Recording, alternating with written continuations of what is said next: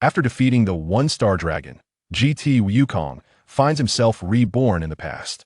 As he diligently trains to eradicate the evil dragons, he discovers that in this timeline, no such malevolent dragons exist. Instead, formidable foes such as Golden Frieza and the God of Destruction emerge.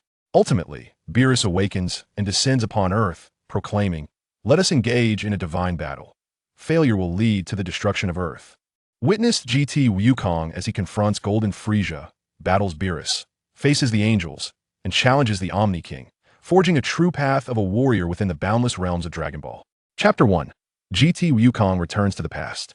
After his physical demise, GT Wukong reverses the balance of yin and yang, exhausting his soul energy to gather the life force of the entire universe, ultimately vanquishing the Super One-Star Dragon. Born from the Dragon Balls, he departs because of them. At the request of Shenlong, he follows the dragon away from this world, collapsing into a deep slumber upon its back. When Son Wukong opens his eyes again, he finds himself in a different time and space. The sky is clear, adorned with blue and white clouds, over a vast expanse of wilderness. Son Wukong's consciousness drifts momentarily. Where is this place? Just as he is lost in confusion, a panicked and terrified voice pierces the air. "Let go, Kakarot. Do you wish to kill your own brother? You will perish too, you fool." "Brother?" Son Wukong snaps back to reality, realizing he is tightly embracing someone with thick hair and a tall stature, an image that overlaps with his faded memories. Raditz. Nearby, Piccolo wears a sinister grin, gathering energy at his forehead. Son Wukong shudders. What is happening? Wasn't Raditz already dead? Furthermore, this scene mirrors the moment decades ago when Raditz descended upon Earth, and they perished together. A flood of memories from the past washes over him, blending two souls into one, alleviating the intense pain lingering in his mind until it fades away. The memories of the past are as vivid as yesterday. I've returned to the past, back to the moment I defeated Raditz. After my death, I have actually been reborn into the past, Son Wukong realizes. Whoosh! A wave of immense energy surges toward him. Thud! Both Raditz and Son Wukong collapse to the ground simultaneously. Kakarot, you actually... Raditz's expression is complex, filled with shock, resentment, and anger. Son Wukong's gaze mirrors that complexity. Once more, he finds himself perishing alongside his brother. Piccolo steps forward, looking down at the dying Raditz with disdain. Fool! Even in death, Son Wukong will revive immediately. What did you say? Raditz is taken aback, his voice trembling. Aha! On this planet, there exists something called the Dragon Balls. They can grant any wish, including the resurrection of the deceased. Piccolo casually remarks. You scoundrel, Kakarot. Hey, let me tell you, everything happening here has already been transmitted to my two companions. A smirk of revenge slowly forms on Raditz's lips. When they arrive, they will avenge me, and you Earthlings will be obliterated in an instant, while I can also be revived using the Dragon Balls. Piccolo's green visage darkens instantly. In a year, your fate will be sealed. Enjoy your fleeting moments of joy. Raditz's eyes gradually lose their luster, his voice barely audible. Bang! A surge of fury ignites within Piccolo, and he raises his hand to strike. Raditz breathes his last. Enough with the chatter. When your companions arrive, their fate will be the same as yours. Piccolo scoffs.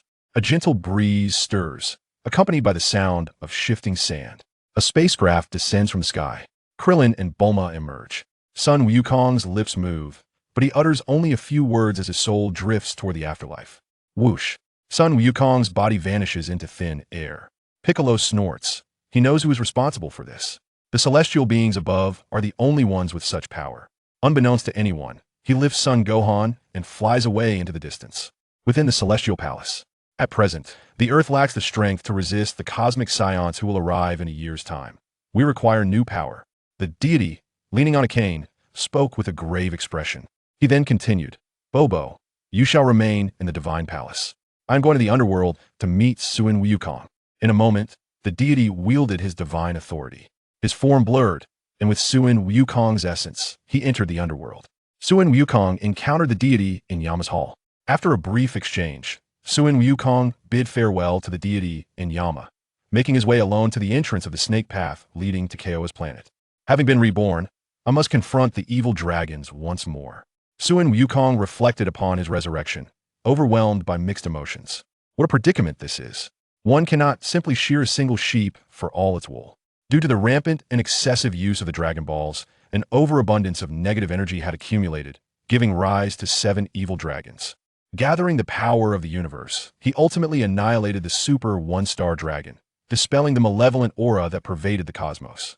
By sacrificing himself, he completely eradicated the existence of the evil dragons, saving a universe on the brink of annihilation and restoring clarity to the vast cosmos. Not a loss at all. With this thought, Sun Wukong felt a surge of joy. Such unparalleled and formidable adversaries are rare in the world. Now, with a single thought, an indomitable fighting spirit welled up within him. The blood of the warrior Saiyan surged and roared, craving the thrill of battle against extraordinary foes. Within a manageable scope, Sun Wukong relished the joy of combat. Previously, when he transformed into Super Saiyan 4, his power far exceeded the past, yet relying solely on his combat prowess, he could not defeat the Super One-Star Dragon. His victory depended on the Universal Spirit Bomb, a stroke of fortune not only for him, but for the life of the universe. Such formidable foes are seldom encountered over billions of years in the cosmos. To face them and emerge victorious is indeed an honor. I wonder how Gohan, Chi-Chi, Wu-Tian, and Xiaofang are faring. They should be quite happy. Although I have perished, the world has regained its peace. Sun Wukong's gaze softened as he longed for his family from another timeline. He pondered deeply about many things. Family, Vegeta, Bulma, Ko, the 7 evil dragons, and Kaioshin, among others.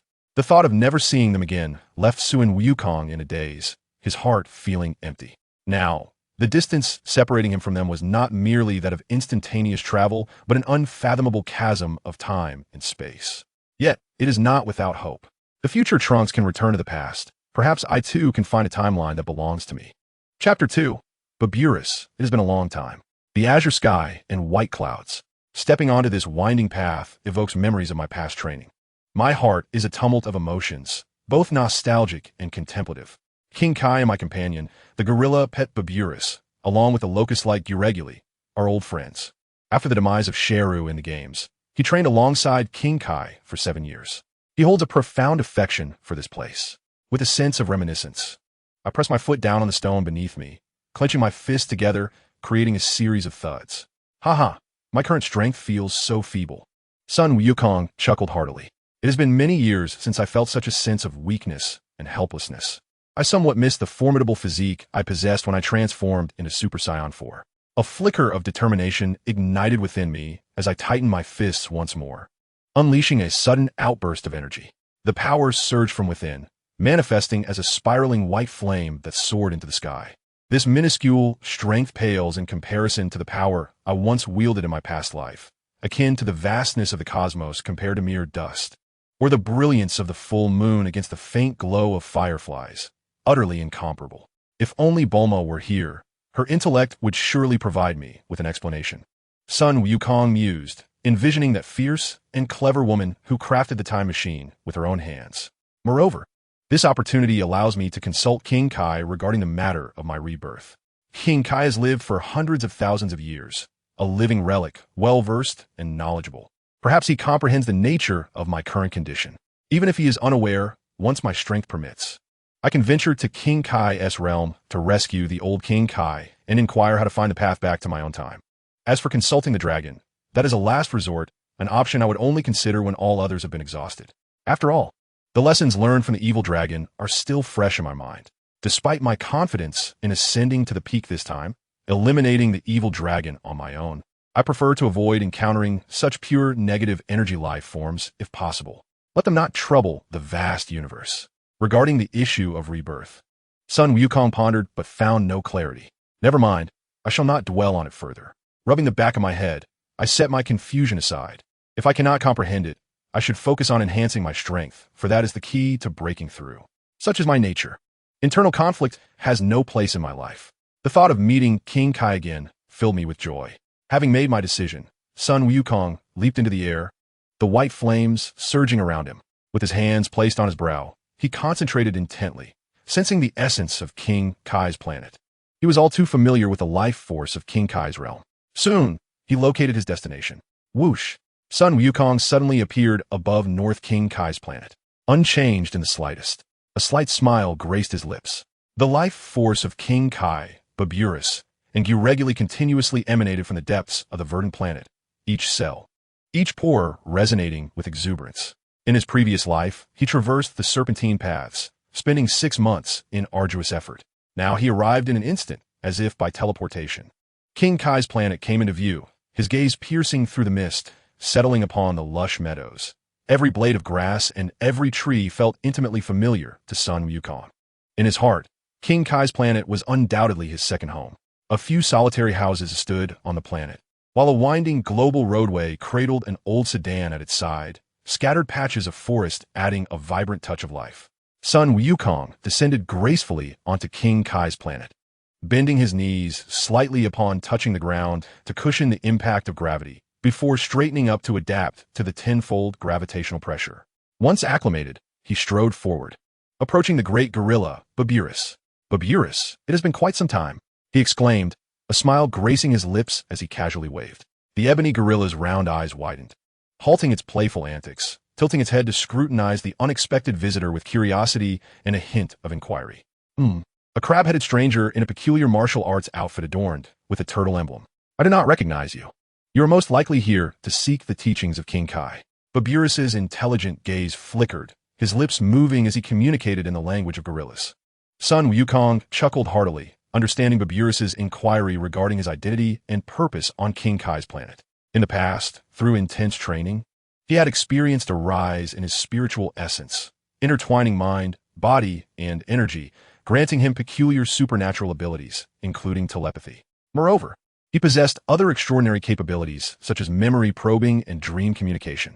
Crouching beside Beerus, he smiled warmly. By the way, my name is Sun Wukong. Although you do not recognize me, I have known of you for quite some time. Truly a human genius, Beerus exclaimed, a question mark flashing in his expression. Ha! It seems you do not comprehend. Sun Wukong laughed, providing no further explanation. I have come to seek the teachings of King Kai, he continued. Beerus responded nonchalantly. As predicted, this newcomer was indeed here for training. Sun Wukong, undeterred, continued to engage Beerus with enthusiasm. It won't be easy for you to learn from me. You must share a joke that I find amusing. I will not teach a humorless human, he stated, stretching his body as he spoke.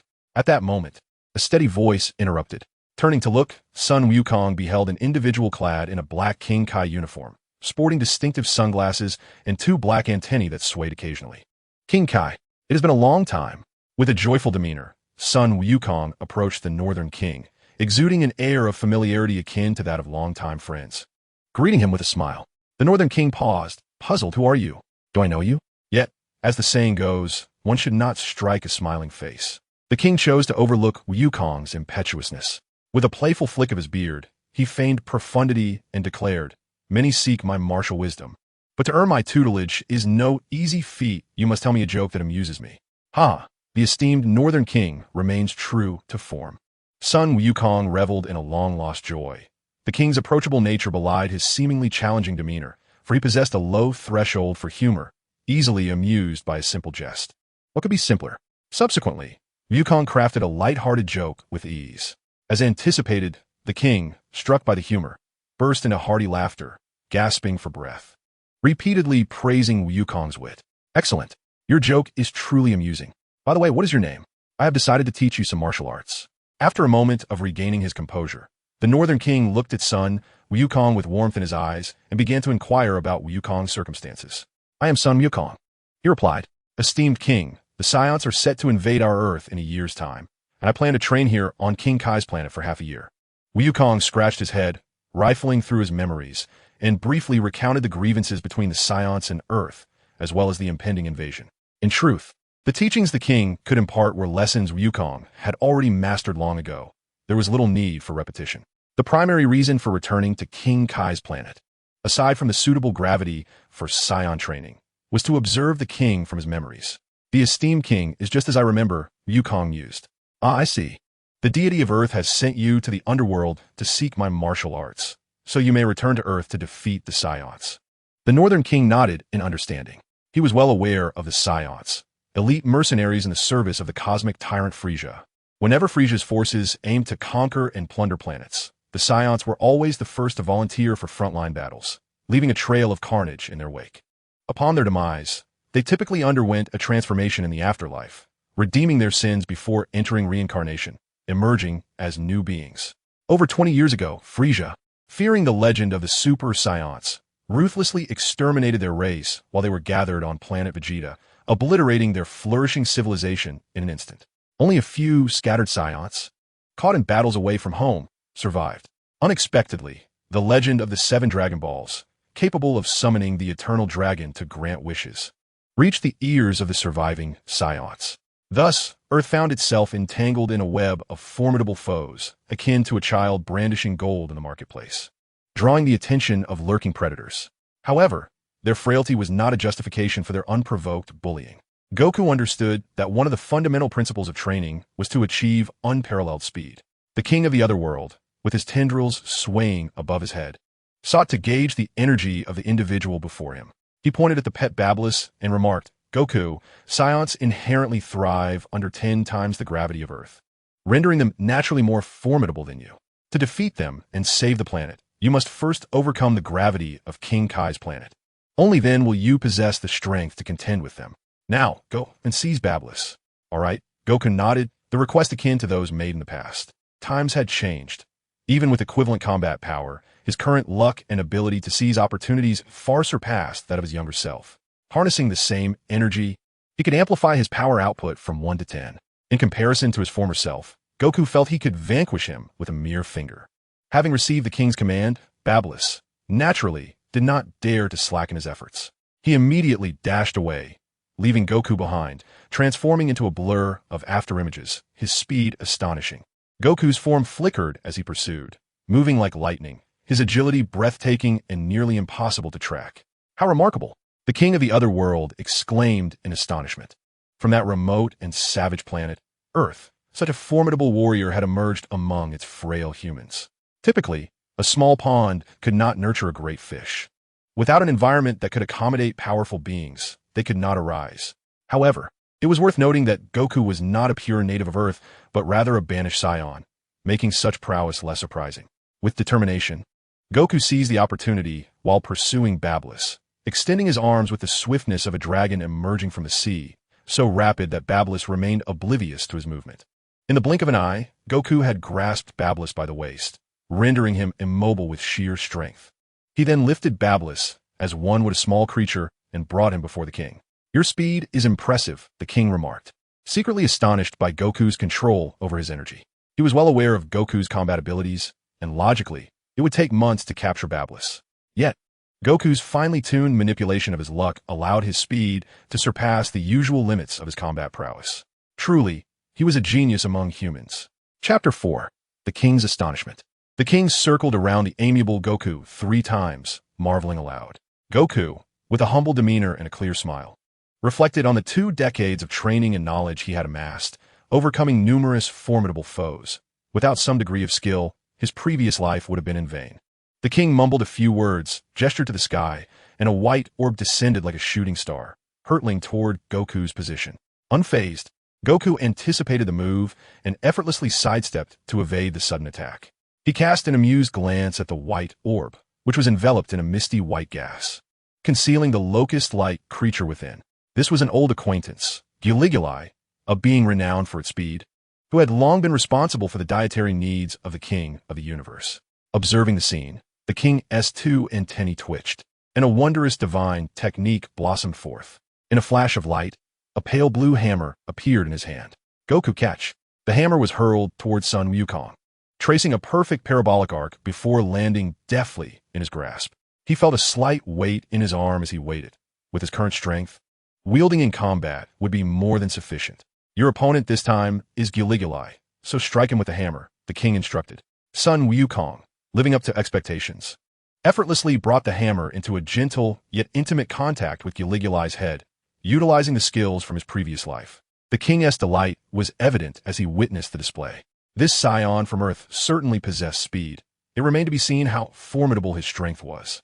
With this thought in mind, the king waved his hand, causing a massive square boulder to levitate, then launched it into the sky. "Goku, unleash your full power against it." Sun Wukong's energy surged, a fiery aura billowing upward for hundreds of meters, akin to a fearsome beast manifesting itself, instilling awe in all directions. "Dragon Fist, unleash," he roared. soaring into the heavens as he concentrated a wave of dragon-like energy in his right hand. The colossal energy pulse reverberated through the air, stirring up clouds of grass and stone. 100-meter-long dragon roared toward the sky, its imposing presence striking like white lightning, traversing the cosmos and passing judgment upon all. With a thunderous boom, the straight dragon-shaped beam pierced the sky, thunder clapped, and the boulder was reduced to scorching dust, engulfing everything in its path. The king beamed with joy, laughing heartily. Your move, Dragon Fist Explosion, harmonizes spirit, energy, and physical prowess, showcasing an astonishing destructive force. His eyes glimmered with fervor, as if he were witnessing the rise of a cosmic powerhouse.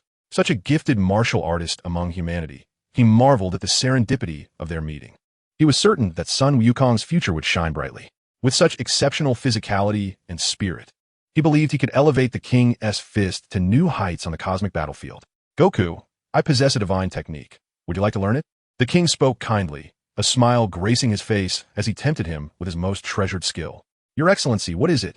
It is called the King's Fist, a technique that enhances combat prowess, crafted after millennia of meticulous study. Were it not for our fateful connection, I would never impart it to you. The king spoke of his renowned technique with a hint of pride. For thousands of years, since succeeding the North King, he had observed the martial arts of various races, refining and perfecting his craft, ultimately creating the King's Fist, a martial art that harnesses potential. As long as your body can withstand it, 100-fold increase in fighting power is within reach. As he spoke, he stole glances at Sun Wukong, anticipating a look of astonishment on his face. However, the King of the Universe's expectations were destined for disappointment. Oh, I can do that, Sun Wukong replied, his smile equally sincere. What do you mean you can? The King of the Universe's smile faltered, his eyes narrowing in suspicion as he wondered if Sun Wukong had lost his mind. A hint of concern flickered in his gaze. This technique is my unique specialty. I have never taught it to anyone. Haha, Lord King, just watch. Sun Wukong grinned confidently, fully mastering the King's fist technique. His proficiency at its peak. With fists clenched, he bent slightly at the waist, muscles rippling like a coiling dragon. The energy within him surging violently as it stirred the energy pool, activating the King's fist skill. Ya. Boom! Beyond the white flames, red flames surged, and Sun Wukong stood tall, his gaze piercing, his aura instantly doubling in intensity. Double King's fist. With his physique, he could only reach a maximum of double the power. Any more, and his body might not withstand the explosive force, risking physical collapse. The King's fist was a martial arts technique that temporarily unleashed latent power. The King's eyes nearly bulged out in disbelief. He had never imagined that Sun Wukong could truly master it, nearly pulling out his own beard in reflex. How is this possible? He exclaimed, dumbfounded. He questioned himself, recalling thousands of years of experience, convinced he had never shared this technique nor taught it to Sun Wukong. Beside them, Beerus wagged his tail, his large eyes wide with confusion, unable to comprehend how this newcomer to the King's planet could possess the King's exclusive skill. Gileguli was equally perplexed, his curious gaze flitting between the king and Sun Wukong. The king felt his pride wane. What? You could do what I can. Did you traverse the snake path just to find a quiet place to train? Had Sun Wukong heard the King's unspoken thoughts, he would have instantly given a thumbs up in admiration, recognizing the King's keen insight into his true intentions. With a flicker of thought, the king recalled another secret technique he possessed, one that specifically countered evil. He was skeptical that Sun Wukong could master this as well. Actually, I have another move called the Spirit Bomb. Would you like to learn it? The king huffed as he spoke. Is that so? I could do that too. Sun Wukong seemed oblivious to the King's darkened expression. He raised both hands high above his head, his demeanor calm, his heart as tranquil as water, communicating with the essence of all things in the universe. The life force from the flora, fauna, and celestial bodies around him gathered ceaselessly, coalescing into a spirit bomb the size of a football in an instant. The king remained silent, rendered speechless.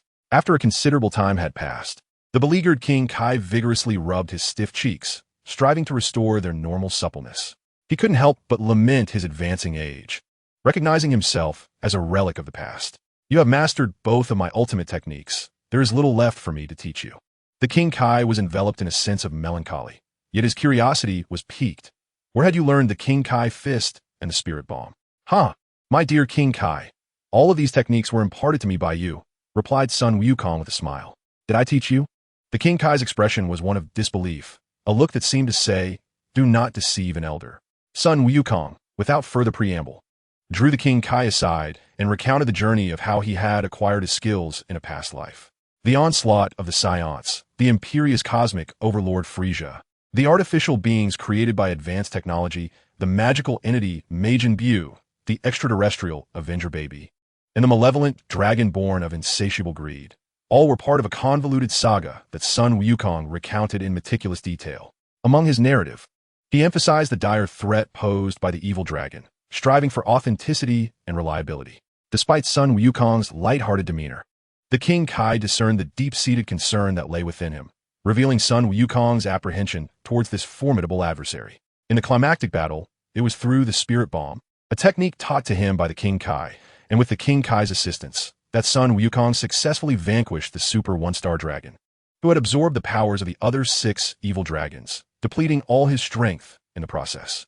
Upon hearing how Sun Wukong, through unwavering determination and ingenuity, ultimately triumphed over his malevolent foe, the King Kai's eyes sparkled with renewed hope, and a sense of relief washed over him. When I awoke again, I found myself back in the present, Sun Wukong stated, his expression serene and his eyes brimming with curiosity as he gazed at the King Kai, who listened intently, at times furrowing his brow and at times smiling.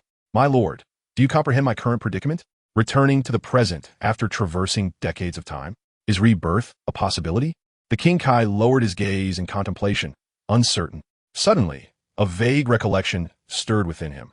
There seemed to be regulations concerning time travel in the divine edicts. Aware that Sun Wukong awaited his response, the King Kai finally spoke.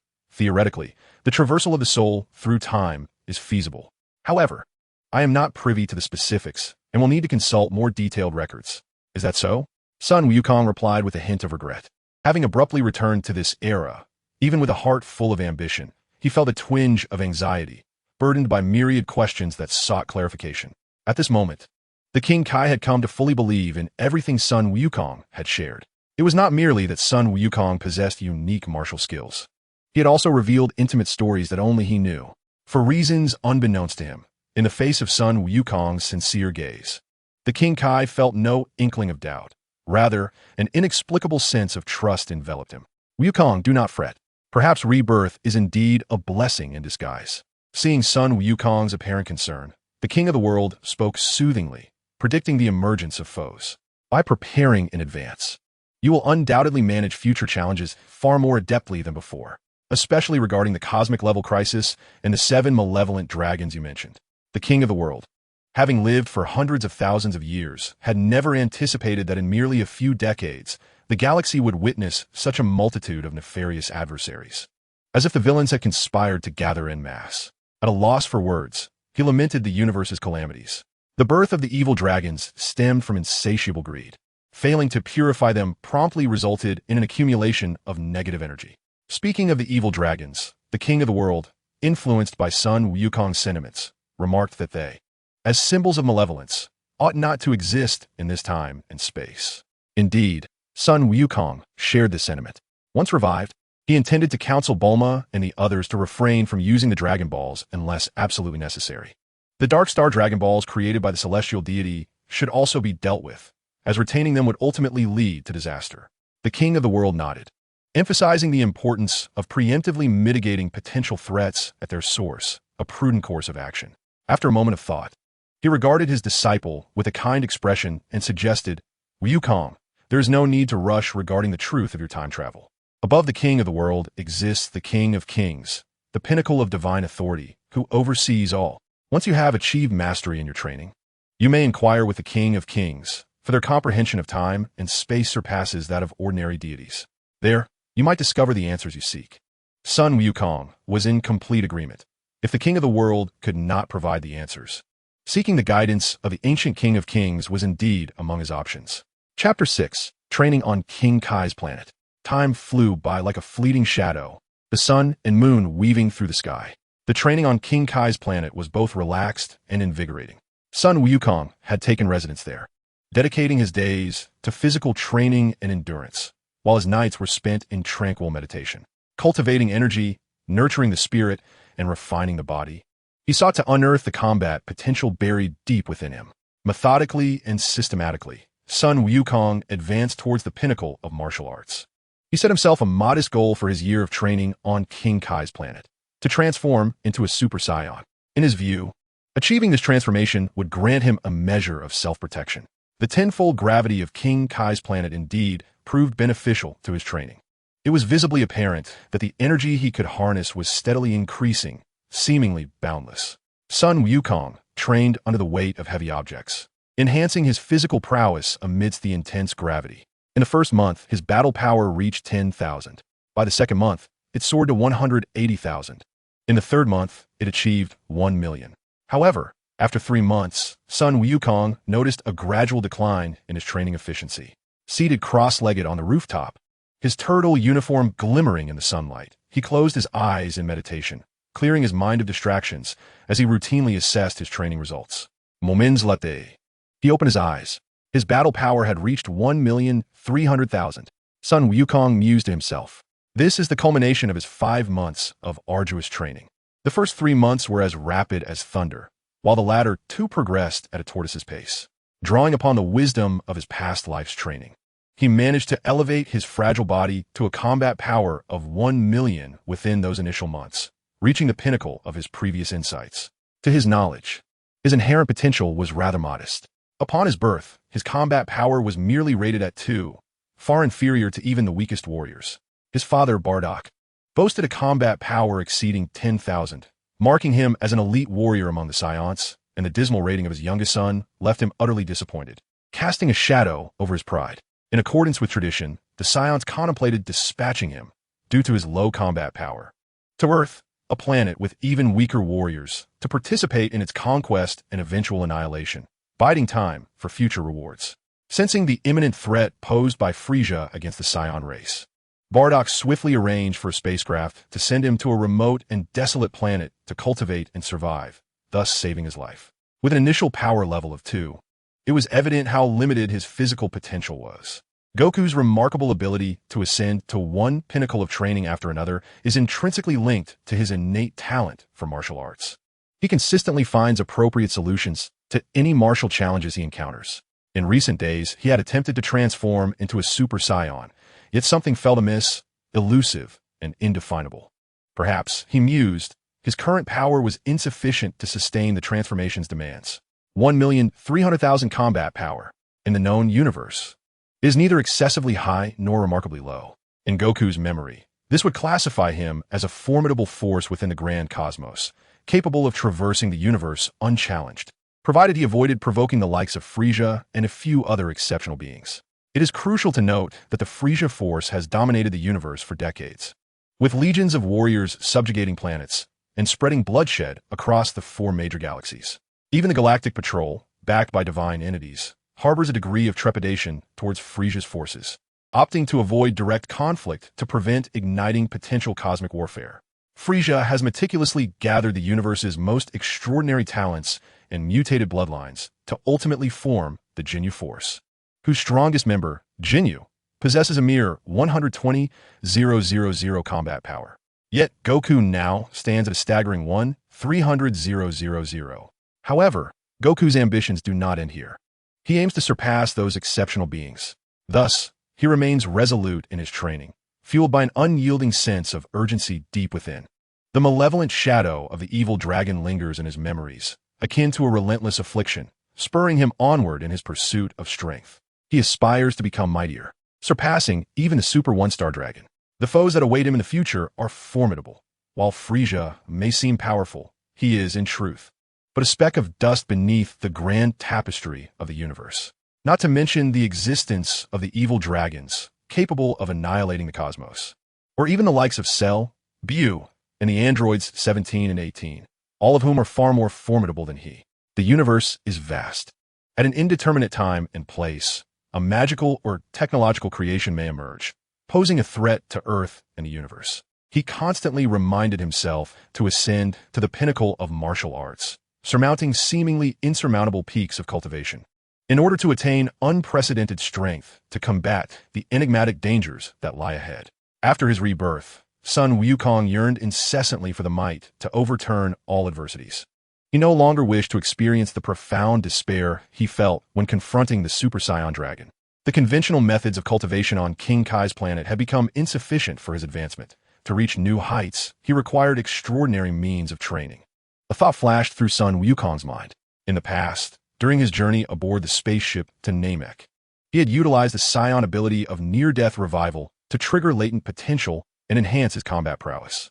In a mere 6 days, with the aid of 4 senza beings, he had undergone 4 resurrections, skyrocketing his base power from several thousand to an astonishing 90,000. Such a nearly tenfold increase was undeniably formidable. How could he have forgotten this? Now, he could replicate that feat. In his previous life, it was the training aboard the spaceship that had equipped him to confront Frieza and transform into a Super Saiyan. Beyond mere wrath, foundational combat strength was indispensable. In the battle on Namek, Frieza's brutal murder of Krillin ignited his ultimate fury, enabling his transformation into a Super Saiyan. At that time, his combat strength was around 3 million. Sun Wukong recalled the harrowing battle, the despair and rage of witnessing Krillin perish before his very eyes. Even now, the memory of Frieza's cold expression as he ended Krillin's life ignited a lingering fury within him, a desire to retaliate against the malevolent cosmic tyrant. Before Vegeta's arrival, he needed to elevate his combat strength to 3 million to achieve the Super Saiyan transformation. With unwavering determination, Sun Wukong resolved to seek assistance from King Kai to better harness the Saiyan ability of near-death revival and expedite his training progress. The near-death revival and the invaluable senza beans were indispensable components of his plan. He approached King Kai, who was reclining in a rocking chair, indulging in his midday leisure, and presented his proposal. "Your idea is feasible," King Kai remarked, stroking his white beard. He recalled that the Saiyans indeed possessed this unique capability, one of their trump cards in their brutal dominance over the universe. Over the past 100 days, the miracles wrought by this pure-hearted youth had long since left him astounded. Having lived for tens of thousands of years, he had never witnessed a human whose combat strength surged so rapidly in such a short span of time. Sun Wukong, with his extraordinary talent, was a first for him. "Now place your hand on my back," King Kai instructed, his eyes signaling to Sun Wukong as the 2 antennae atop his head swayed, searching for the whereabouts of Earth's deities. Sun Wukong understood the implication, having performed this action countless times in his previous life. Indeed, Sun Wukong successfully contacted the celestial beings of Earth through the King of Worlds, summoning them to the sacred land of Karen Tower to procure a bag of magical beans from Master Karen. These beans are extraordinary. As long as one has not succumbed to natural death, even if a person suffers multiple injuries and is left with but a drop of blood, the consumption of a single magical bean can restore them to their prime vitality. It is truly miraculous. With the aid of these beans, Sun Wukong's training in the latter half of the year became all the more rigorous and relentless. His martial arts progression was seamless, continually shattering limitations. Although he encountered bottlenecks in his cultivation, through careful contemplation, he swiftly unraveled the underlying mysteries. The grueling regimen of blood, sweat, and tears elevated his physique, spirit, and life force to an unprecedented state. Such unimaginable sacrifices naturally yielded delightful rewards. A battle power of 3 million. Chapter 7. Super Saiyan. Above King Kai's planet, Sun Wukong's muscles bulged, seemingly forged from the finest steel. His eyes gleamed with a sharp, cold intensity, and a fierce determination to conquer all was rapidly taking shape. With a sudden burst, his aura surged forth, erupting into the air. It was time to attempt the transformation into a Super Saiyan, drawing upon his past experiences. Sun Wukong navigated the process with ease, channeling the energy within him. Skillfully, he activated the dormant Saiyan cells along his spine, awakening the latent Saiyan power within. A hum enveloped him, and he found himself immersed in a trial of illusion. Before him loomed the final confrontation with the Super One-Star Dragon. The Super One-Star Dragon reappeared, its expression disdainful, a slight smirk upon its lips as it disregarded his resistance. With a snap of its fingers, it summoned a colossal surge of dark energy, hurling it towards Earth. From this day forth, Earth shall become mere cosmic dust, and all that you cherish will vanish into oblivion. You will possess nothing. The Super One-Star Dragon struck with indifference. Young Sun Wukong's eyes widened in fury as time flowed in the illusion. Veins bulged on his forehead. An uncontrollable energy surged towards his spine, tingling as if something was on the verge of awakening, ready to unleash its power. Boom! The winds roared, and the heavens changed hue. Sun Wukong crackled with electric energy, golden flames igniting around him. His dark hair, save for his bangs, stood on end, transforming into a brilliant gold. His physique erupted with an unparalleled, terrifying energy. Golden light radiated in all directions, illuminating King Kai's planet, resembling a great sun casting its gaze upon the mortal realm. The overwhelming energy surged forth, sending ripples through the atmosphere, causing King Kai's planet to rumble under the pressure of the released energy. With golden hair, golden eyebrows, and piercing green eyes, his expression was cold and ruthless, viewing all existence as mere dust. In this moment, Sun Wukong's thoughts were consumed by an overwhelming impulse for slaughter. Fortunately, in his previous life, he had experience with transformation. The training on King Kai's planet bore remarkable results. With a mere thought, his heart became as tranquil as still water, calming the tumultuous emotions that had plagued him. The once fierce gaze transformed into one of normalcy. With a 50-fold increase, his battle power soared to 5 billion. Sun Wukong clenched his fists together, feeling the surge of energy coursing through him, unable to conceal his joy at the long-lost power. This level of combat prowess was comparable to his confrontation with Frieza in the past. King Kai, something's wrong. There's been an earthquake on King Kai's planet. A panicked voice broke the air as Guru Gully rushed in like a streak of light from afar. Guru Gully, what are you panicking about? This is King Kai's planet. There are no earthquakes here, the king admonished. Has the meal been prepared? Sun Wukong's training must come to a temporary halt. The mere mention of Sun Wukong's appetite caused the king to wince. His ingredients were not cheap, comprising many rare and precious species. Even he had to occasionally seek assistance from other Kais to procure supplies. Guru Gully appeared embarrassed. He had just been cooking when he felt the ground tremble and, startled, rushed to report to the king, only to sense the unusual atmosphere that enveloped them. Look there! The king pointed to the figure in the sky with his right hand, his eyes sparkling with excitement. The legendary Super Saiyan. As he gazed upon Sun Wukong, with golden hair soaring through the air, Guru Gully's mouth fell agape. His expression frozen in shock, speechless in astonishment. Could such a presence, such energy, truly belong to a mortal being? The aura released by Sun Wukong formed an energy storm that swept across King Kai's planet. In that moment, Guru Gully felt a prickling sensation on his skin, as if that insignificant aura was washing over him. Having lived for thousands of years, it was the first time he encountered such a formidable being from the mortal realm. This is the Super Saiyan, he murmured to himself, overwhelmed with shock and elation for his dear friend Sun Wukong. With a resounding impact, Sun Wukong, having transformed into a Super Saiyan, unleashed a flurry of punches and kicks, the air crackling with thunderous sounds. After a series of combinations, he began to acclimate to his transformed state. Half an hour later, he felt a significant leakage of energy. Sun Wukong raised an eyebrow, noticing his stamina waning and energy escaping. However, he paid it little mind. It was his first transformation, and his body would soon adjust. Once he mastered the full power of the Super Saiyan, his physique would naturally stabilize, maintaining peak condition without wasting a single drop of energy. The future was indeed promising. Taking a deep breath, Sun Wukong relinquished his Super Saiyan form, reverting to his usual state. King Kai, the illusionary technique you just displayed was so realistic that I almost believed that Super One-Star Dragon had come back to life, he remarked with a chuckle, stroking his crab-like hair. His demeanor and actions bore no resemblance to those of a typical Super Saiyan capable of transformation. The king of the realm quietly exhaled in relief. While he appeared nonchalant about the fluctuations from Sun Wukong's transformation, he was actually apprehensive that Sun Wukong might inadvertently shatter his humble abode, leaving him as a wandering king of the realm. The thought was utterly humiliating, destined to render him a laughingstock in the divine realm. Naturally, one must consider the origin of such divine arts. The king of the realm stood with his hands clasped behind his back, his expression serene, as if it were a matter of little consequence. Yet, Sun Wukong discerned the king's true feelings from the slight curl of his lips. How impressive the king of the realm is, Sun Wukong boasted, racking his brain to articulate every word he could muster. The king of the realm, with his profound sense of humor, could no longer contain himself and burst into hearty laughter. Time flew by.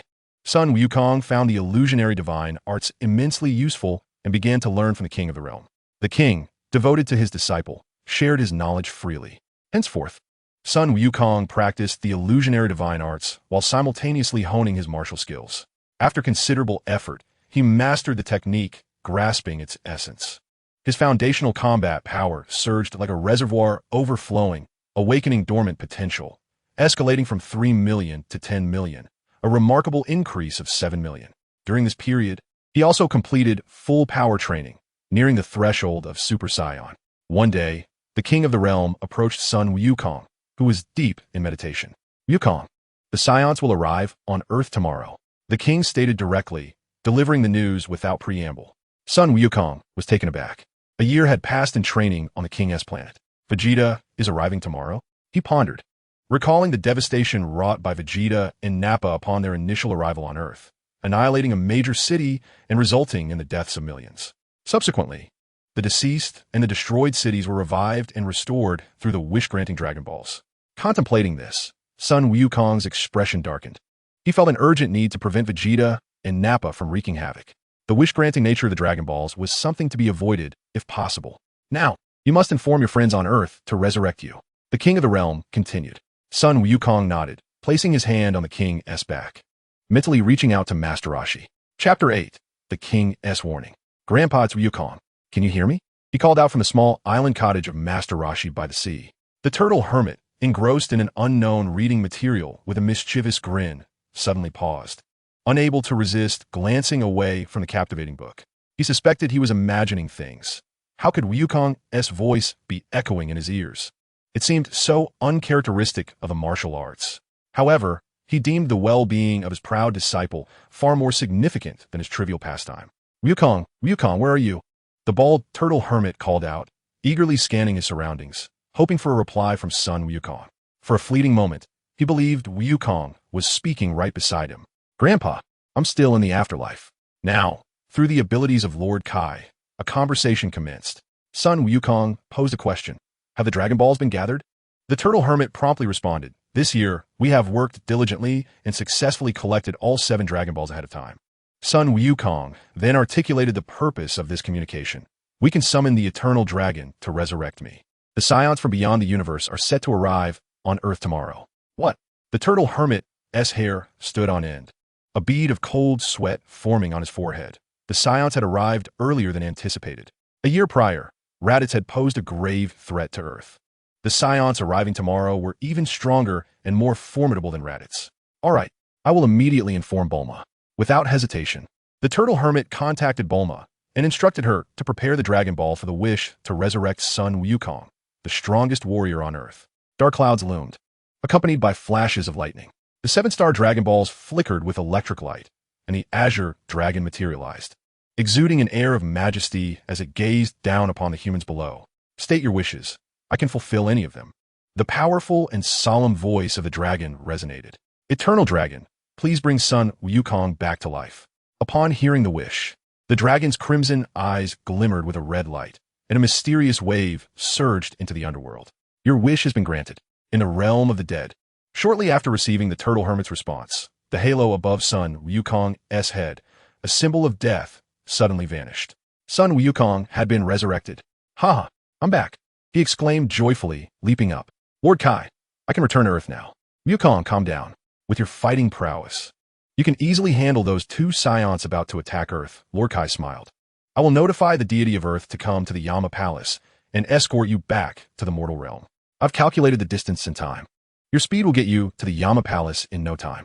Wukong, once you return, I will have to wait until after your death to see you again. Gireculi said, his face filled with sorrow. For mortals to reach the underworld was nearly impossible. This farewell would mean decades before they could reunite. Their years spent together had forged a deep friendship between them. Son Wukong felt little concern, asserting there's no need for such trouble. I have learned a skill called instant transmission, which allows me to traverse between the underworld and the mortal realm. Lord Kai was momentarily taken aback, then nodded in understanding. Have you ever been to Planet Yardrat?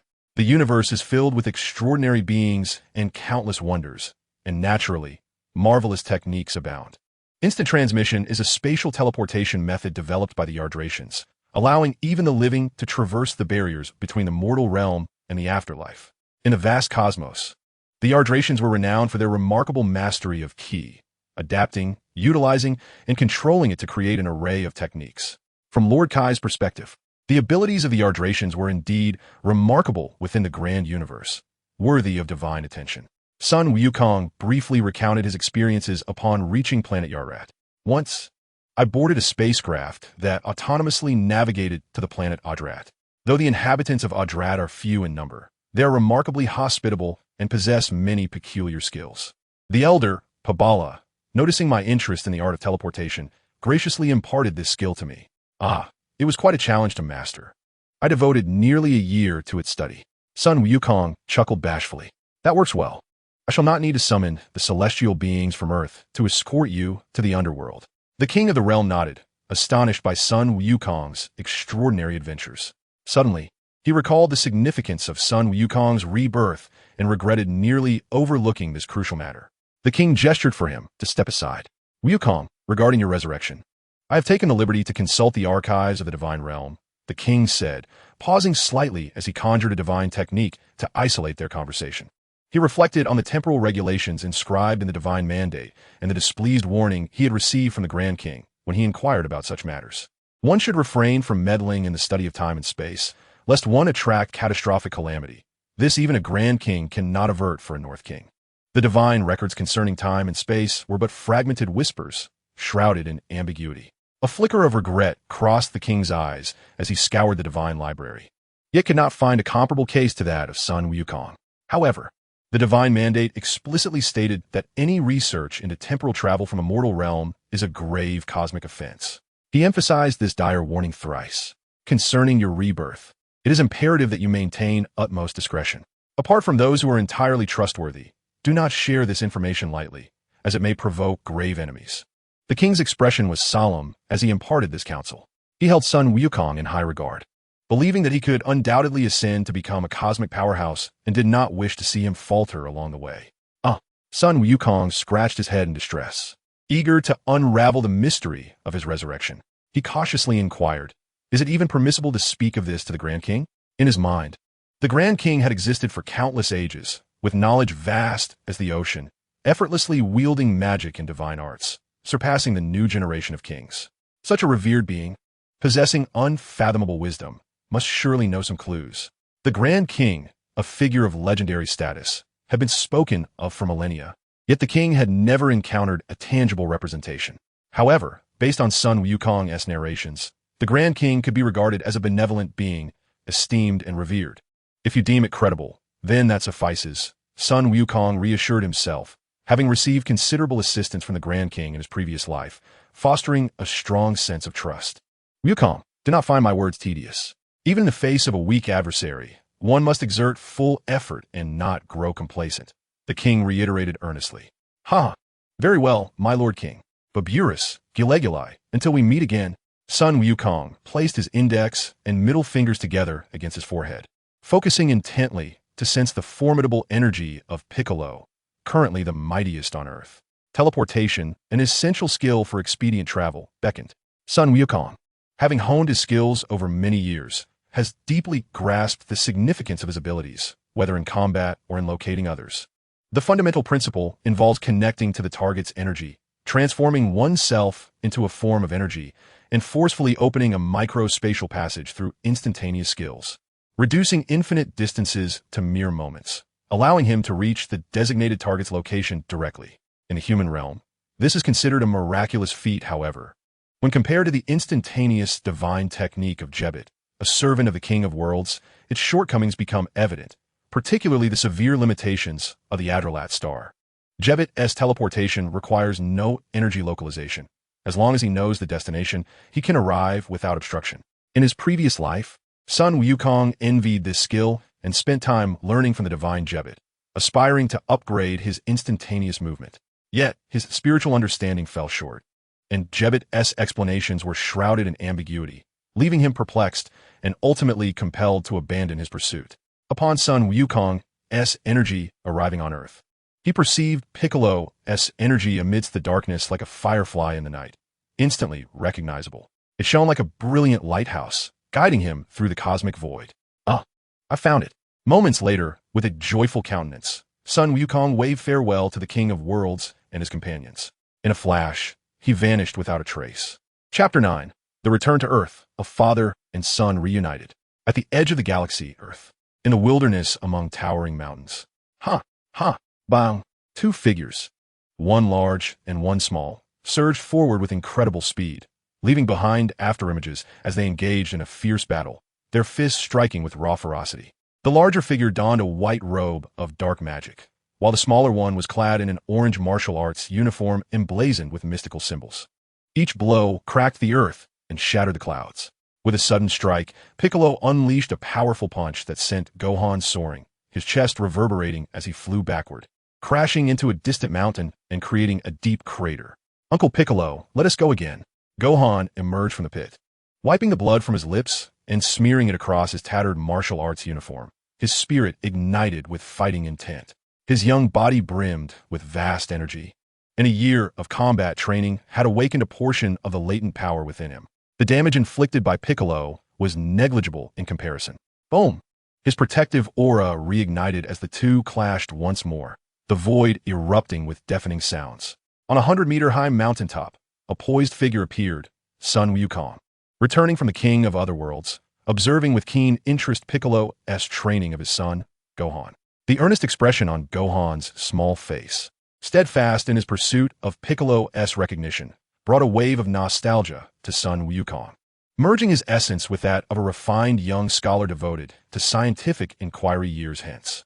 Gohan, you're still so small, Sun Wukong remarked with a sense of bittersweet reflection. In the distant past, during the era of Cell, a mere 10-year-old child bore the heavy responsibility of vanquishing Cell and saving the Earth. His gaze was resolute. In this lifetime, his father would provide a haven, allowing him to live the life he desired. Whether he wished to train or study, his father would support his choices. When their arduous training drew to a close, the illustrious son Goku appeared before them at the perfect moment. Gohan, Piccolo. Father, Gohan exclaimed in delight, utterly astonished by the sudden appearance of the father he had longed for.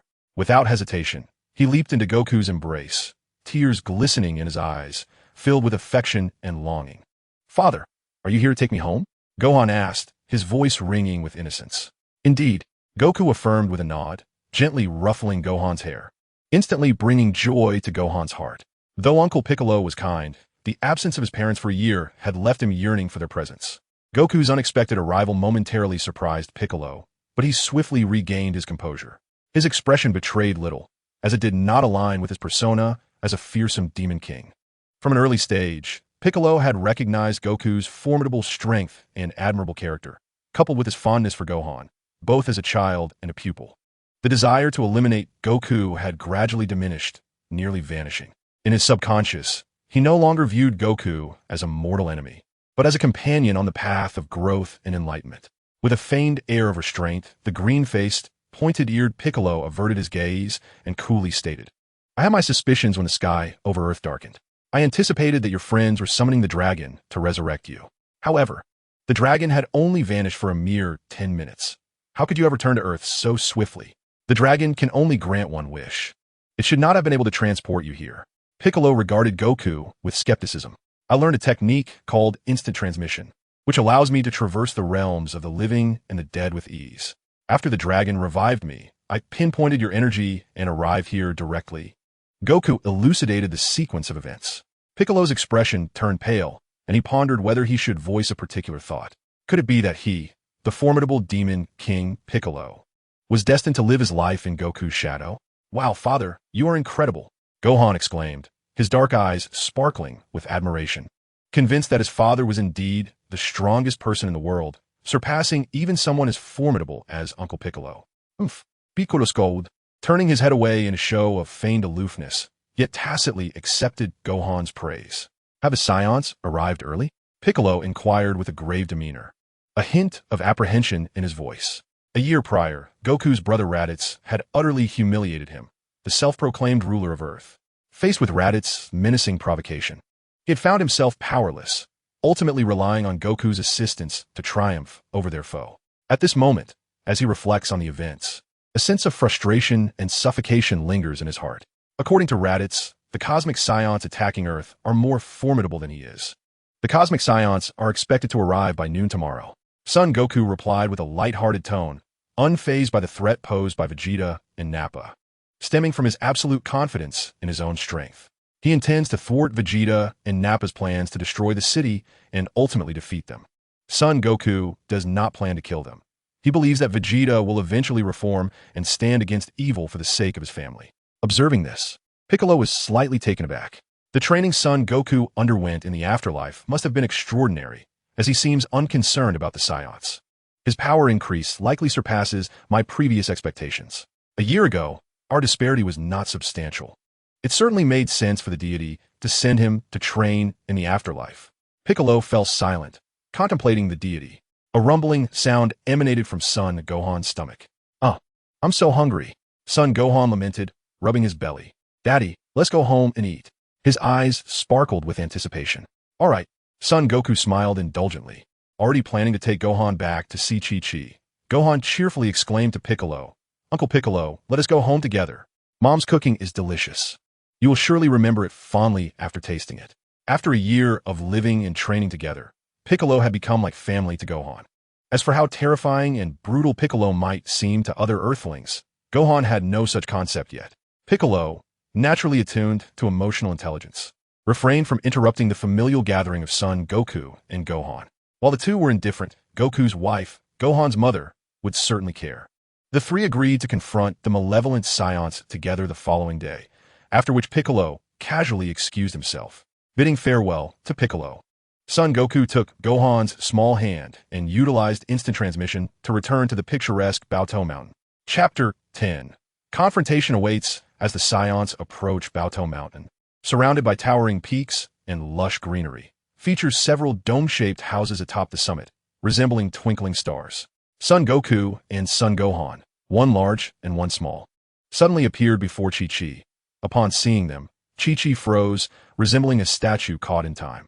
Her eyes sparkled with a fiery brilliance, and her pupils trembled as she repeatedly confirmed the familiar faces. "Goku, Gohan." Chi-Chi's voice quivered, her lips moving several times, each word imbued with profound emotion. "You're finally home. Mom, I missed you so much." Son Gohan exclaimed as he rushed forward, tightly hugging Chi-Chi's pant leg and bursting into tears. The young boy had endured hardships, living alone in the wilderness, far from his parents, to train and grow. At the outset, every time he faced adversity pursued by dinosaurs, the mother in his dreams would tenderly comfort him, providing the strength he needed to persevere. "Good child, you have finally returned home." Chi-Chi's gaze was hazy as her fingertips rested gently atop the child's head, followed by a soothing pat on his back. "Chi-Chi, I am back." Son Wukong stood silently by, a whirlwind of emotions swirling within him, guilt enveloping his heart. He had countless words to express, but found himself at a loss for where to begin. Before him stood the youthful and vibrant Chi-Chi from his memories, a poignant reminder of his rebirth's authenticity. "It is good to be back." Chi-Chi choked back tears, her tone imbued with an unprecedented tenderness. Who understands? A year prior, her husband had taken their child out to visit friends, only for them to be struck by tragic news, separated by life and death. Even their child had been snatched away by the terrifying Demon King Piccolo under the guise of training. But what could a mere 4-year-old possibly learn? To battle the brutal Saiyans of the cosmos? "Mama, I'm so hungry." Son Gohan whined playfully. "You, always seeking food upon your return." Chi-Chi teased lightly as she flicked Gohan's forehead, her tone a mix of exasperation and affection. She then turned her gaze to Son Wukong, her eyes sparkling with vitality. "Wukong, we are running low on provisions. Please fetch us some game." The father-son duo returned home, rekindling the vitality within her heart. Son Wukong escorted them inside, then soared into the nearby mountains, hunting a dinosaur, an elephant, and a large fish to bring back. The beasts near Baozi Mountain trembled in terror, realizing that the formidable Demon King had returned. Under the night sky, within the tranquil mountains, joyous laughter echoed among the three, filling the air with warmth and harmony. Once Son Gohan had fallen into a deep slumber, Son Wukong and Chi-Chi, reunited after a long separation, savored a night overflowing with tenderness and happiness. As dawn broke, golden sunlight pierced through the clouds, gently sweeping across the mountains, dispelling the lingering mist and infusing the earth with vitality and vigor. A refreshed and invigorated Son Wukong was now guiding Son Gohan in his training. "Gohan, your breathing is erratic. Find your calm," Son Wukong instructed, identifying the gaps in Gohan's practice. "Wukong, do you truly intend to take our child to confront those malevolent Saiyans of the universe?" Chi-Chi, observing the father-son training session, wore a worried expression, She could not bear the thought of losing her husband and child once more. Just contemplating it was enough to drive her to madness. Sun Wukong offered no response, instead smiling at Gohan, who was diligently performing a series of Piccolo's techniques. "Gohan, do you wish to go?" Gohan hesitated momentarily, then resolutely declared with unwavering determination, "I promised Uncle Piccolo that I would go." Only then did Sun Wukong address Chi-Chi's concerns, stating, "This is Gohan's decision, and I support his choice." After a brief pause, he continued, "It is beneficial for Gohan to broaden his horizons. The universe is vast, and countless unknown foes await. The Saiyans are merely an appetizer. Should I encounter trouble once more, Gohan will be able to shoulder the burden." He recalled the future timeline of Gohan. Due to a lack of training experience, failed to harness the latent energy within him, resulting in the loss of an arm and ultimately his life during a battle against the androids. A tragic world indeed. Alas, Chi-Chi intended to voice her thoughts, but merely shook her head in silence. Internally, she scoffed at what Piccolo must have fed Gohan ever since returning home yesterday. He had been animatedly referring to him as Uncle Piccolo at every mention of outdoor training. In Gohan's descriptions, the once formidable Piccolo seemed transformed into a nurturing figure akin to a caretaker. The very image sent shivers down Chi-Chi's spine. Sun Wukong, however, appeared unfazed. This was how Piccolo had always been, akin to another parental figure for Gohan. In East City, Sun Wukong arrived early with Gohan at the location where Vegeta and Nappa had descended. He was taken aback to find Piccolo, Krillin, Tin, Kairatsu, and Yamcha gathered there. "You all made it," Sun Wukong greeted warmly. Piccolo, with his cool demeanor, merely nodded in acknowledgement. "Wherever there is a battle, you will find me. The great Demon King Piccolo." "Uncle Piccolo, you've finally arrived," Gohan exclaimed, beaming as he darted from beside Sun Wukong. After a year together, Piccolo's normally stoic expression softened, and he placed his hand gently on Gohan's hair, ruffling it affectionately. "I made a promise yesterday. Of course, I had to come. I'm glad I'm not late." "Wukong, you're back." Krillin was the first to spot Sun Wukong, his excitement palpable. "Yes, I'm back," Sun Wukong replied joyfully. "But how did you all arrive so early?" Krillin explained, "The deity informed us that, based on the trajectory of the Saiyan spacecraft, it is highly likely the tournament will commence at noon in East City." "Oh, I see." Sun Wukong nodded and then pulled Gohan closer, introducing him. "Krillin, this is my son Gohan." "Gohan, this is your Uncle Krillin, my best friend. I remember you. You're the one from Kame House, aren't you?" Gohan inquired, his curious little head tilting towards the bald Krillin. "Haha, Gohan. You've grown much stronger since your childhood and resemble a young Wukong," Krillin remarked, his eyes lighting up, reminiscing about the joyful days he had shared with Wukong in their youth. "I often hear my father speak of you. You may be small, but you possess great strength," Gohan declared confidently. "Wukong, why do you have to mention my height?" "That's just mean," Krillin retorted, casting a glare at Sun Wukong. "Ha, Krillin, well, ha." Sun Wukong chuckled awkwardly, his gaze wandering. "Oomph, you rascal," Krillin laughed, observing the playful banter between father and son, as Sun Wukong maintained his calm demeanor. Yamcha stepped forward from the crowd, arms outstretched, and embraced him tightly. "Since yesterday, a formidable energy has enveloped the earth, and I knew it was you. After years apart, reuniting with a dear friend, the feelings of Yamcha are beyond words. Haha, Goku, with you here, I feel utterly at ease. Little do you know, I had a nightmare last night." Yamcha made a light-hearted jest. Since learning of the Saiyan invasion, a sense of tension has gripped him tightly. With the return of that once savior youth, Yamcha cannot help but relax. In his heart, as long as Goku is present, the sky will not fall. Indeed, Yamcha, you have made significant strides in your training with the gods. Seeing a familiar face again, Goku is filled with nostalgia. Time flies, and it has been 5 or 6 years in the blink of an eye. Yamcha sighs, reminiscing about past glories, and now even little Gohan has grown up. Haha. Goku pats Yamcha on the back, suggesting they gather together after today. Sound great. Yamcha smiles.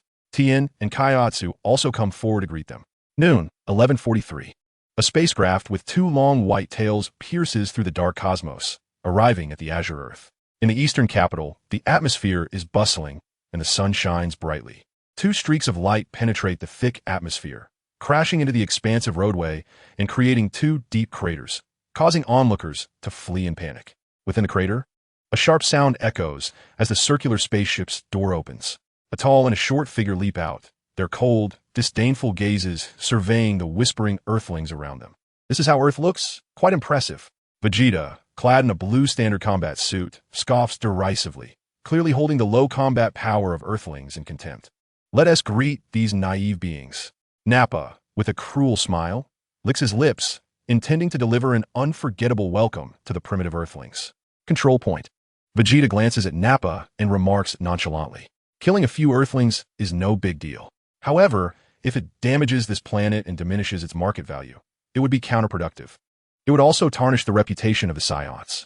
Once they locate the one who defeated Raditz and acquire the so-called Dragon Balls for their wish of immortality, they shall gradually eliminate the troublesome Earthlings and then sell the planet to other extraterrestrials. The Saiyans have a long-standing reputation for trading planets and earning commissions. Nappa raises his right hand, fingers poised, gathering an immense energy capable of obliterating a city of millions in an instant. Yet, his energy wave does not erupt, and the city is spared from destruction. Suddenly, a hand reaches out, firm and defined, gripping Nappa's hand tightly, as if encased in iron, rendering him immobile. What do you intend to do? A cold voice reached his ears. Chapter 11. Sun Wukong's devastating strike on Nappa. Sun Wukong stood calmly before Nappa, his dark pupils glinting with a piercing light. The moment he sensed the arrival of Vegeta and his companion on Earth, he successfully thwarted Nappa's attempt to wreak havoc.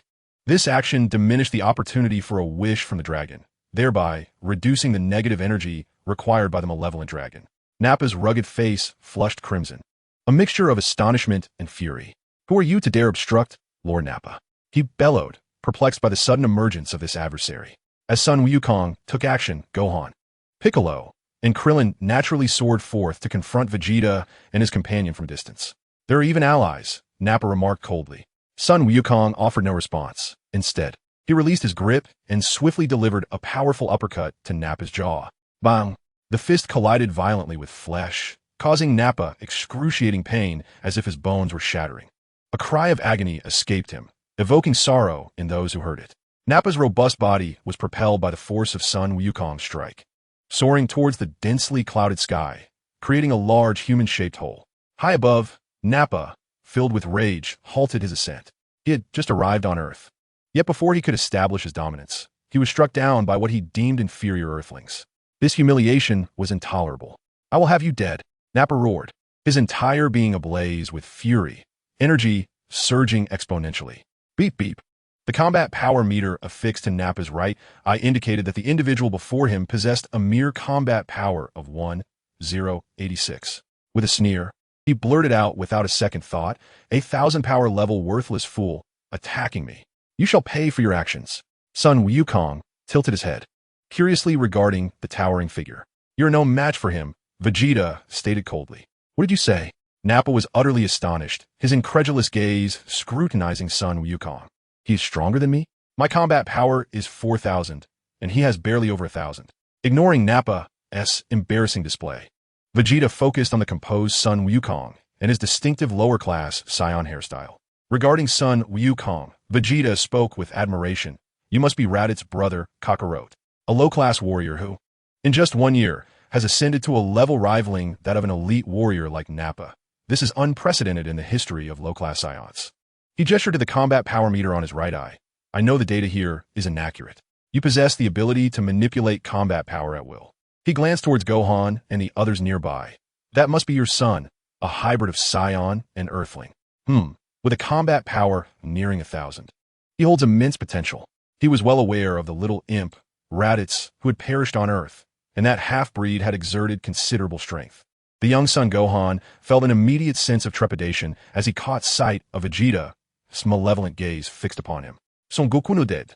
Why not eliminate those Earthlings and bring your son to join us in conquering the vast universe, reveling together in the thrill of battle? Vegeta proposed. With Kakarot's combat prowess, he was undoubtedly worthy to stand by his side in the cosmic arenas. Moreover, their Saiyan race was nearing extinction, leaving only a handful of them, like a few stray cats. What? Goku would never consider such a thing, Krillin exclaimed in anger. Vegeta, however, paid him no heed, his focus solely on son Goku, awaiting his response. Goku appeared utterly speechless. The Vegeta before him was as malevolent as he remembered from his arrival on Earth. His mind was consumed with thoughts of slaughter, conquest, and combat completely neglecting the reasons behind such battles. Vegeta's redemption would likely await his marriage and fatherhood with Bulma. Currently, he was but a ruthless interstellar traitor. Goku contemplated that during the battle for Earth, he would need to bring both opponents to the brink of death to impart a profound lesson. Only then might they seek to reform and become virtuous individuals. He strategized on how to perfectly incapacitate the two without destroying the beautiful Earth. Recognizing the innocence of its inhabitants, who were the rightful masters of this realm, he shook his head in refusal. Ha! Vegeta laughed uproariously, as if he had just heard an exceedingly naive jest. He regarded Goku with the incredulity one might reserve for a fool. Is your mind fractured? The survival logic of the Saiyans dictates that the strong thrive while the weak perish. This is an immutable law of the vast universe. Otherwise, how could Frieza's army have dominated the cosmos for decades? Wherever they tread, mountains of corpses and rivers of blood are left in their wake, with countless resistance planets obliterated. Even now, he remains securely on his throne, invincible in his military might, hailed as the Emperor of the universe. It is merely business. Once we acquire the Dragon Balls and make our wish, we shall eradicate the Earth's natives, including you, Kakarot. Vegeta's tone was icy, and he saw nothing amiss in his words. Such was the way of the Saiyans. A disdainful smile slowly curled at the corners of Vegeta's mouth, his gaze chilling. Even if you possess Nappa's power, to me, you are nothing more than a slightly larger ant. Are you truly certain you wish to impede our path? Absolutely. Goku's voice was unwavering. He scrutinized the proud Vegeta with a peculiar expression and earnestly stated, Vegeta, it would be quite simple for me to end your lives. But I choose not to. I hope that in the future, you can embrace a path of righteousness. Ha! Vegeta, did you hear that? Kakarot claims he could effortlessly kill us both, and yet still wishes for us to be good people. What a delightful jest. Nappa roared with laughter, mocking him loudly. Kakarot, what gives you the confidence to think you could ever kill me? Daring to insult me in such a manner, you are the first. My combat prowess is beyond your imagination. Vegeta narrowed his eyes, his expression icy, a fleeting glimpse of murderous intent flashing across his visage. He revolved his thoughts, firmly convinced that Kakarot was merely bluffing. Yet, he was curious as to the source of Kakarot's audacity to challenge him, the Prince of the Saiyans. Unless Kakarot was a fool incapable of discerning reality, Kakarot sent Nappa flying, and the scouter displayed a staggering surge in his battle power, peaking at a mere 5,000. Vegeta scoffed, asserting his disbelief that Kakarot could surpass him. It was merely his own carelessness that had allowed Kakarot to seize the opportunity for a sneak attack. I shall engage him in battle once more. Nappa, sensing the tension between the two, interjected with urgency. He feared that if Vegeta were to defeat Son Goku, he would be deprived of any chance for vengeance, condemned instead to a life of enduring humiliation at the hands of a lower-class warrior. Nappa's muscles bulged, a bloodthirsty aura enveloping him, his energy coalescing. Words of bravado can be deadly, Kakarot. Today, I shall dispose of you, this Saiyan waste. Before his words had fully escaped his lips, he launched a fist toward Son Goku, resolute in his disbelief that a lower-class warrior could surpass an elite fighter like himself. A flurry of punches and kicks ensued, yet Son Goku remained calm, effortlessly evading Nappa's onslaught as if to say, "Is this all you have?" With a sudden constriction of his pupils, Nappa's face flushed crimson, steam rising in frustration as he found himself in an unprecedented predicament. Though I exerted merely half my strength, Kakarot managed to dodge my attacks with ease. Such combat prowess is uncharacteristic of a lower-class warrior. An invisible shockwave surged toward him, causing Nappa's muscles to tense, his body instinctively sending signals of impending danger. Before he could react, Goku's fist was upon him. In an instant, a powerful force struck his chest with thunderous resonance, the impact reverberating like the roar of a tempest. A series of kicks followed, overwhelming in strength, as Nappa felt like a fragile vessel tossed upon tumultuous waves, soaring straight out of the densely populated city like a shooting star. Let's change the battlefield. Goku glanced at Vegeta, beckoning Gohan, Krillin, and the other warriors, leading the charge as they exited the city. Vegeta snickered coldly, trailing behind them. Struggling in vain would ultimately not alter the outcome of defeat. Chapter 12. Nappa, I merely let my guard down. The towering figure resembled a kite severed from its string, drifting towards a desolate region. In the blink of an eye, he had traversed thousands of miles. Nappa's fury threatened to burst from his chest. An elite warrior of his caliber, humiliated by Kakarot. A mere lower-class fighter, such disgrace was unparalleled. It must be noted that this was not a sneak attack. It was an open, face-to-face confrontation, devoid of any subterfuge. Yet, he couldn't even touch the hem of Son Goku's garment. This filled him with a profound sense of shame, accompanied by an insatiable wrath that surged from within. He resolved to no longer conceal his intentions, vowing to exert every ounce of his strength to obliterate Sun Wukong, including the cherished Earth of Kakarot. Even if Vegeta were to rage, he would unleash the wrath he harbored within. A quarter of an hour later, Sun Wukong discovered a suitable battleground. He and Son Gohan descended swiftly, while Vegeta also descended slowly. Good, good, good. Kakarot, you have done well. Nappa sneered. I was merely careless moments ago. At that moment, he comprehended the paradox that extreme anger could lead to laughter. Father, Son Gohan exclaimed, startled, clutching the hem of Sun Wukong's garment, frightened and seeking refuge behind him. This place is far from humanity. Let us fight here, Sun Wukong declared after surveying his surroundings. Kakarot, I shall unleash all my power to annihilate you. Nappa clenched his fists, trembling with rage. I told you, you're no match for me. I was merely careless. Nappa reiterated vehemently, his temples throbbing, his wide eyes bulging. Kakarot, do you think that was all my power? Do not underestimate me. That was merely half of my strength.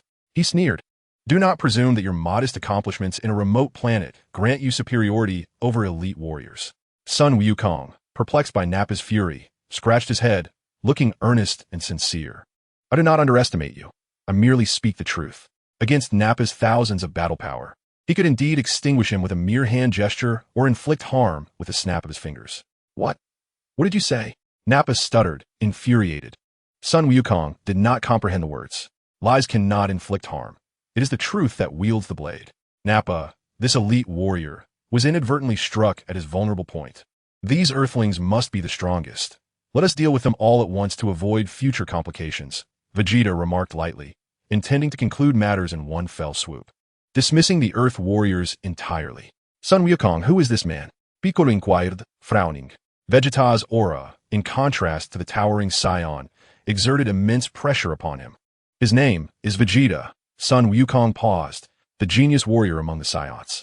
Piccolo was taken aback, observing him anew, astonished to discover such pedigree in the diminutive Saiyan. Vegeta snorted, Kakarot, you, a banished low-class warrior, seem to know a fair amount. That voice, it must be you who killed Raditz, correct?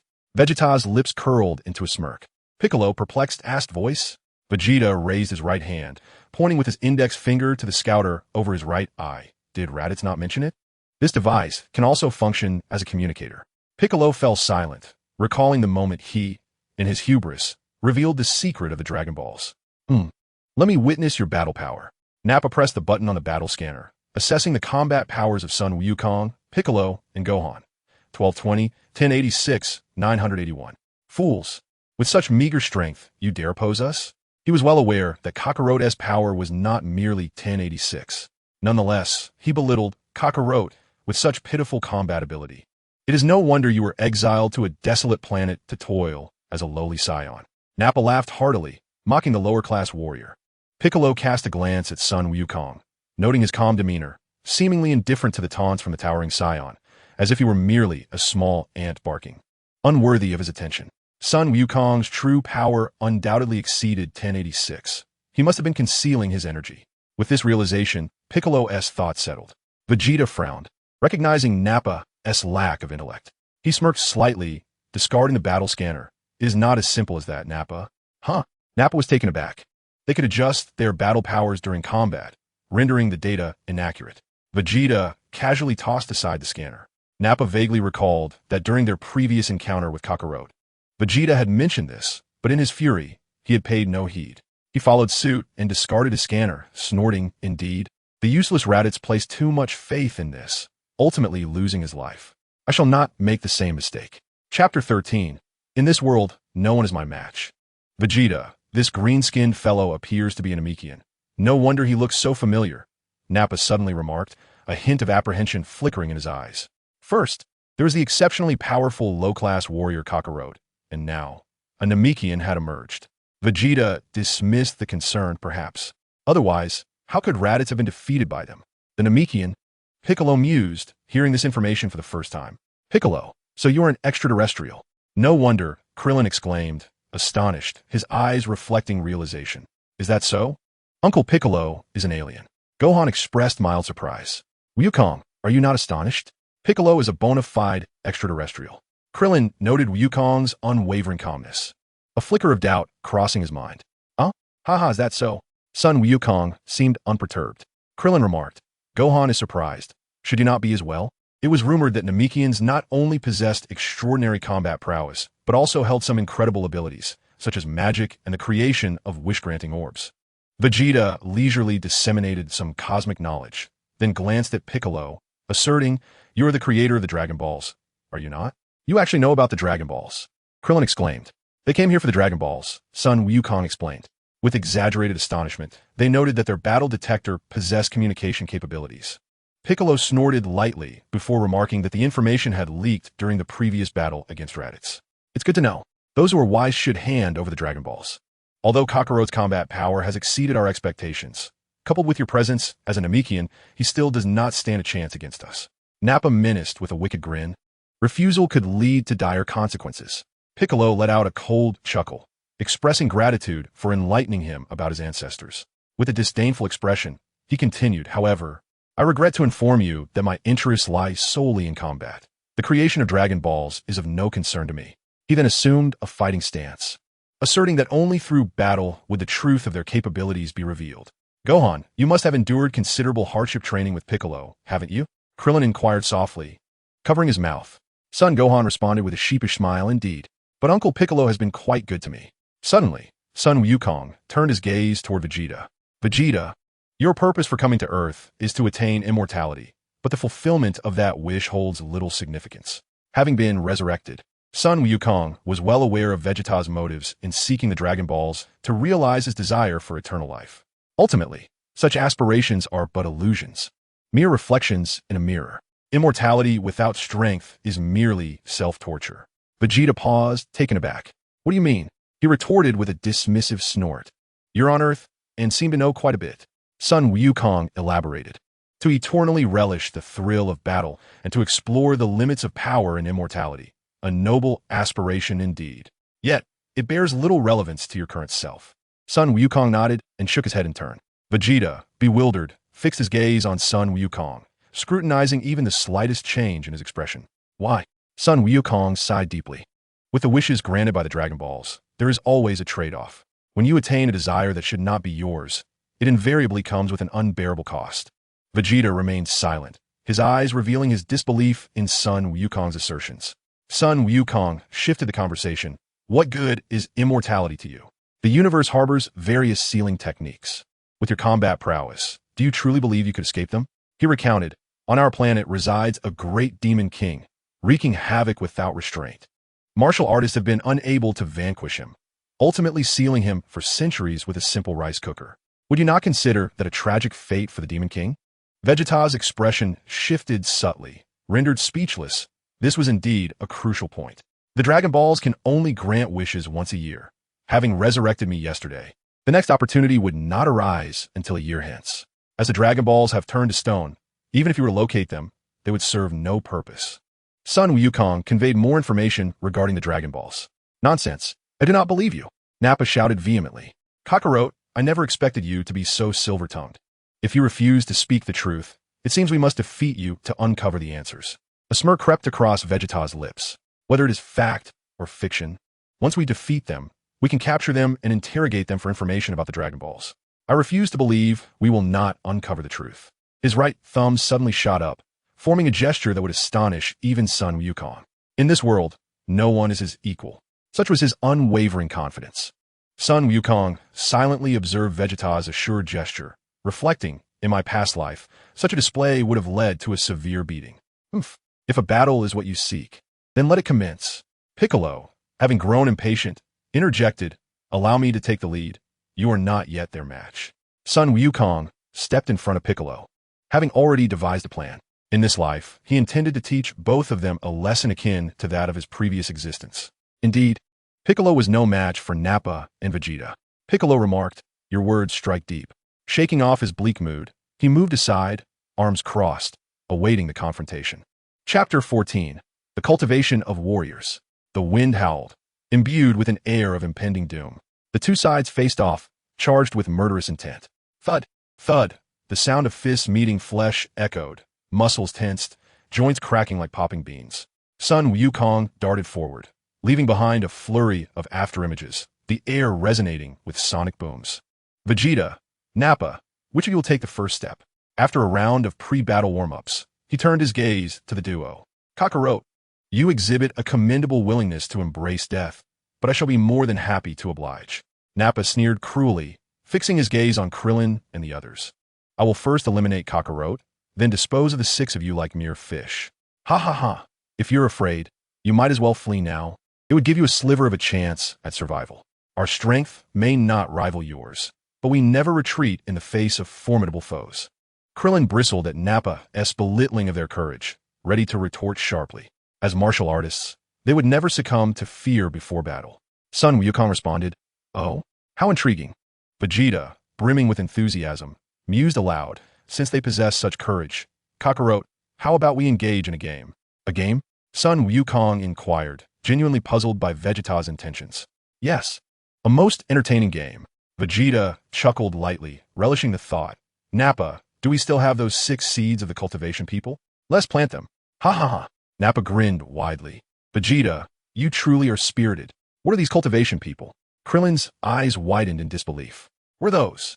Gohan questioned, perplexed. Ignoring their inquiries, Nappa retrieved a transparent vial from his waistband. Placing it before him, he counted carefully, crouched down, and poked the soil 6 times, creating small holes. He poured in the vegetable seeds and sprinkled some nutrient solution. In less than a minute, 6 diminutive beings, with oversized heads and red eyes, emerged from the ground. Their green bodies springing forth like bamboo shoots after rain, emitting chilling, sinister laughter. What on earth are these creatures sprouting from the soil? Krillin was taken aback, remarking on the grotesque appearance of the creature before him. A truly repulsive sight. This was indeed a cultivator. Sun Wukong examined it. Having encountered such a being for the first time, in his previous life, he had heard descriptions from Krillin and the others. But now he finally beheld one in the flesh. To be frank, it was rather unsightly. Vegeta, with a glint in his eye, signaled the cultivator, indicating they should be taught a lesson. Before the battle commenced, he suggested some entertainment. Vegeta appeared entirely unfazed, as if he had the situation well in hand, eager to witness the spectacle unfold. Vegeta, your tastes are rather peculiar, Sun Wukong pondered. Did the Vegeta of his past possess such interests? He reminisced about the Vegeta he knew, enjoying baths with Bulma, accompanying his daughter on shopping excursions, and training in the gravity chamber. Vegeta retorted, "What does that have to do with you? And your familiarity is unwarranted. Do I know you well? What does a low-ranking warrior like you comprehend about the joys of battle? Kakarot, you need not intervene just yet. There are 6 of them, and coincidentally, we have 6 cultivators as well. How about they engage in one-on-one duels? This should prove to be quite entertaining." Entertaining? This is utterly tedious, Piccolo exclaimed, clenching his fists in fury. Was he to be toyed with like a fool? When had he, the great Demon King Piccolo, ever endured such indignities? There is no need for all this chatter. I can handle them alone. With gritted teeth, Piccolo prepared to strike down the cultivators. Do not lose your temper, Krillin interjected. Those 6 green-skinned beings exude malevolence. They are far from harmless. Allow me to take the lead. Tien Shinhan stepped forward, eagerly cracking his knuckles. Very well, Sun Wukong agreed. Retreating to the back, Nappa let out a cold smirk, bemused by the naive challenger. Vegeta pointed to a cultivator on the periphery, his words leaving no room for dissent. You will take the front. Be sure to give it your all. The cultivator, unable to oppose Vegeta's will, felt a chill emanate from its crimson eyes, radiating pure wickedness. Go, Tien Shinhan. Kaiatsu cheered, raising his fists in encouragement. Sun Wukong remained vigilant, focused on the intricacies of the impending battle. In his previous life, Tien had succumbed to exhaustion, while Kaiatsu had perished in a self-destructive explosion. In this life, he would not allow such tragedies to repeat. Moreover, they would require the Dragon Balls to resurrect them, which should be conserved. Regardless of the circumstances, he would do everything in his power to prevent such outcomes. Tien Shinhan nodded slightly, gathering his focus and energy. His power steadily surged, soon reaching a critical threshold. Suddenly, the cultivator's visage twisted in rage. Its eyes gleamed with ferocity as it propelled itself forward like an arrow released from a bow, attacking Tien Shinhan. Ha! Tien's right hand shot out like lightning. His fingers, rigid and poised, resembled an indomitable sword. An invisible force erupted forth, cascading like a tumultuous wave, enveloping the cultivator with overwhelming might. The cultivator was struck as if by lightning, his limbs contorted like twisted dough, while his bones emitted a disconcerting cracking sound. Tianjin Fan seized the opportunity, launching a ferocious assault akin to a tempest, charging forward to deliver a fatal blow to the cultivator. Yet, the cultivator suddenly grinned malevolently, his head splitting open like a severed watermelon. Tianjin Fan was taken aback.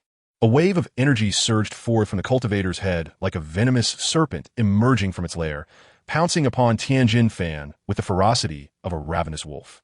Whoosh! In that instant, Tianjin Fan's instincts, honed through years of training, kicked in. He instinctively leaped aside like a cunning rabbit, narrowly evading the trajectory of the energy blast. Sizzle! The white energy wave, unleashed by the cultivator, swept across the ground, creating a terrifying aftershock that carved a deep trench into the earth, leading straight towards the distant mountains. Krillin broke into a cold sweat. How perilous! Sun Wukong furrowed his brow, then gradually relaxed. Tianjin Fan focused his energy, his combat prowess surging. Capitalizing on the cultivator's momentary exhaustion, he launched a swift counterattack, his figure darting like a ghost to appear before the cultivator. The cultivator, taken aback, stood frozen in shock. Just as he regained his senses and prepared to retaliate, Tianjin Fan would not grant him the opportunity. With his forearm bent like a drawn bow and his elbow striking with the sharpness of thunder, he delivered a crushing blow to the cultivator's head. The head caved in. The eyes askew. Crack! The sound of shattering porcelain echoed. The cultivator let out a piercing, anguished scream. A surge of energy erupted from Tianjin Fan's elbow, rushing forth like a flood breaching a dam. It penetrated the cultivator's skin like a razor, flooding into his brain and then bursting forth. Behind the cultivator, a fierce gust of wind billowed like a raging tide, stirring up clouds of dust upon the earth. Thud! As the dust settled, the cultivator's limbs unnaturally splayed out, collapsing limply onto the ground. In the blink of an eye, the outcome was determined. Nappa stood, dumbfounded, utterly astonished. What on earth just happened? Chapter 15. Vegeta. Worthless wretches do not deserve to live. Victorious. Dumpling leaped with joy. As expected, Tianjin Fan is formidable. With the first battle won, Krillin was elated. Just as I anticipated. Vegeta's lips curled into a smirk, clearly entertained by the unfolding drama. Nappa clenched his fists, gritting his teeth in frustration. Why? The cultivator's battle power was a staggering 1500, comparable to Raditz strength. It's quite simple. This indicates that fellow's battle power has already surpassed that value. Vegeta scoffed. Nappa looked down at Vegeta, bewildered. Is that even possible? The potential of Earthlings is not particularly high. The cultivator shook his head, propping himself up with one claw, breathing heavily. Remarkably, he was still alive. Yamcha witnessed this scene. That strike had fractured his skull, enough to turn a person's brain into a mushy pulp. Tianjin Fan also took notice, just as he prepared to deliver a finishing blow to obliterate the alien creature. A wave of energy spread, enveloping the cultivator. Fear flickered in the cultivator's eyes, rendering him incapable of even crying out for mercy. With a pop, his body shattered, countless flesh fragments scattering across the ground. Dead beyond any doubt. Vegeta, you! Nappa stared in shock at Vegeta, under the gaze of many. The once ferocious cultivator was swiftly destroyed by Vegeta. Vegeta, what are you doing? Nappa stood frozen, confusion etched on his face. There's no need to waste time. Vegeta's expression remained unchanged, as if he were simply removing an inconsequential weed by the roadside. His demeanor was nonchalant. With 3 eyes, he had already secured victory. Suddenly, he smiled briefly, the temperature in his eyes plummeting to freezing levels. The cultivator had underestimated his opponent. I said I would go all out. Worthless waste does not deserve to exist in this world.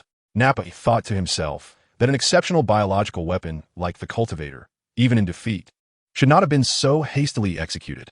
However, he had always feared Vegeta and dared not voice his thoughts. Kakarot, you won this round. Vegeta completely disregarded Nappa's complex feelings and turned to face Son Goku, a smirk dancing on his lips. I eagerly anticipate your upcoming performance. I hope you do not disappoint me. So cruel. Krillin couldn't help but murmur. As an adversary, he felt a chill at Vegeta's ruthless and unyielding nature. The The cultivator could scarcely have imagined that he would meet his demise at the hands of his own kind. In an instant, the large-headed monster was reduced to fragments. That diminutive Saiyan's destructive power was indeed formidable. Piccolo, who had been closely monitoring the battlefield, furrowed his brow, his gaze fixed on Vegeta, his mood heavy. He discreetly glanced at the composed son Goku, who remained unfazed, even in the face of the small Saiyan's onslaught, exuding confidence. It seemed that his training in the afterlife had transformed him entirely. One could only wonder what level of martial prowess he had achieved. Come on, whose turn is it next?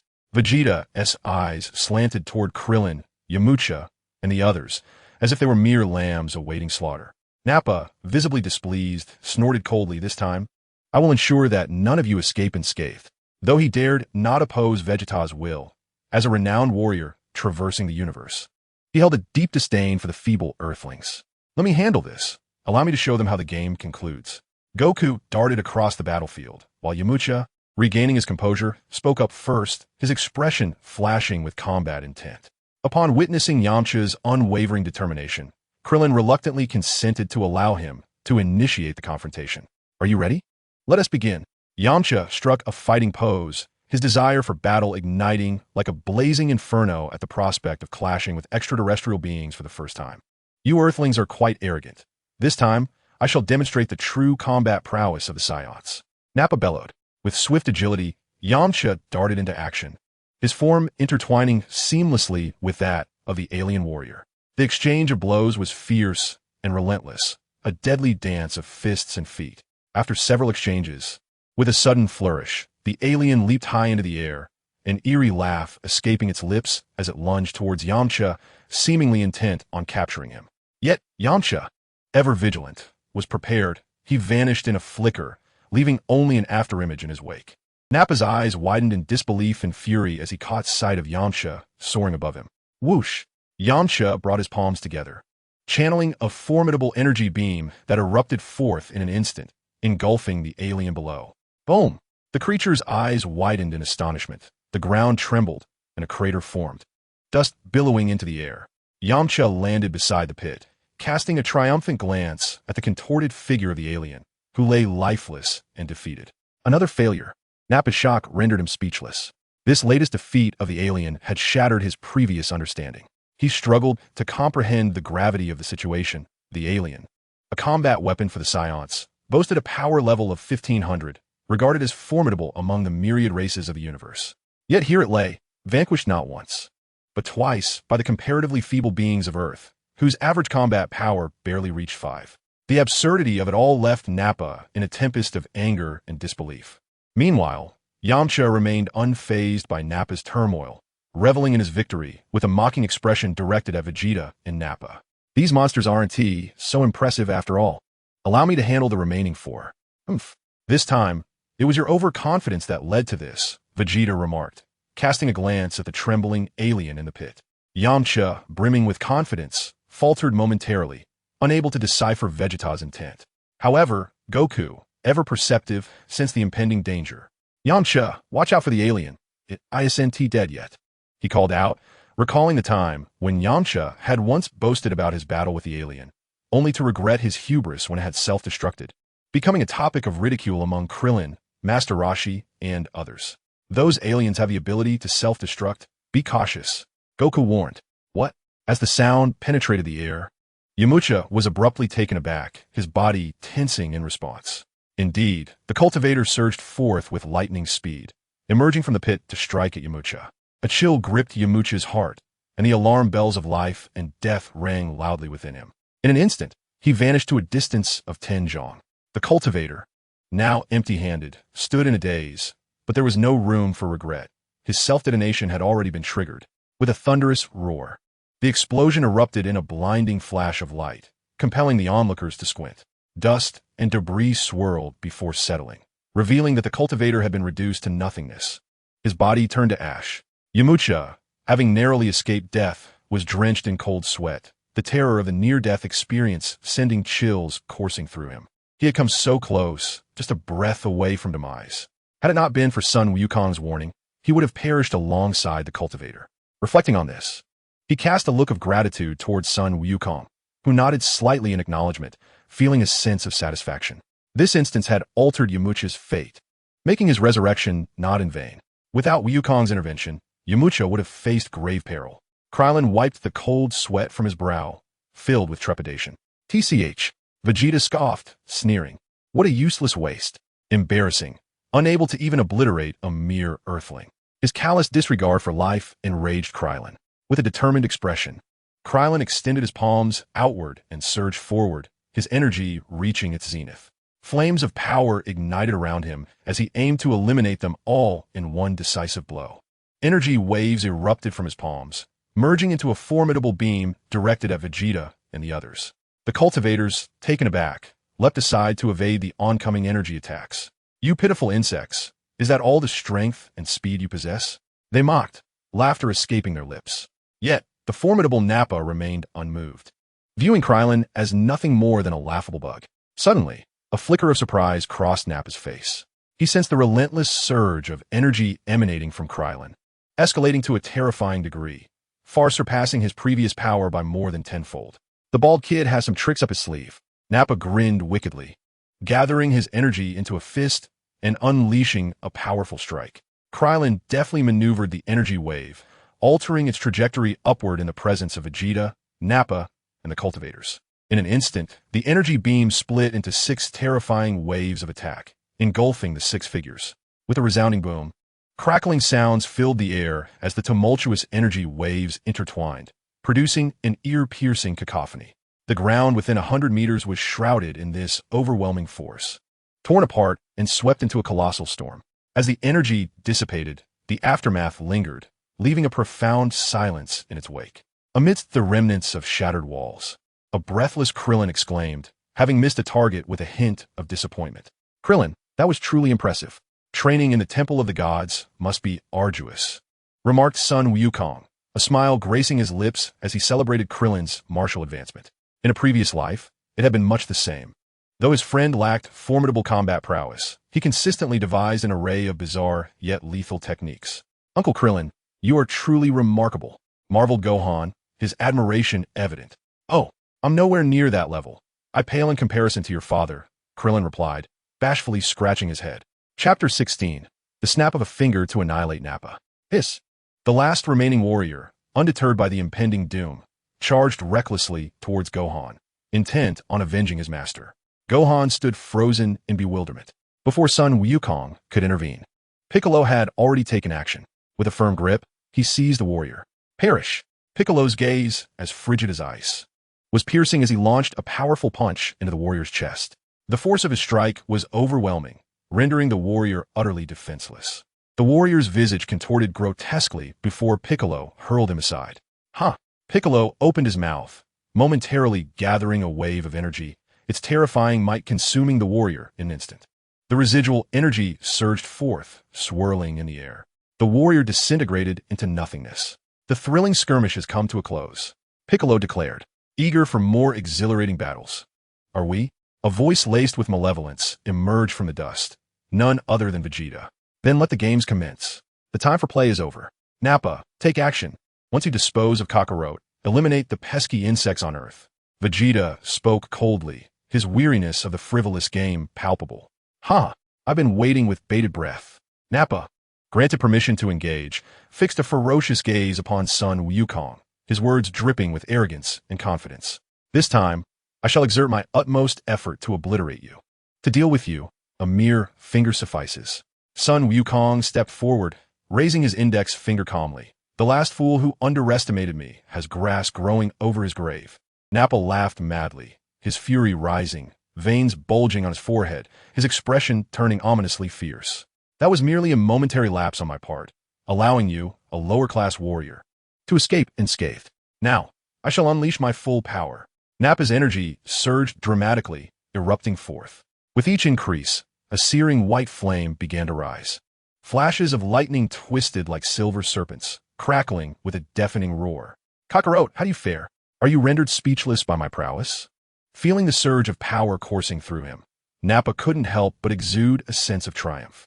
How could a warrior of noble descent be compared to a mere lower-class fighter? Goku gazed at Nappa's self-satisfied expression in bewilderment. How has this fellow become so arrogant?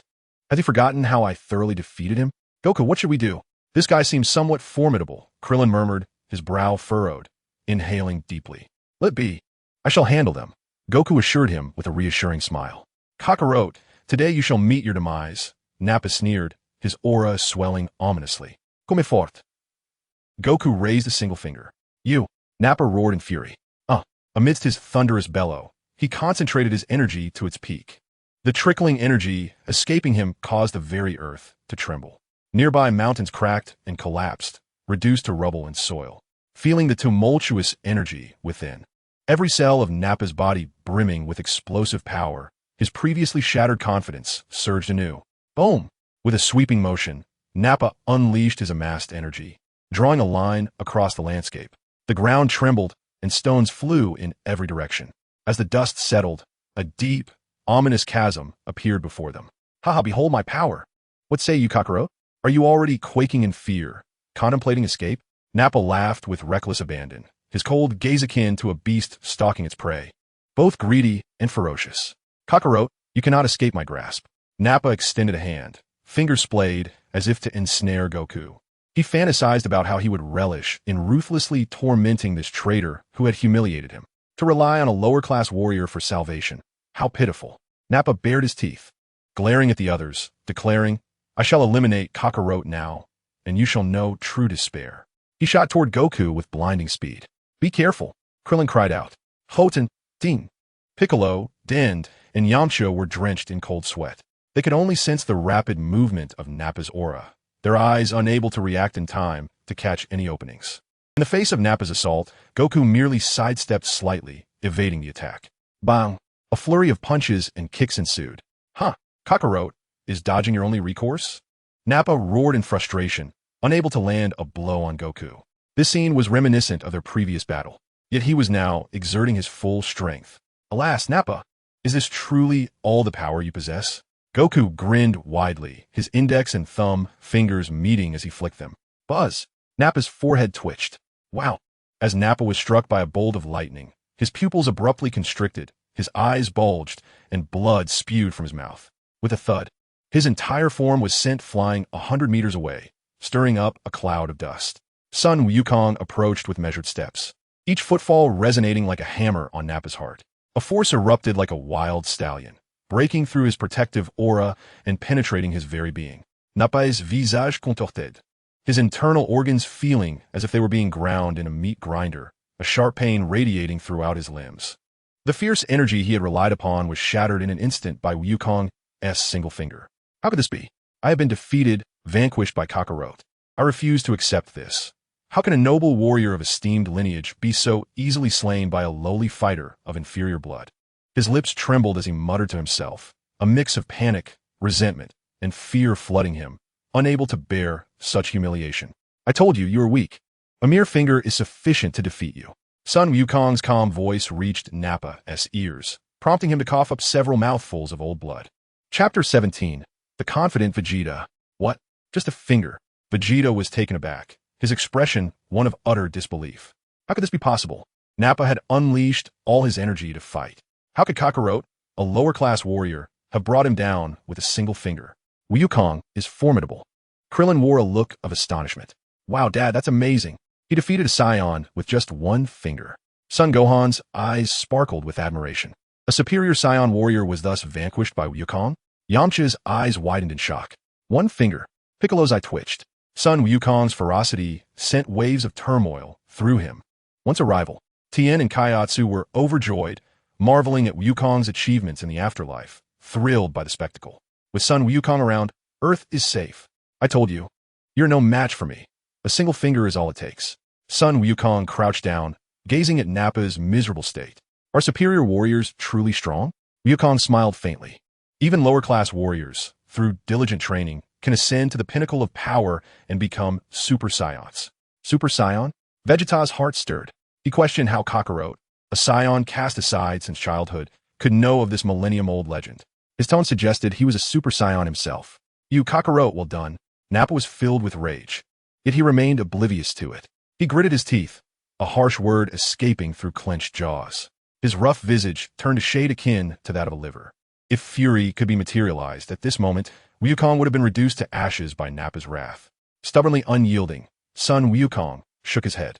In a past life, this individual had sought revenge against him, even contemplating the murder of Krillin and the others. In this lifetime, although he harbored no desire to take a life, it did not imply that he could not impart an unforgettable lesson.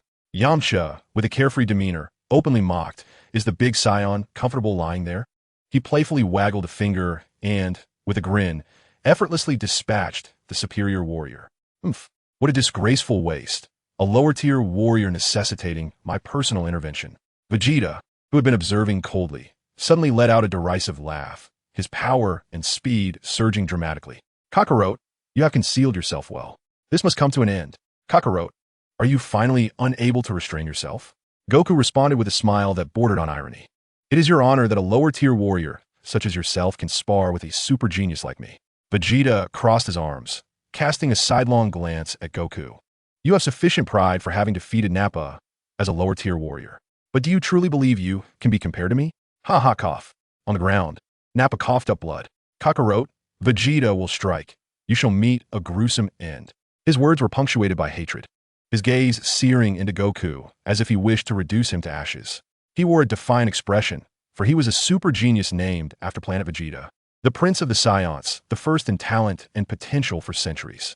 His words dripped with reverence and awe. Oh, and then what? Goku looked down, kicking the pallid Nappa, raising an eyebrow as he spoke nonchalantly. You keep pretending.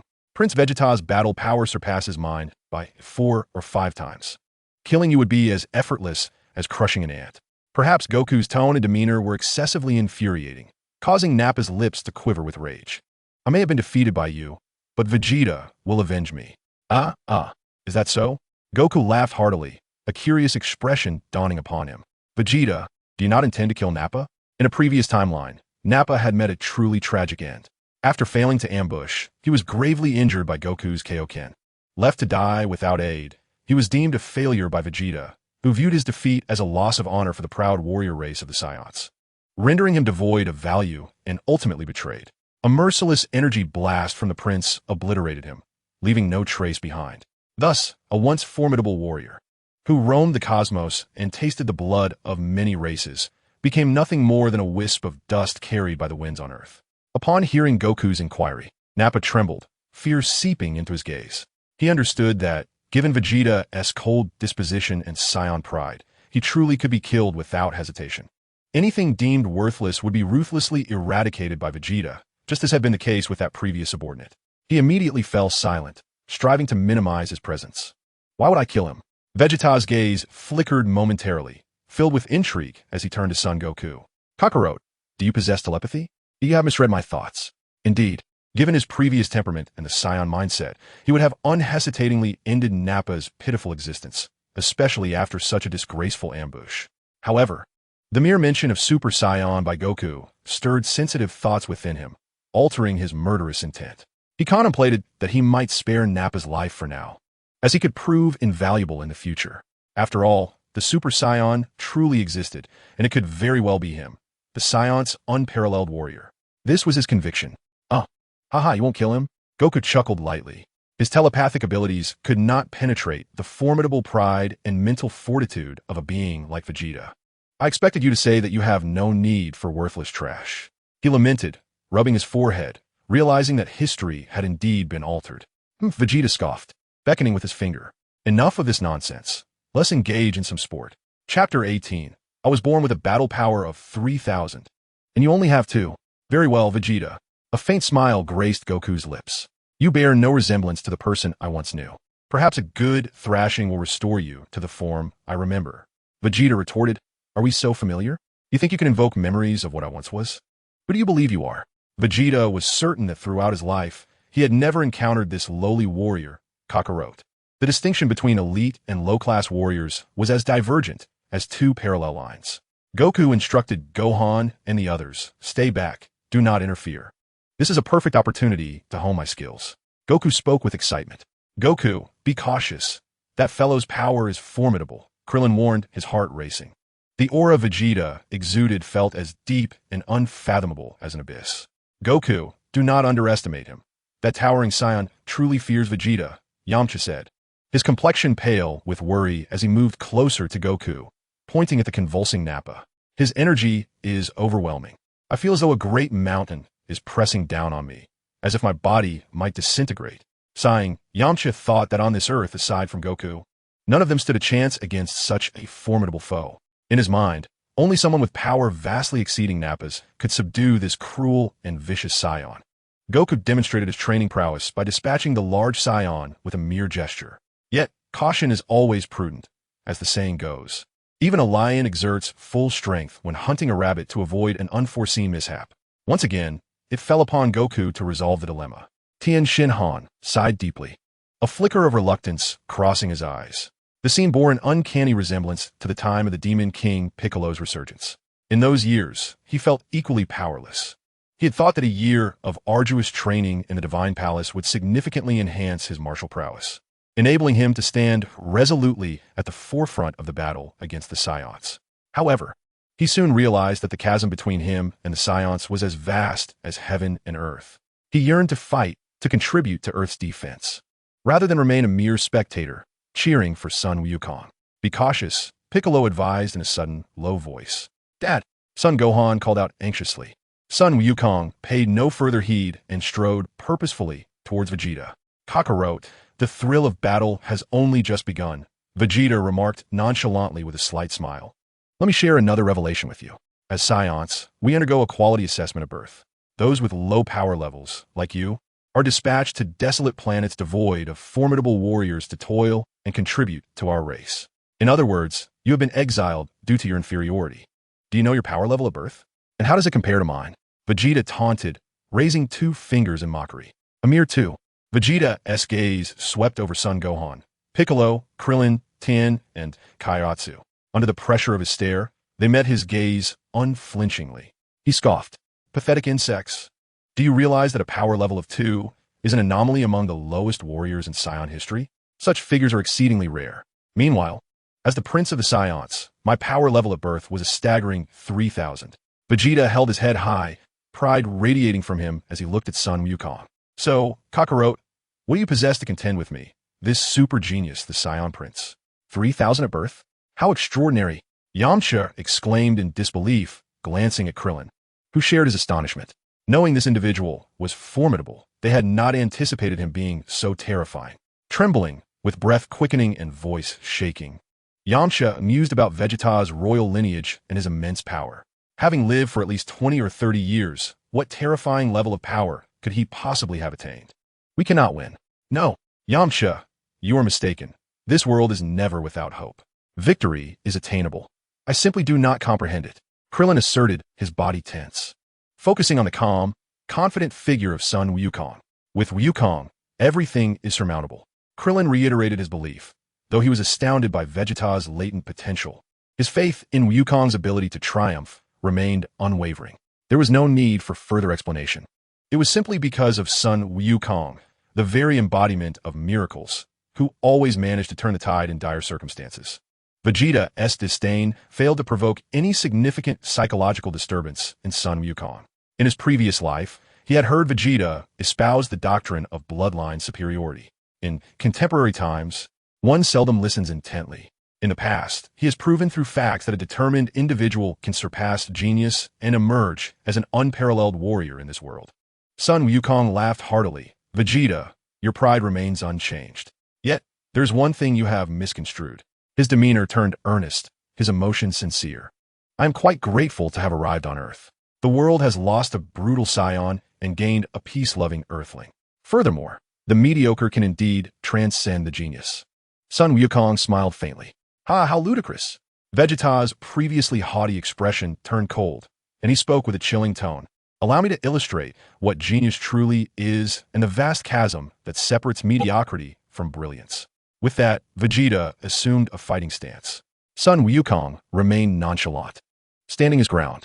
Kakarot, do you look down upon me? Vegeta narrowed his eyes, a murderous glint flashing within. Vegeta, you are currently weak. You are no match for me. Sun Wukong affirmed, acknowledging the truth of his words. He felt conflicted, unsure of how to convey this to Vegeta. To be honest, with his reincarnated status and the immense power of a Super Saiyan. It would be akin to an adult bullying a child to face someone with a power level below 20,000. The disparity was monumental. Sun Wukong thought to himself that he needed to teach Vegeta a lesson without exerting too much force. However, Vegeta failed to grasp the depth of Sun Wukong's good intentions. Ha ha ha! Vegeta laughed in rage. Kakarot, do you wish to obliterate me as super genius with just a finger? Sun Wukong pondered for a moment, seemingly weighing the feasibility of this thought, then nodded in agreement. If you wish, it is not impossible. Vegeta's fury surged, and he instantly gathered his energy. Enveloped in a layer of burning pale aura, a lowly warrior dares to look down upon a super genius. You shall pay a bloody price. Vegeta shouted as he soared towards Sun Wukong, unleashing a tempestuous barrage of attacks. Bang! Sun Wukong raised his hand, effortlessly neutralizing Vegeta's onslaught. Vegeta's defenses crumbled. His fierce and valiant strikes were thwarted by the lower-class warrior, Kakarot. Sun Wukong's demeanor was serene, as if he were merely placating a petulant child. Kakarot, show me your true abilities. Let me witness your prowess. Vegeta seethed, smoke practically rising from his head. It was evident that this frenzied assault posed little pressure on Sun Wukong.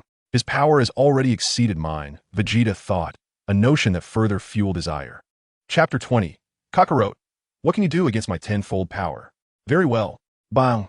Sun Wukong delivered a powerful punch directly to Vegeta's chest. Ryup! Vegeta's advanced battlesuit was instantly torn to shreds by the force of the punch. Blood spewed from his mouth as he was propelled backward, crashing into a small mountain. The atmosphere fell into a heavy silence, punctuated only by the sound of the wind and the labored breaths of onlookers. Piccolo and the others stood in stunned disbelief, their expressions reflecting utter incredulity. Goku had not only evaded Vegeta's assault, but had also delivered a single punch, sending the once proud Saiyan prince flying. An occurrence so fantastical it seemed to belong in a myth.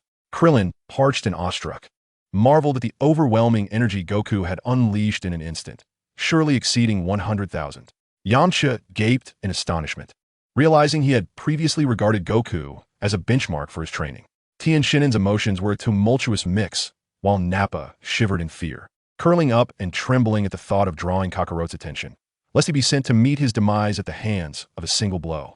In that moment, amidst a whirlwind of debris, Vegeta slowly ascended into the sky, his expression twisted in distress and humiliation. Kakarot, I will have you dead. He bellowed, his fury intensifying, manifesting in surges of energy radiating outward from him in all directions. The waves of energy surged like a tempest, threatening to devastate everything in their path. The heavens roared with thunder, dark clouds gathering ominously as a storm brewed. The powerful fluctuations in energy disturbed the very climate of Earth, causing the ground to tremble. Krillin's face paled in terror at the display of raw might. Yamcha turned ghostly white, realizing this was the true power of the Saiyan Prince. The surrounding landscape crumbled under the strain, the air clearing momentarily. Vegeta extended his arms, gathering the excess energy, fully activating every ounce of power within him. With a mere flick of his wrist, he could obliterate stars. Kakarot, your doom is nigh, he proclaimed with a sinister grin, charging once more at Goku. An exhilarating flurry of punches and kicks ensued. Impressive, Vegeta. Your strength and speed have markedly increased, Goku remarked, effortlessly fending off Vegeta's ferocity. Big Bang Attack, Vegeta shouted, unleashing a barrage of energy blasts upon Goku, the thunderous explosions echoing relentlessly. Once more, Gallic Gun, Vegeta cried, his arms wide as he concentrated his immense energy, erupting in a flash of lightning. In an instant, he surpassed his previous limits, bringing his palms together to unleash a devastating wave of penetrating, burning energy that engulfed Goku in an instant. Ha ha ha, Kakarot, taking my ultimate technique head-on isn't pleasant, is it? Vegeta laughed maniacally. Goku, Dad! The crowd gasped in horror. Vegeta gasped audibly, having exhausted his ultimate move, leaving him significantly drained and breathless. His strength was still lacking. A casual voice broke the silence. Goku emerged unscathed from the swirling dust, his laughter abruptly ceasing. Vegeta's arrogance froze in an instant, resembling a stamped ink painting. Vegeta, do you need to rest for a moment? Goku inquired. Vegeta's defenses crumbled once more. Kakarot, that lowly warrior, had withstood his full force attack without sustaining a scratch, even finding the leisure to mock him. It seemed I must resort to my final trump card. Kakarot, do you think you have one? Wiping the sweat from his brow, Vegeta finally regained his composure and coldly declared, I possess a technique that can amplify my power tenfold. Goku tilted his head at him. Ha ha ha. Let me see. Where's the moon? Vegeta looked up, his confident smile returning. Where's the moon? The great moon of mine? It should have risen by now. It was already evening. The moon could not possibly be absent. Vegeta soared through the sky, scanning the horizon, desperately seeking the moon's location. This shouldn't be happening. I had anticipated the full moon's arrival. Vegeta's face twisted in dismay. Could it be that Kakarot had hidden it away? The more he pondered, the more he convinced himself of this absurd notion. The bewildered expressions of Piccolo and the others mirrored his confusion. What was he doing? Krillin voiced his bewilderment first. He's searching for the moon. Goku found Vegeta's antics at this moment rather amusing. The moon. What could he possibly need it for? Krillin looked skyward, scratching his head. The moon mysteriously vanished 6 months ago. It was destroyed by Piccolo, Goku affirmed. Piccolo smirked. Upon hearing Goku reveal the moon's fate, he realized Vegeta's intentions. Thankfully, he had foreseen this and destroyed the moon in advance. Now, the Saiyan could not transform into a giant ape. Kakarot, do you think hiding the moon solves everything? I assure you, that is impossible. Vegeta descended from the sky, his gaze darkened. I still have a technique to create an artificial moon. Let it merge with oxygen. Clenching his fist, Vegeta concentrated a luminous sphere in his palm and hurled it into the sky. His eyes fixated intently on the artificial moon he had conjured. His vision began to absorb the 17 million-fold energy emitted during a full moon. A colossal ape, towering nearly 100 meters, erupted from Vegeta's position. With massive red eyes, brown fur, and a lengthy tail, it resembled a demon emerging from the depths of a primeval era, exuding an aura of ferocity and rage. Kakarot. With my power increased tenfold, what can you do? Vegeta laughed maniacally. Chapter 21. Super Saiyan Son Goku. The monstrous and ferocious giant ape loomed over the earth. A visual spectacle that was nothing short of breathtaking. Its immense maw, lined with sharp teeth, was chilling, and its crimson eyes emitted a cold, piercing glare. This visage was enough to instill fear in the bravest of hearts. He has transformed into a giant ape. Yamcha gazed at the savage giant with terror, stammering in fear. He has become a monstrous ape. Goku transformed like this in his childhood as well, Krillin murmured, lost in thought. The prowess of the Saiyans is indeed remarkable. I destroyed the moon, yet they can still utilize an artificial moon to transform. Although unexpected, it is merely another battle. Gohan awkwardly scratched his head. Speaking of which, he was one of the culprits behind the moon's disappearance. His energy has skyrocketed. Tien was astonished, lamenting his own inadequacy in the face of such formidable talent. Can Goku truly defeat this Saiyan prince, Vegeta, now transformed into a giant ape? Worry clouded Tien's expression. Alas, just as one crisis subsides, another emerges. They had thought the Saiyans were out of tricks, believing Earth's safety would be secured, yet the enemy's hidden prowess seemed boundless. Meanwhile, Kaiatsu could only fret anxiously. Such a level of combat was earth-shattering. They were no longer participants in this battle. The ultimate showdown between Goku and Vegeta would determine the future of Earth. Destruction or rebirth. Kakarot, our Saiyan race can activate the power of our tails and transform into a giant ape once our eyes absorb the 17 million times the Blutz wave emitted by a full moon. After transforming, a Saiyon's combat power increases tenfold. Vegeta chuckled with pride. He had previously noted that Kakarot, this lowly warrior, lacked a tail. Feeling the immense power surging within him, his confidence swelled once more. He unleashed a punch, accompanied by howling winds and thunderous roars. A mountain was flattened beneath his might. Do you see this, Kakarot? This will be your fate. 100,000 battle power. Vegeta declared coldly. He believed he could crush this irritating lowly warrior before him, who had brought shame upon the Saiyan prince. A tenfold increase in battle power sounds appealing. Goku gazed upon the ferocious brown-furred giant ape, smiling. You lowly warriors lose your sanity when transforming into giant apes. Is that why you severed your tail? Vegeta's tone, though seemingly a question, was laced with certainty. Shaking his head in mockery, utterly foolish, his expression conveyed haughty disdain, forsaking the very source of Saiyan power. A hint of envy mingled with Goku's smile. After transforming into a great ape, Vegeta's mind remains remarkably clear. The Saiyan race, renowned for its potent bloodline, possesses formidable warriors who, upon becoming great apes, can maintain their sanity through sheer willpower.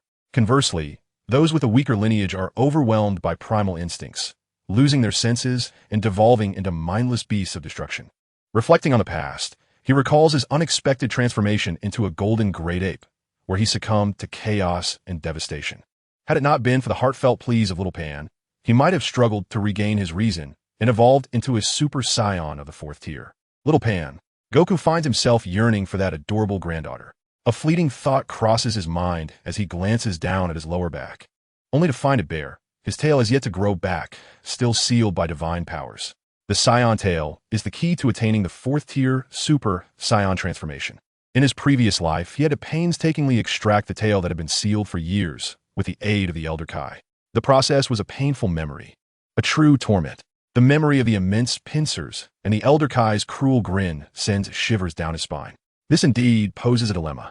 Having dealt with Vegeta and the others today, he must seek the divine being at the palace to explore alternative methods for regaining his tail. Goku ponders, reluctant to endure such inhumane suffering again. A tenfold increase in power. Vegeta cackles, his enormous, crimson eyes gleaming with pride as he casts a condescending gaze upon Goku. Kakarot, do you regret severing your tail? Vegeta, you have hit the nail on the head. I do indeed regret cutting off my tail, Goku admits, a hint of genuine regret evident in his expression. Vegeta, merely engaging in casual banter, hoped to provoke a visible sign of remorse from Kakarot. To his surprise, Kakarot's reaction surpasses his expectations, revealing a glimmer of regret. Witnessing the response he had yearned for, Vegeta's face brightens with delight. So, the one who once left me in disarray now experiences regret? Lower-tier warriors remain oblivious to the depths of a true warrior's strength. With a cold, sinister glare, Vegeta directs a menacing look towards Goku, an aura of malice permeating the desolate expanse. Kakarot, have you succumbed to despair? Have you already plotted your escape route? Just as Vegeta prepares to strike, intending to crush Goku, as one would an ant, Goku speaks up. Is tenfold really that significant? His response to the provocation is but a single, calm inquiry. Once again, he repeats, is tenfold really that significant? Vegeta's expression falters as he squints his enormous red eyes. Confusion etched across his face. What do you mean? Goku's unexpected words pique the interest of even the seemingly lifeless Nappa, stirring curiosity within him. It remains a mystery what words might escape the lips of Kakarot, this unconventional lower-class warrior, and what formidable power he possesses to turn the tide of battle. Nappa, suppressing his pain, pondered whether his combat prowess has surpassed 100,000. Could he truly contend with Lord Frieza? The mere thought of Frieza's might send a chill through the hardened heart of Nappa. Vegeta shared this sentiment, scoffing, Kakarot, could your strength truly exceed mine at this moment? Goku nodded, his current base power exceeding 10 million. Even in his transformed state as a tenfold great ape, Vegeta would be no match for him. Cease your braggadocio. Vegeta sneered. Unperturbed by Vegeta's skepticism, Goku shifted the conversation. Vegeta, I am aware of your relentless pursuit of the Super Saiyan legend. I know the secret to transforming into a Super Saiyan, he stated calmly, raising 5 fingers and articulating 50 times. 50 times Super Saiyan. Vegeta's pupils constricted sharply. I am a Super Saiyan, son Goku, he declared, pointing confidently at himself. Nappa stood in stunned silence, while Krillin, Piccolo, Tenkatsu, and Gohan exchanged bewildered glances, uncertain of Goku's meaning. What is a Super Saiyan? Krillin leaned closer to Gohan, whispering, I have no idea. Dad never mentioned it, Gohan replied, his expression one of confusion. The notion of a Super Saiyan, a 50-fold transformation, flickered with astonishment in Piccolo's eyes. An astonishing transformation, he sighed. Tien was left dumbfounded. Presently, Goku was not at his zenith. He could still transform into a Super Saiyan, amplifying his power by 50 times. Chapter 22. Behold, this is the Super Saiyan. It was unfathomable. Goku's miracles unfolded one after another, leaving him somewhat numb. On the ground, the heart of the brown-furred great ape raced wildly, pounding as if it might burst from his chest. Could it be that Kakarot had already transformed into a Super Saiyan? How do you know? Vegeta bellowed in fury, struggling to accept such an outcome. The legendary Super Saiyan was not a centuries-old genius like himself, but rather a lowly warrior born with a power level of merely 2. Vegeta yearned to dismiss this absurd conjecture, Yet he found himself swayed by the extraordinary combat power exhibited by Kakarot, which was undeniable. Vegeta, would you like to witness the 50-fold enhanced Super Saiyan? Goku's gaze swept over the varied expressions of the crowd before settling on Vegeta. A towering brown ape loomed, its fur billowing wildly, a tempestuous force to be reckoned with. Its form resembled a moving hill, imposing and fearsome. Yet in that moment, it stood frozen, rendered speechless by Goku's proclamation. Feeling the relentless pressure from the earth beneath, the diminutive figure of Vegeta seethed with fury. Would you care to witness the transformation of a Super Saiyan at 50 times its original power? Goku's enticing voice resonated within the hearts of the onlookers, particularly igniting the fervent desire of Vegeta, who yearned to behold such a spectacle. I am truly eager to witness Goku's Super Saiyan transformation. It would undoubtedly be an unforgettable sight. Krillin, relieved, wore a smile. No matter how Vegeta struggled, the outcome would remain unchanged in the face of Goku's Super Saiyan prowess. What does a 10-fold Great Ape transformation matter when compared to Goku's 50-fold Super Saiyan form? The Earth will be saved. With this thought, the long-standing heaviness that accompanied the Saiyan onslaught dissipated completely. However, it was regrettable that Goku seemed intent on sharing the techniques and requirements for this evolution with the two savage Saiyans. To Krillin, this behavior was akin to nurturing a tiger, inviting potential peril. Yet, he would not thwart Goku's intentions or actions. For Goku was the foremost champion against evil and his dearest friend. Perhaps these two could also change for the better? Krillin reflected on past experiences with Piccolo. Goku might entertain such thoughts, but could they truly evolve like Piccolo? Daddy, I want to see what a Super Saiyan looks like. Little Gohan, clad in a black demon robe, exerted his energy. With great enthusiasm and admiration, he called out to Goku. Naturally, Goku heard him and nodded in acknowledgement. Gohan instantly perked up, already envisioning the formidable image of a Super Saiyan. I wish to see it too. Piccolo cast a sidelong glance at the fluctuating expression of Vegeta, a smirk forming at the corner of his mouth. Indeed, Piccolo remarked, we all wish to witness the transformation that augments combat power 50-fold. Tian Shinhan chuckled heartily, and the dumpling beside him quickly nodded in agreement. From his elevated position, Vegeta gazed down, his sight unobstructed, taking in the expressions of the Earth's inhabitants. He detested Kakarot, who seemed to mock him, as if anticipating words that would please him. Even Nappa, with blood spilled around him, displayed a fervent gleam in his eyes. Vegeta shot a fierce glare at the incompetent fool. Could he not exhibit a shred of dignity? Do you genuinely believe what Kakarot professes?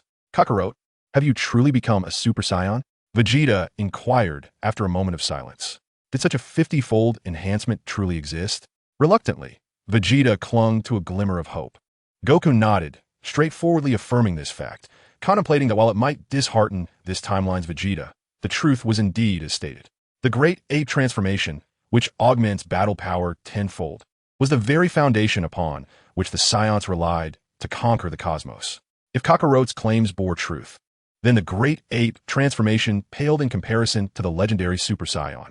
Vegeta wore an expression of absurdity, suddenly struck by a sense of the ridiculous, akin to a mayfly seeing the vast sky. Could Kakarot truly be a Super Saiyan?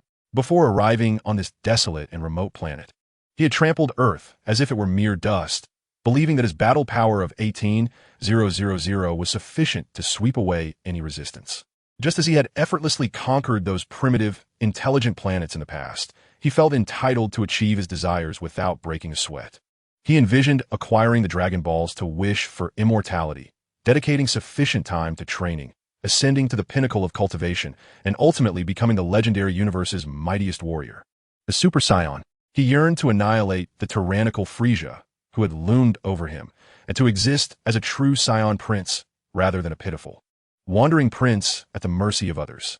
He longed to convey to those who had humiliated him that a Saiyan prince is not to be insulted. Those who dare to insult shall perish. Dreams are beautiful, yet reality is often harsh. Kakarot's emergence shattered his idyllic visions. His ambitions led to his downfall, enduring the most profound humiliation of his life, as he suffered a crushing defeat at the hands of a lower-class warrior he had deemed beneath contempt, a potential Super Saiyan. No less, Vegeta raised his hand, summoning a 10-fold increase in his battle power, reaching an astonishing 180,000, achieving his strongest state. In this condition, aside from Frieza, He arrogantly believed that the Frieza force was invincible. Even the formidable leader of the Jinyu force possessed merely 120,000 battle power. He should have looked down upon the feeble son Goku from his lofty position, effortlessly reveling in the anguished cries of the Saiyan traitor who had caused him such disgrace. Yet, reality is impervious to human will. Faced with the smiling son Goku, Vegeta felt an unprecedented wave of frustration, an overwhelming sense of helplessness. With a grin, son Goku spoke, his enticing words akin to a devil-esque call, igniting the ambitions buried deep within Vegeta. Do you not desire to become the legendary Super Saiyan, Vegeta? A voice in Vegeta's mind clamored passionately, urging him to seek a way. However, his proud sense of dignity forbade him from doing so. He could not compromise his pride by begging a lower-class warrior. Such a sacrifice was beyond him. Although Goku spoke with unwavering conviction, Vegeta remained skeptical of the matter. Nappa, lying incapacitated on the ground, felt his heart blaze with fervor despite his immobility. Just moments ago, Kakarot, once his mortal enemy, now appeared as a living deity. Setting aside past grievances, he was willing to impart the secrets of the Super Saiyan transformation, illuminating Nappa's mind with divine inspiration. At that moment, he finally found himself convinced, admiring Goku's magnanimous heart and noble character. Could Saiyans truly aspire to such greatness? Confusion flickered in Nappa's mind. A warrior who had fought for half his life. The serene mindset exhibited by his son Wukong, untouched by the impurities of the mundane, stands in stark contrast to the Saiyans he knows. As a warrior race, Saiyans are imbued with the memories of battle from birth, forever positioned on the front line of conflict against other extraterrestrial beings. Their existence is irrevocably divorced from tranquility.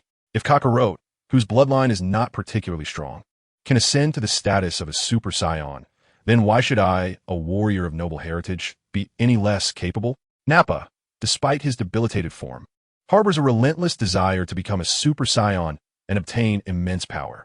His crimson eyes coldly fixate on son Wukong, and Vegeta suddenly chuckles. Kakarot, spare me your bravado. You, a lowly Saiyan with a power level of merely 2, what right do you have to claim the title of the legendary Super Saiyan? He refuses to accept this notion. Even if the legend were true, it could only manifest in one of royal Saiyan blood, like myself, the prince. The mighty ape snorts, shaking the very earth with its resonance. Indeed, Kakarot's fighting power surpasses the norm, far beyond that of an ordinary low-ranking warrior. Yet it remains a distant cry from being the universe's mightiest warrior. Son Wukong remains unfazed. Vegeta's skepticism is understandable, yet he is indeed capable of becoming a Super Saiyan. He raises 3 fingers. A steady fighting power of 3 million, combined with a tranquil mind and fueled by intense rage. That is the essence of the Super Saiyan. A steady 3 million power level? Vegeta gasps, convinced he has misheard. Even Krillin, Piccolo, and Tien Shinhan are taken aback, exchanging bewildered glances. Krillin swallows hard, the silence amplifying the gravity of the moment. Wukong, did he just say? A steady 3 million fighting power? His astonishment mirrors Yamcha's earlier reaction. His throat constricted as if choked by an unseen force. Intense fury. He muses, he has yet to witness Wukong in a state of rage. Curiosity peaks within him. What sorrowful and angering experiences must Wukong have encountered during his year of training in the afterlife to transform into a Super Saiyan? A mere 1,000 power level blended into a million? The others are rendered speechless. Son Wukong nods. As far as he knows, non-pure blood Saiyans lack the requisite power to sustain the physical demands of a Super Saiyan transformation. Haha, Kakarot, have you lost your mind? We Saiyans are so formidable. Why would we submit to Frieza's tyranny? Vegeta mocks, utterly unconvinced. As a super genius who has toiled for decades, he has only achieved an 18,000 power level. You claim to possess 3 million? Are you mocking a child? Vegeta stands firm. Watch closely, Vegeta. Son Wukong replies with a calm smile. Vegeta remains rooted, scrutinizing son Wukong's expression for any hint of deception, but his efforts are destined to be in vain. For son Wukong will indeed become a Super Saiyan. Behold, this is the Super Saiyan. Son Wukong clenched his fists tightly, slightly bending at the waist as a thought surged within him. He began to channel the power residing in his body, akin to a raging torrent washing over the cells in his spine, stirring the Saiyan energy reservoir within. A golden aura formed from within, igniting into flames that blazed upward, bright and formidable. A distant, low roar resonated through the air. Chapter 23. Super Saiyan Wukong, Vegeta's Despair. Boom! An unprecedented surge of energy erupted from Sun Wukong's being, shocking everyone present. The winds roared, clouds swirled, and thunder cracked. The mountains trembled, and the planet itself quaked. The unleashed energy was boundless, surging forth like a relentless tide, ascending toward an even more terrifying realm. Sun Wukong stood enveloped in a sea of golden energy. A fiery golden aura coalesced around him, transforming his hair from black to a radiant gold.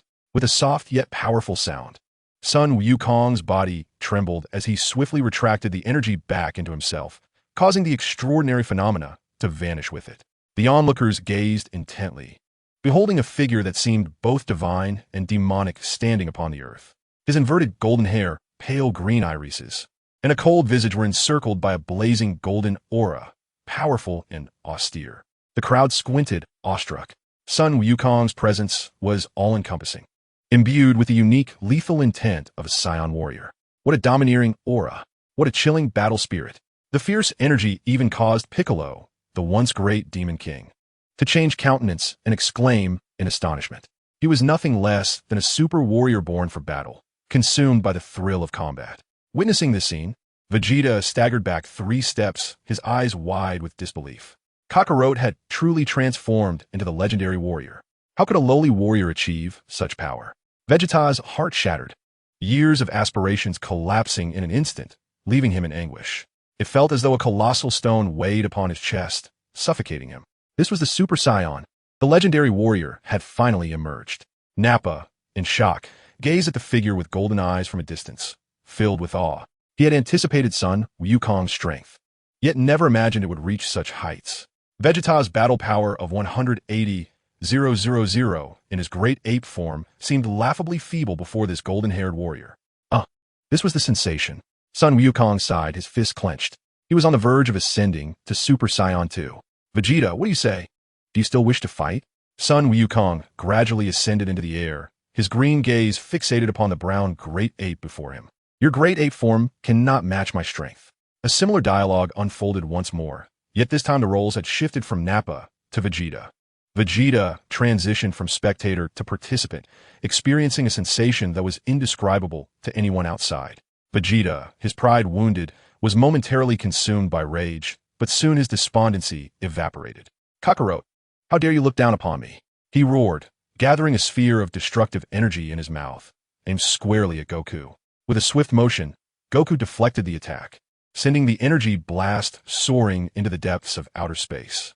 Shortly thereafter, a brilliant explosion illuminated the cosmos. The truth, often more painful than lies, was difficult to accept. Vegeta launched a ferocious assault on Goku. Despite his imposing size, the great ape moved with a swiftness akin to lightning. Yet to Goku, it appeared as though time had slowed to a crawl, allowing him to effortlessly evade all attacks. Panting heavily after a brief sidestep, Vegeta glared at Goku, drenched in cold sweat, his heart quaking with dread. Was the legendary Super Saiyan truly the mightiest in the universe? Despite unleashing a torrent of power, he could not even graze a single hair on Kakarot's body. Humph, Kakarot, your strength surpasses mine by far, living up to the legend of the Super Saiyan. If you wish to kill me, then do so. Vegeta seethed, feeling toyed with after being so easily outmatched. Goku shook his head. I have no desire to kill you. Vegeta was taken aback. Why not? Goku reminisced. You will change in the future, caring for your family, loving your children. So why would I want to take your life? Vegeta scoffed. Kakarot, you must be mistaken. I have no wife or children. This fact could be corroborated by Nappa. Not now, but you will in the future. Goku replied with a smile, recalling the timeline where Vegeta was with Bulma. Vegeta fell silent. Though he had suffered a tremendous humiliation, he also gained invaluable insight. While he did not acquire the Dragon Balls, he had learned crucial information about transforming into a Super Saiyan. Moreover, the Dragon Balls could still be sought on Namek. With his anger spent, Vegeta regained his composure, realizing the extent of Goku's power. Throughout their confrontation, he had begun to grasp the application of Ki. He sensed that Goku's Super Saiyan form likely surpassed even Frieza's strength. Truly, he was the legendary warrior capable of defeating the tyrant who had oppressed him. If Kakarot could achieve this, then, as a prodigious Saiyan, he too could attain such power. Vegeta erupted into laughter. Goku scratched his head. looking at Vegeta with a perplexed expression, unsure of his rival's sudden change in demeanor. Among those present, only Nappa understood the depth of Vegeta's thoughts. Vegeta, it is time for you to leave Earth. Goku finally spoke. He felt that this matter should come to an end. Vegeta ought to depart from Earth and return to the path that was rightfully his. Before that, he needed to impart a profound lesson to Vegeta, lest he secretly plot mischief thereafter. After being gravely injured and revived, Vegeta would also experience a surge in combat power. A win-win situation indeed. With this thought, Sun Wukong praised his own cleverness and resolved to take action. In an instant, Sun Wukong transformed his form, leaving Vegeta unable to react. When he regained his senses, Sun Wukong had already appeared before the great ape. A smile graced Sun Wukong's face, his teeth gleaming white and neat, his expression pure and untainted. The essence of a Super Saiyan could not conceal the inherent charm of Sun Wukong. He appeared, at first glance, to be a sunny and harmless young man. What do you intend to do? Vegeta's pupils constricted. He certainly did not perceive Sun Wukong, a Super Saiyan capable of killing him with ease, as simple and honest. In his eyes, he was a demon cloaked in sheep-esque clothing, ready to devour his soul and power. Kakarot claimed he did not wish to take their lives. But it was better to be cautious than regretful. Who knew if he might change his mind? In a moment of despair, with no hope of survival, he had faced death without fear, prepared to meet his end without begging for mercy. But now that he still had a chance to live, he would not seek death willingly. A flurry of thoughts raced through his mind. Sun Wukong's fist struck heavily against the chest of the ape, the accompanying gust of wind causing Vegeta physical pain. The force of the blow was like a raging flood, overwhelming and relentless. In an instant, it shattered Vegeta's protective aura and surged through his flesh and blood. Bang! Vegeta coughed up blood, propelled backward, leaving a massive crater in the once flat ground. Krillin and the others cheered, their faces alight with joy. It turned out that Vegeta's transformation into a great ape had been forcefully undone by Sun Wukong. Chapter 24. You should leave Earth. As the dust settled within the vast crater, the great ape transformation had receded, revealing his true form, standing at a mere 1.60 meters. Vegeta was a pitiful sight, his battle suit, crafted with high intensity, in tatters, and bloodstains marking the ground where he lay. His handsome, cold visage was twisted into a grimace of pain. Sun Wukong's formidable punch had effortlessly broken through his protective aura, penetrating deep into his organs, and shattered the immense energy within Vegeta. The chaotic energy was like a wild stallion, recklessly tearing at his flesh and cells. The intense pain surged through him, his throat felt hot and wet, and Vegeta coughed up several mouthfuls of crimson blood. One punch had left him gravely wounded, teetering on the brink of death. Without timely medical attention, he would soon perish. Kakarot, you Vegeta gasped, his teeth clenched in fury. He had known Kakarot would not let them off easily. Just moments ago, he had claimed not to kill them. Yet here he was, thrust into a dire predicament. At this moment, the two individuals truly found solace in shared suffering. With a resounding hum, Sun Wukong relinquished his Super Saiyan transformation, reverting to his usual black hair and dark eyes. He leaped gracefully to the edge of the pit, gazing down at the incapacitated Vegeta. Vegeta, your intentions upon arriving on Earth were far from noble. Sun Wukong began amiably, pausing momentarily. I shall spare your life, but I expect a measure of interest in return. Vegeta, upon hearing this, felt a surge of anger that left him both enraged and pained. He struggled to find the words to convey his fury. With a fierce glare, his eyes ablaze with unquenchable fire, he hissed, Kakarot, you will pay for this. I, Vegeta, will exact my vengeance in due time. Each word was labored, as though he sought to unleash a lifetime of resentment upon Sun Wukong. Beware, Wukong. This fellow appears unyielding and may plot against us in secret.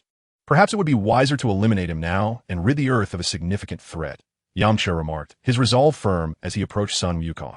He cast a discontented glance at Vegeta, warning, cutting the grass without uprooting it allows it to regrow. This creature will ultimately remain a menace. For reasons unknown, Yamcha felt a wave of discontent upon encountering the arrogant little Saiyan. His mood soured. Heh. Vegeta, overhearing Yamcha's words, managed to turn with great effort, sneering derisively. His expression seemed to mock Yamcha's evident timidity. What are you laughing at? Yamcha retorted angrily, bounding to Vegeta's side. With an imposing glare, he boomed, You, a defeated foe and a prisoner. I demand to know, what is so amusing? Vegeta regarded Yamcha with a disdainful glance, refusing to relinquish the proud demeanor of a Saiyan prince. His battered body trembled involuntarily, and his pale lips quivered slightly as he fixed a piercing stare upon Yamcha, emanating an aura of profound menace. "You pathetic earthling." The lingering terror of the great ape still resonated, causing Yamcha to retreat 2 steps in fear. Vegeta seized the moment to display a mocking expression, prompting an awkward smile from Yamcha in response. Gazing into the twilight, Vegeta sighed softly. A tiger, fallen to the lowlands, is bullied by dogs. A dragon, residing in shallow waters, is toyed with by shrimp. A proud warrior race. The Saiyan prince finds himself reliant on the pity of earthlings to survive. At that moment, Krillin, Piccolo, Tien, Kaiatsu, and Gohan arrived at the pit in succession. Krillin approached Vegeta, scrutinizing him closely, his expression one of alarm. By a hair's breadth, had Sun Wukong unleashed his full strength, he could have easily killed Vegeta. Yet, he skillfully controlled his power to leave him barely alive. He is truly formidable. There remains but a single breath. If urgent care is not administered, he may not see the morrow. Krillin warned the others. Upon hearing Yamcha's suggestion to eliminate the encroaching Saiyan to prevent future troubles, Krillin instinctively glanced towards Sun Wukong. Upon observing Vegeta and Nappa, one can discern their malevolent nature, rendering any potential for redemption exceedingly slim. As they face imminent death, their audacity to taunt and threaten Goku exemplifies Vegeta's struggle to return to the righteous path. "What are you planning, Baldhead?" Vegeta retorted with irritation. "Let us see how long you can last." Krillin chuckled heartily. "Vegeta, you seem like a prince, yet today you appear utterly disheveled. Do you regret showing off your might on Earth?" Vegeta was consumed by frustration. Goku, upon hearing this, broke into a joyful laugh. For this was a moment from Vegeta's dark past. It marked the first time Vegeta had suffered such a significant setback, likely plotting how to reclaim his dignity in due course. Nevertheless, he remained unafraid. "Haha, Yamcha, rest assured, Vegeta will change for the better. I can guarantee that," Goku declared with a hearty laugh, confidently vouching for Vegeta. He relished the thrill of battle, but had no taste for bloodshed. In a previous timeline, he had implored Krillin, who was consumed by rage over a slain comrade, to spare the malevolent Vegeta. In this lifetime, however, Vegeta had barely the chance to inflict harm before being subdued by Goku, coupled with the bonds formed in their past lives, leaving no justification for his demise. Goku also wished not to disrupt the fateful connection between Bulma and Vegeta. Silently listening to Goku's words, Vegeta was perplexed by Goku's unwavering belief in his potential for goodness. Yet he could not suppress the joy that arose from the prospect of survival. A Saiyan's revenge, after all, is never too late. One day, he would repay today's humiliation manifold to reclaim his honor. "Kakarot, I hope you will not regret this." Vegeta spoke stubbornly, his tone proud and indifferent. "I, Vegeta, shall never become a good person. Family shall only be a burden to me." Goku couldn't help but chuckle softly. Given Vegeta's contradictory nature, the repercussions of his words would undoubtedly return to haunt him. Smiling, Goku continued, "Vegeta, I know you possess the remote control for your spaceship, equipped with emergency life support systems. The same goes for you, Nappa." With a wave of his hand, Goku urged, "You both should leave. Depart from Earth." Vegeta, trembling, retrieved the spaceship remote from his pocket and pressed the buttons, activating the ship's locator summon function. Nappa followed suit. Simultaneously, the spaceship that had fallen in the East City soared into the sky amidst the astonished cries of scientists. A few minutes later, 2 spherical spacecraft descended, landing beside Vegeta and Nappa, their doors clicking open in anticipation of their occupants. With trepidation, Vegeta and Nappa climbed aboard the spaceship, under the watchful eyes of the Earthlings. The vessel beeped and transformed into 2 streaks of light, soaring beyond the atmosphere into the depths of the cosmos. Goku gazed at their departure, reflecting, "Vegeta, I hope that when we meet again, we can be friends. I cherish the days we fought side by side." Chapter 25, Piccolo's Concerns, The Crisis on Namek. A gentle, refreshing breeze swept through, dispersing the shadows that had long shrouded the heart. After a year of trepidation, it has finally come to an end, Krillin reflected. Tomorrow heralds a new beginning. Recollecting the arduous training endured over the past year in the Heavenly Palace, he realized that in the end, it was Goku who decisively resolved all the troubles with a single strike. "Goku, your cultivation in the underworld has been nothing short of astonishing." Krillin marveled at Goku's strength, feeling as if he were in a dream. The sense of unreality was profound. In their youthful days, the two had trained under Master Roshi together, and those memories remained vivid. Now, Goku had far surpassed him in martial prowess, becoming an unattainable figure in the distance. Piccolo, Tien, and others turned their gazes toward Goku, sharing a deep concern regarding this matter. Goku, without any hesitation, concealed his identity as a reborn individual and recounted his experiences in the underworld in detail. "Dad is so amazing, and King Kai is so kind," Gohan exclaimed joyfully. What child has not fantasized about their father being invincible and omnipotent? Naturally, Gohan shared such dreams. His innocent words elicited hearty laughter from the crowd, filling the post-battle land with a joyous atmosphere. Gohan, bewildered, could not comprehend what the adults found so amusing. Thanks to Lord Kai's teachings, I am who I am today, Goku concluded his reflections on his training. Everyone listened attentively, ultimately expressing their admiration for Goku's profound gains from his training under King Kai. As Goku reminisced about events from his previous life, he mentioned, "Vegeta and the others have been dealt with, but there is still an urgent matter that requires our attention." "What matter?" Krillin asked, his face a mask of confusion. "The Saiyans have been driven away, and the Earth is currently at peace." Goku gazed upward into the deep, starry sky, as if envisioning a verdant planet orbiting above. Without access to the Dragon Balls on Earth, Vegeta would undoubtedly seek the Dragon Balls on Namek. In a previous timeline, Vegeta returned from Earth in defeat, and after complete recovery, his strength surged. In pursuit of immortality and to turn the tide against Frieza, he followed Frieza to Namek, where he seemingly slaughtered a village of Namekians. The other Namekians suffered a gruesome fate at the hands of Frieza. When he clashed with Frieza, the Namekians summoned the dragon and wished for resurrection. This must be prevented, Goku pondered. The peaceful Namekians should not suffer undue calamity due to events on Earth. Clenching his fists, Krillin's expression hardened. With Vegeta's brutality and ambition, he will certainly go. We must stop him. He glanced towards Goku as he spoke, for within this gathering, only Goku possessed the power to thwart him. Piccolo's ears perked up, absorbing every word that fell upon them. He spoke coldly, but Vegeta remained undeterred. He would fight until he lost hope. Humph, he had just lamented not being able to battle them, and since they were headed to Namek to wreak havoc, then the battlefield will be set there as well. "Goku, take me to Namek." Piccolo's gaze was intense. Goku turned his head, fixing a steady look upon him. His unwavering, unabashed curiosity made Piccolo's expression uneasy. "Goku, what are you doing?" Goku burst into hearty laughter. After a moment, he spoke meaningfully. "Piccolo, are you worried about Namek?" Piccolo scoffed. "I, the great demon king Piccolo, have no friends or family. Why would I harbor such sentiments? Only battle can capture my attention." "Oh, is that so?" Goku clearly did not believe him. The others stifled their laughter. Piccolo's contradictory demeanor was oddly endearing. Who would have imagined he once engaged in terrifying acts to conquer Earth? Piccolo turned his head away, his expression devoid of emotion. Despite his grandiose demeanor as the self-proclaimed greatest, he was, in truth, a newly born being, solitary and emotionally barren. This year, training Gohan had begun to fill that void. Upon suddenly discovering his connection to the extraterrestrial Namekians, he found himself somewhat concerned.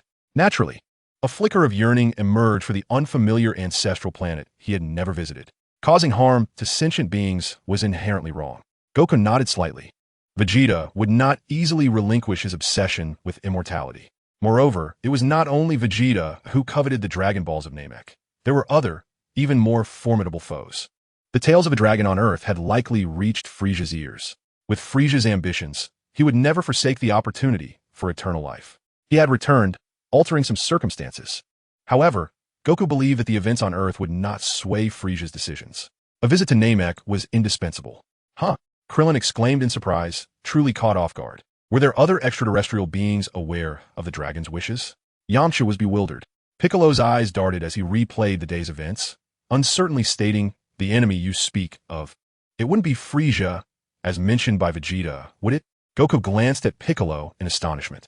Piccolo's mind worked quickly, and he could swiftly unravel the slightest clues. "Yes, it is Frieza," Goku confirmed with appreciation, fearing they might not grasp his meaning. He elaborated. "Frieza is known as the Emperor of the Universe, commanding many formidable warriors. In fact, Vegeta could be considered one of his subordinates. For decades, Frieza's army has rampaged through the cosmos, reveling in the slaughter of the indigenous peoples of beautiful planets, subsequently selling them to other advanced races for profit." Piccolo's expression subtly shifted. Sun Wukong's words hinted at the formidable nature of Frieza. As Frieza journeyed to Namek, Lured by the wish-granting abilities of the Dragon Balls, the fate of Namek grew increasingly dire.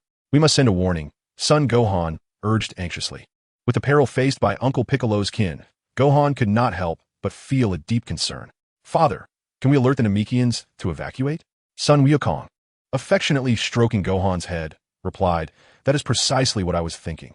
The Grand Elder of the Namekians possessed a unique superpower that could unlock the latent potential within individuals, significantly enhancing their combat prowess. In a past life, Krillin and Gohan had received the Grand Elder's gifts, multiplying their strength several times over. And in this lifetime, Gohan was determined not to let them miss such an opportunity. Unlocking potential?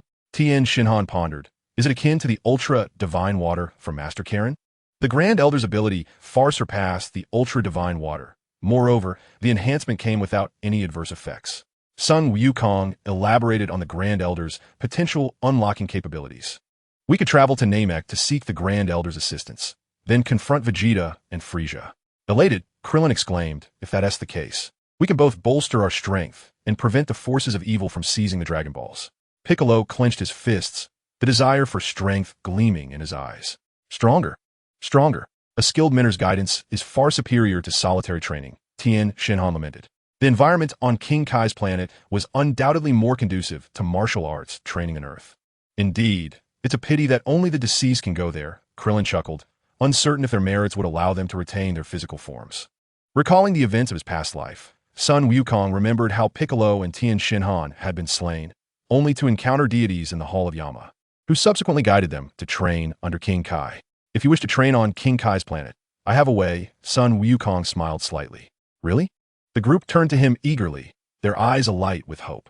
Most present were deeply passionate about martial arts. Their hearts stirred at the prospect of such an opportunity. Of course, Sun Wukong affirmed, I have learned a technique elsewhere called instant transmission.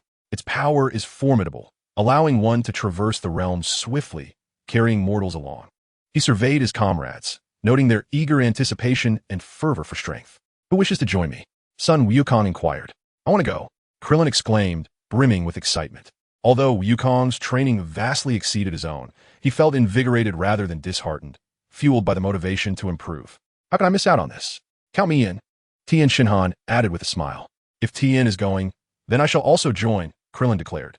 The dumplings followed closely behind, responding without hesitation.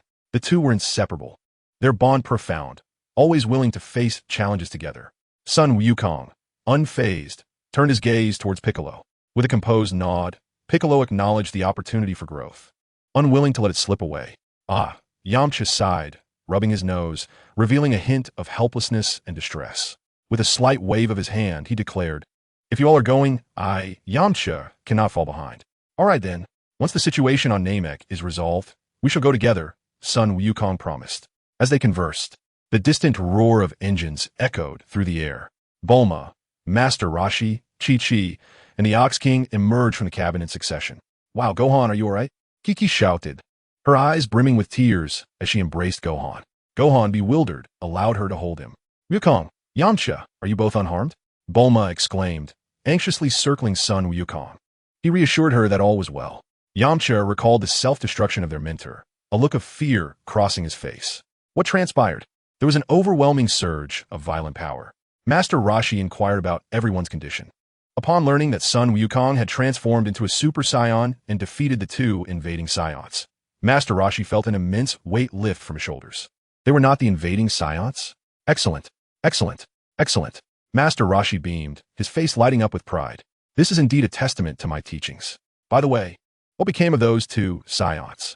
Krillin pointed to the twinkling stars above, explaining that Wukong had let them go, and they had departed from Earth. Master Roshi, with a broad smile, responded in a manner entirely befitting Wukong's character. Krillin took on the role of narrator, vividly recounting the events of that day. The others listened in astonishment. The threat of the Saiyans that had loomed over them for a year had been dispatched with such ease. They felt it was only natural, for that person was Wukong, a creator of miracles. Splendid. With the Saiyan matter resolved, I shall treat everyone to a grand feast in celebration. Bulma proclaimed with exuberance, sweeping her arm graciously, showcasing her wealth as the world's richest woman, inviting everyone to her home for a gathering. Sun Wukong, who had seldom encountered Tien, Yamcha, and the others before his rebirth, had long wished for this reunion. The rest, who had not seen each other in years, also yearned to rekindle their friendships. Even Piccolo, who initially intended to decline, ultimately acquiesced under Gohan's eager gaze. Thus commenced the first victory celebration with Earthlings, filled with laughter and merriment, as they toasted and shared tales of their training experiences over the years. Son Wukong and his son indulged heartily, showcasing their Saiyan nature, leaving Tien and Jiaozi in stunned amazement. For those intending to journey to Namek, they agreed to meet at Master Roshi's Island in 3 days. As the festivities drew to a close, Son Wukong made plans with Krillin and the others for their departure. Chapter 26. The Divine Palace, Lifting the Tail Seal. As the morning light gently illuminated the sky, casting a tapestry of dawn hues, Son Wukong captured a formidable adult dinosaur from the nearby forest. Accompanied by a medley of fruits and vegetables. Together with Gohan, he prepared a sumptuous breakfast. After indulging in their meal, Son Wukong bid farewell to Chi-Chi and Gohan, summoning the Nimbus Cloud and, basking in the warm glow of the rising sun, set forth towards the Korin Tower and the Divine Palace. Seated cross-legged upon the thick, fluffy clouds, Son Wukong embraced the refreshing breeze, feeling invigorated and elated. His youthful body, robust muscles, and fiery blood constantly reminded him of the boundless possibilities that lay ahead. Crossing majestic mountains, soaring over vast rivers, and traversing the expanse of the sky, his orange martial arts uniform, emblazoned with the character for Turtle, fluttered in the wind, creating a melodious rustle. Resting his chin on his hand, he gazed upon the magnificent landscapes, his spirit wandering beyond the earthly realm. "Oh, beautiful Earth, why do some strive to bring about your destruction?" Son Wukong mused, a sigh escaping his lips. An hour later, he lifted his gaze to behold the towering sanctum of Korin Tower piercing the clouds. Approaching the sacred place on his Nimbus Cloud, he gracefully leaped, performing a somersault midair before entering the tower. As he looked around, searching for the presence of the cat sage, a melodious chime resounded. Emerging from around the corner, the cat sage, holding a brown wooden staff, appeared, his snow-white fur gleaming. "Wukong," he greeted with a warm smile and a kind demeanor. "It has been a while." "Cat sage," Son Wukong responded, returning the smile like a gentle breeze. As the cat sage approached, he scrutinized Son Wukong with curiosity, expressing his amazement. "I witnessed yesterday's events. Your golden-haired form is indeed powerful. In my 800 years of life, I have never encountered such a formidable human." Pointing his staff at Son Wukong, the astonishment on his furry face was evident. "Your strength must rival that of the strongest beings." "Cat sage, you saw it? Your perception is remarkable." "That form is known as Super Saiyan," Son Wukong exclaimed, raising his thumb in admiration. "My other forms are even more powerful. With such great occurrences on Earth, I'm naturally concerned." The cat sage chuckled with satisfaction. Having someone like you to protect Earth is indeed a blessing. He then shifted the conversation. "What brings you here today?" "Oh, I almost forgot," Son Wukong said, rubbing his hands together awkwardly. "Cat sage, do you still have any of those magical beans?" The cat sage's eyes lit up with realization as he nodded and shouted towards the tower. "Yachirobe, bring forth the magical beans I previously treasured." "What do you need those beans for, cat sage?" came Yachirobe's muffled voice from somewhere within, followed by the sound of rummaging. After a brief interval, the plump, disheveled Yachirobe emerged, carrying a bag of magical beans. "Ah, Wukong, what brings you here?" Akairobe was taken aback, glancing at the black pouch containing the celestial beans in his hand. With an understanding nod, he tossed it aside, saying, "Here, take this." Son Wukong reached out and confidently caught it, opening it to reveal 20 celestial beans. The cat immortal shook his head regretfully, mentioning that since he had requested celestial beings from the heavenly gods, he had set aside these 20 for Wukong, hoping they would aid him. Akairobe cast a glance at him, lamenting that had there been more celestial beings at the time, he could have reserved additional ones for him. Akairobe, whistling, gazed at the azure sky and fluffy clouds outside the tower. "As long as I'm not embarrassed, the embarrassment belongs to others." "Ha, 20 beans are already quite plentiful." Son Wukong chuckled, brushing off the concern. With 20 beans, he felt thoroughly satisfied. He then waved goodbye to the cat immortal and Akairobe, leaping into the sky, heading straight for the Hall of the Gods. The clouds swirled around him, the sea of clouds heaving.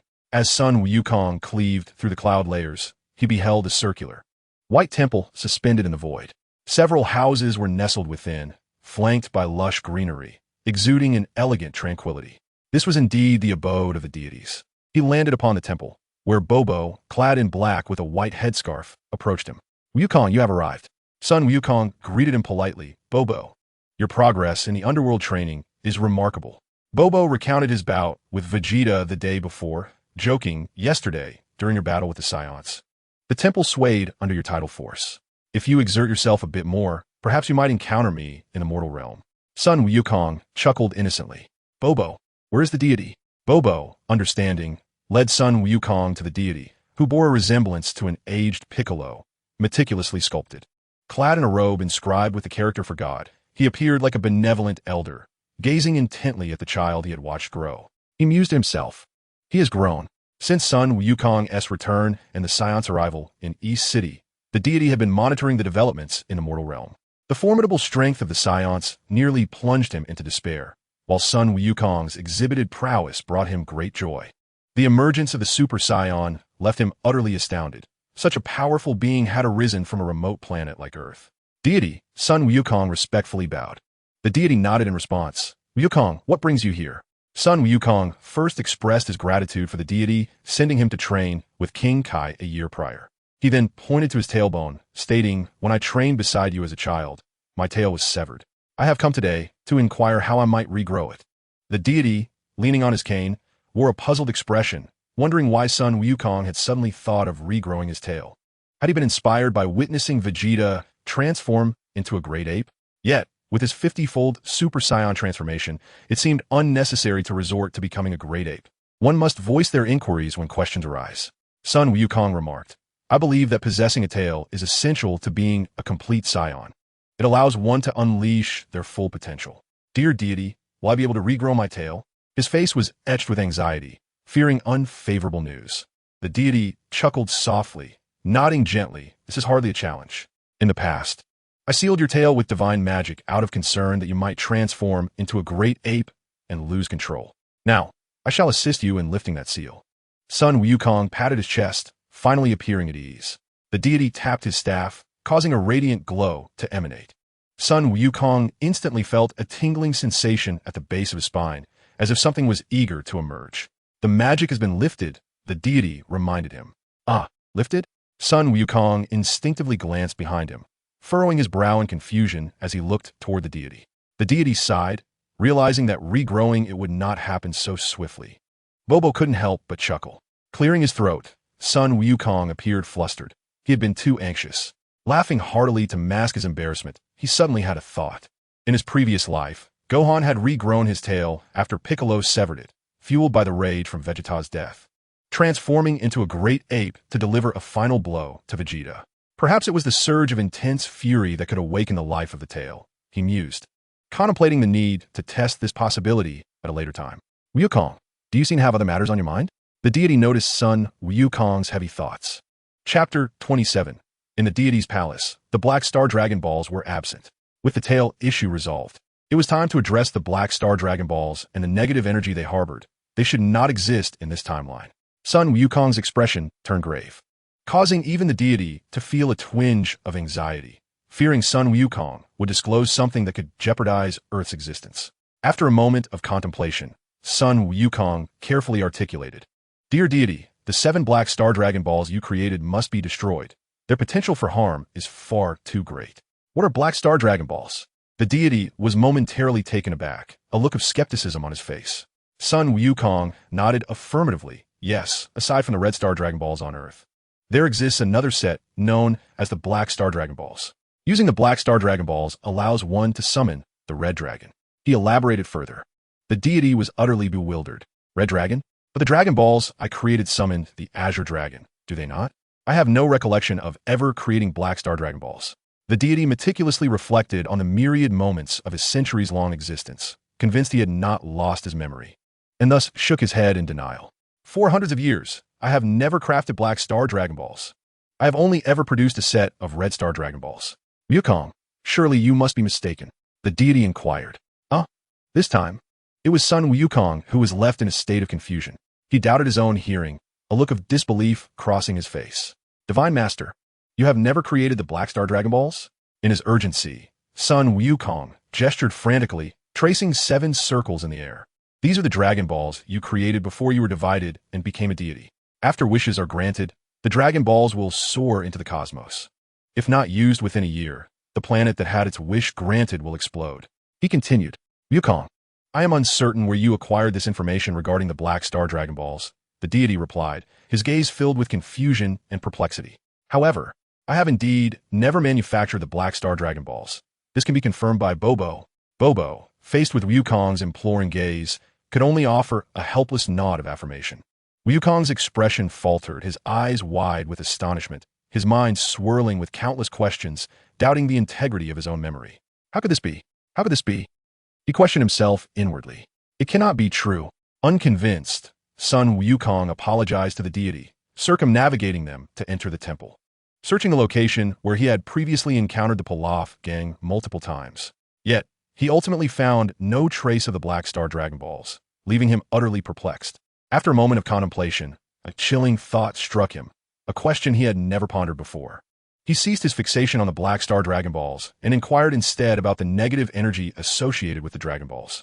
Divine Master, if the Dragon Balls are overused, could they produce negative energy that is difficult to purify? That is not the case. The wish-granting ability of the Dragon Balls does not generate negative energy, the deity responded, his tone unequivocal. Is there truly no negative energy?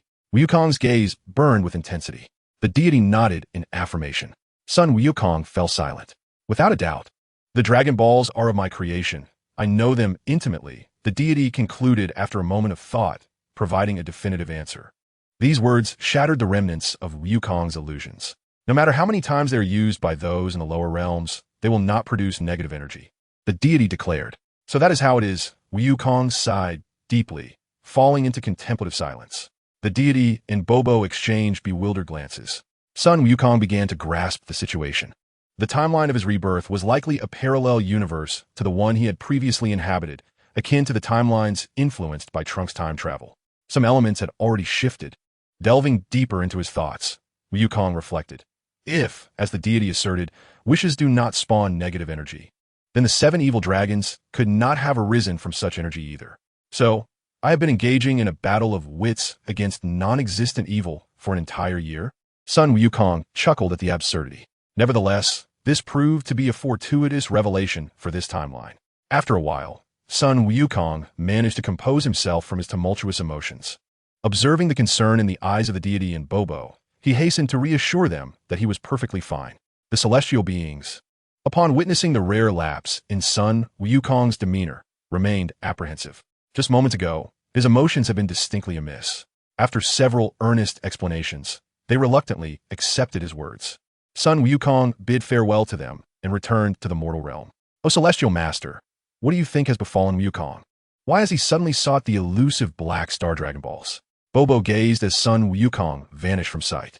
The celestial being shook his head in silence, his heart heavy with concern for Wukong's state. Time swiftly passed, and the appointed 3-day rendezvous with the others on Namek had arrived. Sun Wukong was preparing to use instant transmission to reach Kame House when Goten tugged at his clothing, looking up with wide, sparkling eyes. Daddy, I want to go to Namek too and help Uncle Piccolo. Sun Wukong paused, gazing down at Goten, who was clad in a black magical outfit, his little face resolute. He scratched his head in hesitation, just as Chi-Chi appeared at the door, having changed into a more casual attire, looking even more graceful. Mom agreed, Goten said, nervously twisting the hem of his shirt and casting a wary glance at Chi-Chi, seemingly fearful that she might insist he stay behind. Kiki, annoyed, playfully tapped Goten on the head, causing him to grimace. Goten, do you think your mother is someone who goes back on her word? Sun Wukong was momentarily taken aback. He had not anticipated Chi-Chi's approval for Goten to embark on an interstellar adventure, nor that she had prepared a magical outfit for him. Be safe on Namek, she cautioned, tidying up a few wrinkles in her attire. Goten nodded earnestly. All right, you two can go, Chi-Chi said gently, caressing Goten's fair and rosy cheek. Then turning to Sun Wukong. Whoosh!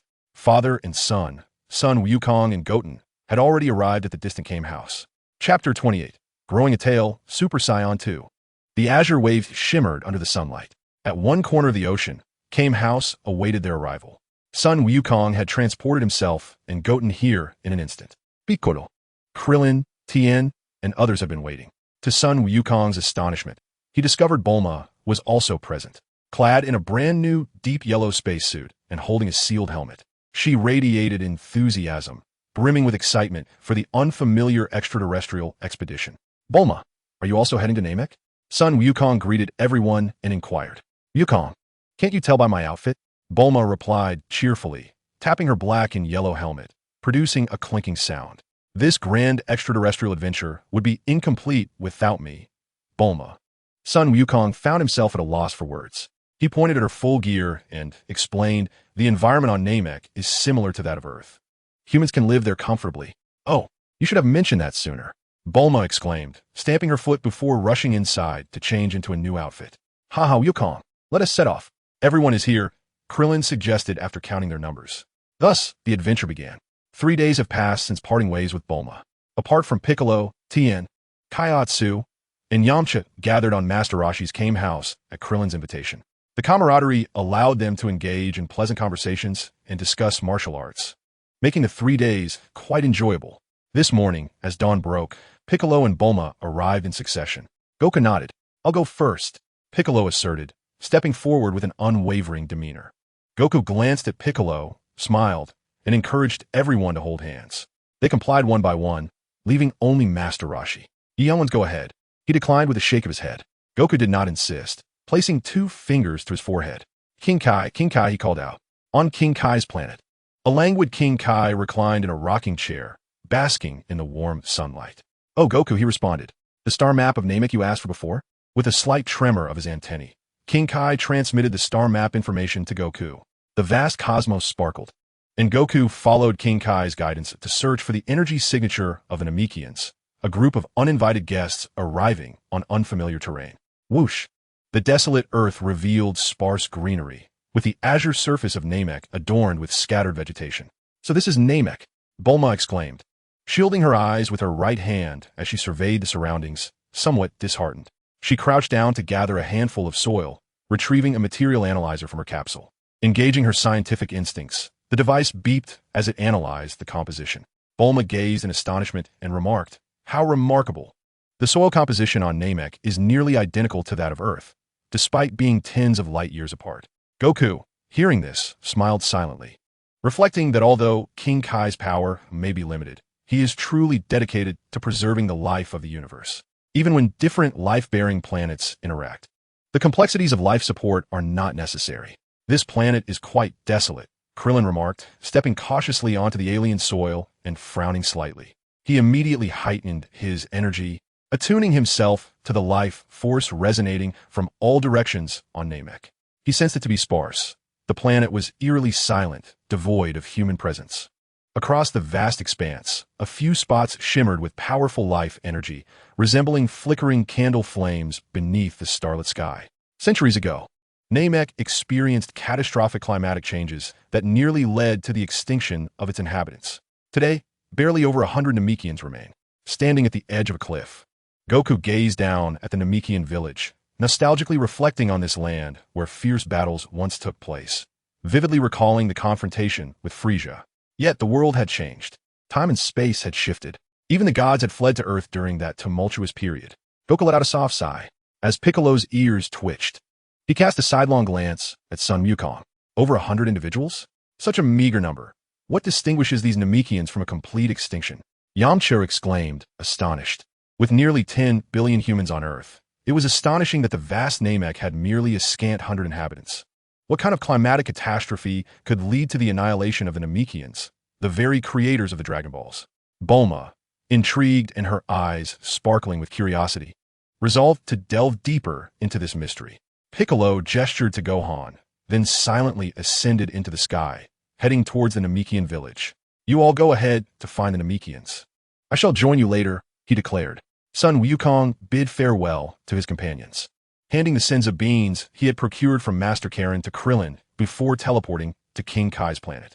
King Kai, the sudden appearance of a smiling face startled the deity, prompting a cry of surprise.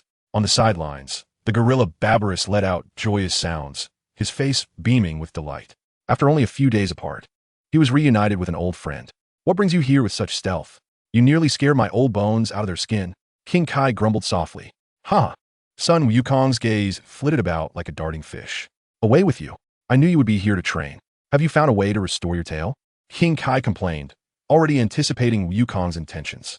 Son Wukong laughed heartily. The celestial being has removed the seal on my tail.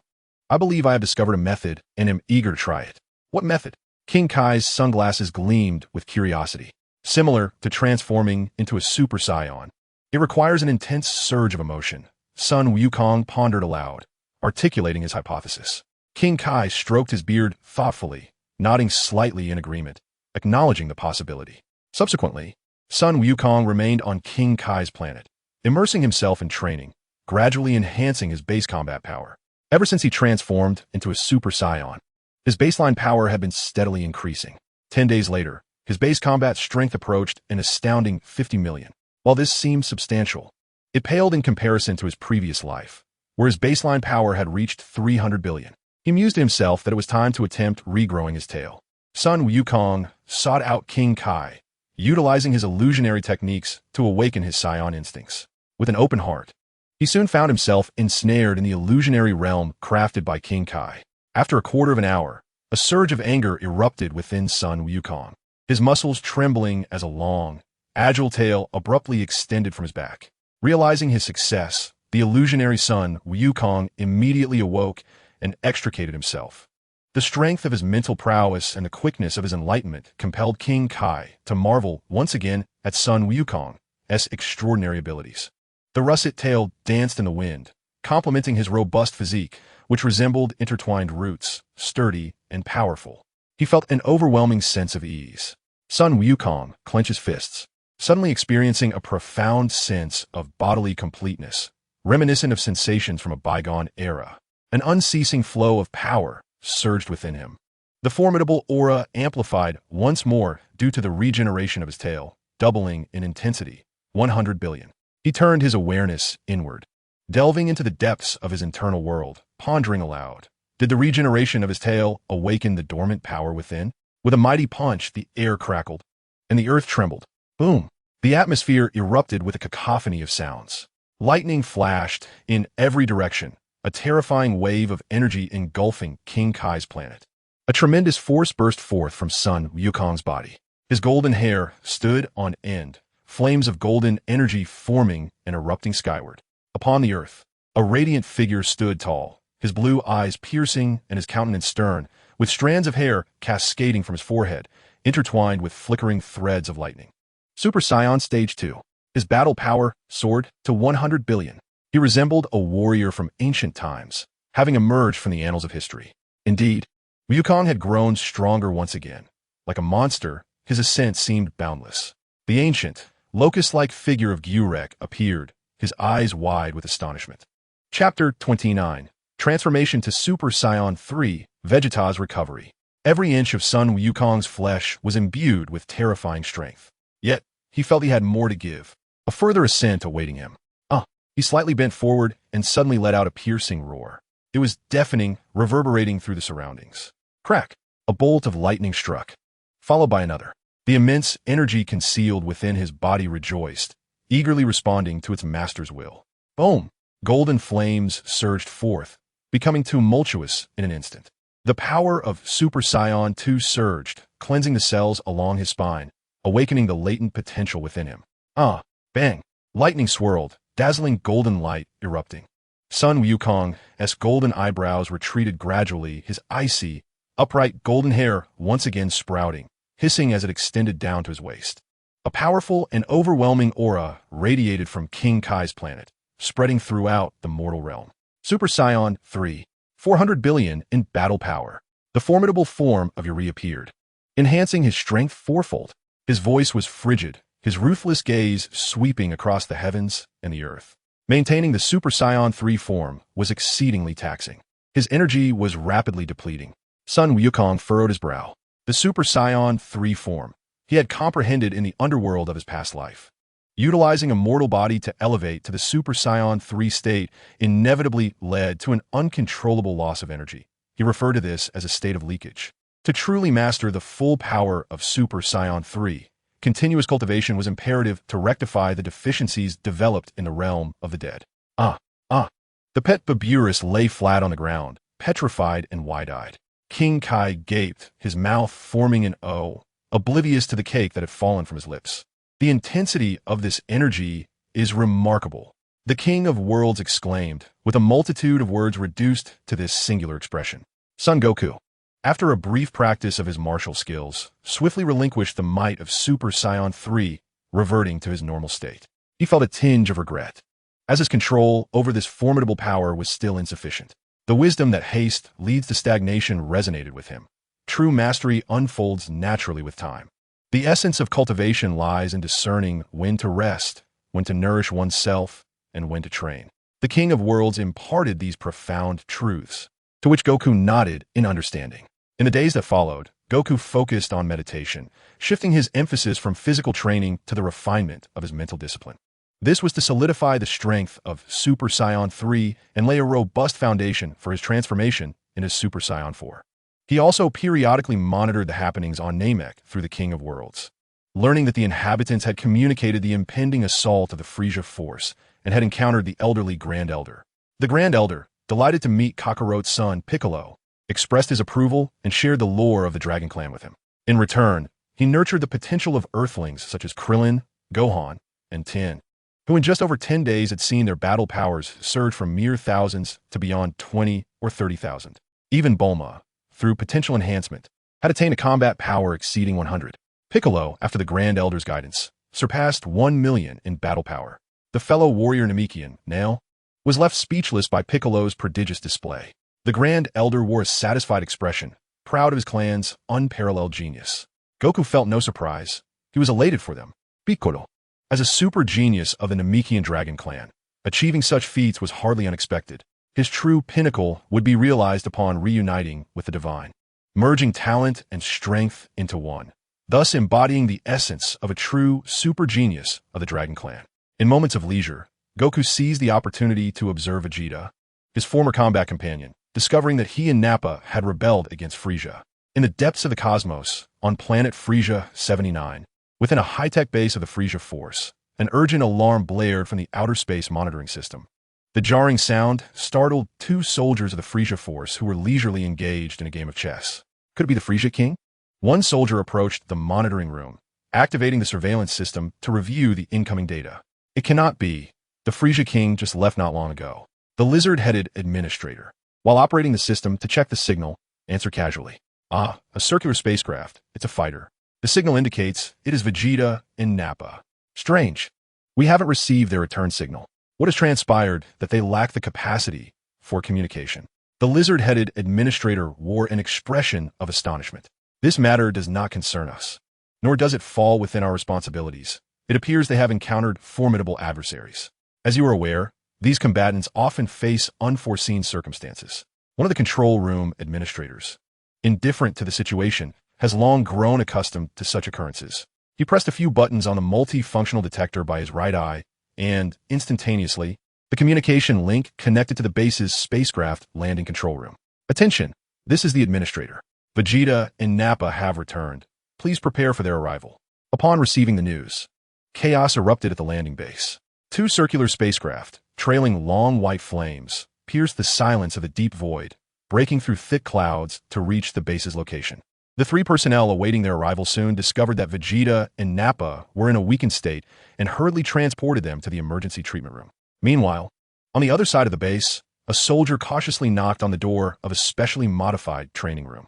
Lord Chio-E, Vegeta, and Nappa have returned.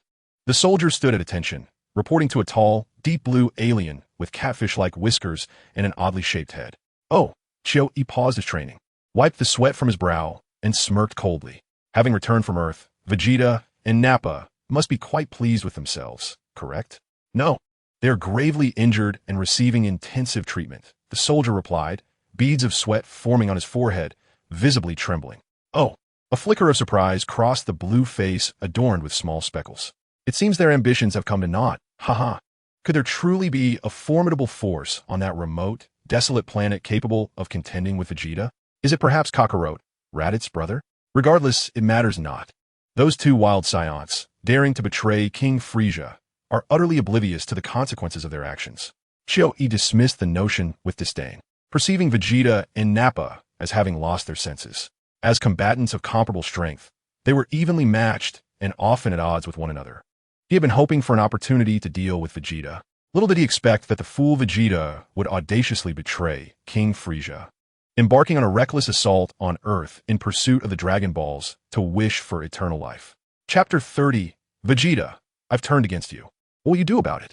3 hours later, within the treatment room, Vegeta opened his eyes, reflecting on the devastating defeat on Earth, and emerged from the treatment room with a grim expression. He glanced at Nappa, who was still undergoing treatment within another medical apparatus. The attending physician was anxious, fearing Vegeta's wrath. Lord Nappa, it will take a little longer to complete your treatment. Vegeta remained silent, showing little concern for Nappa's recovery. Nappa's combat prowess held negligible value to him. Vegeta closed his eyes, feeling the immense power within him, and a slight smirk graced his lips. Thanks to the Saiyan's near-death revival, his fighting power has dramatically increased, now enhanced by at least 1/3, reaching nearly 6,000, approximately 24,000. As Vegeta's confidence surged, an image of a golden-haired, green-eyed figure flashed in his mind, instantly shattering his morale. The physician cast a glance at Vegeta's torn battlesuit, contemplating that the esteemed Lord Vegeta seemed to have encountered a formidable adversary, even rendering his battle attire in tatters. Vegeta, in silence, donned a brand-new blue battlesuit and suddenly inquired, "Is King Frieza present?" The physician, sensing Vegeta's oppressive aura, dared not speak further, merely stating, "King Frieza has just stepped out and is not here." Vegeta snorted disdainfully, his expression sour. Had he grown weary of this planet? King Frieza frequently inspected various bases, spending about a month or two at each. When he departed, Frieza had only recently arrived at the base of Planet 79. The physician, mustering courage, mentioned, "Lord Chio requested that after your treatment, you should visit the training room." Vegeta scoffed, "Tell him I have no interest in conversing with a mere clown." The physician, drenched in sweat and visibly anxious, remained silent, knowing he could not afford to offend either Lord Chio or Lord Vegeta. Disregarding the trivial matters that irked him, Vegeta strode out of the treatment room. Wait, your battle scanner." The physician called out, noticing Vegeta had forgotten it. "Keep it, I no longer need it." Vegeta's voice echoed as he distanced himself from the treatment room. "What?" The physician, holding the battle scanner, wore a perplexed expression. "Kakarot has become a Super Saiyan. I too shall achieve it.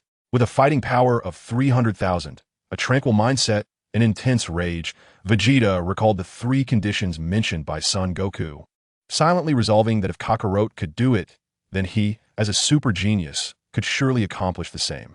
However, the transformation into a Super Saiyan could not be rushed. He must first journey to Namek to seek the Dragon Balls. Once he obtains the power of immortality, he shall reign supreme over the universe. A multitude of thoughts flooded Vegeta's mind. When I become a Super Saiyan, Frieza and that lowly warrior Kakarot shall find no place to rest in death. "Hey, Vegeta!" A tall Chio-E, dressed in a black and purple battlesuit, emerged from the corridor before him. With hands on his hips and a mocking smile, he inquired, "What is wrong? You seem rather miserable, haha. Oh, by the way, I heard Raditz has died, and Nappa is still in the treatment room, hanging by a thread. Who could possibly be so powerful as to leave our invincible Saiyans in such disarray?" Chio-Yi's unabashed taunts peeled back the scars Vegeta wished to conceal. Vegeta's fists clenched suddenly, his eyes gleaming with a cold light as he fixed a chilling gaze upon Chio-Yi. His heart burned with a fierce rage, wishing to annihilate the loathsome, buzzing mosquito before him, yet he forcibly suppressed his anger. It was not yet the moment to confront Frieza, Vegeta thought to himself. He cast a cold glance at Kyuyi and strode past him, exiting the base. Vegeta's disregard instantly irked Kyuyi, whose face darkened in response. As a general under the tyrant Frieza, who dared to disrespect him so openly, Kyuyi placed a hand on Vegeta's left shoulder, forcing a smile that did not reach his eyes. "Frieza is quite displeased with your unauthorized attack on Earth." Vegeta turned his face. His once rosy complexion now darkened with fury as he glared at Kyuyi. "Frieza's opinions do not concern me, and remove your filthy hand, lest I become unkind." Kyuyi's forehead throbbed with veins, and he withdrew his hand, his inner fury spreading like wildfire. Yet, he could not act against Vegeta. Even though Frieza was extremely vexed with him, Kyuyi dared not strike without a direct order. Provoking Frieza would spell disaster for himself. "Haha, Vegeta, let me share something with you." Although Frieza is very angry, he is quite interested in the information you have relayed from Earth. Kyuyi's demeanor shifted, as he concocted a delightful scheme to provoke Vegeta. "What?" Vegeta halted abruptly in his stride. The information you transmitted from Earth holds immense value. Frieza is very pleased. Perhaps he will achieve immortality. At these words, Vegeta's expression shifted dramatically, his eyes widening uncontrollably as he spoke with urgency. What did you say? Frieza has gone. Gone to Namek. QE erupted in laughter, bowing his head, relishing the sight of Vegeta's darkened countenance. Such opportunities to witness Vegeta's discomfort were rare. Frieza monitors us at all times. I should have anticipated this. I underestimated his vigilance, Vegeta lamented. He regretted not shutting down the battle detection device sooner. If Frieza attained immortality, it would spell doom for all. A profound gloom enveloped Vegeta's heart. You also wish to use the Dragon Balls for immortality? Resign yourself to despair. Once Frieza's wish is granted, he will eradicate every last Namekian. QE's mocking words pierced through Vegeta like a blade. Vegeta coldly retorted, "Those who do not wish to die. Step aside." QE, seemingly amused by the absurdity of the situation, pointed to himself with a smirk. "You intend to kill me? But do you possess the capability?" He looked down at Vegeta with disdain, as if regarding a mere insect in a gutter. Before departing from Planet 79, Frieza had not issued a decree to eliminate the Saiyans, but had repeatedly expressed his dissatisfaction with Vegeta's duplicity. Faced with Vegeta's betrayal, the fury was palpable. Vegeta's streak of good fortune had come to an abrupt end. Chiyoyi's unabashed contempt thoroughly provoked Vegeta's fragile and sensitive pride. With a resounding thud, Vegeta concentrated his energy into his right fist and unleashed a devastating blow, sending Chiyo-E hurtling out of the base. The walls of the base, constructed from special materials, bore the brunt of Vegeta's might, resulting in a gaping hole the size of a yard. "Vegeta, what are you doing? Are you truly betraying Lord Frieza?" Chiyo-E steadied himself, emerging from the dust, his voice chilling with accusation. Vegeta scoffed, "I have indeed turned against him. What will you do about it?" His icy gaze fixed on Chiyo-E, a terrifying intent to kill crystallized within him. "So what if I betray Frieza? He has always treated me with disdain. I have long harbored resentment towards him. Who am I? I am the prince of the Saiyans. And how could I remain subservient beneath his heel? What do I intend to do? If you betray Lord Frieza, then your fate is sealed." Chiyo-E was taken aback by Vegeta's brazen declaration, and with a fierce glint in his eyes, he made a chilling promise. Vegeta stepped out into the pitch-black night, his eyes glinting with a bone-chilling coldness. "I had intended to let you live a little longer, yet you failed to appreciate it and have insulted me time and again. Today, I shall end your life." The oppressive pressure enveloped Chiyo-E, causing a shiver to run down his spine, and instinctively, he pressed a button on his combat scanner. Beep, beep, beep. Scanning Vegeta's battle power. "Huh, Vegeta, why has your power diminished instead of increased? Do you truly believe you can kill me with such feeble strength?" Chiyo-E chuckled to himself, incredulous. After all, it was merely a surprise punch for Vegeta that had startled him. His heart steadied, the fear subsiding as his resolve grew stronger. Licking his lips, he fixed a sharp gaze on the combat tester above his right eye, declaring, "Vegeta, your words have already been transmitted to Lord Frieza. Your end is nigh. Since you have betrayed him, I shall take your life." Chapter 31. The surging battle power of Vegeta. Upon hearing this, Vegeta burst into laughter, his eyes filled with derision, as if he were observing a foolish jester performing a pitiful act. "Who are you trying to intimidate?" Chiyo-E. Vegeta crossed his arms, remaining unfazed, seemingly dismissing Chiyo-E's threats. With a sidelong glance, he regarded Chiyo-E with arrogance. "Do you possess the capability to kill me? Go ahead, attack. I am eager to witness your true prowess." "Ha ha, Vegeta, cease your grandstanding. Your eyes are merely two empty sockets. The scanner has revealed your true strength to me." Chiyo-E sneered, confidence radiating from him. "We have been adversaries for years. It is time we truly understood one another. Look at your pitiful battle power. Your demise is inevitable." Vegeta raised an eyebrow. "Do you have such unwavering faith in your combat scanner?" He lifted the corners of his mouth. A mocking expression etched upon his stern visage. "You wish to engage in combat with me?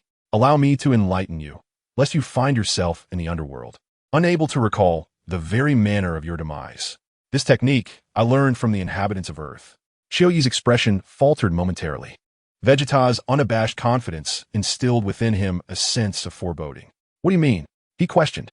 Clenching his fists, Vegeta bent forward, gathering energy, and bellowed. "It is the ability to control my battle power at will." "Control battle power?" Chiyo-E was taken aback. "Utilize your detector properly.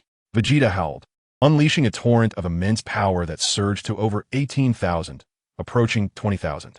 The data displayed before them rendered Qiu Yi's face ashen, his eyes wide with terror. Impossible. Your strength should be on par with mine. Fool. I have battled across countless planets, enduring bloodshed beyond measure, and this time, I narrowly escaped death on Earth. Vegeta glared at him, akin to a lamb awaiting slaughter. What right do you, a sycophant who languishes by Frieza's side, to compare yourself to me? Vegeta furiously amplified his energy, striving to reach the zenith of his normal state. He intended to demonstrate the might of a Saiyan prince, a power far beyond that of a mere wretch like Qiu Yi. 19,000, 20,000, 21,000, 22,000. With a resounding crash, the battle detector succumbed to the strain, exploding violently, causing Qiu Yi to tremble in fear. After reaching a pinnacle, Vegeta gradually came to a halt. The powerful energy waves rippled across Planet 79. The Frieza force stationed at the base, sensing the turmoil, hastily investigated. Upon learning of the internal conflict between the formidable warriors, Vegeta and Qiu Yi, they fled in terror, fearing for their lives. With a thunderous roar, a white energy blaze enveloped him as Vegeta teleported directly before Qiu Yi. Startled, Qiu Yi found Vegeta standing before him. With a cold, indifferent smile, Vegeta unleashed a flurry of punches, each strike resonating with the sound of thunder as they pummeled Qiu Yi's chest. Qiu Yi's eyes widened in agony, as if his very organs had shifted. He was sent flying several thousand meters. Vegeta pursued relentlessly, and under the pleading gaze of Qiu Yi, he raised his right arm, delivering an elbow strike that once again struck his chest.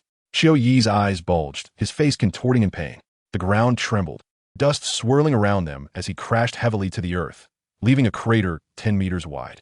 Vegeta landed menaging le beside ki. With a swift motion, he raised his right foot and stomped down forcefully, creating a network of cracks across the ground. A formidable force surged through Qiu Yi's aura, penetrating his flesh and blood, and then sank into the earth, stirring up vast clouds of dust. Qiu Yi trembled, unable to withstand Vegeta's onslaught, coughing up several mouthfuls of crimson blood that stained the ground. You, a mere coward hiding behind Frieza, dare to threaten me? Vegeta's countenance was fierce, as if he intended to unleash upon Qiu Yi all the humiliation the earth had endured. Are you even worthy to be compared to the prince of the Saiyan warrior race? Bang! Bang! Fueled by hatred and resentment, Vegeta trampled upon Qiu Yi repeatedly, transforming the previously fine, spiderweb-like cracks in the ground into gaping fissures. Finally, he spat disdainfully at Qiu Yi and coldly remarked, "You're nothing but a worthless piece of trash." He lightly leaped out of the crater, raising his index finger to channel the energy within him, which steadily converged at his fingertip. After a few breaths, the amassed energy formed a colossal, deep white, spherical orb. Vegeta, wait, don't kill me. Ki exclaimed in terror, his eyes fixated on the energy sphere hovering ominously above Vegeta's head. Noticing Vegeta's indifferent expression, he cried out in fear, "Wait, Vegeta, I have a brilliant idea. We can reconcile. I can assist you. I have long harbored dissatisfaction with King Frieza. No, with that wretched Frieza. I can align with you, join your team, and together we can easily obliterate both Zebo and Dodoria." Vegeta stood aloof in the void, cold as ice, gazing down at the once arrogant figure that now seemed so insignificant. A chill of disdain crossed his face as he retorted, "Your pathetic lies are a sad jest. Do you think you can deceive me? It's utterly revolting." "No, Vegeta, I am not lying. I sincerely wish to join you." Qiu Yi's demeanor was abject, desperately pleading for Vegeta's mercy. Unmoved, Vegeta continued to amplify the energy sphere at his fingertip, which rapidly grew from the size of a water tank to that of a small mountain in mere moments. Suddenly, Qiu Yi's expression brightened as he gazed at the pitch-black sky, his joy at the prospect of salvation overflowing. "King Frieza, why have you returned?" Vegeta instinctively looked upward. "Ha ha ha, what a foolish wild monkey. Such a trivial trick has fooled you." Qiu Yi's expression became sinister as he unleashed a powerful energy wave from both hands. With arrogance, he shouted, "Die, Vegeta! Behold my annihilating star cannon." This energy wave possessed the terrifying might to obliterate stars, enveloping Vegeta in an explosive torrent. Qiu Yi unleashed a flurry of energy blasts, targeting Vegeta's location. The sky resembled the birth of a sun, radiant and dazzling, embodying both life and death. The residual shock waves cascaded downward, fracturing the earth and flattening mountains. The so-called indestructible base of the Frieza force was thoroughly ravaged, reduced to ruins. Whoosh whoosh. Chio-E gasped, his blue visage radiating a chilling cunning. Gazing into the high heavens, the figure of Vegeta had long since vanished. Ha ha ha. Vegeta, how unfortunate you are.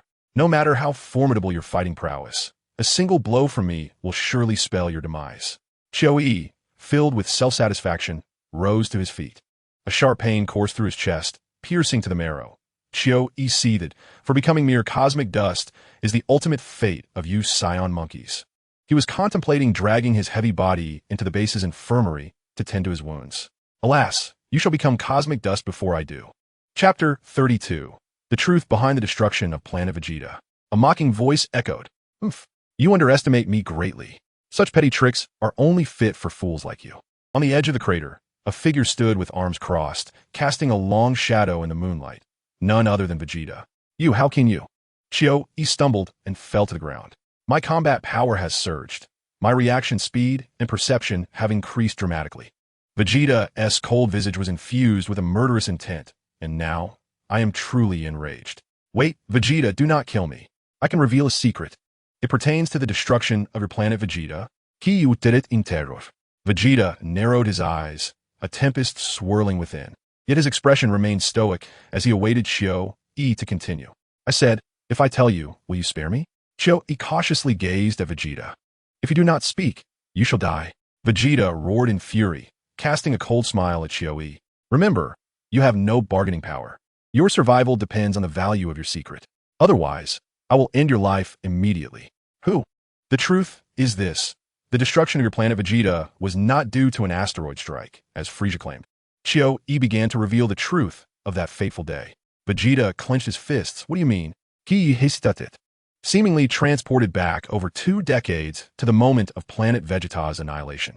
King Frieza, fearing the potential of your Saiyan race, resolved to strike first, personally obliterating planet Vegeta. Upon hearing this revelation, Vegeta fell silent, his body trembling, clearly overcome by intense inner turmoil. He suddenly erupted into laughter. Absurd, ludicrous. Frieza annihilated our planet for this reason. Yet he remains oblivious to the very power he feared that has now emerged. Chio-E stared, bewildered at Vegeta. The power Frieza feared has emerged? You need not know. Vegeta offered no further explanation, his eyes gleaming with cold light. Do you think I, Vegeta, care for planets, parents, or comrades? I care not at all.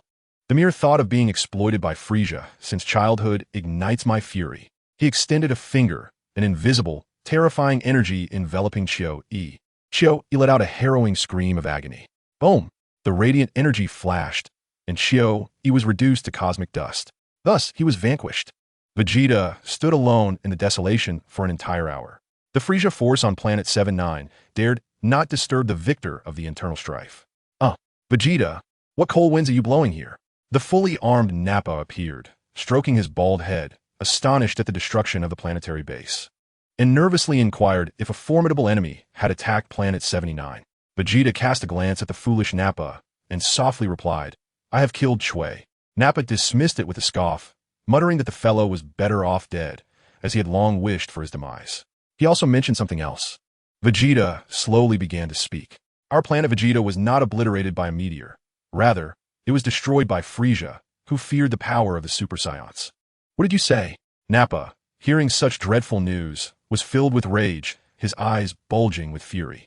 We have served Frieza loyally, willingly fighting for him across the cosmos. And this is how he treats us?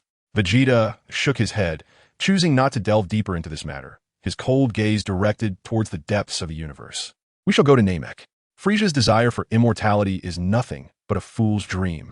Along with the energy, let's take the star map of Namek. The two departed the base in their spacecraft. Boom! In a cosmic expanse, Vegeta pointed downwards, and a semicircular explosion erupted from the planetary base. The vast frontier base of Planet 79 was reduced to ashes. Frieza, consider this a collection of interest. The spacecraft carrying Vegeta and Nappa soared through the starry sky, heading towards Namek, under the watchful eyes of the other members of Frieza's army. Chapter 33. Frieza's Ambition. Destiny is mine to command. The stars intertwined, deep and picturesque. A large disc-shaped spaceship was traversing the cosmic river, en route to Namek in search of the miraculous Dragon Balls. In the control room of the ship, the diminutive Frieza sat upon his throne, eagerly gazing out at the fireworks of the starry sky. Such magnificent pyrotechnics could only be born from the detonation of a white dwarf star. Truly, it was breathtaking, mesmerizing. Frieza took a sip of the crab-brewed wine, his expression one of intoxication. Suddenly, a servant beside him displayed an unusual demeanor. Frieza quickly noticed his peculiar behavior. The green-haired, handsome Zeno seemed perplexed by something, repeatedly pressing buttons on the detector as if comparing information. He slightly turned his head and, with curiosity, inquired, "Zeno, what is the matter? Could it be that the traitor Vegeta has been slain by Chui? If he is dead, then so be it. Such a traitor to Lord Frieza is not worth mourning." Another servant, Dodoria, remarked, clearly harboring no fondness for Vegeta. Zeno quickly elucidated, "Lord Frieza. News has arrived from Planet 79. The Frieza base on Planet 79 has been destroyed, and it was Vegeta's doing. Moreover, Chui is dead. He was killed by Vegeta. Now, Vegeta and Nappa have departed from Planet 79 aboard their battle spaceship, and according to the monitored star map, their destination appears to be Planet Namek." "Oha, ho ho ho." Frieza let out his signature laugh, curiosity flickering across his face. Vegeta is quite audacious. However, his combat power is on par with Chui. How could he have defeated him? As Sabo pressed the device against his right eye, he sifted through the transmitted information. After a moment, he shook his head. Upon returning from Earth, Vegeta's battle power inexplicably surged to a staggering 24,000, seemingly surpassing both me and Dodoria. 24,000. Dodoria, the rotund creature, was taken aback, his brows furrowing slightly. How could that be possible? There must be some mistake. Vegeta should only have a battle power of 18,000. Sabo also found it hard to believe, indeed astonishing. "What's the matter, Sabo?" Frieza inquired. "Sire Frieza, I have received footage captured by Planetary Great Surveillance Satellite. It shows the battle between Vegeta and Chui." "Oh." Frieza commanded Sabo to project the video. Moments later, after watching the fierce confrontation, it was evident that Vegeta easily dispatched Chui. Dodoria was astonished, feeling that Vegeta had returned with an almost one-third increase in battle power, which seemed utterly unfathomable. Frieza, unfazed, chuckled lightly. "There is nothing to be overly concerned about. Vegeta has been fighting on the front lines. It is likely that he acquired some remarkable technique on Earth, leading to this substantial improvement." He tapped his fingers against the armrest, stating, "Even if Vegeta possesses a battle power of 24,000, the two of you together can still handle him." Heh. Vegeta is indeed a talent, a rare mutant among Saiyans, but alas, his ambition is too vast, Frieza lamented. "When I annihilated the Saiyans, I regretted losing such potential. I never intended to kill him afterward." He paused, his fingers lightly drumming against the armrest. Tick-tock. After a moment, he continued slowly. "Now, however, he poses a threat. Vegeta's objective in going to Planet Namek is likely the same as ours, to attain eternal life. Otherwise, he would not dare oppose us." Sabo nodded, affirming Frieza's words. It seemed that Vegeta and Nappa had not achieved their goals on Earth. As he spoke, a look of admiration crossed Sabo's face, providing Frieza with significant emotional value. Frieza nodded in satisfaction. Suddenly, he lowered his voice, and the temperature within the spaceship grew frigid. "Vegeta no longer regards me with respect. He has taken it upon himself to invade Earth without my orders." Dodoria interjected, "Vegeta's intentions are clear. He even neglected to report such a significant matter as the Dragon Balls to you, Sire Frieza, instead seeking immortality for himself. Had it not been for King Frieza's foresight, recognizing the untrustworthiness of the Saiyans and their potential for treachery, he might have indeed succeeded." Both Zarbin and Dodoria were acutely aware that Vegeta was doomed this time. For King Frieza was genuinely furious and harbored murderous intent. Frieza was exceedingly irked by Vegeta's presumption. Historically, even when Vegeta covertly disobeyed him, he had at least performed his assigned duties with diligence, which had spared him from Frieza's wrath. However, this time, Vegeta had the audacity to venture to Earth behind Frieza's back in pursuit of eternal life, a transgression that was utterly unforgivable. Frieza smiled, yet his gaze was frigid. Vegeta, bold yet lacking in strategy, now dared to overtly betray him. Zarbin and Dodoria exchanged a shiver of trepidation, fully aware of Frieza's current fury. They exchanged glances, not daring to breathe. After a moment of silence, Frieza's eyes deepened with intensity as he instructed the helmsman to expedite their speed. The Dragon Balls must be within his grasp. A vision of a seemingly frail, sickly cat-like figure, whose terrifying strength could crush with ease, loomed in his mind. No one could dictate the course of Frieza's fate. Destiny is mine to command. Frieza mused indifferently. As for the two traitors, Vegeta and Nappa, Frieza's voice turned icy, declaring that upon reaching Namek, they would be dealt with. These two Saiyan monkeys must not thwart his plans. The two nodded in agreement and proceeded towards the cockpit, sternly urging the crew to accelerate their jump. An inevitable battle was on the horizon, set to unfold on the foreign terrain of Namek. Chapter 34, Goku Dandy, Go to Earth and Become a Deity. 10 days later, the Frieza force, along with Vegeta and Nappa, was poised to descend upon Namek. Goku concluded his mental meditation training and resolved to journey to Namek. Although the Dragon Balls created by the Divine on Earth posed no adverse effects, he could not dismiss the possibility that those on Namek might differ. He decided to investigate personally. He sought out King Kai, bidding farewell to Kaioshin, Guru, and Babidi. King Kai waved his hand, exasperated, indicating that if Goku wished to leave, he was free to go. This little abode was not a place where one could come and go at will. Goku chuckled lightly, waving goodbye to the trio as he focused on locating Gohan, Krillin, and Piccolo on Namek. After a while, he pinpointed Piccolo's energy. The current King Piccolo, having undergone significant potential development under the Namekian Elder, had increased his strength tremendously, reaching the million-level combat power. In the vast cosmos, he shone like a spark amid the night sky. Beside Piccolo, Goku also detected Gohan's presence. In a flash, Goku materialized in a remote area of Namek, surrounded by peculiar blue trees, presumably known as Aki trees. Dad! With keen eyes, Gohan immediately spotted Goku as soon as he appeared. He halted his training with Piccolo and dashed toward Goku. "You've finally arrived," Gohan exclaimed, tilting his head back, his eyes sparkling with joy. Gohan had certainly become formidable, significantly enhancing his martial prowess, boasting a combat power exceeding 20,000. Goku gently ruffled Gohan's short hair, feeling a deep sense of pride. Although Gohan's potential had only been partially awakened, there was ample time ahead. Moreover, with appropriate encouragement, their father-son bond would flourish further. "Thanks to the Elder for unlocking our potential," Gohan said with a silly grin, oblivious to his father's praise. He added, "Actually, I'm not that impressive. Uncle Piccolo is the remarkable one." Aunt Bulma mentioned that Uncle Piccolo possesses at least 1,000,000 in combat power. Even the kind Elder said that Uncle Piccolo is a super genius among the Namekian Dragon Clan and will become as formidable as you one day. Piccolo's green visage remained stoic, betraying a hint of disdain, seemingly indifferent to the accolades. Yet Goku astutely observed the slight upward curl at the corner of Piccolo's mouth. Goku chuckled, recognizing that despite Piccolo's facade of indifference, he was undoubtedly pleased with their journey to Namek. By the way, Goku turned to Piccolo. "You must have sensed that the Frieza Force and Vegeta are on their way to Namek." He surveyed the desolate, nearly silent world and remarked, "Namek is lifeless. Are they not seeking a new home? They cannot contend with the impending assault of the Frieza Force, which should not pose a challenge for them." Piccolo gazed skyward, a surge of battle intent igniting within him, his sharp gaze seemingly penetrating the depths of the universe, catching sight of the approaching Frieza and his forces. He explained, "The Elder wishes to meet you before making any decisions." "Ah, I see." Goku nodded in understanding. "I too am eager to meet that esteemed, wise Elder." Gohan.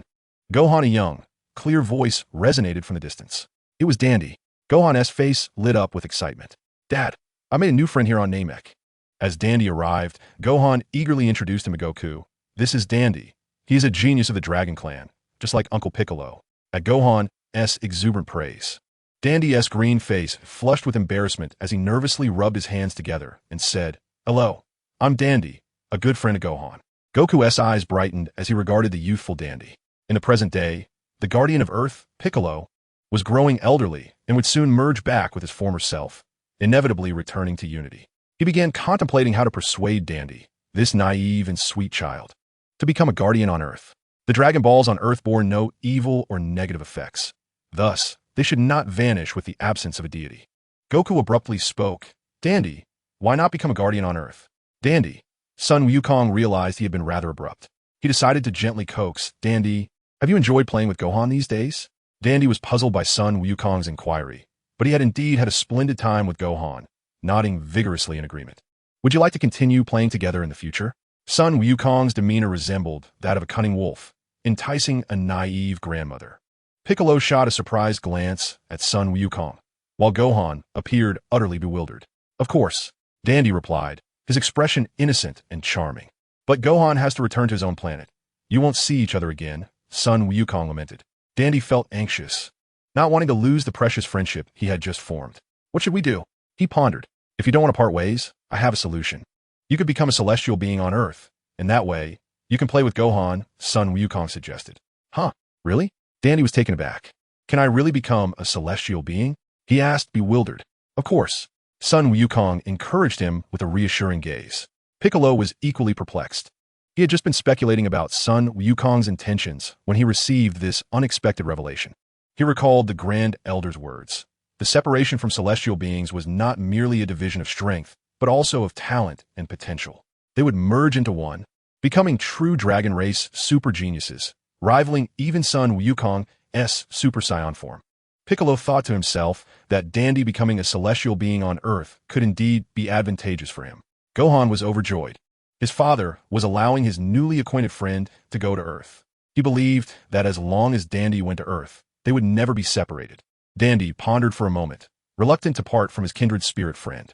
I really want to go, but I need the Grand Elder's approval, he murmured softly. Piccolo turned his head away, scoffing at Dandy's timidity. What a submissive demeanor, he remarked. The alien kin returning from outer space is quite intimidating. Sun Wukong smiled, sensing that a significant matter was about to be resolved. No problem. Leave this to me. Chapter 35. The Grand Elder's Affirmation. The Dragon Balls hold no evil power. Piccolo and Gohan accompanied Sun Wukong to the village where Dandy resided. They reunited with Krillin, Yamcha, Tan, Bulma, Chaos, and others who had settled there. Everyone was delighted to see Sun Wukong's return, exchanging stories about recent events. Sun Wukong listened quietly, occasionally interjecting with comments. Bulma took the opportunity to recount her investigations into the deteriorating environment of Namek.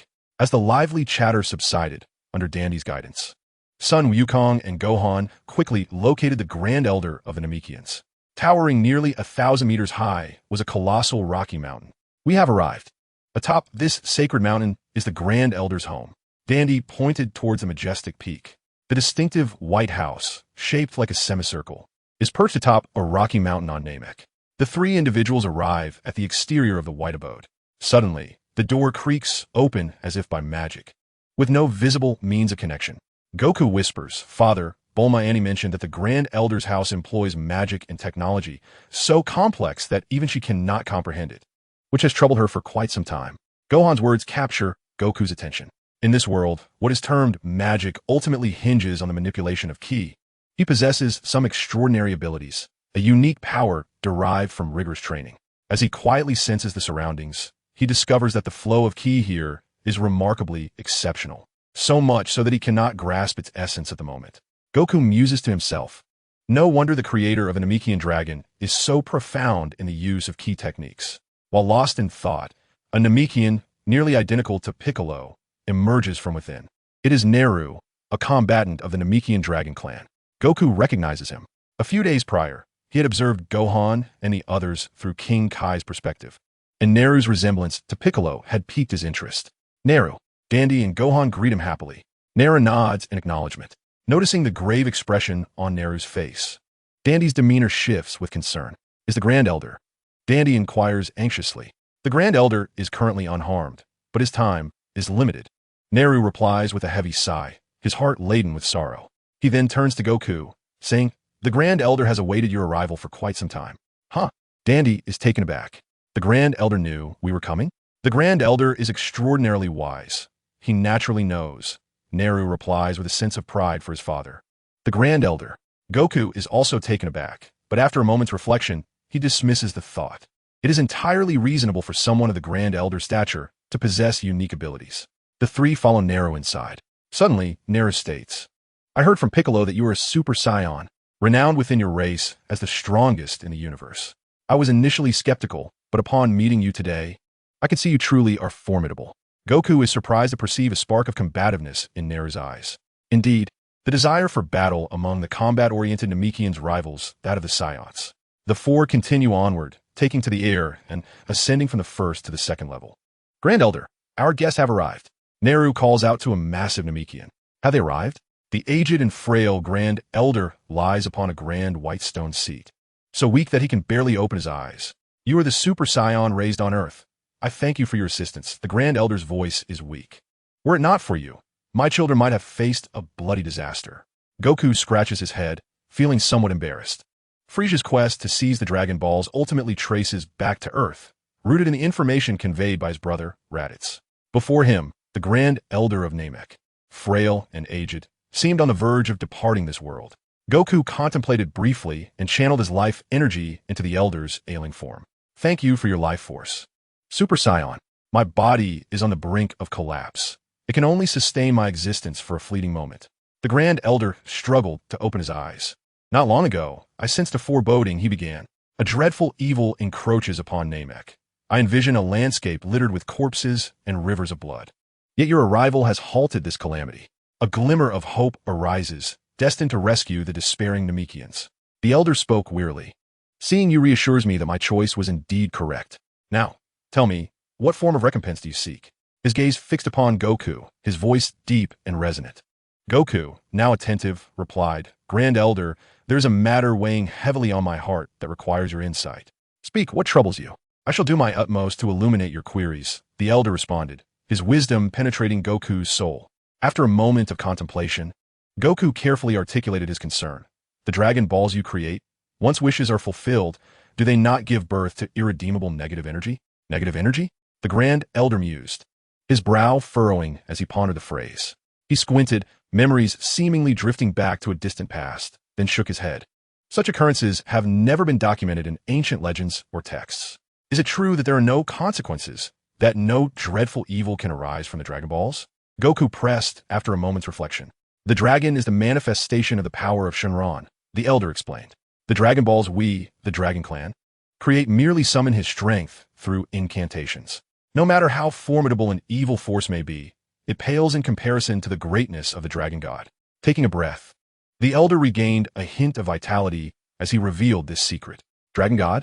Goku's heart stirred with intrigue. He recalled the final battle of his previous timeline, where the dragon had whisked him away. After succumbing to slumber upon the dragon's back, he inexplicably found himself in this timeline. Could it be connected to the dragon from his past life? Goku pondered. The Grand Elder gazed down at Goku, an expression of gravity upon his face. You are indeed powerful, yet there is an urgency and anxiety within you.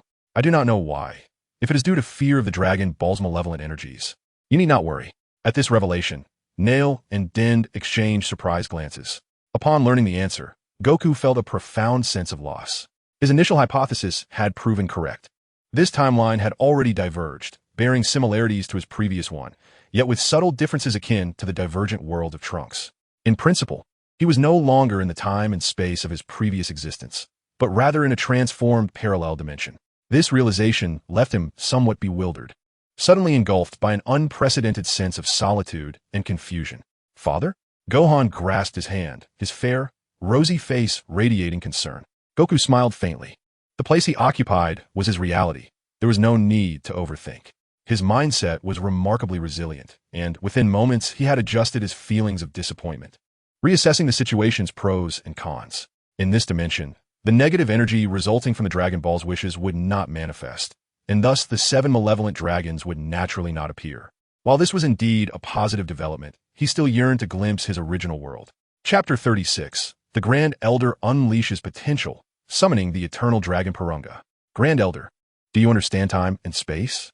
After deep contemplation, Goku decided to share some insights. Time and space belong to the realm of the divine, a taboo for mortals. The Grand Elder sighed. Super Saiyan, you seem quite intrigued by time and space. Goku nodded. He was keen to explore how he had been reborn into this parallel reality, as it was pivotal to his return to his original world. The domain of time and space is not one we mortals should dare to touch, the Grand Elder remarked, a peculiar glint in his eye. It is a taboo for mortals, and even the Namekians would not dare to cross such boundaries. I regret to inform you that if you could find the King Kai, the god above all gods, you might just uncover the answers you seek. The Grand Elder offered a clue that Goku was already aware of. Goku sighed, lost in thought. Confusion flooded his mind. The King Kai had uttered similar words, suggesting that a formidable force governed the reckoning behind time and space. He pondered the pinnacle of the universe, the King Kai. They seemed incapable of suppressing such matters. What kind of power could this be? Goku fell into deep contemplation. Despite not receiving the information he desired, he remained grateful for the Grand Elder's insights. The Grand Elder addressed Goku, Super Saiyan, come here. I have no thanks to offer you, but I can assist you in unlocking your potential. Goku was curious to see if the Grand Elder could elevate his powers to the zenith of his previous life. The Grand Elder placed his weathered, wrinkled hand upon Goku's head and began to invoke his abilities, calling forth the dormant power lying within Goku. Goku instantly felt a warm sensation enveloping him. As the cells in his back stirred with life, something deep within seemed to break through the soil, flourishing with newfound vigor. After a moment, the Grand Elder broke into a cold sweat, as if confronted with an insurmountable challenge. Eventually, he slowly withdrew his hand, exhaling deeply. A surge of immense energy erupted from Goku's spine, merging into his energy reservoir. His base combat power skyrocketed to 300 million in an instant. Your potential is unfathomable, yet stubborn. With my capabilities, I can only achieve this extent. The Grand Elder wearily closed his eyes, immersing himself in the vast and boundless energy within. Sun Wukong felt a sense of satisfaction. He was not a greedy individual, yearning to indulge excessively like in his past life. After all, he was not Gohan. When one becomes enraged, their potential erupts. To reach the level of his former self, he understood that rigorous cultivation was essential. Grand Elder, may we utilize your dragon for a wish? After careful contemplation, Sun Wukong made this request. He sought to harness the dragon's power to locate his temporal node. Super Saiyan, your bravery and integrity are commendable. I believe you will direct the dragon's power towards the right path, the Grand Elder replied with a smile. He then summoned the guardian Neru to collect the Dragon Balls from various villages for Sun Wukong's use. Take this, he said, extending his hand upward, retrieving a large red dragon ball the size of a platter from the back of his head and handing it to Sun Wukong. How magnificent! It is several times larger than the Dragon Balls on Earth, Sun Wukong exclaimed, tossing the football-sized one-star Dragon Ball in the air a few times to gauge its weight. Hearing Sun Wukong's admiration, a reminiscent look crossed the Grand Elder's face. After a moment, he sighed softly. Kada's child is a super genius of our dragon clan. Yet, for the sake of the deities, he left no trace of evil in his heart, splitting himself in two and forfeiting even his innate power. The Grand Elder was filled with regret. Sun Wukong remained unfazed, believing that in the future, the deities and Piccolo would ultimately become one. While waiting for Neru, Sun Wukong broached the subject of taking Dandi to Earth to serve as a deity. Upon understanding the circumstances, the Grand Elder, with great empathy, respected Dandi's wishes. He beckoned Dandi forward and lovingly stroked his head. My child, do you wish to go to Earth and become a deity? Dandi nodded vigorously. Then go, my child. The Grand Elder encouraged. A child of the Dragon Clan cannot always remain sheltered under their father's wing. One must venture forth to comprehend the true essence of wisdom and courage. An hour later, Neru returned, carrying 6 Dragon Balls. In front of the sacred mountain, Piccolo, Krillin, Yamcha, Ten, Bulma, and Kaiatsu descended from the skies. The group gathered once more. What brings you here? Sun Wukong inquired. After all the effort to visit Namek, the sole highlight is their dragon. It would be a waste to return without encountering it, Bulma replied with slight exasperation. Krillin, Tien, and Piccolo nodded in agreement, sharing their curiosity to broaden their horizons. It turned out that upon reaching the village they had been guarding, Neru learned of Sun Wukong's intention to wish upon the Dragon Balls of Namek, instantly piquing their interest. Many expressed their desire to witness the majestic dragon of the Namekians. Tick-tock, Nail meticulously arranged the 7 Dragon Balls in a precise order at the center of the open ground before the Grand Elder's abode on the sacred mountain. His countenance was serene and reverent. Goku approached, placing the Dragon Ball he had received from the Grand Elder, the 1-star ball, amidst the 2 to 7-star balls. The cryptic Namekian language began to resonate. Nail, with a solemn expression, chanted to the 7 Dragon Balls beneath him, as if beseeching the highest deities for their divine intervention. Goku, through a mental connection, vaguely grasped the essence of Nail's words, while Krillin and the others appeared perplexed. Dad, what is Uncle Nail saying? Gohan tugged at Goku's left sleeve, brimming with curiosity. Goku inclined his ear, activating his telepathic abilities. It roughly translated to, Great Dragon Purunga, arise and grant our wishes. Gohan nodded, somewhat bewildered, unsure if he fully comprehended the message. Goku chuckled softly, shaking his head, and focused on Nail, summoning the Namekian dragon. He had encountered the Namekian dragon in a past life on the battlefield of Namek. Majestic and imposing, it spanned hundreds of kilometers. Its capacity for wish fulfillment far surpassed that of Earth's deities. While the Earth's guardians could grant but a single wish, Purunga, the Namekian dragon, could fulfill 3. He recalled the moment vividly. Engaged in a desperate struggle against Frieza, the dragon emerged from the horizon. Had Frieza understood the Namekian language, Goku might have attained his long-desired wish for eternal life. As Nail completed the incantation, the 7 Dragon Balls shimmered brilliantly, their resonance intensifying. Golden light burst forth from within each Dragon Ball, pulsating until an overwhelming brilliance erupted, nearly blinding in its intensity. A mysterious power gradually awakened, cascading from the highest realms into the mortal world. Chapter 37. 3 Wishes, the Migration of the Namekians. In mere moments, dark clouds enveloped Namek, casting it into shadow. The 7 Dragon Balls resonated, and a beam of golden light surged skyward, piercing the darkness and ascending to the heavens. A colossal, greenish-blue form with blood-red eyes and sharp claws, resembling a divine dragon, unfurled from the golden radiance, stretching for thousands of meters into the clouds. An intangible dragon might cast a formidable aura over Namek, instilling a sense of awe. Yet, those present were no ordinary beings. Numerous powerful warriors stood among them, far from being weaklings. Aside from a slight discomfort from the dragon's ethereal pressure, their sentiments were unremarkable. Instead, they were captivated by the dragon's magnificent appearance. This is the Namekian dragon. Its form is unlike anything on Earth. Klin wore an expression of astonishment as he remarked, "This is far grander than what the deity crafted. Yet, I wonder what powers it possesses." Dandy gazed reverently at the towering, majestic dragon, resembling an ardent admirer who had long awaited the opportunity to meet his idol. He turned to explain to Klin and Sun Wukong. The dragon is known as Purunga, the god of dreams, capable of granting 3 wishes. Remarkably, this is my first encounter with him. 3 wishes? How impressive. Dandy's words left a significant impact on Klin, who couldn't help but compare it to the Earth's dragon, exclaiming, "Truly the authentic dragon." Suddenly, Piccolo, the counterpart to the deities, let out a discontented huff. "Klin, as the bearer of the 7 Dragon Balls, speak your wish swiftly." "Within my power, I can fulfill 3 of your desires," Purunga declared, echoing a classic line reminiscent of the Earth Dragon. Neru's gaze shifted towards Sun Wukong, explaining that Purunga required the Namekian language for wishes. "What is your wish? I can convey it on your behalf." Sun Wukong bowed his head in contemplation, seemingly weighing his options. He then turned to Neru and asked, "Could you inquire if I may traverse and manipulate time and space at will?" Neru was taken aback.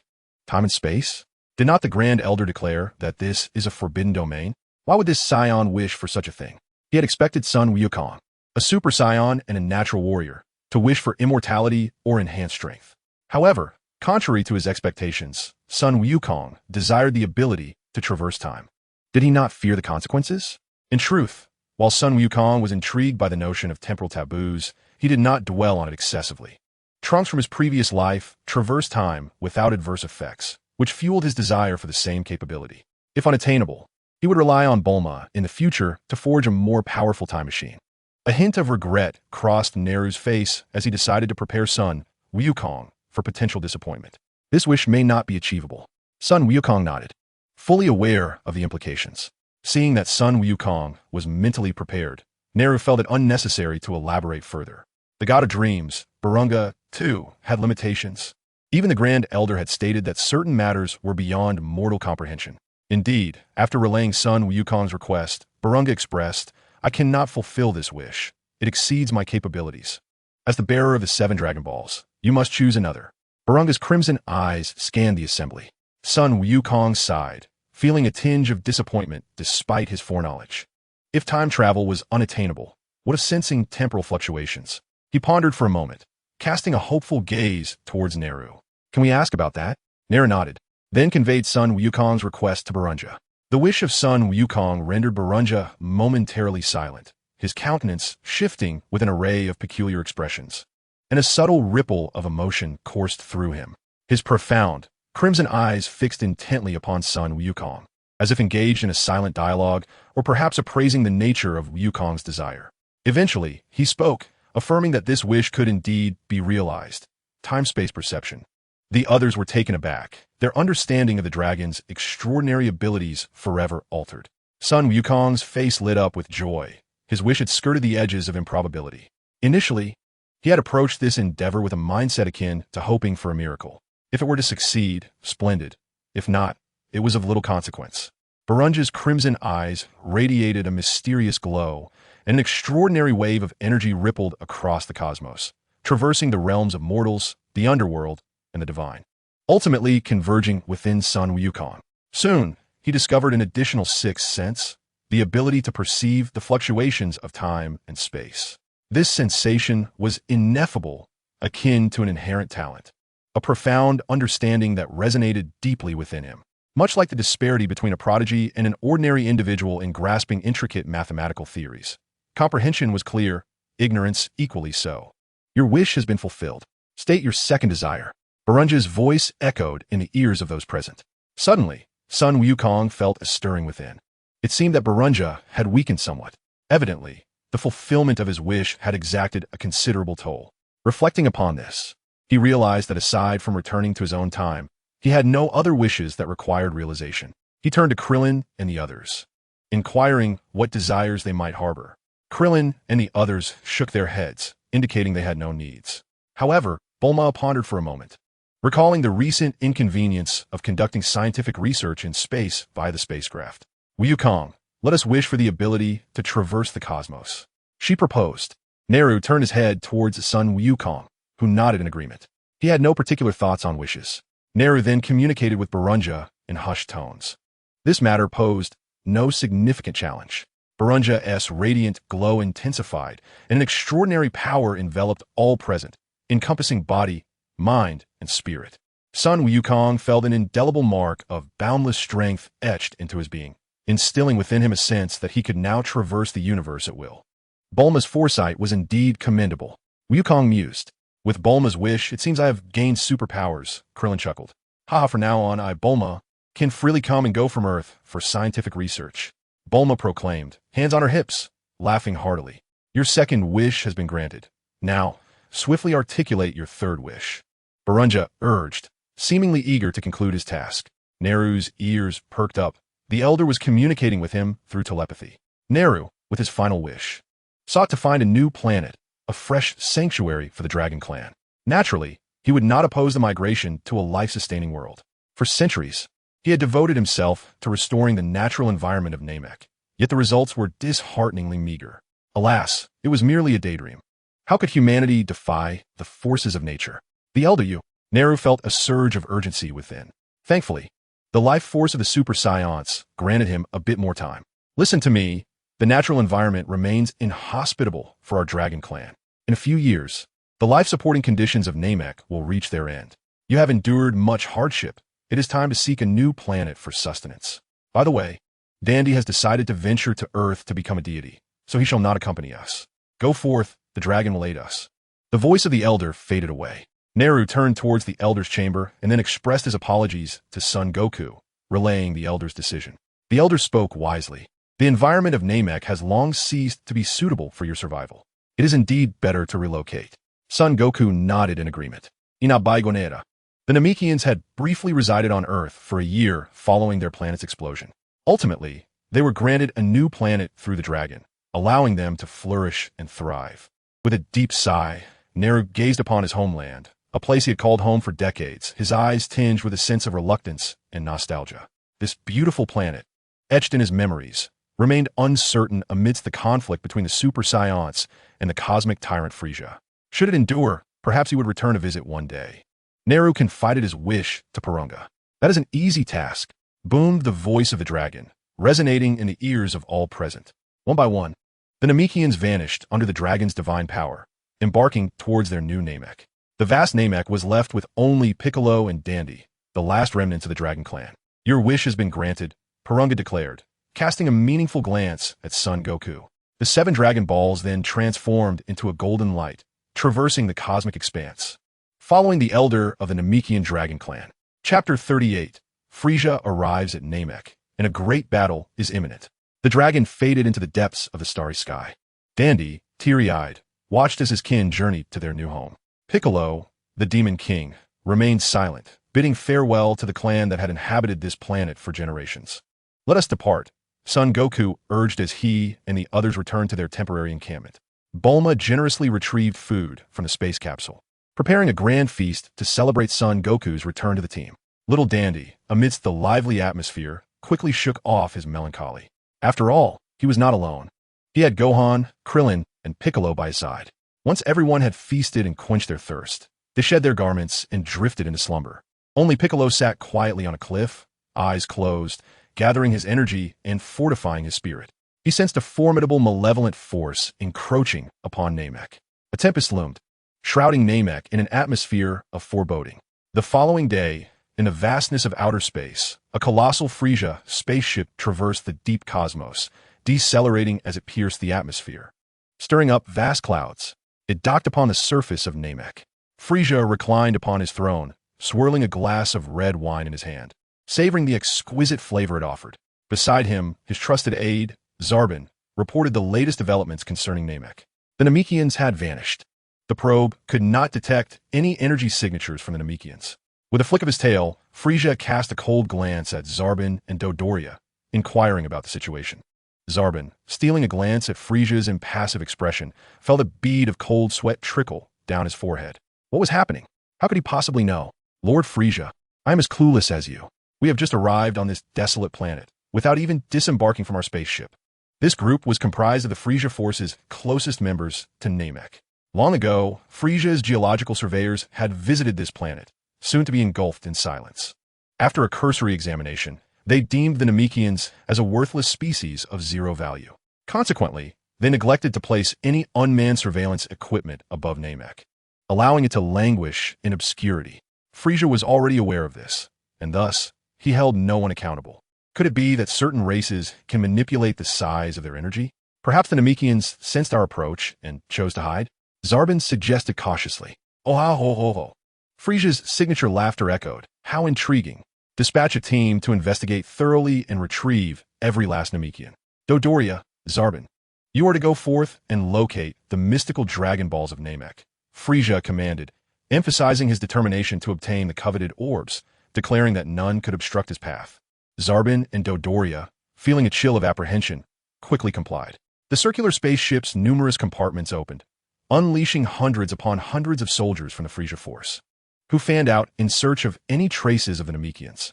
Meanwhile, at the temporary encampment of Earthlings, as the Frieza force arrived on Namek, they immediately sensed an overwhelming presence. It was formidable, but at most they possessed a combat power of around 500,000, insufficient to rival mine. Piccolo assessed after a careful comparison. Frieza had 3 transformation stages. Goku relayed this information about Frieza to his comrades. After 3 transformations, Frieza's combat power reaches 120 million? Bulma exclaimed in astonishment. Ever since the Grand Elder had unlocked her potential, her understanding of combat power had undergone a profound transformation. With her formidable combat prowess, capable of unleashing a single devastating strike that could shatter mountains and vaporize seas, one cannot help but wonder what terrifying spectacle would emerge from an astonishing combat power of 120 million. He is unlikely to surpass you. Dodoria cast a fleeting glance at the serene Son Goku, who merely chuckled in response. With his current power level of 300 million, defeating Frieza would be as effortless as a mere flick of the wrist. The Frieza Force serves as an excellent stepping stone for you to familiarize yourselves with your own strengths, providing significant advantages. Goku had already regarded the warriors under Frieza's command as mere sparring partners for the likes of Tien, Krillin, and Yamcha. "Let us depart," he urged. The Namekians had ventured to their new home, and on this planet, they were accompanied solely by us. Should we remain hidden, Frieza and his cohorts would be like headless flies, flailing about aimlessly. With that, the 9 of them surged forth, heading toward a nearby area of considerable energy. They arrived at a marshy mountainous region where the stout crimson figure of Dodoria hovered in the air, his countenance marred by impatience. The combat scanner remained silent, failing to detect any energy signatures. Bound by Frieza's stringent orders, he could only rely on his eyes to search for the whereabouts of the Namekians. Scouring every peak and plain, frustrated, Dodoria unleashed a wave of energy upon the earth. The ground erupted with a thunderous roar, magma surging forth from the depths below. This once desolate land was swiftly transformed into a fiery furnace. Having vented his anger, Dodoria contemplated searching elsewhere when suddenly an alarming beep emanated from a scanner affixed to his right eye. To his astonishment, 9 energy sources were approaching him, their power levels relatively weak, peaking at merely 2 or 3,000. With a boisterous laugh, Dodoria's bloodthirsty grin widened. He began to plot how to extract information about the Dragon Balls from the mouths of those 8 Namekians. It seemed as though fortune smiled upon him, as they were not only unaware of the danger lurking, but were also approaching him willingly. Dodoria chuckled to himself, pondering whether to commend the audacity of these Namekians or to deride their lack of self-awareness. Once he captured them, and pride loosed the secrets of the Dragon Balls, he would undoubtedly earn Frieza's favor. Thus, he awaited the inevitable entrapment of the Namekians. Chapter 39. The demise of Dodoria. 7 minutes later, Son Goku and his companions hovered 100 meters away from Dodoria. The comparatively weaker Bulma gasped for breath, grumbling, "Why are you all flying so fast? Don't you know I just recently learned how to fly?" Dodoria, lurking nearby, was taken aback by the appearance of the 9 individuals before him. Observing their appearance, only 2 were Namekians. The others must be unwitting cosmic tourists who stumbled upon Namek, mused Dodoria. He paid little heed to Goku and his companions, for their highest combat power barely reached 3,000, while his own prowess stood at a formidable 22,000. With a mere flick of his wrist, he could obliterate these 7 insignificant weaklings. Hand over the Dragon Balls and divulge all information regarding them, or you shall experience unimaginable suffering, Dodoria threatened, his gaze fixed menacingly on Piccolo and Dundee. He made no effort to conceal his disdain for Goku's group, leaving no room for negotiation. The Dragon Balls you seek are no longer on this planet. Piccolo's green visage flashed with lethal intent. Did they dare to wreak havoc on his ancestral home? Did they truly believe him to be a mere plaything? Dundee, feeling a tinge of panic, subtly retreated behind Gohan. Such pathetic lies. Do you think I will believe them? Dodoria scoffed. I shall repeat myself. Reveal the location of the Dragon Balls, or else. You are indeed mistaken, for the Dragon Balls are not on this planet. Goku interjected with a smile. You are too late. The Namekians have departed this dying world for a new home, one that is far more suited to their survival. What did you say? Dodoria's eyes widened in shock at this revelation. Exactly what you heard, Goku affirmed, a glimmer of amusement in his eyes, confirming that his hearing was intact. You will not acquire the Dragon Balls. Nonsense, you insignificant insect. Do you seek death? Dodoria exploded in fury, his anger palpable. As he scrutinized Goku's crab-like hairstyle, a realization struck him. I recognize your hairstyle. It is the distinctive crab head of a lowly Saiyan warrior. So you are a Saiyan? To think that besides Vegeta and his few compatriots, there exists another like you. Considering Vegeta's current power level of 24,000, Dodoria feigned calmness. Where is Vegeta? Has he not come?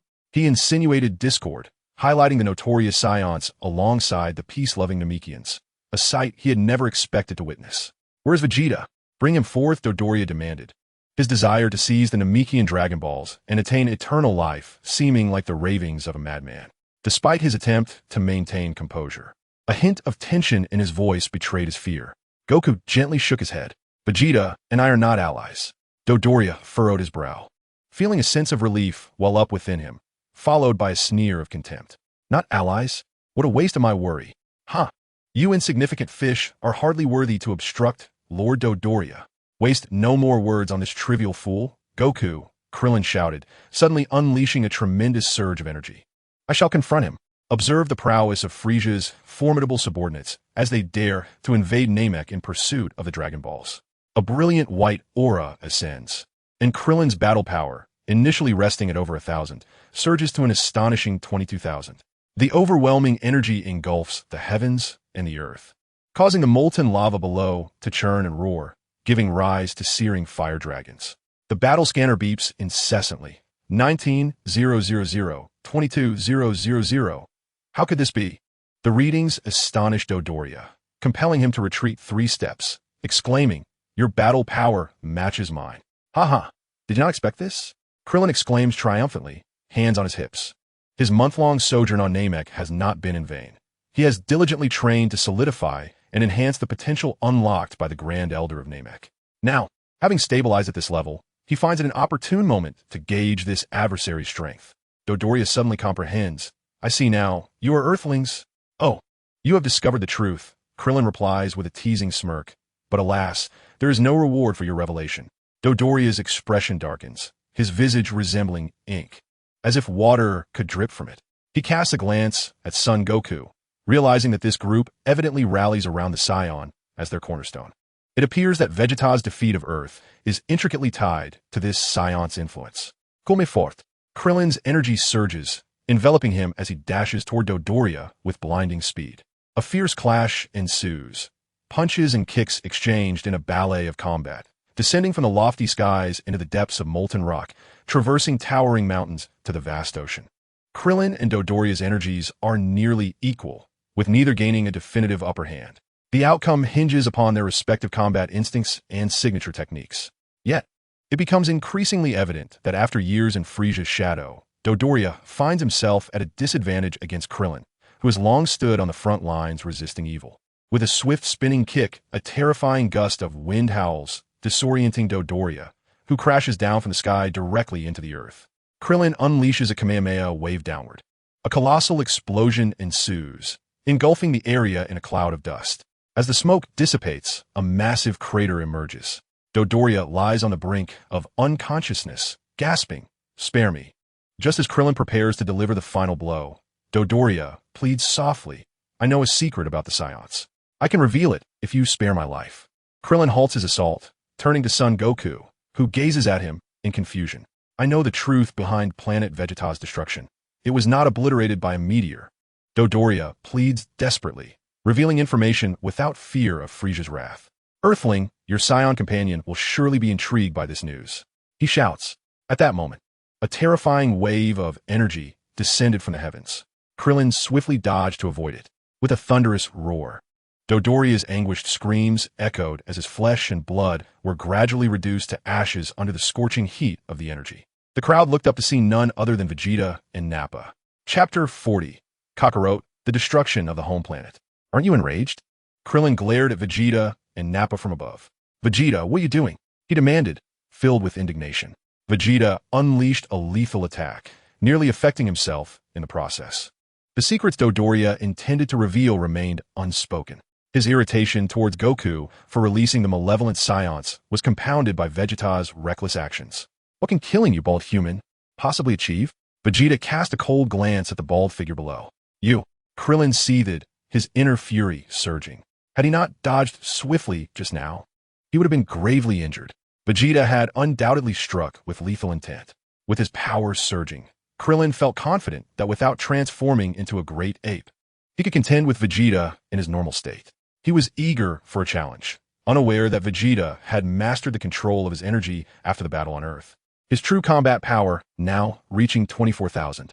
If they were to engage in battle with Krillin's 18,000, the outcome would be disastrous for him. Vegeta sensed Krillin's intentions, but was puzzled as to what the diminutive figure beneath him could possibly do to provoke him. Though he recognized that Krillin's energy was significantly stronger than during their previous encounters on Earth, he still deemed him no match. Vegeta's gaze shifted towards Goku, the legendary Super Saiyan, the low-class warrior who had humiliated him on the battlefield of Earth. His anger towards his own weakness, coupled with Kakarot's formidable strength, festered within him. "I must surpass Kakarot. I, Vegeta, am the true genius."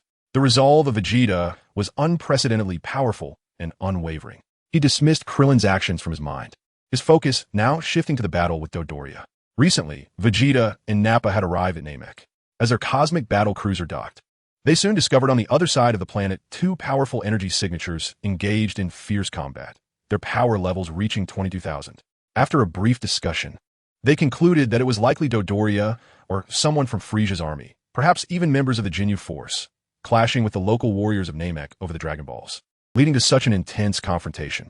To prevent the Dragon Balls of Namek from falling into Frieza's hands, the two raced against time to reach the scene, intending to observe the situation discreetly and seize the opportunity if the conditions allowed. A grand gift for Frieza. They remained unperturbed by Frieza's presence. The upper echelons of Frieza's army displayed no pretense of restraint. The battle detectors effortlessly identified the two most formidable fighters on the battlefield. The very individuals who had ignited the conflict, The rest were merely insignificant warriors, possessing a power level in the thousands. Yet, by the time the two finally descended onto the battlefield, they were a step too late. The duel between Krillin and Dodoria had already concluded. Thus, they remained oblivious to the fact that it was Krillin who had engaged in combat, while Dodoria, once a haughty confidant of Frieza, now wore a woeful expression, pitifully pleading for mercy in a desperate bid for survival.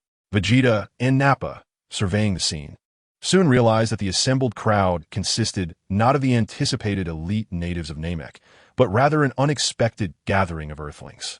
It would be remiss to claim there were no Namekians present. The conspicuous presence of Piccolo and Din among Goku's Earthling companions was undeniable. Ignoring them was out of the question. They certainly did not suspect that these two Namekians would be involved in the fray. The tall Namekian, his demeanor cold and detached, hailed from Earth, and they were already aware of his lowly power level, a mere 1,000, trivial in comparison. The smaller Namekian was clearly a juvenile. How formidable could he possibly be? Even Nappa was confident he could obliterate them with a mere snap of his fingers. Thus, the adversary engaged with Dodoria was not a Namekian, but rather Earthlings who rightfully belonged light years away. When Vegeta learned that Dodoria was attempting to barter information about Planet Vegeta with a bald Earthling in exchange for his life, he decisively struck him down. He had long harbored disdain for Dodoria and Zarbin, those arrogant sycophants. The moment he resolved to rebel against Frieza and eliminate Kuei, he had sworn to personally rid himself of them, thus alleviating years of pent-up frustration. Vegeta and Nappa descended beside Goku and his companions. Goku gazed at Vegeta, seeking an explanation. Dodoria's betrayal of Frieza means certain death upon his return. I merely expedited his demise, Vegeta retorted disdainfully. Very well. Goku waved his hand dismissively. However, Vegeta's actions stirred considerable discontent among those present. His arrogance was appalling, as he blatantly disregarded their wishes. The man had clearly been on the verge of revealing a significant secret, and Vegeta had silenced him. What was the meaning of this? Vegeta turned to Goku, Kakarot. Do you wish to know the secret Dodoria was about to divulge? Goku, accustomed to Vegeta's idiosyncrasies from their past encounters, remained unperturbed. He inherently understood what Doria intended to convey. It was merely that the destruction of Planet Vegeta was a deliberate act orchestrated by Frieza. This matter was not unknown to him. He had long been aware and had even sought vengeance for the obliteration of Planet Vegeta by delivering a severe beating to Frieza. In Goku's heart, Earth was truly his ancestral home, while Planet Vegeta existed merely as a vague concept he occasionally pondered. One cannot expect a person to harbor profound emotions for a planet they had never inhabited and which had already been annihilated. Goku remarked, I know what he wishes to express. It pertains to Frieza's destruction of Planet Vegeta. Vegeta interjected, Kakarot, how do you know everything? And what is that indifferent expression on your face? Vegeta clenched and unclenched his fists repeatedly, taking deep breaths to persuade himself to be more magnanimous. Kakarot, Frieza has obliterated our planet. Nappa furrowed his brow, staring intently at Goku, reiterating his statement. Goku's calm demeanor stung him. His displeasure towards the Super Saiyan overshadowed any fear he felt. Indeed, so what? Goku replied, perplexed. Kakarot, aren't you angry over the destruction of our homeworld? Aren't you saddened or enraged? That was our ancestral planet. Nappa yearned to voice his questions loudly, but the overwhelming presence of Goku, the Super Saiyan, diminished his volume significantly. Those who take lives will eventually be slain themselves. Goku shook his head and said, Why should I be angry? My words are sincere, devoid of any pretense. The Saiyans have committed numerous atrocities throughout the universe, and many wise planets have met their demise at their hands. Chapter 41. It's not me, it's Krillin. Decades ago, the destruction of the Saiyan planet by Frieza was merely poetic justice, a consequence of their own misdeeds. There is nothing more to discuss. What reason do I have to be angry? Upon hearing this, Vegeta and Nappa fell silent. Piccolo scoffed, feeling disdain for Goku's righteous posturing. Yet he could not deny that Goku's earnest tone genuinely moved him. Tin, Yamcha, and others, who were deeply influenced by notions of justice, found themselves in agreement. Meanwhile, Gohan gazed at his father in admiration, thinking, Father is so impressive. With just a few words, he has rendered those two brutal Saiyans speechless. Vegeta and Nappa considered Goku's assertions to be mere fallacies, but found it difficult to counter them. Otherwise, they would be accused of hypocrisy. It was a world where one could kill others without consequence, yet expect not to be harmed in return. Such a notion was hardly feasible in their eyes. as they adhered to the principle of survival of the fittest, where the victor claims all. Nonetheless, a faint remnant of a sense of justice lingered in their minds. After speaking, Goku fixed his gaze on Vegeta and Nappa, noticing their contemplative expressions, and thought it necessary to offer a few more words of counsel. I merely wish for you all to lead a good life henceforth, to engage less in slaughter. One need not resort to murder to cultivate strength. Otherwise, upon reaching the underworld, one shall be judged by King Yama. Sun Wukong chuckled softly. Vegeta, perhaps in a century's time, we may yet encounter the familiar Saiyans in hell. Vegeta, aware of Sun Wukong's death and subsequent resurrection, was certainly cognizant of the circumstances in the afterlife. He harbored a skeptical belief in Sun Wukong's words, yet secretly hoped they were true, longing to reunite with his father once more. After more than 20 years apart, the image of his father had grown hazy in his youthful memory, leaving only a vague silhouette of encouragement and praise. Let it be hell, then, Vegeta mused. We'll speak of it after death. Life on Earth is arduous enough without concerning ourselves with the realm beyond. He scoffed. Kakarot, what brings you to Namek? This question had lingered since he discovered Sun Wukong and his companions. To thwart Frieza, of course, Sun Wukong replied, unable to suppress a sigh at Vegeta's reaction. He understood that Vegeta's nature required gradual change, not hasty transformation. You are aware Frieza intends to come to Namek? Vegeta's expression shifted. He had only learned of Frieza's whereabouts upon returning to the front line. So how did Kakarot possess this knowledge? This query left the Earthlings equally perplexed. Recently, Sun Wukong had often regaled them with tales of the vast universe, speaking of wondrous planets, diverse life forms, and those adept in extraordinary abilities. His vibrant descriptions stirred their imaginations about the distant cosmos.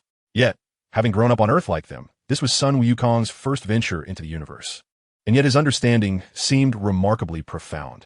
They speculated in hushed tones that he must have gleaned information from the king of the other world. Sun Wukong, with a smile, allowed their conjectures to flow unchallenged. As Vegeta sensed Sun Wukong's reluctance to address the matter, he set aside his confusion and pointed towards a large crater. Kakarot, did you do this? Was it you who faced off against Dodoria? That shouldn't be. As a Super Saiyan, defeating a foe as weak as Dodoria should be effortless. It seems you engaged in battle for an extended period. Vegeta's bewildered gaze reflected his perplexity. Sun Wukong chuckled, finding Vegeta's reaction amusing. His gaze shifted to Krillin, and with pride, he declared, it wasn't Team Me, it was Krillin. Vegeta's expression shifted subtly as he re-evaluated Krillin. He could not believe Kakarot would jest. There was no need for such frivolity. He had sensed the formidable energy emanating from the bald young man moments ago, and was astonished to discover it was sufficient to defeat Dodoria. Even the rugged and somewhat simple-minded Nappa was left speechless, lacking the innate combat talent of Vegeta. He had swiftly grasped the ability to manipulate his ki during the battle on Earth. He vaguely understood the necessary steps to take, recognizing the existence of such a path. With a smug smile, Krillin relished Vegeta's astonished expression. After all, the malevolent Saiyans had looked down upon them during their time on Earth, viewing the Earthlings as mere fodder, weaklings lacking in valor. Now, having received the generous endowment from the Grand Elder of Namek, Krillin experienced a significant enhancement in his potential and finally felt a sense of vindication. His previously diminished ki surged instantaneously. He was determined to demonstrate to both Saiyans that Earthlings were not to be trifled with.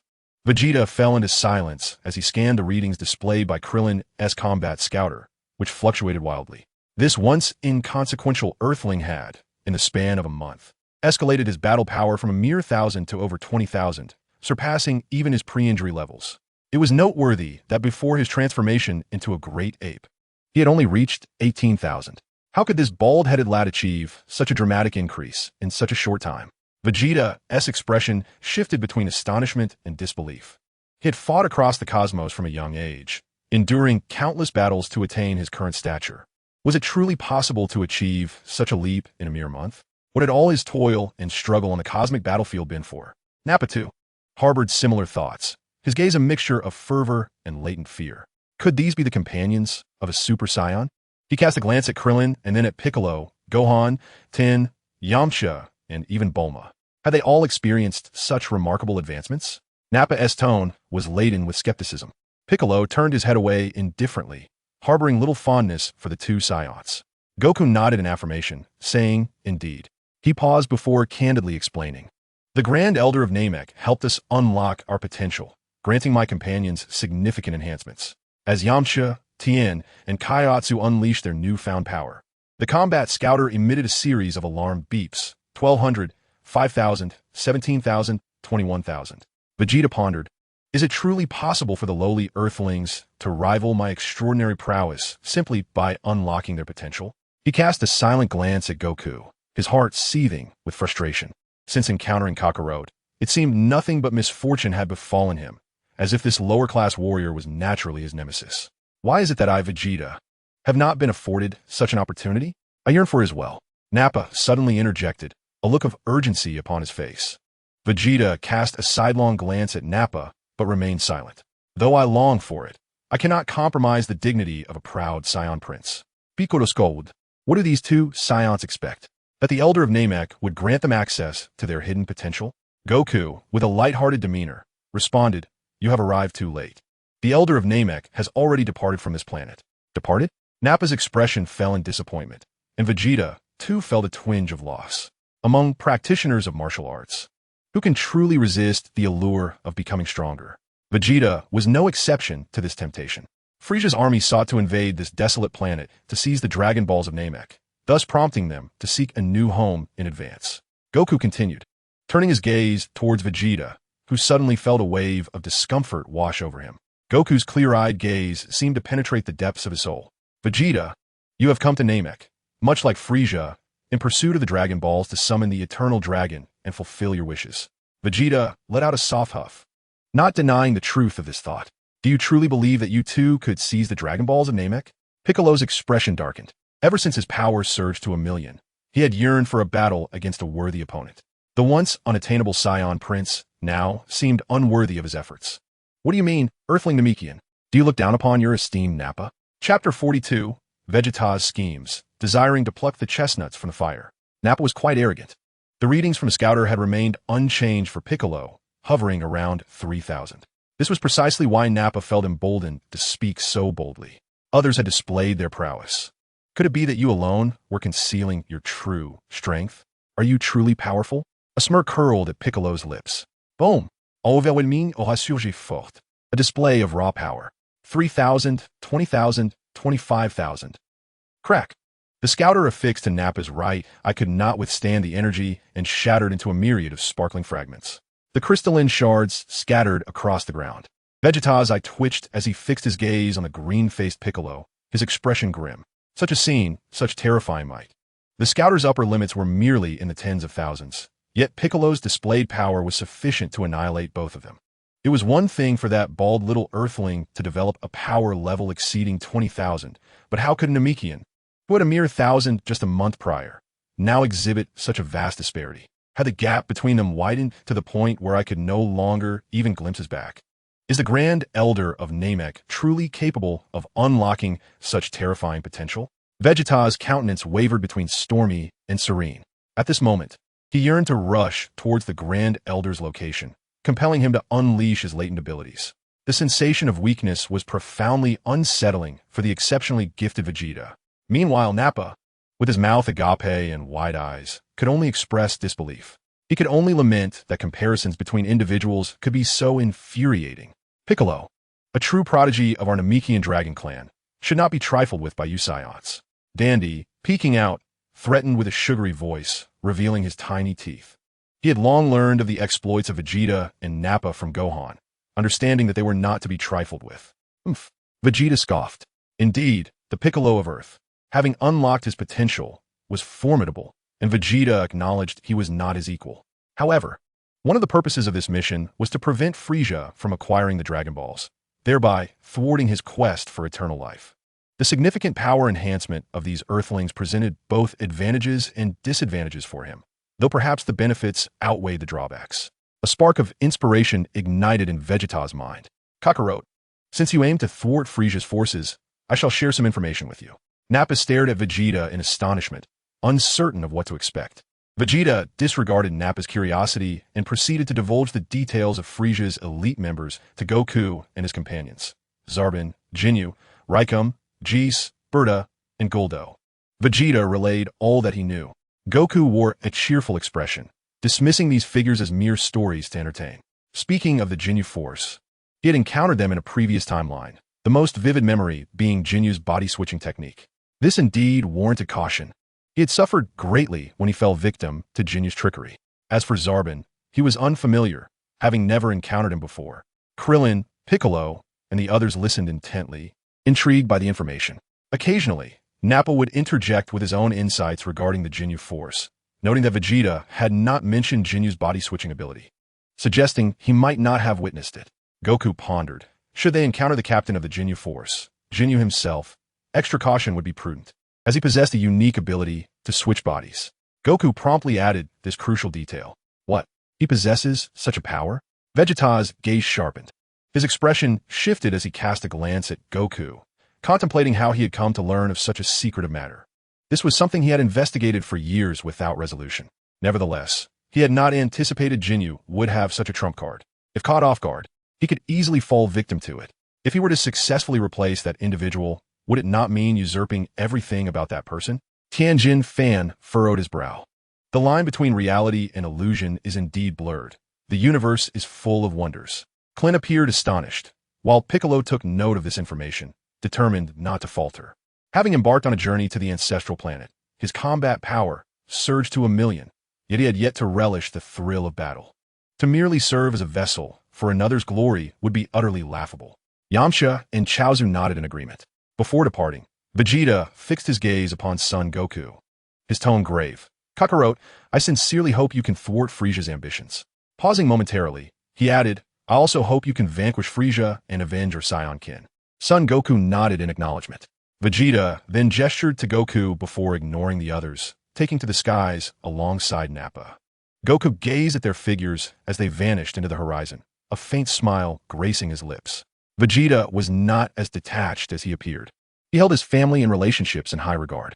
High above, amidst the clouds, remnants of white tail flames lingered. Vegeta, why did you reveal information about the Frieza Force? Nappa, unable to contain himself any longer, inquired. Fool! Vegeta scolded, exasperated by the dim-witted giant's lack of wisdom. The Earthlings had developed combat powers comparable to his own, thanks to the Elder of Namek. A glint of cunning flashed in his eyes. As they fought amongst themselves, the opportunity to seize the Dragon Balls would arise. Nappa, puzzled, questioned, didn't the Namekians leave this planet for their new home? Idiot! Believe whatever Kakarot says without question? Vegeta retorted, exasperated. But Kakarot is the legendary Super Saiyan. Surely he wouldn't deceive us, Nappa stammered. Vegeta cast a sidelong glance at Nappa's bald head, silently turning away, fearing his intellect might be compromised by Nappa's foolishness. After all, Frieza was the universe's tyrant, instilling terror across various races. What harm could there be in Kakarot spreading a bit of misinformation? From Vegeta's perspective, he remained uncertain about the strength of the Super Saiyan compared to Frieza. Yet deep within, he still harbored hope that the Super Saiyan could overpower Frieza, delivering a fatal blow to that arrogant fiend.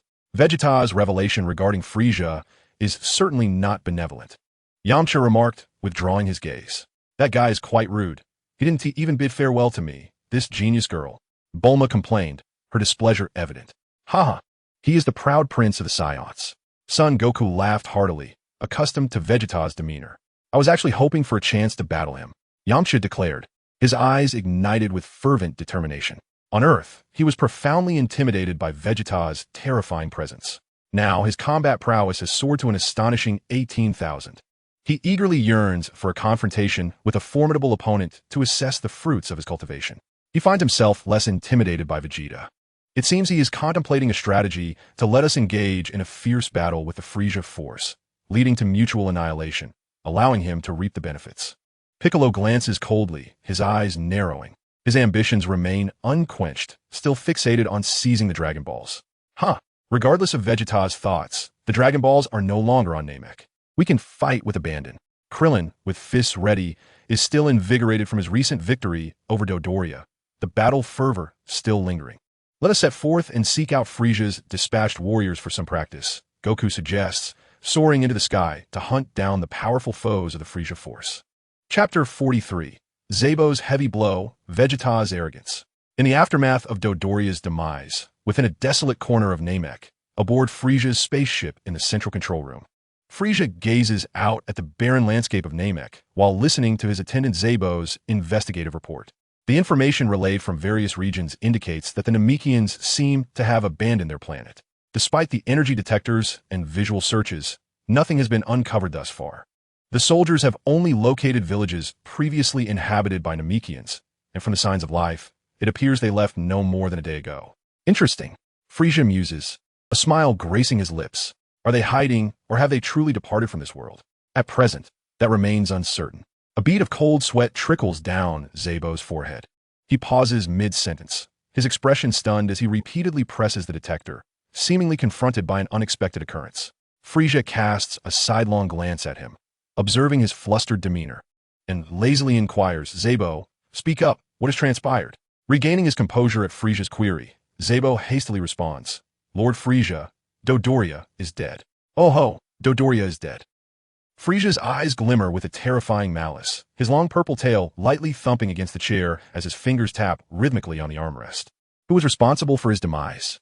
Zebo shakes his head. I am uncertain. A presence stronger than Dodoria's emerged earlier, and according to the detector, it registered nearly 23,000. 23,000. Frieza murmurs, a cryptic smile spreading across his face. Zebo, do you suppose it could be Vegeta? Zebo contemplates this, acknowledging the possibility. Based on the information relayed from the battle spacecraft of Vegeta and Nappa, the two have indeed arrived on Namek.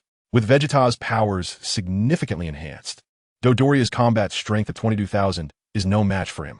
Yet, Vegeta's combat power has reached 24,000 on Planet 79, while the energy from Dodoria's killer is merely 23,000. There is nothing peculiar about it. Vegeta has mastered the control of his energy on a remote Earth. Beep beep. Beep. 35,000. 40,000. Crack. A sudden surge of formidable energy shattered the latest model of his scouter in an instant. A power level of 40,000 indicates that there are indeed formidable opponents on Namek. The expression on Zarbon's face was one of astonishment. Although the Namekians are not well known in the galaxy, their ability to create the Dragon Balls that can grant wishes sets them apart. It is not surprising that there exist Namekians with such formidable combat power. Frieza found nothing strange about it. To him, whether it was 23,000 or 24,000 or even 40,000, all fell within the realm of insignificance. The Namekians posed no threat. However, this bothersome wild monkey, Vegeta, increasingly filled him with disdain. Where are the Ginyu Force members now? Frieza inquired. Beep beep. Inside the spaceship, a soldier was frantically checking the information, reporting to Lord Frieza. The Ginyu Force members are en route to Yardrat. How far are they from us? According to the star map, they can reach Namek in 12 hours at the shortest travel distance. Very well. Frieza issued a command to redirect them from their mission against Yardrat to Namek. The soldier complied, inputting Frieza's latest operational orders into the instant communicator. After a moment of silent contemplation, Frieza smiled sinisterly, since Vegeta has already arrived on Namek. You shall deal with him. He fixed his gaze intently on Zarbon. You understand what I mean. The sardonic expression on Frieza's face sent a chill down Zarbon's spine. Zarbon realized the terrifying intent behind Frieza's words. Vegeta, it is no wonder. Who told you to betray Lord Frieza? A cold smile emerged on Zarbon's handsome visage. Goku and his companions, sensing the energy, located the soldiers dispatched by Frieza. Yamcha, Ten, and Kaiatsu, now transformed, struck first, annihilating these nefarious Frieza Force soldiers. Even Bulma, with her modest combat power, found an easy target to toy with.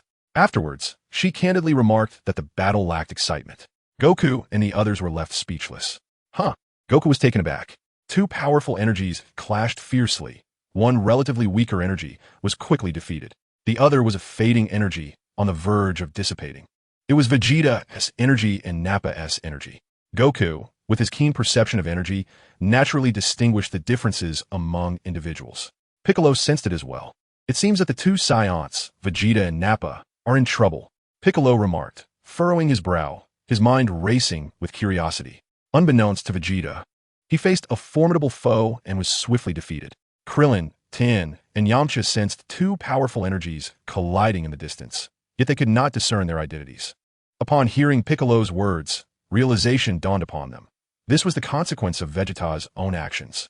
Krillin smirked, relishing the misfortune, and glanced at Goku, suggesting, "Shall we go take a look?" Goku nodded in agreement. Having been granted a second chance at life, he was determined not to let Vegeta perish on Namek. He hoped for Vegeta to grow stronger and fight alongside him once more, as in their previous lives. The 9 warriors moved with remarkable speed, swiftly locating the battlefield. As they peered down, they beheld a grotesque creature with flowing green hair, mercilessly assaulting Vegeta, who was trapped by its grip. Each punch rained down upon Vegeta's chest with relentless force. At the edge of the battlefield, Nappa lay nearly lifeless on the ground, breathing shallowly. "Vegeta, if you plead for mercy, I can grant you a swift end," Sabo taunted, a sinister grin adorning his face. Severely injured, Vegeta, the proud Saiyan prince, would never stoop to beg for mercy from his foe. Such a notion was laughable. With fury in his eyes, he glared at Sabo, who merely scoffed at the desperate words of a defeated warrior. It was then that he noticed Goku and his companions. Looking up, he questioned Vegeta. "Have some allies arrived?" "Vegeta? You're finished, Sabo," Vegeta retorted, spotting Goku, and a smirk of derision appeared on his lips. This lowly minion of Frieza was utterly oblivious to the true nature of his adversaries. These were Super Saiyans, the legendary warriors of the universe. "Oh, Sabo laughed heartily. "Your delusions before death are quite amusing, Vegeta." Beeping sounds echoed as the battle scanners swept over the 9 warriors. One at 1086, another at 3200, one at 4000, and the highest at 5000. "Is this the assistance you were hoping for? Hardly impressive." Sabo regarded Vegeta with a patronizing gaze, likening him to a pitiful creature ensnared in delusion. Suddenly, Vegeta spat a mouthful of blood, splattering Sabo's already grotesque visage, rendering it even more monstrous. "Your speed in courting death surpasses my expectations," Sabo remarked coldly, wiping away the blood with a cruel glint in his eyes. Undaunted, Vegeta met Sabo's gaze with scorn, slowly uttering, "Trash." With a malicious grin, Sabo gathered energy in his palm, unleashing a powerful energy blast aimed at Vegeta's chest. The blast pierced through Vegeta, embedding itself in the earth, resulting in a tremendous explosion. The surface was blasted into vast craters spanning hundreds of kilometers, a testament to the profound anger that Sabo harbored towards Vegeta. He carelessly discarded the barely conscious Vegeta, whose chest was hollow, onto the ground as if he were mere refuse. Vegeta lay there like a lifeless fish, face down in the sand, his eyes slowly losing their light. Once finished, Sabo retrieved a cloth from his pocket to wipe the blood from his hands before turning his gaze toward Goku and the others. "Are you the allies that Vegeta summoned?" he inquired, noticing the 2 green Namekians. "Ah," he suddenly remarked, catching sight of Goku's crab-like head and tail, a smile spreading across his face. "I recognize that hairstyle, characteristic of the lower-class Saiyans. How amusing that Vegeta has placed his hopes in such a lowly Saiyan. You wretched lower-class Saiyan monkey, do you seek vengeance for Vegeta?" Goku frowned at Sabo's words, irritated not only by his appearance, but also by his insolent tone. "Krillin, use the Senzu beans to save Vegeta and Nappa first," he instructed. Krillin nodded in agreement. The 9 descended, confronting Sabo directly. From his left pocket, Krillin extracted a bag and took out 2 Senzu beans. Making his way toward Vegeta and Nappa, Sabo observed with amusement, choosing not to hinder Krillin's actions, curious about what this mixed group of Saiyans and Namekians intended to do. Chapter 44. Defeating Sabo, Senzu beans to the rescue. Goku furrowed his brow, scrutinizing the composed, green-haired beast before him. As anticipated, based on Vegeta's previous descriptions, this was indeed Sabo, the foremost servant of Frieza. Hadn't Vegeta claimed his power level was only 22,000? Why then had he been so thoroughly defeated? Goku pondered. Perhaps there was some transformation technique at play. A lower-class Saiyan with power exceeding 1,000. Sabo swept back his green locks, restoring his elegant appearance. For he had always valued his image. Were it not for Vegeta's sudden surge in power, he would have preferred to avoid such a predicament. Goku's frown deepened as he considered Sabo's ruthless measures. "Ha!" Sabo chuckled lightly. "Vegeta betrayed King Frieza, and death is too lenient a fate for such a traitor." Goku glared at him, a gentle breeze tousling his black hair. "Frieza wreaks havoc across the universe. Anyone with a conscience would never ally with him." Upon hearing Goku's words, Sabo's smile gradually faded, replaced by a fierce expression. "You despicable Saiyan monkeys truly are ungrateful creatures," he sneered. "Do you truly believe the Saiyans are a benevolent race? Among Frieza's army, You are the ones who kill the most and destroy planets most frequently. He let out a cold laugh, adding, in a certain sense, King Frieza's annihilation of your Saiyan race could be seen as ridding the universe of a significant source of evil. Haha, the Galactic Patrol, those inept beings, tirelessly endeavoring to uphold justice across the 4 great galaxies while capturing evildoers. Yet, when King Frieza commits such heinous acts, they cannot even bring themselves to bestow a commendation for valor. Sabo licked his lips, a malevolent glint flashing across his fearsome visage. The remaining Saiyans in the universe are few. With 3 perishing today, they are likely on the brink of extinction. Do you wish to slay me? Goku stepped forward, his gaze icy.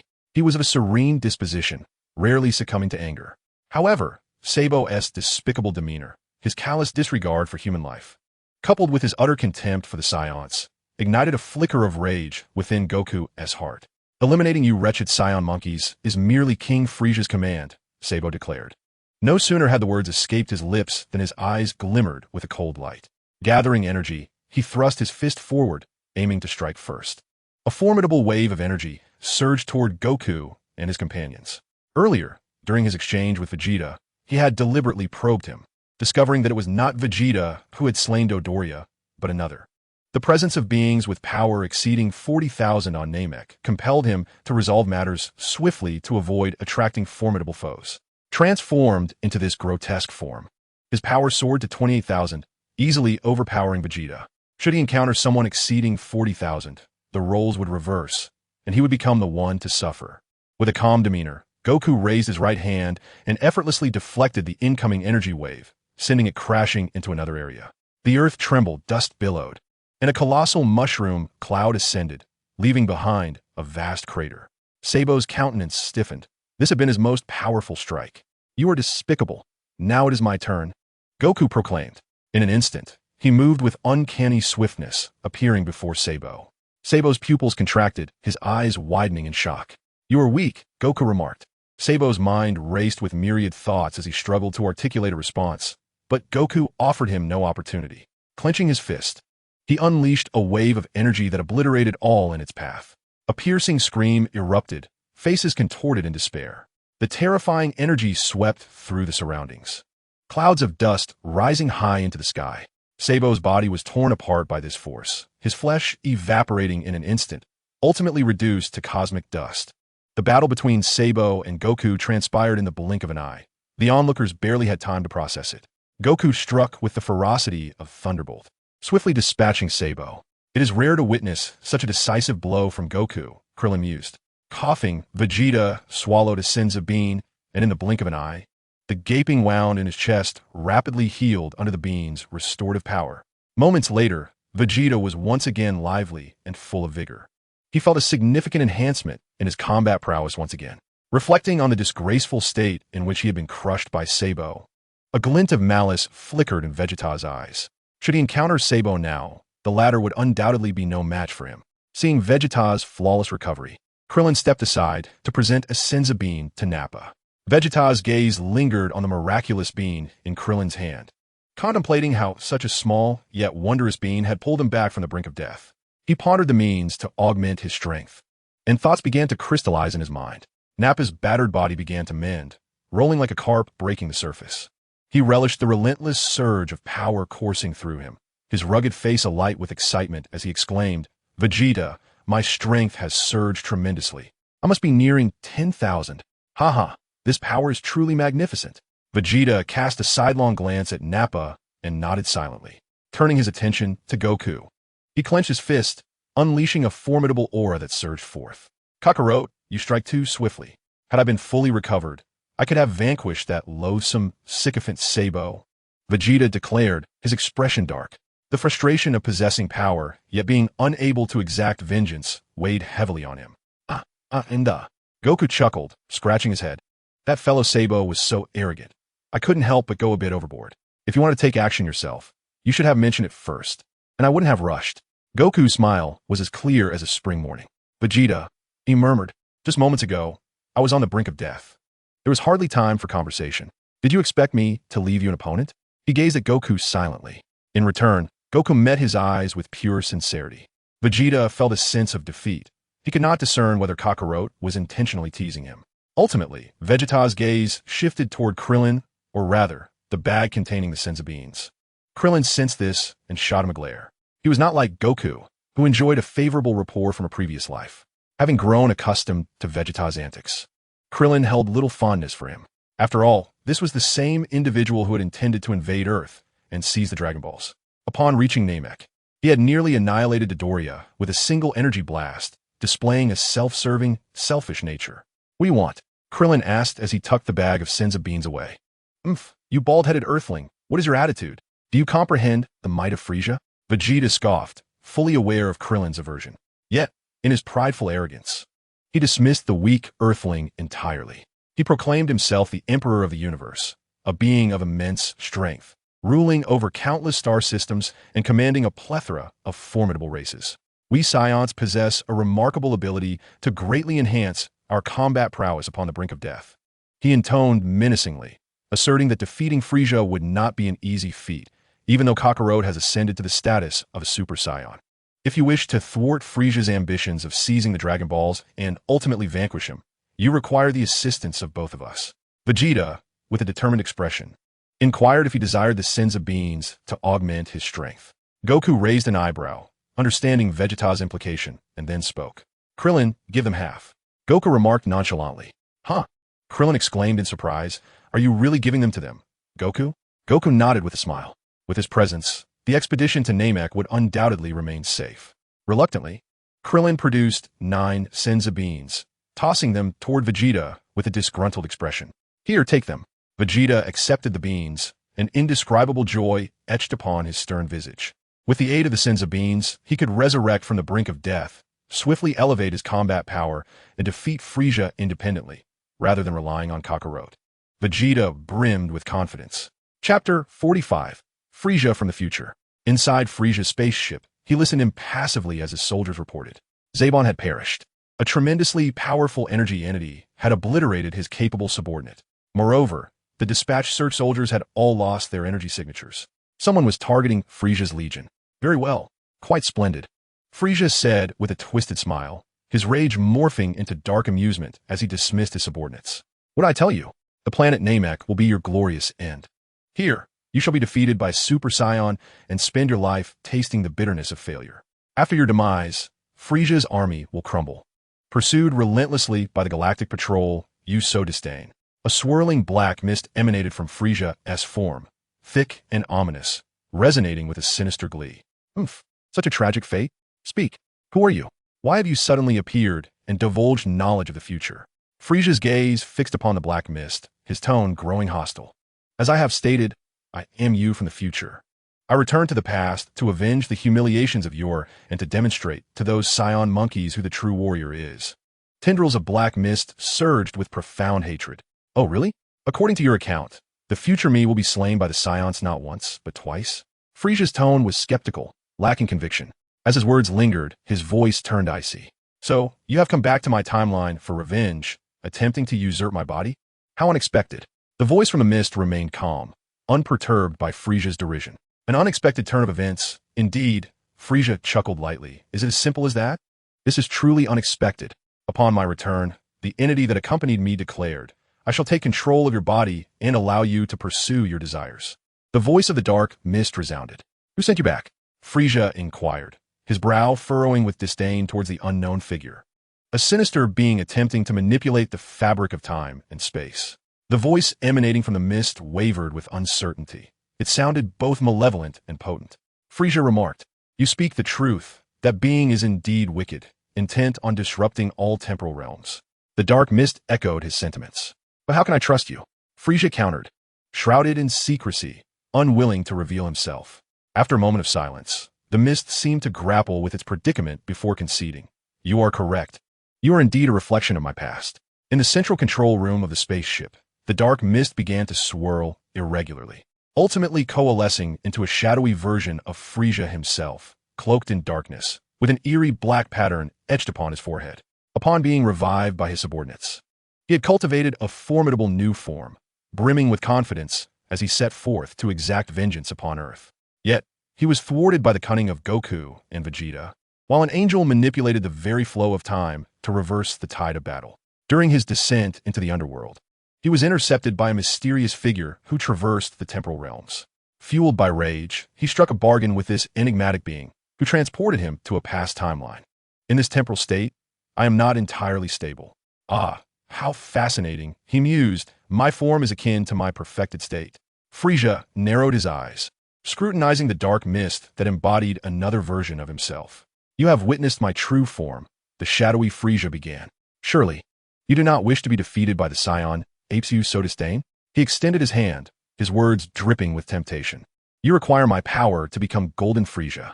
Simply embrace this transformation. And at this juncture, when the god of destruction slumbers and the angels remain dormant, you shall ascend as the true ruler of the universe. You will effortlessly vanquish Goku. You are yet unaware. He is the Saiyan capable of transforming into a Super Saiyan. That planet Namek, once a source of humiliation for you, shall become the glorious beginning of your reign. The gods of destruction and the angels are indeed veiled beings. I find myself increasingly inclined to believe you, Frieza mused, lightly tapping his fingers against the chair, a cryptic smile gracing his lips. In your past, you were ever vigilant of me, harboring a certain apprehension. The dark Frieza expressed dissatisfaction with his past self, yet could not deny that this was, indeed, his essence. Though the timelines diverged, the temperament remained constant.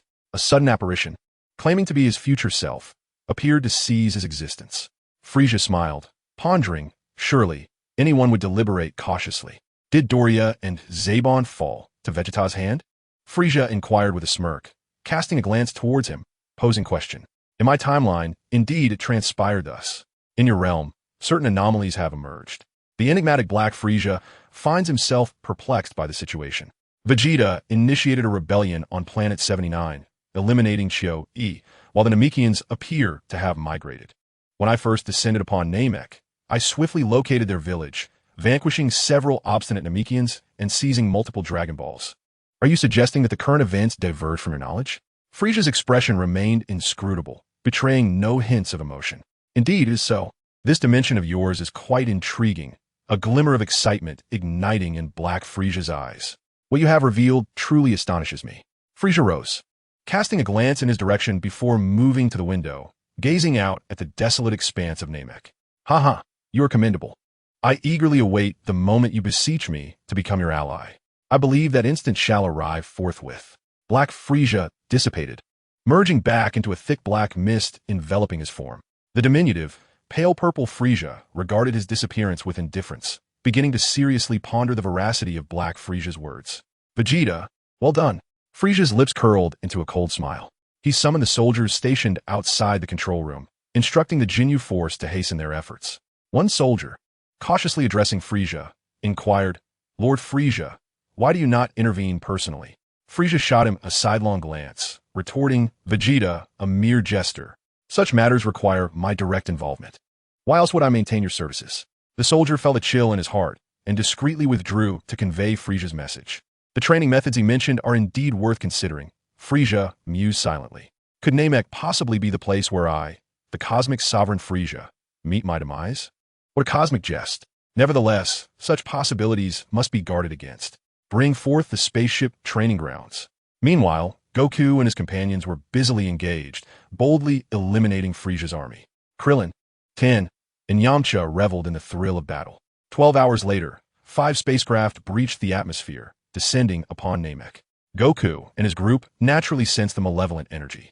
Upon reaching a flatland, Vegeta and Nappa found themselves in a standoff with the 5 members of the Ginyu Force. Goku's gaze swept across Vegeta, and he was taken aback to notice that Vegeta's energy was markedly different from before. Clearly, the near-death revival through the Senzu Beans had significantly enhanced Vegeta's potential. As for the Ginyu Force, they too sensed the arrival of Goku's 9 companions, but paid it little mind. The data displayed on their battle scanners was too weak to warrant their concern. Ginyu, Geese, Berta, Guldo, and Raccoon each struck peculiar poses, uttering spine-chilling phrases. Then they assembled together. Ginyu, the battle, and the taciturn green visage of Piccolo. Sun Wukong appeared to be immersed in the spectacle, as if a new worldview had been unveiled before him. Haha, how amusing they are. Bulma, unburdened by any psychological constraints, erupted into laughter at the comical scene before her. Was that woman truly so hilarious? Her untimely laughter disrupted the Ginyu Force. Ah, it is indeed amusing, cough cough. Do not mind me, please continue. Bulma laughed heartily. The tall being with a pale purple body and two black horns, Ginyu, gazed excitedly at Vegeta. Vegeta, I have heard you have betrayed Lord Frieza. Vegeta scoffed. And what of it? Frieza summoned you here merely to eliminate me, the last remnant of the Saiyan race. You are aware of the truth, Ginyu remarked. His expression won a surprise. He nodded slightly, adding, well, given a multitude who bore witness back then, it is not altogether surprising. No wonder you chose to betray Lord Frieza. Alas, you fail to understand the art of concealment. Ginyu mocked. Those who betray Lord Frieza are bound for the depths of hell. Vegeta smirked coldly. Today, he was no longer the man he once was. Chapter 46. Guldo chose the one with the lowest combat power, yet he was Sun Wukong. Captain, how shall we deal with these individuals? Guys, with his red face and white hair, spoke up among the five. The desire for battle surged within him. Leave Vegeta to me. As for the others, let you decide among yourselves with rock, paper, scissors. Ginyu, unfazed, set his own objective. Among this group, only Vegeta was worthy of his amusement. Haha, Vegeta, you have betrayed Lord Frieza. I shall take good care of you. Ginyu laughed heartily. The captain's implication was that he would thoroughly beat and train him. Guys elaborated on Jinyu's words. Hey guys, do we really need your explanation? Ginyu shot him a glare. Ah, Captain, you always do this. When something fun arises, you must always take the lead. The blue-skinned Berta exclaimed, we must be the first to partake in such delightful entertainment. Teammate, join us for rock, paper, scissors, supported the tall, red-haired Rickham. All right then, let us decide by guessing. The winner chooses Vegeta, and the loser selects the weakest among us. Jinyu's eyes darted about, seeing their collective dissent. He reluctantly acquiesced for the sake of team unity. Vegeta furrowed his brow, filled with rage. Did they perceive him as a soft target, ripe for slaughter? A fish on the chopping block, at the mercy of others? Such blind fools. Vegeta, am no longer the same as before. Impatient, he was ready to unleash his wrath and eradicate them all. The outcome of the five opponents was soon determined. Ha ha ha, Guldo, you have lost. How unfortunate that you chose the weakest among us. A chorus of laughter erupted from the five, their spirits buoyed with mirth and joy. Guldo, short in stature with pale green skin and four eyes, wore a dejected expression as he stepped away from the group with a heavy sigh. In unison, the five struck a predetermined battle stance, declaring, Ginyu, battle. Guldo then activated his scouter to gauge the combat power of Goku and his companions. Beep, beep, beep. 1086, the lowest reading. Hey, you with the crab-like head. Yes, it's time for us to engage in a game. Guldo called out to Goku. Ah, Guldo. That fellow must be a Saiyan. Jeez reminded with a smile. Ah, no wonder his power level is so low. He has probably a low-class warrior. Guldo muttered under his breath. Goku, appearing bewildered, stepped forward and pointed at himself, asking curiously me, of course, it's you, with a power level of only 1086. Guldo beckoned with a dismissive air, lacking any enthusiasm for the fight. He lamented to himself about losing the rock-paper-scissors game. How did I lose? This game is hardly entertaining. Guldo, enjoy it. Don't disgrace our Ginyu Force. Berta winked at Guldo. Guldo scoffed internally, thinking, but you are weak. You are not my opponent. Goku scratched his head and kindly advised, hey kid, are you looking down on me? You, with a combat power barely over 1,000, dare to underestimate me. A cosmic elite warrior? Guldo's four eyes widened in fury as he shouted in outrage. As a support member of the team, being looked down upon by his peers was one thing, but now he was belittled by a low-class Saiyan. Kid, I will play with you thoroughly. A malevolent expression crossed Guldo's face. Very well, let me warm up then, Goku replied, visibly resigned. He had no intention of bullying him, but since this fellow sought a fight, he would not refuse. Whoosh! Goku's figure blurred, moving with astonishing speed. In an instant, he was before Guldo. Guldo's face turned pale. What is that? So fast. He quickly held his breath and activated his time stop ability. In a moment of confusion, Goku felt the effects of his time perception, a gift from his wish.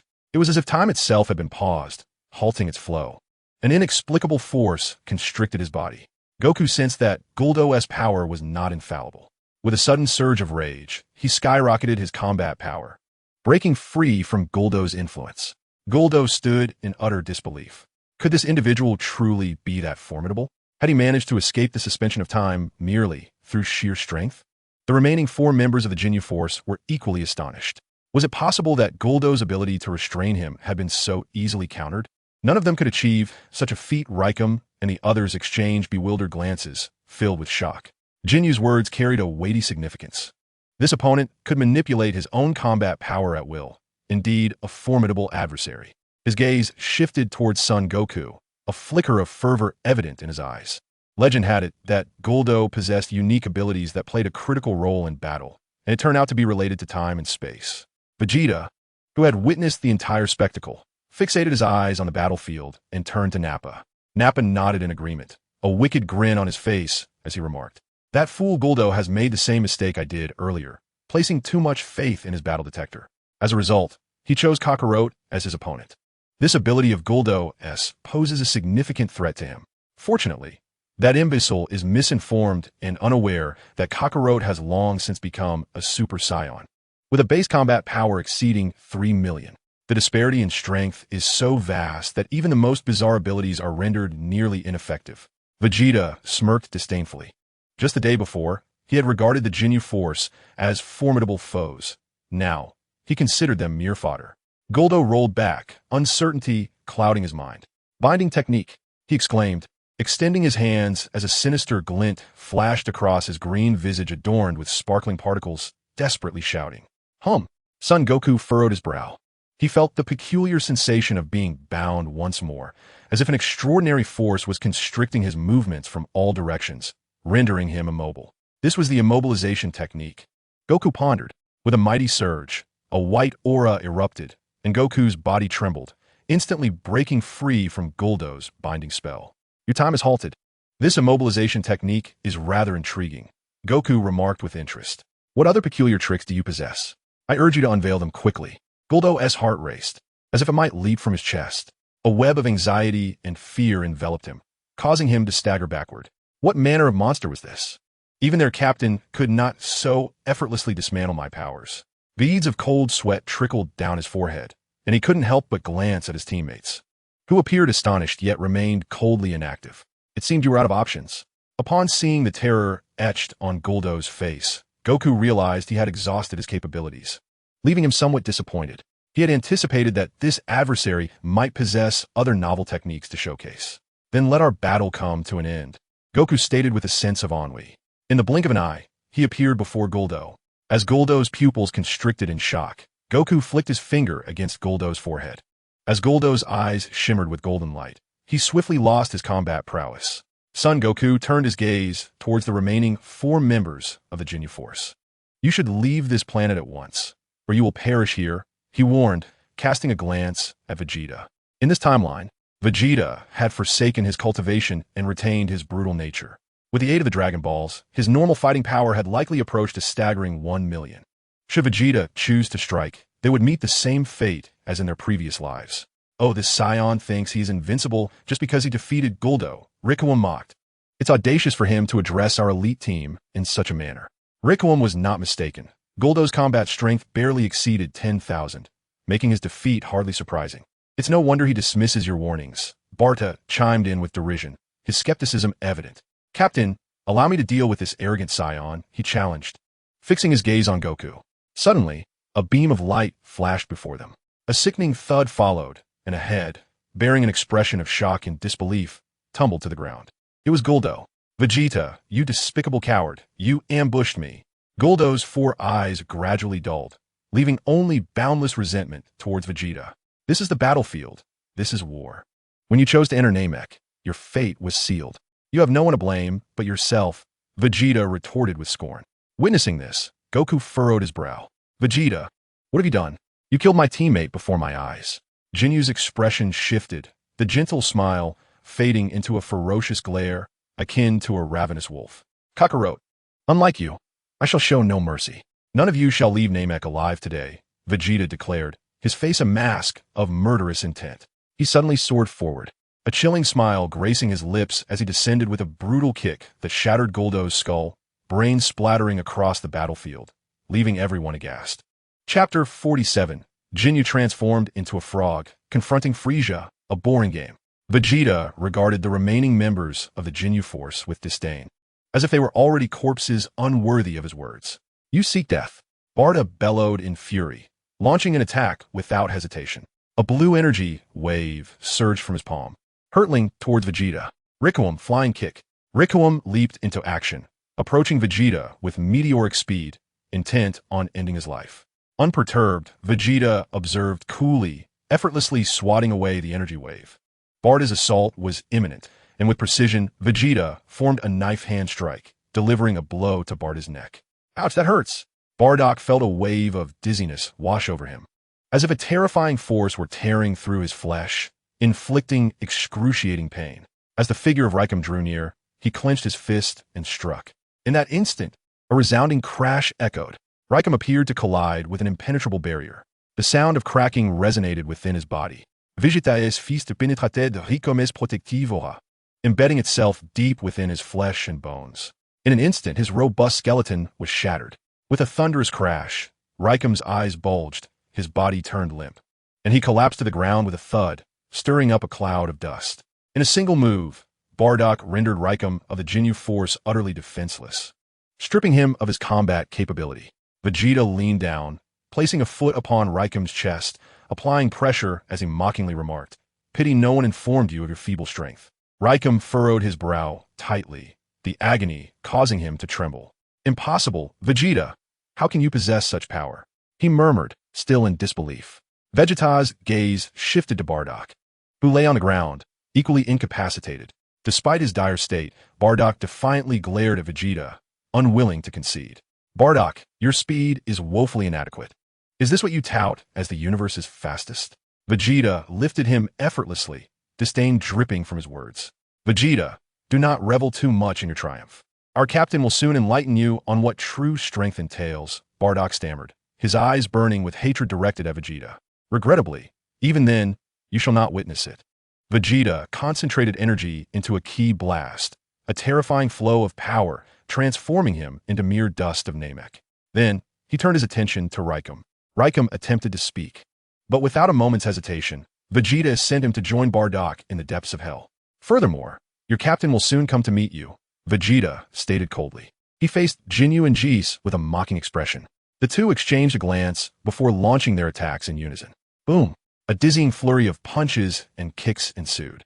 Vegeta raised his hand, casually deflecting their blows, dismissing their assaults as though they were mere child's play. Infuriated by Vegeta's mockery, Ginyu and Jis launched a frenzied onslaught. Energy blasts exploding in succession. A palpable fear began to rise within them. Vegeta's strength was beyond their expectations, defying all logic. His combat data could not possibly be so high. Goku observed as Vegeta deliberately toyed with the two, recognizing that Vegeta's arrogance had taken hold. Ginyu, with a sinister expression, withdrew from the battlefield. "Vegeta, you are formidable," he stated, his gaze aflame, fixated upon Vegeta. To be precise, it is his robust physique. Ginyu suddenly clenched his fist and struck himself thrice. His violet form was instantly shattered, crimson blood splattering forth. With his stamina waning, his combat prowess dwindled. Guise was taken aback, then enlightened. Could it be that the captain intends to employ that technique? Gaise's face brightened, realizing that Ginyu was about to invoke his body-switching ability. Vegeta, perplexed by Jinyu's bizarre conduct, felt a surge of curiosity. "What is this, Ginyu? Are you resorting to self-harm in hopes of sparing yourself?" Vegeta sneered, looking down with disdain. Ginyu smiled enigmatically. Ginyu bent low and howled, summoning the energy within him, rapidly unleashing his power. "Captain, is it truly time?" Guise withdrew from the scene, opting to observe the unfolding events. Vegeta, however, remained unfazed, choosing instead to quietly await Jinyu's grand display of strength. The surge of power instilled in him a sense of confidence. "Ginyu, elevate your strength," Vegeta chuckled lightly, for otherwise, slaying a mere fish would hold no thrill. Ginyu abruptly spread his arms, channeling his supernatural abilities, a spectral figure manifesting behind him. With a thunderous shout, he proclaimed, "Switch!" Buzz! Vegeta's body stiffened, a similar spectral figure appearing behind him. Ginyu unleashed a beam of light toward Vegeta. Just as Vegeta prepared to evade, Goku unexpectedly hurled a wildly bouncing frog into the fray. Ribbit! The bewildered frog soared through the air, colliding head-on with Jinyu's energy wave. Ginyu trembled, landing clumsily like a frog, hopping erratically. The frog plummeted to the ground, its expression one of agony, croaking incessantly. Vegeta, bewildered, glanced at Goku, then at the now seemingly senseless Jinyu, and finally at the quivering frog. Contemplating, he mused, so this is what Kakarot meant by body switching. He kicked Jinyu the frog, chuckling, this is what you call poetic justice. Transformed into a mute creature, Jinyu was spared from Vegeta's wrath. The frog, wearing a mask of suffering, was sent flying into the thick underbrush by Vegeta's kick, croaking out its frustration and sorrow. Guys, witnessing his captain's blunder and the failure of the body switch, was instantly consumed by panic. Boom! With a surge of power, he fled at breakneck speed. Vegeta let out a derisive huff. Attempting to flee, a colossal energy wave obliterated Guys, reducing him to ash.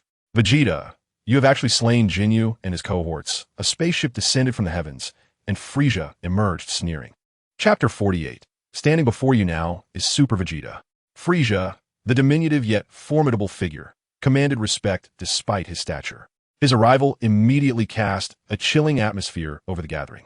Vegeta and Nappa were particularly taken aback, their eyes widening in shock. A piercing gaze swept over Vegeta, Nappa, and the 11 others, prompting Frieza to ponder whether these were the very individuals who had conspired against him. Among the group, Goku, with his distinctive crab-like hairstyle, stood out, capturing Frieza's attention.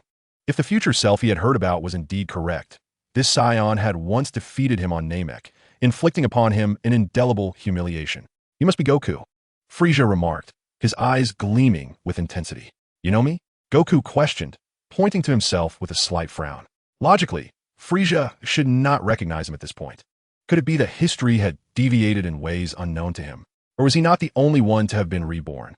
Goku pondered, a multitude of thoughts swirling through his mind. Someone has spoken of you, Frieza replied with a smile. He harbors a profound hatred for you. Goku felt the weight of Frieza's scrutinizing gaze, which briefly flickered with a fierce intent. The thought of being defeated by such an inconspicuous Saiyan monkey must have rendered his future self utterly inept. The dark Frieza, hidden within his being, could sense his emotions. Frieza, ever the strategist, recognized the necessity to eliminate any potential threats to his existence, regardless of the veracity of his future self's claims. In the past, he had annihilated the Saiyan race due to the legends surrounding the once-in-a-millennium Super Saiyan, the universe's most ferocious warrior. Now, he saw no reason to refrain from eradicating remnants of the past that had escaped his grasp. Goku had already secured a place on Frieza's kill list. Yet Frieza remained oblivious to the fact that he had long since found his name on Goku's list of foes to defeat. It has been a month since we last met, Vegeta, and you have grown quite formidable, Frieza said, momentarily bypassing Goku, his unwavering gaze fixated on Vegeta, a smirk playing on his lips. Even my most trusted Jinyu force has fallen at your hands. Your betrayal truly saddens me, Vegeta. You know I have always valued talent. Frieza gently shook his head, his face a mask of feigned sorrow, a sentiment palpable even to Goku and the others nearby. It was as if Vegeta's betrayal were an unforgivable crime. Cut it out, Vegeta scoffed, utterly unimpressed by Frieza's theatrical display, even feeling a surge of nausea. Do you really think I am still the same Vegeta of the past? I have long since grown weary of the oppressed days under your command. In the face of Frieza's mockery, Vegeta proudly declared his independence. We're the Jinyu force, but mere insignificant fish, unworthy of comparison with me. Their words and demeanor exude an air of superiority, as if they hold Frieza in utter contempt. I see you are eager to challenge me. Frieza observed Vegeta with keen interest. Let me witness the extent of your battle prowess, for you possess remarkable audacity. As he spoke, Frieza activated his combat scanner to gauge Vegeta's energy. Beep beep. 15,000. Lower than before. Oh, I comprehend now. It appears you have learned a technique to conceal your power on that remote planet Earth. You must be hiding it, only to unleash it in battle. Frieza's eyes gleamed with understanding, and he wore a playful expression. Vegeta, why do you not reveal your true strength for me to behold? Frieza, you are exceedingly arrogant. Do you truly believe yourself invincible? Vegeta's lips curled into a mocking smile. Frieza's disdainful demeanor ignited a fire within him, reminding him of the past terror he endured under Frieza's dominion. He felt this surging energy within him. The fear that once kept him subservient to Frieza vanished without a trace, replaced by hatred and an insatiable desire for vengeance. All fear stemmed from a lack of power. At this moment, Vegeta felt an exhilarating surge of confidence. Frieza scrutinized Vegeta and suddenly laughed, seemingly perceiving his thoughts. his brow arched in mockery, finding Vegeta's arrogance utterly ludicrous. I shall obliterate Frieza, defeat Kakarot, and ascend as the ruler of the universe. Vegeta's ambitions blazed fiercely within him, akin to an unquenchable fire. With the aid of Senzu beans, and having narrowly escaped death multiple times, his energy soared to terrifying heights. He had long desired to settle the score with Frieza. However, on his way to confront Frieza, he encountered the Ginyu Force and effortlessly dealt with the 5 insignificant foes. Now that Frieza has come to him personally, he need not seek him out. Therefore, Vegeta resolved to hold nothing back. He would annihilate Frieza with the utmost ferocity, burying the humiliation he had endured for over 20 years. Frieza, I am stronger than ever before. You will experience true fear. Vegeta bellowed. Just as he finished speaking, he bent over, releasing a long, piercing cry. Boom! A white aura surged forth, rising violently. Vegeta's sudden outburst of rage stirred the winds and cracked the earth beneath him. 40,000, 80,000. Crack! Frieza's scanner shattered from the energy overload, scattering debris across the crimson soil. Momenslete. Vegeta laughed heartily, gazing at Frieza. Frieza, do you feel fear now?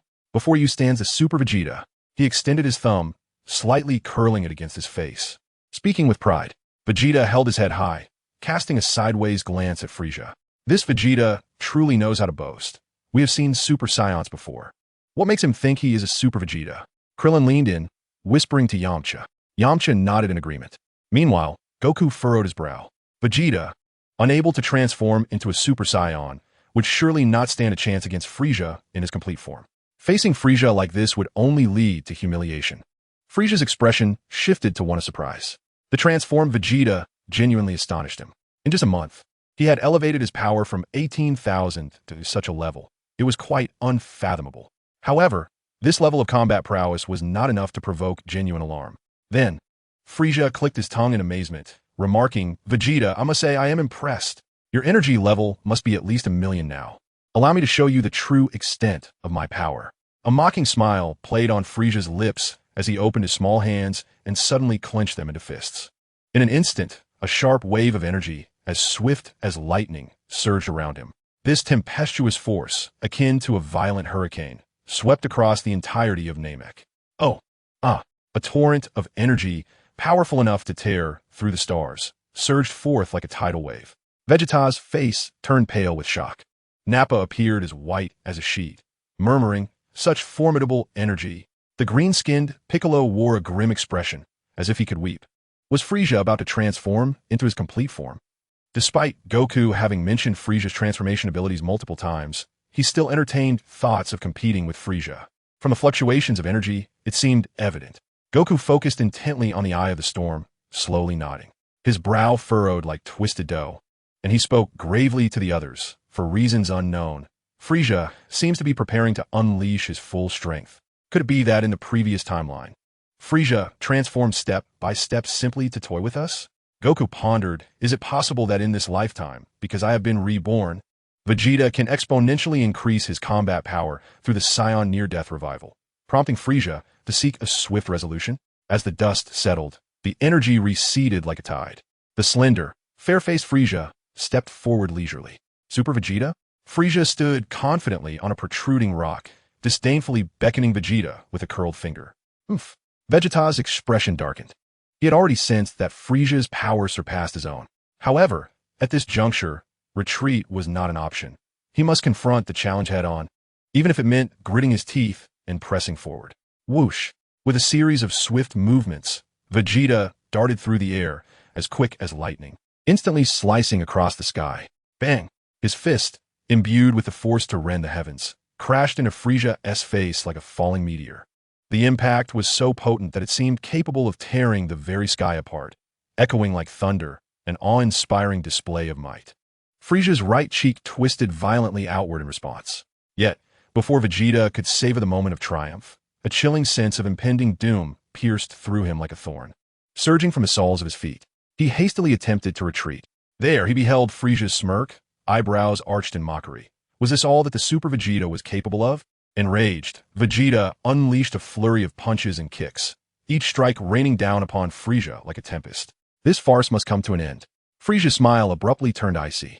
transforming into a visage of merciless cruelty. He extended his hand, clamping down on Vegeta's neck like a steel vise, as if lifting a helpless chick.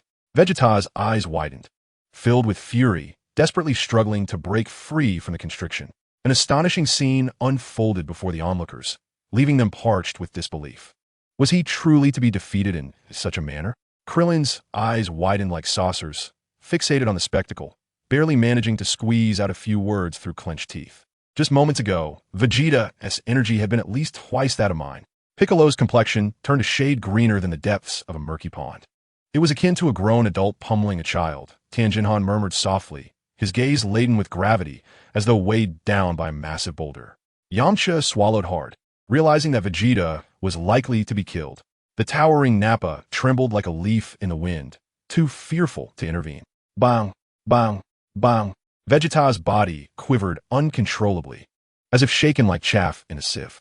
His neck endured Frieza's 3 brutal strikes, each blow akin to a tempest ravaging a frail being. Blood gushed from his eyes, nose, and mouth like a torrent breaching its dam, flowing freely and without restraint. Soon, the ground was awash in a blinding crimson hue. Frieza callously discarded Vegeta as if he were a worthless object, hurling him before Goku like a lifeless dog. Now it is your turn. Frieza's icy gaze pierced through Goku, sharp as 2 blades aimed directly at him. Chapter 49, A Different Frieza. Silence enveloped the surroundings, the wind howling ominously. Frieza stood poised, targeting Goku. The atmosphere was thick with murderous intent, saturating the very earth and sky. Goku cast his eyes downward toward Vegeta, who now teetered on the brink of death, hovering precariously between life and demise. Vegeta's gaze fixated on Goku. Cough, cough. Kakarot avenged the Saiyans by eliminating Frieza. Such a proud and self-respecting individual as Vegeta rarely allowed tears, whether born of sorrow or pleading, to escape from the corners of his eyes. Goku sighed deeply.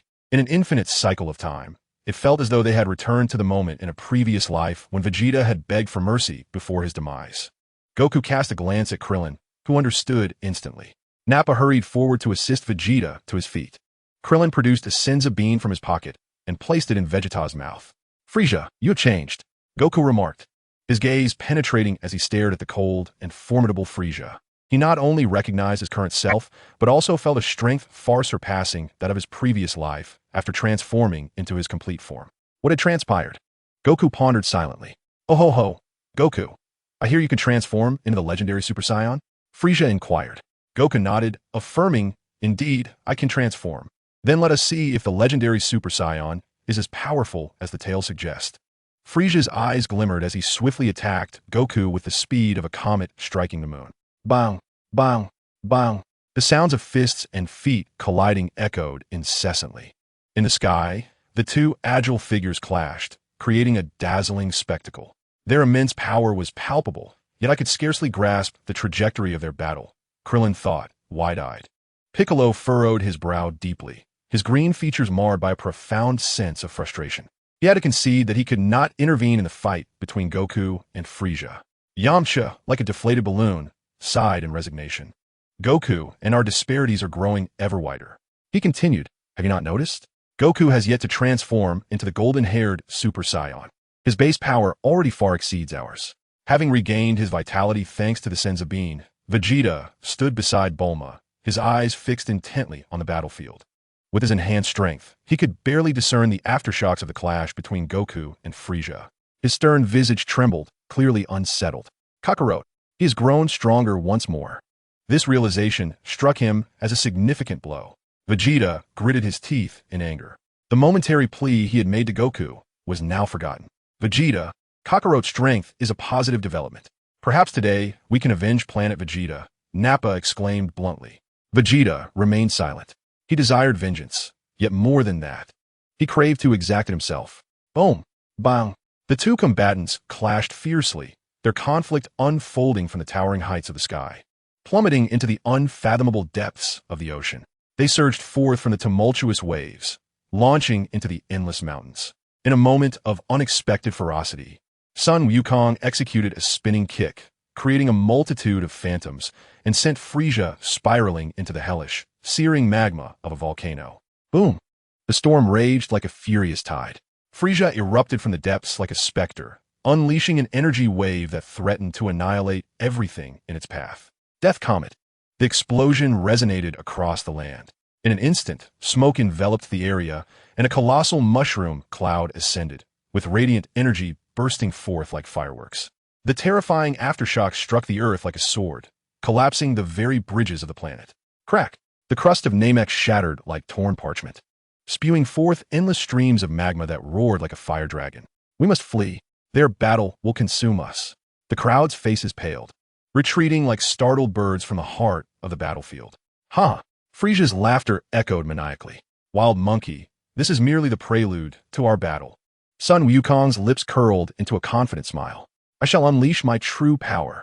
Frieza raised a finger, his gaze filled with disdain, as if viewing an insignificant ant. He began to gather energy, its power radiating like surging waves. The Namekian town trembled, on the verge of collapse under the weight of Frieza's might. Observing this, Sun Wukong furrowed his brow, pondering silently. Indeed, history had altered. In a previous timeline, during the battle on Namek, Frieza's power had peaked at a mere 120 million. Yet now, it was nearing the monumental threshold of 200 million. In an instant, Frieza surpassed 200 million, reaching an astounding 500 million. Whoosh! The chaotic energy swirling around was drawn into Frieza's body. Oh ho ho!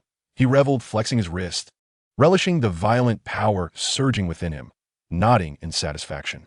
His newfound training methods had proven remarkably effective, yielding such astonishing progress in only 12 hours. He had once claimed that the might of a Super Saiyan could reach a maximum of 150 million. Now he possessed a formidable 500 million. The advantage lay with him. He could easily vanquish Sun Wukong. Frieza felt an overwhelming confidence swell within him. No one could dictate his fate. He would master his own future. Frieza mused coldly. Sun Wukong, unleash your Super Saiyan form. Otherwise, your demise will be most tragic. Frieza gazed at Sun Wukong with unwavering certainty. Sun Wukong would not disappoint Frieza's expectations. He suddenly bent low, clenching his fist. A resounding roar echoed through the air. Within the depths of flesh and pores, breath flows, and the energy source along the spine awakens. Like a dazzling sun, it radiates brilliance and splendor. Those emerald eyes resemble two cold jewels, while the severe brow and gaze appear as if hewn from stone. The inverted golden strands of hair dance like flames in the wind. Super Saiyan. At this moment, Son Goku coldly turns to face Frieza, his serene expression tinged with a hint of ruthlessness. Frieza feels a chill, as though being scrutinized by a ferocious beast. Chapter 50. A brutal beating for Frieza. The golden aura continues to surge forth, with the upright golden hair flowing in the breeze. The power swirling around Son Goku reverberates like the tides. The sky and earth are imprinted with a faint golden glow. In an instant, he transforms from a tranquil youth into a warrior of icy demeanor. Super Saiyan. A commendable display of might. I hope you do not disappoint this king. Frieza sneers wickedly, extending his palm. A wave of expanding energy hurtles towards Son Goku. Without flinching or dodging, Son Goku hovers in the air, engulfed by the shockwave. He, that wild monkey, is truly careless to be struck so easily, Frieza mocks. A powerful aura radiates, dispersing the smoke. Son Goku maintains his stance, as if nothing has transpired. Frieza is astounded. How is this possible? You appear unscathed. Son Goku brushes off the dust from his attire. Frieza, if this is the extent of your prowess, it is time for me to retaliate. No sooner had he spoken than he reciprocated with an energy wave that enveloped Frieza. With a cry of anguish, Frieza is sent flying, the residual force colliding with three towering mountains. As he stabilizes himself, blood oozes from his wounds, accompanied by the sound of Son Goku's amused laughter. Is it mockery? Contempt? Frieza cannot discern. You dare to look down upon this king. You wretched monkey. You seek your demise. He bellows, launching a fist towards Son Goku. Son Goku gazes at him coldly, slightly turning to evade Frieza's punch. Suddenly, he raises his arm and delivers an elbow strike to Frieza's head. A deep, searing pain radiates throughout Frieza's body as he howls, tumbling 7 or 8 times before halting the force of Son Goku's blow. Without granting him a moment's respite, Son Goku swiftly closes the distance and delivers a sidekick to Frieza's abdomen. Frieza stumbles back several steps, retaliating with a clenched fist. With a base power of 300 million, Son Goku, now transformed into a Super Saiyan, boasts a combat strength of 150 billion. To Frieza, whose power is merely 5 billion. Each of his movements appears as slow as a turtle's crawl. In a swift motion, Sun Wukong arched backward, evading Frieza's attack. A smirk danced upon his lips, ambiguous in its expression. Frieza's pupils constricted in disbelief. With a deft movement, Sun Wukong struck Frieza's head with the palm of his hand, delivering a terrifying force that pierced through Frieza's protective aura and tore into his flesh. A muffled groan escaped Frieza's lips as his eyes bulged, veins protruding upon his forehead. Blood streamed from his eyelids, nose, and mouth as his diminutive form plummeted from the impact. With a thunderous crash, dust erupted from the earth. Before the haze could settle, beams of lethal energy surged forth from the debris. Sun Wukong, with fingers poised like blades, deftly deflected the oncoming death rays with a series of swift strikes.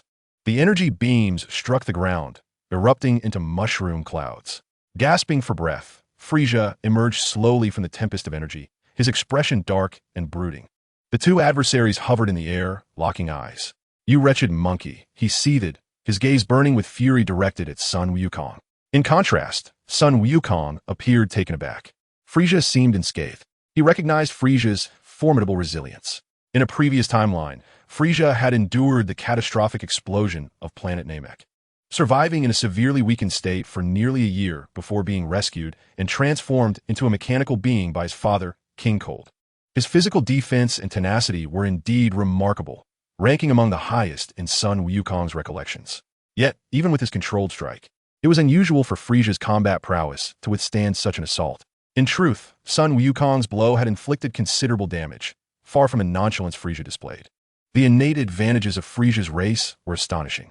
A breeze brushed against Sun Wukong's cheek, and he marveled at the extraordinary talents of Frieza's lineage, far surpassing that of the Saiyans or Earthlings.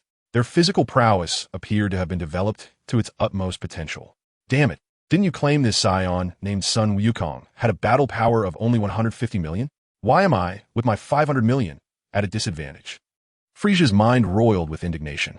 Even if he could not perceive the intensity of ki, he was acutely aware of the vast gulf that separated him from Sun Wukong. History has taken an unexpected turn. Sun Wukong's ki is at least several dozen times stronger than yours. A voice intoned thoughtfully, as if contemplating the implications. What? Several dozen times? Frieza's expression darkened. Oof.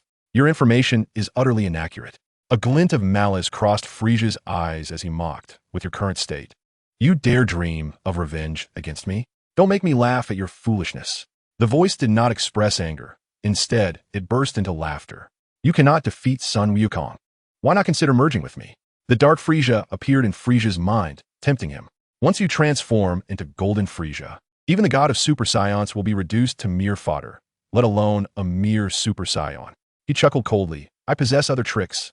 In a swift motion, Frieza approached Sun Wukong and extended his hands. In an instant, a sphere of crimson energy enveloped Sun Wukong, ensnaring him as if he were trapped in a quagmire.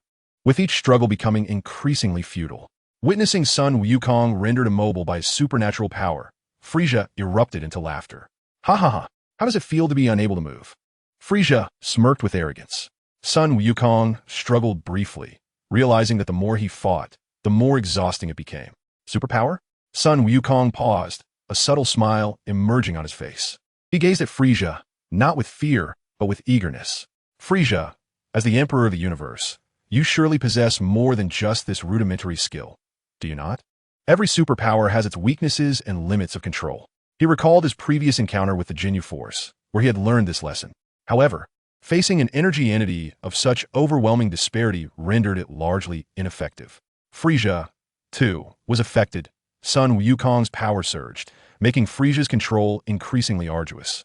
Frieza clenched his teeth, beads of cold sweat forming on his forehead, his trembling arms struggling to maintain the grip on his supernatural ability. Sun Wukong felt the pressure mounting. Suddenly, Sun Wukong exclaimed in distress, "Huh? Oh ha, ho ho ho." Frieza sneered, "Wild monkey, submit to me and allow this king to crush you into a pulp." His fair visage displayed a perverse delight, reveling in Sun Wukong's agony. "Oh, Frieza, I was merely toying with you." Sun Wukong's expression shifted, revealing a playful smile. 3 parts peculiarity, 3 parts mockery, and 4 parts derision. Frieza, incensed, gathered energy in the palm of his right hand and unleashed a death beam aimed at Sun Wukong's abdomen. Boom! Sun Wukong emerged unscathed in Frieza's eyes. Haha! Sun Wukong placed his hands on his hips and, with a sudden outburst of rage, unleashed a powerful golden aura that rippled outward like waves on water. The barrier of Frieza's supernatural ability crumbled in an instant, and Frieza was further shaken by Sun Wukong's surge. Sun Wukong dashed forward at an astonishing speed, intertwining his fingers into a fist and striking Frieza's midsection. Thud!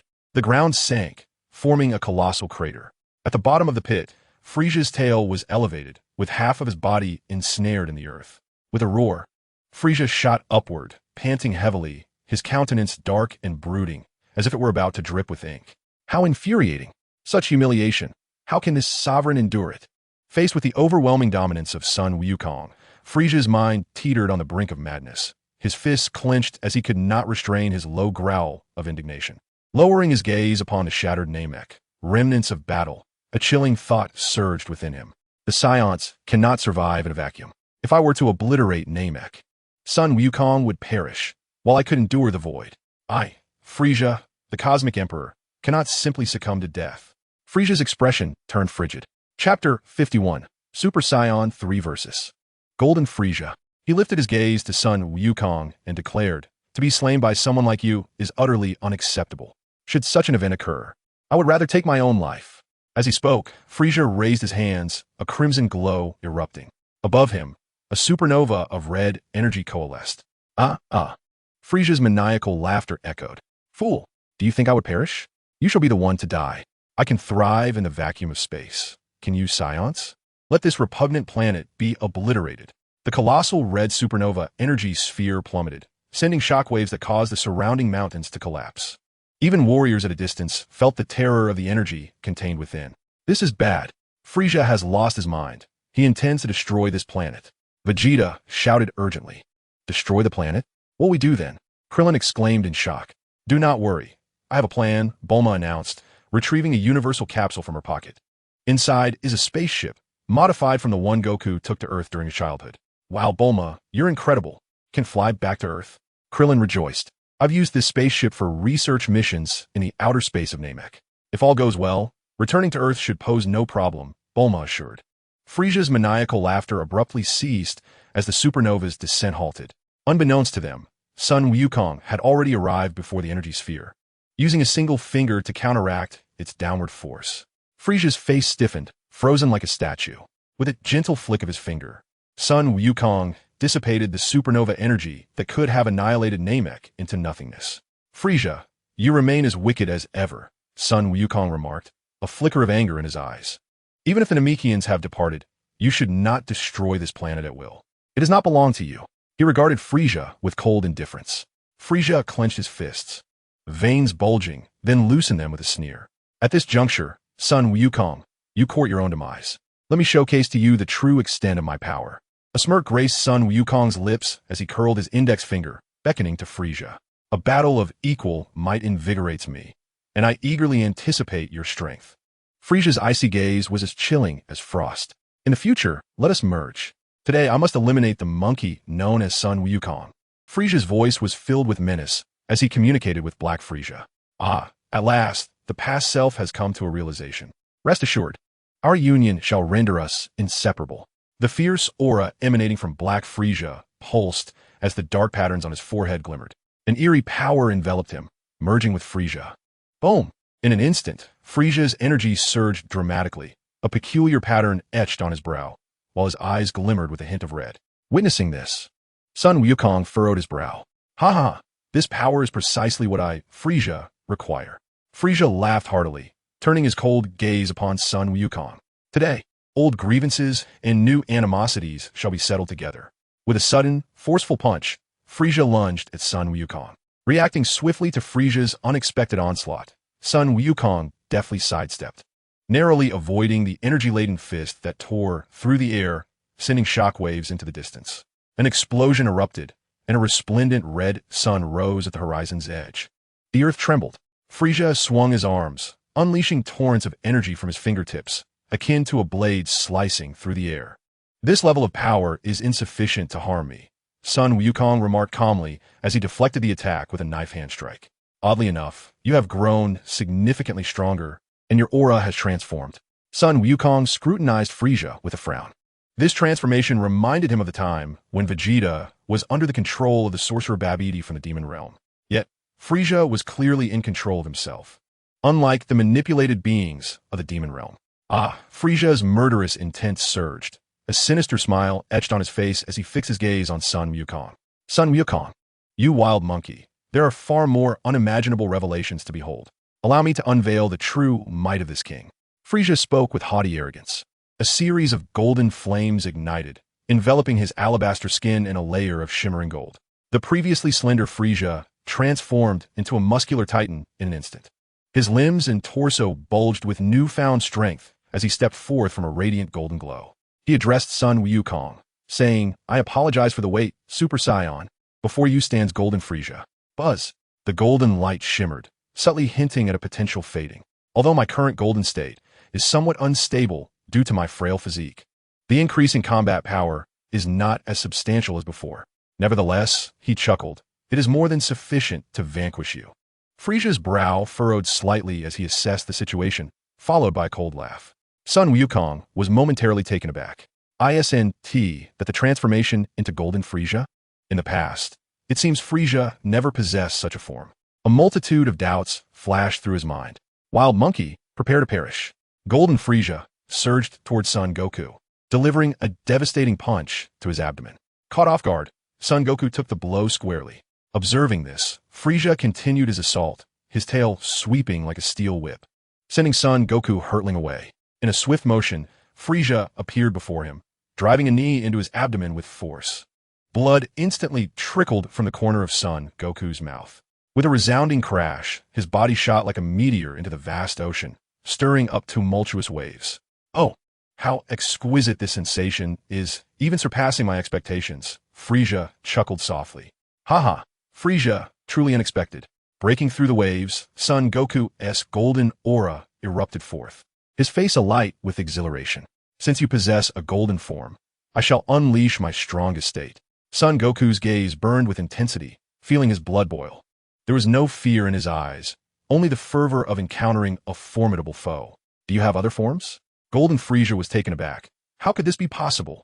Son Goku looked down upon Frieza from above. Son Goku bent low and roared. Golden flames surged, intertwining with lightning. A brilliant radiance illuminated the earth and sea as a tempest of energy roared across the land. Crackling sounds echoed. His golden hair lengthened to his waist. Eyebrows faded, brow bone lowered, revealing a terrifying killing intent. Light green irises transformed into blue pupils. It was none other than Super Saiyan 3. Come, let us settle this. Son Goku charged at Golden Frieza with ferocity. Frieza, unwilling to yield, clashed back. The two sources of energy collided. Son Goku landed a punch on Frieza's cheek, which he bore with resilience. Frieza retaliated with an elbow strike to Son Goku's chest, causing him to sway slightly. A fist struck Frieza's head, eliciting a pained cry as he was sent soaring into the ocean. A column of water erupted. Utilizing this water column, Frieza lunged at Son Goku, unleashing a dazzling flurry of punches and kicks. Son Goku raised his hands to defend, skillfully countering, though his stamina was waning. After thousands of exchanges, Son Goku seized Frieza's arm and delivered a knee strike upwards. Frieza flew back like a kite severed from its string. Frieza, continuing this battle serves no purpose.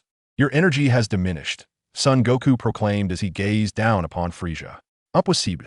Frieza roared in fury. He had become Golden Frieza, and at this juncture in time, Son Goku should not possess such strength.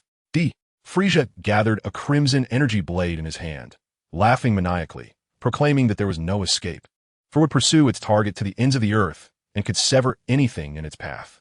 As the words left his lips, he hurled the energy blade towards Sun Wukong. A tiresome trick, Frieza. You have exhausted your repertoire, Sun Wukong replied coolly. With a swift motion, he raised his hand, forming it into a blade and igniting a layer of red energy flames, cleaving the approaching energy blade in two with a decisive strike. Crack! The energy blade shattered upon impact. This battle has lost all significance, Sun Wukong stated coldly. What did you say? I have no interest in playing with you any longer. In the next instant, Sun Wukong appeared before Frieza, whose pupils dilated in terror. He had returned to erase the stain of his humiliation, not to endure it once more. A fierce pain surged through Frieza's chest as a formidable force tore through his flesh, rendering him immobile. In disbelief, he collapsed to the ground, a maelstrom of regret and fury swirling within him. I returned for vengeance. Why am I failing? Frieza murmured to himself. Just as Sun Wukong pondered how to deal with Frieza, a spatial rift appeared in the sky, drawing Frieza within. Amidst the chaotic energy storm of the turbulent space, a woman with long hair and red eyes, adorned with two thick braids cascading over her chest, navigated through the spatial rift. She was Tawa, a sorceress from the dark magic realm, racing through time to resurrect the demon god Mechikabura. With her elongated black staff swaying gently, she unleashed a wave of dark energy, engulfing the golden Frieza in her leap through dimensions. It's you. The Frieza who had fused with the future felt a familiar presence and immediately understood. Indeed, it is I, Tawa said, her voice a melodious yet beguiling laugh escaping her lips, her demeanor exuding a seductive charm. Frieza, you truly are pathetic. Nearly defeated by Sun Wukong. What a waste of my efforts to bring you back to this time. She licked her lips, a wicked glimmer enhancing her beautiful visage. It was an accident. Frieza retorted defensively, a faint glow emanating from the dark mark on his forehead. Confusion flickered in his eyes as he continued. That lowly wild monkey has inexplicably grown stronger than I remembered. Not only can he transform into a Super Saiyan, but he can also attain other forms. He knows that both he and Vegeta will eventually become Super Saiyan gods, even Super Saiyan God Blue. I was thoroughly defeated by the Super Saiyan God Blue. Yet, they should not possess such power at this time. His gaze, filled with suspicion, swept over Tawa.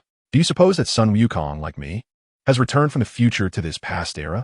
Tova was momentarily taken aback, then shook her head and replied, not at all. However, your skepticism holds considerable merit. This version of Sun Wukong is indeed peculiar. Frieza pursed his lips and scoffed, were I to possess my complete power from the future, even Sun Wukong's new form would stand no chance against me. A flicker of malice crossed his gaze as he bitterly remarked, I ventured to Namek without adequate training, resulting in this predicament. Ah, indeed. Tova smiled but suddenly paused, sensing a gaze fixated upon her. The violet hue of her eyes darkened with annoyance as she pouted. What an irritating fellow. Has he pinpointed my location already? I had intended to observe this timeline's Sun Wukong.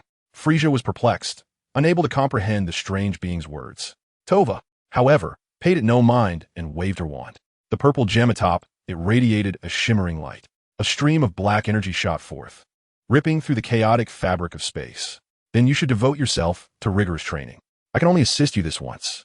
The Kaioshin of this timeline is watching me closely. The longer I linger in this reality, the more pronounced my presence becomes. I trust you will not disappoint me and divert the Kaioshin's attention for a while longer. A wicked smile graced Tova's lips.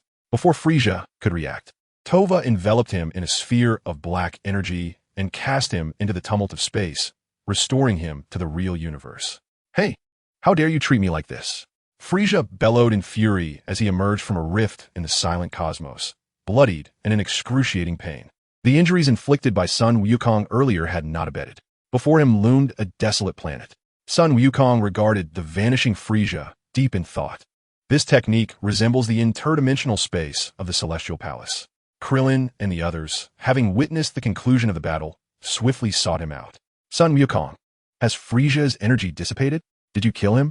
Seeing only Sun Wukong standing alone, Piccolo's green visage flickered with surprise as he inquired. Not quite.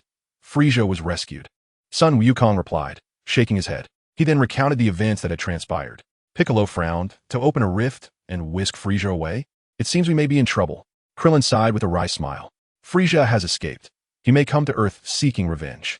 Bulma, thinking long-term, wore a worried expression.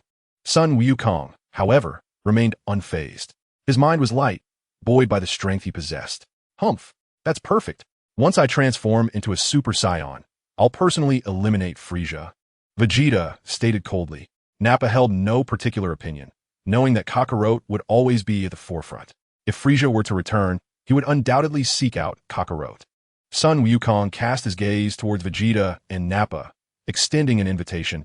Having betrayed the Frieza force, you find yourselves without a place to go. Would you care to join me on Earth?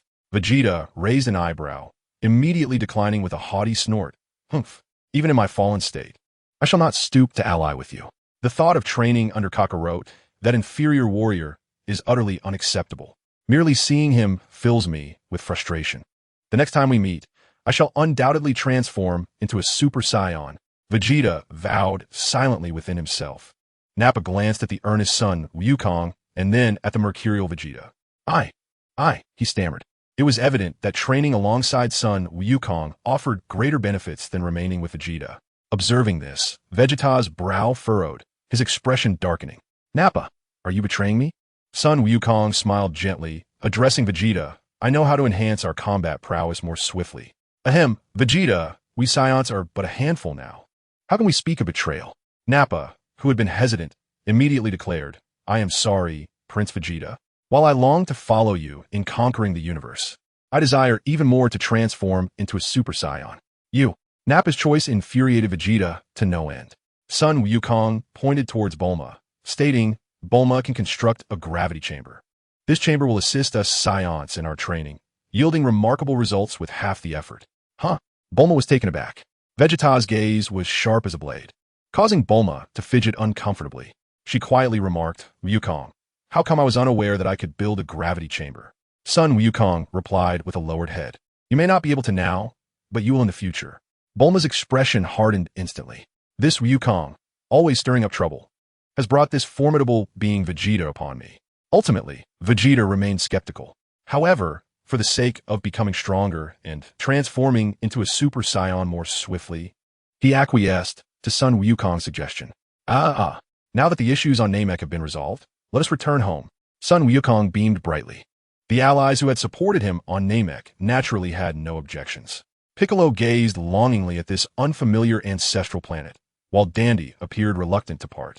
Son Wukong utilized instant transmission to return with them to their homeland, Earth. Moments later, the 11 of them materialized on Kame House.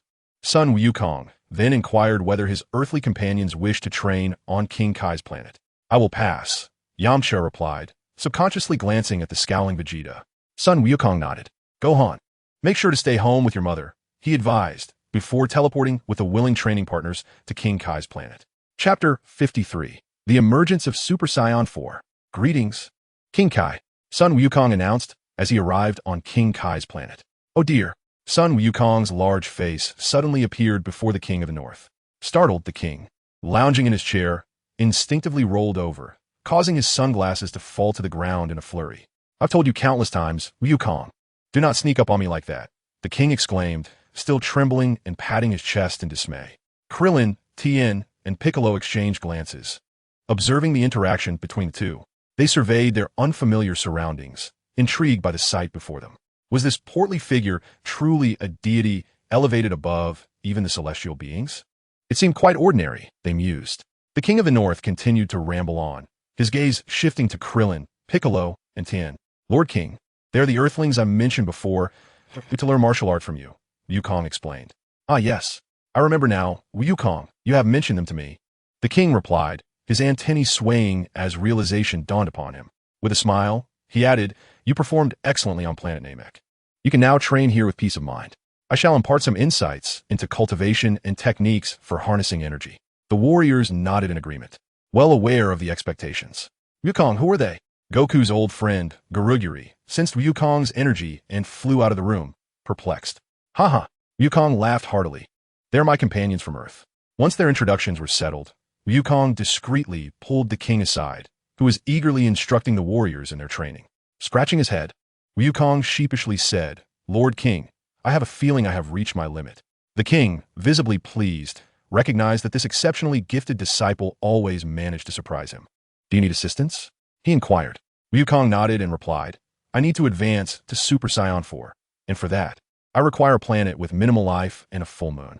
The king understood, recalling Wukong's previous explanations. The form of Super Saiyan 4 is indeed a concentration of the power of the great ape. Please wait a moment while I search for one, the king said, his antennae quivering as he utilized his unique divine abilities to survey the northern galaxy. Wukong patiently awaited the king's findings. After 10 minutes had passed, the king withdrew his divine sight, appearing exhausted as he wiped the cold sweat from his forehead. This extensive search for planets had drained a considerable amount of his divine energy. Wukong's heart leaped with joy, sensing that a result was at hand, and he promptly inquired about the coordinates. "I have found one, although it is somewhat distant," the king said with a slight smile. "No matter. My instant transmission will be quite handy." Without further ado, the king directly conveyed the information he had discovered through telepathy to Wukong. With the target established, Wukong wasted no time, placing 2 fingers on his forehead and concentrating intently on the location transmitted by the king. In the vast expanse of the northern galaxy, within a distant star system separated from the solar system by tens of thousands of light years, lies the planet Shinyu. This is a desolate world blanketed in ice, where the traces of life have only just begun to manifest. At this moment, Sun Wukong stands upon a glacial plain, beneath a luminous full moon that radiates its unique brilliance. The pristine night, enhanced by the icy terrain that resembles a clear mirror, reflects the moonlight, rendering this planet breathtakingly beautiful. Indeed, it is chilling. Any ordinary being who might venture here would likely succumb to the freezing temperatures. Sun Wukong gazes out at the entirely white world, exuding an unsettling chill. Although he has acquired the ability to endure the cosmos, possessing resilience against temperature and radiation mutations, he remains acutely aware of the biting cold. "You are too impatient. This is the swiftest I could locate the full moon planet," echoes the voice of the king of the other world in his mind. "This is a necessary step for me, a sprint towards a future where uncertainty looms." Sun Wukong reflects on the image of Frieza being drawn into the spatial rift. He sits cross-legged on the ice, meditating for a considerable time before finally lifting his gaze to the sky. The primal instinct of the giant ape within him stirs restlessly under the influence of 17 million times the Boltzmann wave. The S cells along his spine, stimulated by the radiant waves, begin to divide furiously. He fixates on the moon, his tail quivering, as the chains he once controlled shatter with a thunderous crash. In an instant, a torrent of ferocious power surges forth from within him, the might of the giant ape boiling over, erupting uncontrollably. The wild ferocity within him escalates. Sun Wukong's physique visibly expands. In mere moments, his garments are torn apart by the explosive growth of his muscles, and fearsome veins emerge along his skin. Twisting like a colossal dragon, his brown fur begins to sprout, enhancing his terrifying appearance. A primal roar escapes his lips, the ancient power slumbering within his Saiyan blood awakens, and his voice transforms into a beastly growl, eyes glinting with a bloodthirsty light. A massive brown ape rises from the ground, unleashing a tempestuous force from his core. The thunderous beat of his heart resonates like celestial thunder across the cosmos. A wild aura sweeps across the 4 corners of the world as Sun Wukong's normal strength amplifies tenfold. The heavy, solid earth fractures under the relentless assault of power, sending countless fragments soaring. With a resounding crash, the ground sinks and trembles, as though the apocalypse has descended. Sun Wukong unleashes an energy blast, which soars through everything, piercing the continental shelf and racing into the depths of space. A brilliant display of fireworks erupts, as one of the planets within this galaxy is obliterated by Sun Wukong's strike. The bloodthirsty power of the giant ape surged throughout its body, relentlessly consuming Sun Wukong's autonomy and reason. Having previously transformed into a Super Saiyan 4, Sun Wukong was naturally not susceptible to this savage force. The crimson eyes of the brown giant ape suddenly flashed with a peculiar light. Sun Wukong mastered the flow of this power. Now, he would transform from a normal giant ape into a Super Saiyan. A deafening roar erupted from Sun Wukong, shaking the very core of the planet. In an instant, the S cells within his spine erupted. Saiyan energy surged forth, layering upon the power of the transformation into a giant ape. A golden aura erupted outward, while blue electric sparks danced around him. The golden flame intensified, and the brown fur occasionally shimmered with golden glimmers. With a thunderous boom, a terrifying golden beam, capable of crushing everything, radiated from Sun Wukong, expanding outward and enveloping hundreds of kilometers, illuminating the space in brilliant gold. An overwhelming power, an unending golden flame. Upon the earth stood a fierce and brutal golden giant ape. The vast golden energy visibly formed a deadly storm, sweeping in all directions. The terrifying aura emanated from the Thousand Rain planet, spreading into the higher dimensions of the universe. Sun Wukong's bloodline power was further sublimated and purified, becoming even more refined. The power of the golden giant ape was poised to evolve into Super Saiyan Level 4. The golden giant ape's red eyes sparkled. In an instant, Sun Wukong shattered the shackles within him, his power condensing and ultimately returning to its essence. The golden light was dazzling and rich, seemingly solidifying to completely envelop him. The 100-meter giant ape erupted with resplendent golden brilliance. When the light ultimately dissipated, the form of the golden giant ape vanished. Amidst the billowing smoke and swirling dust, a towering figure emerged, gradually revealing itself. Sun Wukong returned to his human form, his muscular physique adorned with blood-red fur. His black hair cascaded down to his waist, accented by 2 crimson shadows at the corners of his eyes. His golden eyes were captivating. Super Saiyan 4. With every movement, a power capable of annihilating everything flowed through him. Every cell in his body rejoiced, providing an unceasing torrent of Saiyan energy. His combat power surged at least tenfold beyond the Super Saiyan 3 level, which was far from the limit. In essence, his power had increased by 400 times from his normal state. This was an astounding figure. Sun Wukong took a deep breath, unable to conceal his inner excitement. Super Saiyan 4. I have returned. Chapter 54. The universe trembles, the attention of the Kaioshin.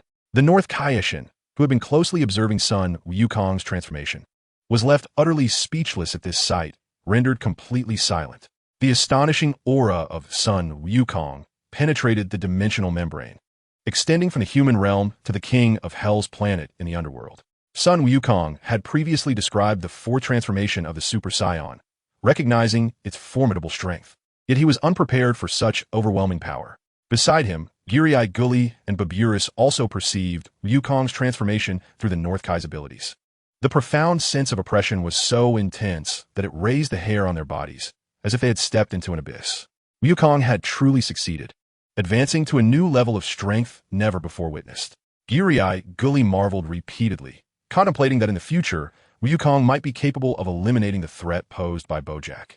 The North Kai pondered, reminiscing about events from many years prior when the cosmic villain Bojack wreaked havoc across the galaxy, annihilating life on various planets.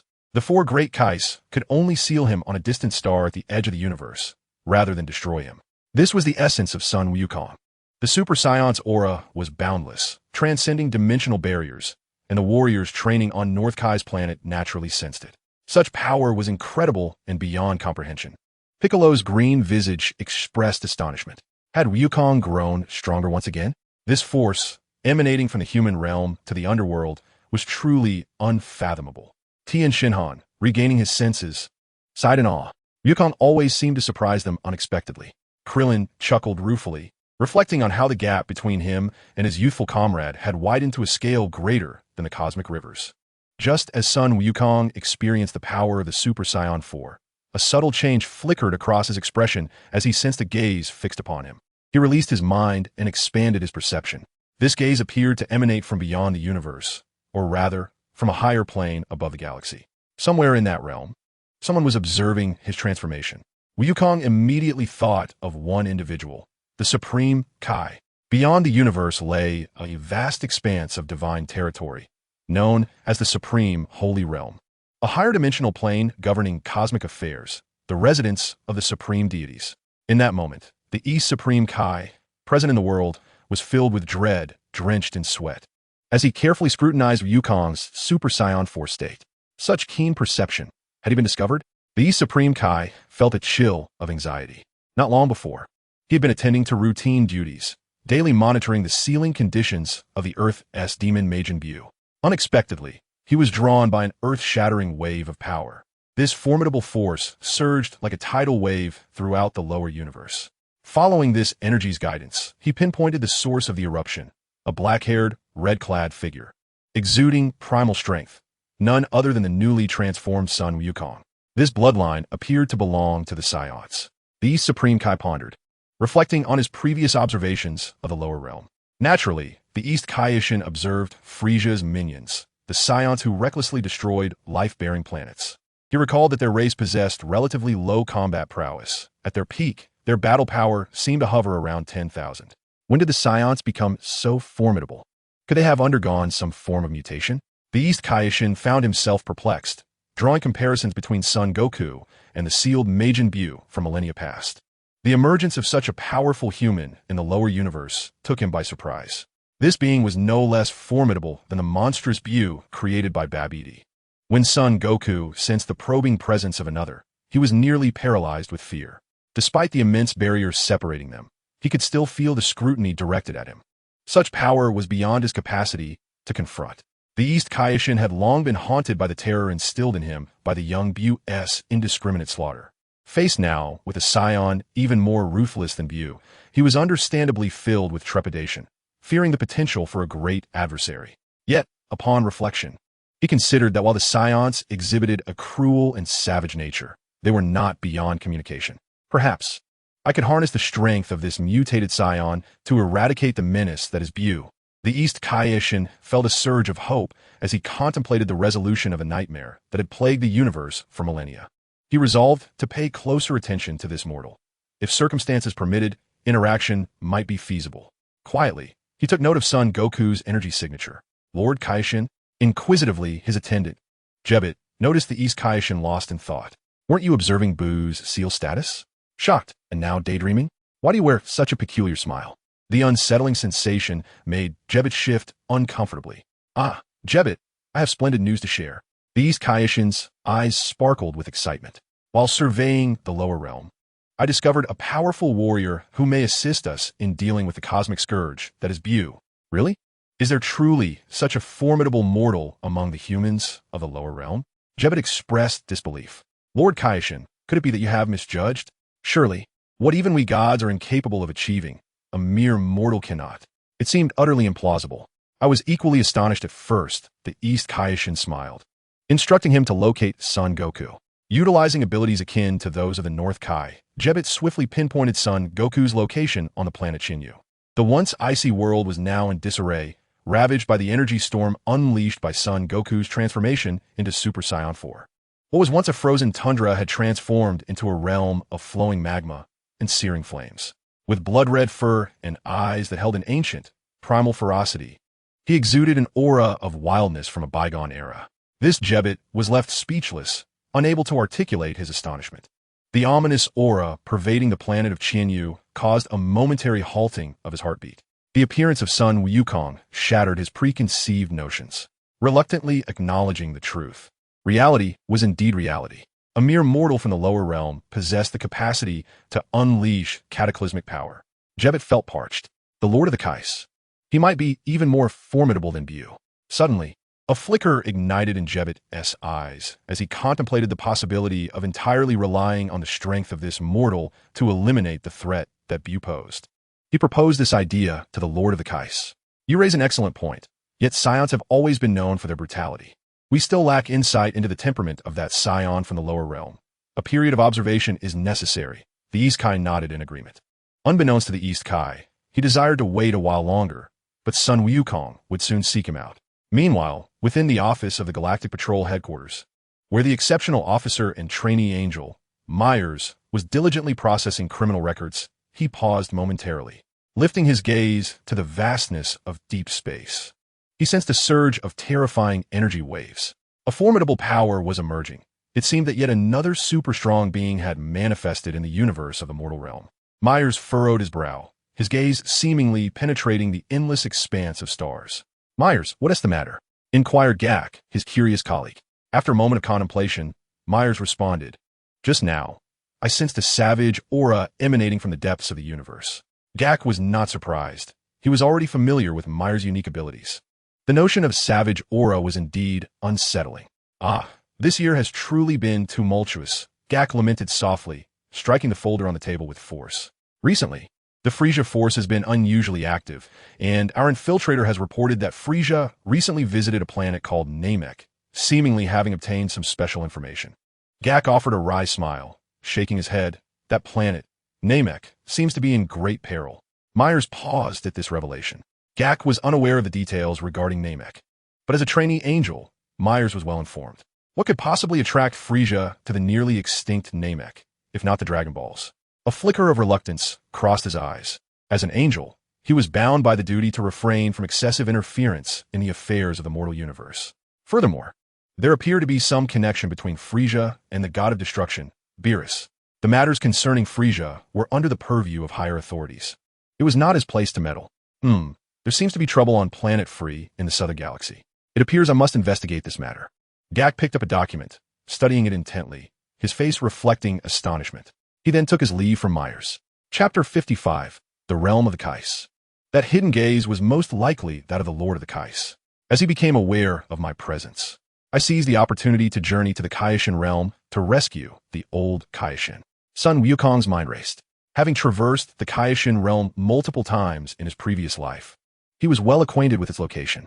Although he could not sense any divine energy fluctuations, he could utilize the mental energy of the Kaishan as a springboard. Additionally, he could rely on the life forces of other beings within the Kaishan realm as his destination. In his past life, he primarily entered in this manner. With a focused thought, he swiftly locked onto the source world through this mental energy. Taking a deep breath, he relinquished his Ultra Instinct state, returning to his normal form. While the Ultra Instinct state imposed negligible strain on his body, allowing him to wield power with abandon, it still had some effects, however minor. Perhaps he should find a way to address this issue, Wukong pondered. He then activated his instantaneous movement to head to the Kaishan realm. With the strength of his current state, reaching the Kaishan realm would be effortless. In a flash, Sun Wukong departed from the Thousand Rain planet.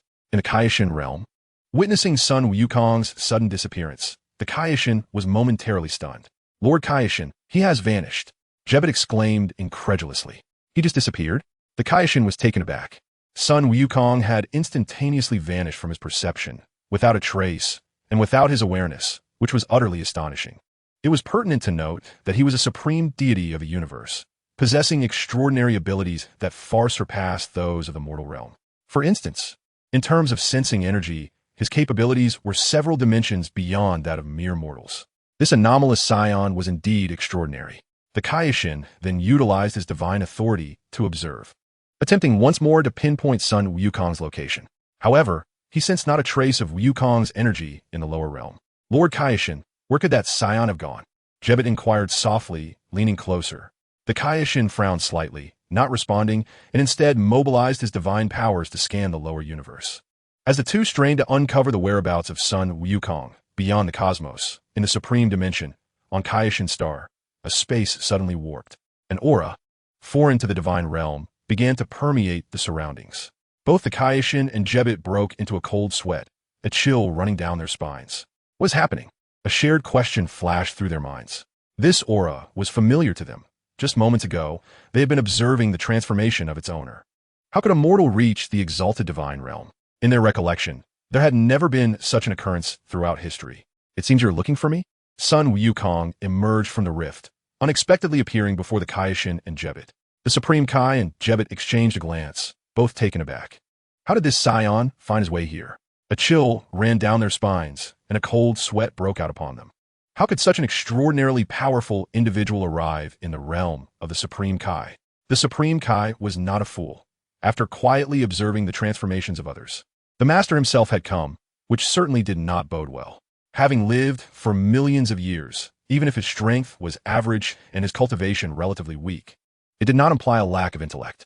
The power exhibited by Son Goku could easily crush them with a mere finger. Upon noticing their apprehension, Son Goku realized he had frightened them. "Do not be afraid. I harbor no ill intentions," he said gently, waving his hand to ease their tension. He turned to the Supreme Kai, who had yet to merge with Jebet's earrings, and smiled. "Supreme Kai, it has been a while. I must admit, your current form is somewhat unfamiliar to me." "Huh? You recognize me?" The Supreme Kai appeared bewildered. "Do I know you? A scion from the lower realm? Do not attempt to establish connections." "Aha!" The Supreme Kai forced an awkward smile. However, in the presence of Son Goku, he dared not speak too freely. "What you say is true," he conceded. After all, he could barely contend with Bu, let alone this Saiyan before him. "I just transformed into Super Saiyan 4. You were observing me in secret, weren't you?" Son Goku's expression seemed inquisitive but was, in fact, certain. The Supreme Kai could only nod in response, realizing there was no point in denying it now that the individual had pursued him. "Haha, I was thinking the same thing. Aside from you, Supreme Kai, I doubt anyone else possesses such capability," Son Goku remarked, scratching his head and laughing heartily. The Supreme Kai regarded this Saiyan, who appeared excessively gentle, entirely unlike the cruel and violent nature he had previously observed in Saiyans. It was entirely possible to engage in peaceful conversation. He internally assessed Son Goku in this manner, and the notion of utilizing Son Goku's strength to vanquish Beerus resurfaced. However, eavesdropping on others was indeed quite rude. Now that it seemed Son Goku was not pursuing the matter, he could not help but breathe a sigh of relief. Supreme Kai, my name is Son Goku. He introduced himself. Haha, it's quite bothersome that the Supreme Kai does not yet recognize me, Son Goku expressed, displaying a look of frustration. He was at a loss for how to explain. In his previous timeline, he and the Supreme Kai were old acquaintances, yet in this current timeline, they were still strangers. The atmosphere became somewhat tense. Saiyan, how did you arrive in the Divine Realm? How did you manage it? Jebet's worldview had been shaken by Son Goku's appearance, prompting him to speak. In his preconceived notions, no matter how powerful the energy of humans from the lower realm might be, they should not be able to step into the domain of the supreme gods. Oh, it's not particularly difficult, Sun Wukong casually remarked, following Jebet's lead. When you were observing, I sensed the fluctuations of Lord Kaishin's mental energy. By following this trail and utilizing instant transmission, it could be accomplished with ease. While I am unable to sense Kaishin's divine power, my perception of mental energy remains quite acute. Moreover, since his rebirth, his mental prowess has significantly increased. To him, the mental energy scan from Kaishin resembles a beacon in the darkness. Realizing that the Saiyan before him was not as cruel and bloodthirsty as he once believed, Kaishin's thoughts became lively. You are Sun Wukong, are you not? It has been quite some time since we had a visitor in the Divine Realm. I extend a warm welcome to you. With great enthusiasm, Kaishin guided him into a temple, simultaneously employing his abilities to conjure a table and seating. I have little to offer, but this is divine tea harvested from sacred tree aged for hundreds of thousands of years, beneficial for enhancing human mental energy. 2 crystal-clear cups, steaming with warmth, were placed before them. He gestured invitingly, saying, Please partake. Sun Wukong sat down with familiarity, raising the cup to sip gently. Lacking knowledge of tea culture, he was nevertheless struck by the aromatic fragrance and refreshing taste. It must be said, Kaishin's tea was indeed exceptional, worthy of its ancient origins. A peculiar energy blossomed within Sun Wukong, nourishing his spirit. Suddenly, he felt a slight surge in his mental power. After finishing his cup, Kaishin personally refilled it. Adhering to the customs of hospitality, Sun Wukong surmised the reason behind Kaishin's attentiveness. In his previous life, such courtesy had been absent. It was likely that he wished for Sun Wukong to deal with the ancient demon Beerus. Meanwhile, Jebet stood by, utterly astonished. When had Lord Kaishin become so approachable? This display of goodwill was almost unbearable to witness. Was this truly the Kaishin he remembered? He never anticipated that a supreme deity of the universe would seek to appease a Saiyan from the lower realms, though this Saiyan was undeniably powerful. Just as Kaishin prepared to broach the subject of Beerus, Sun Wukong interjected.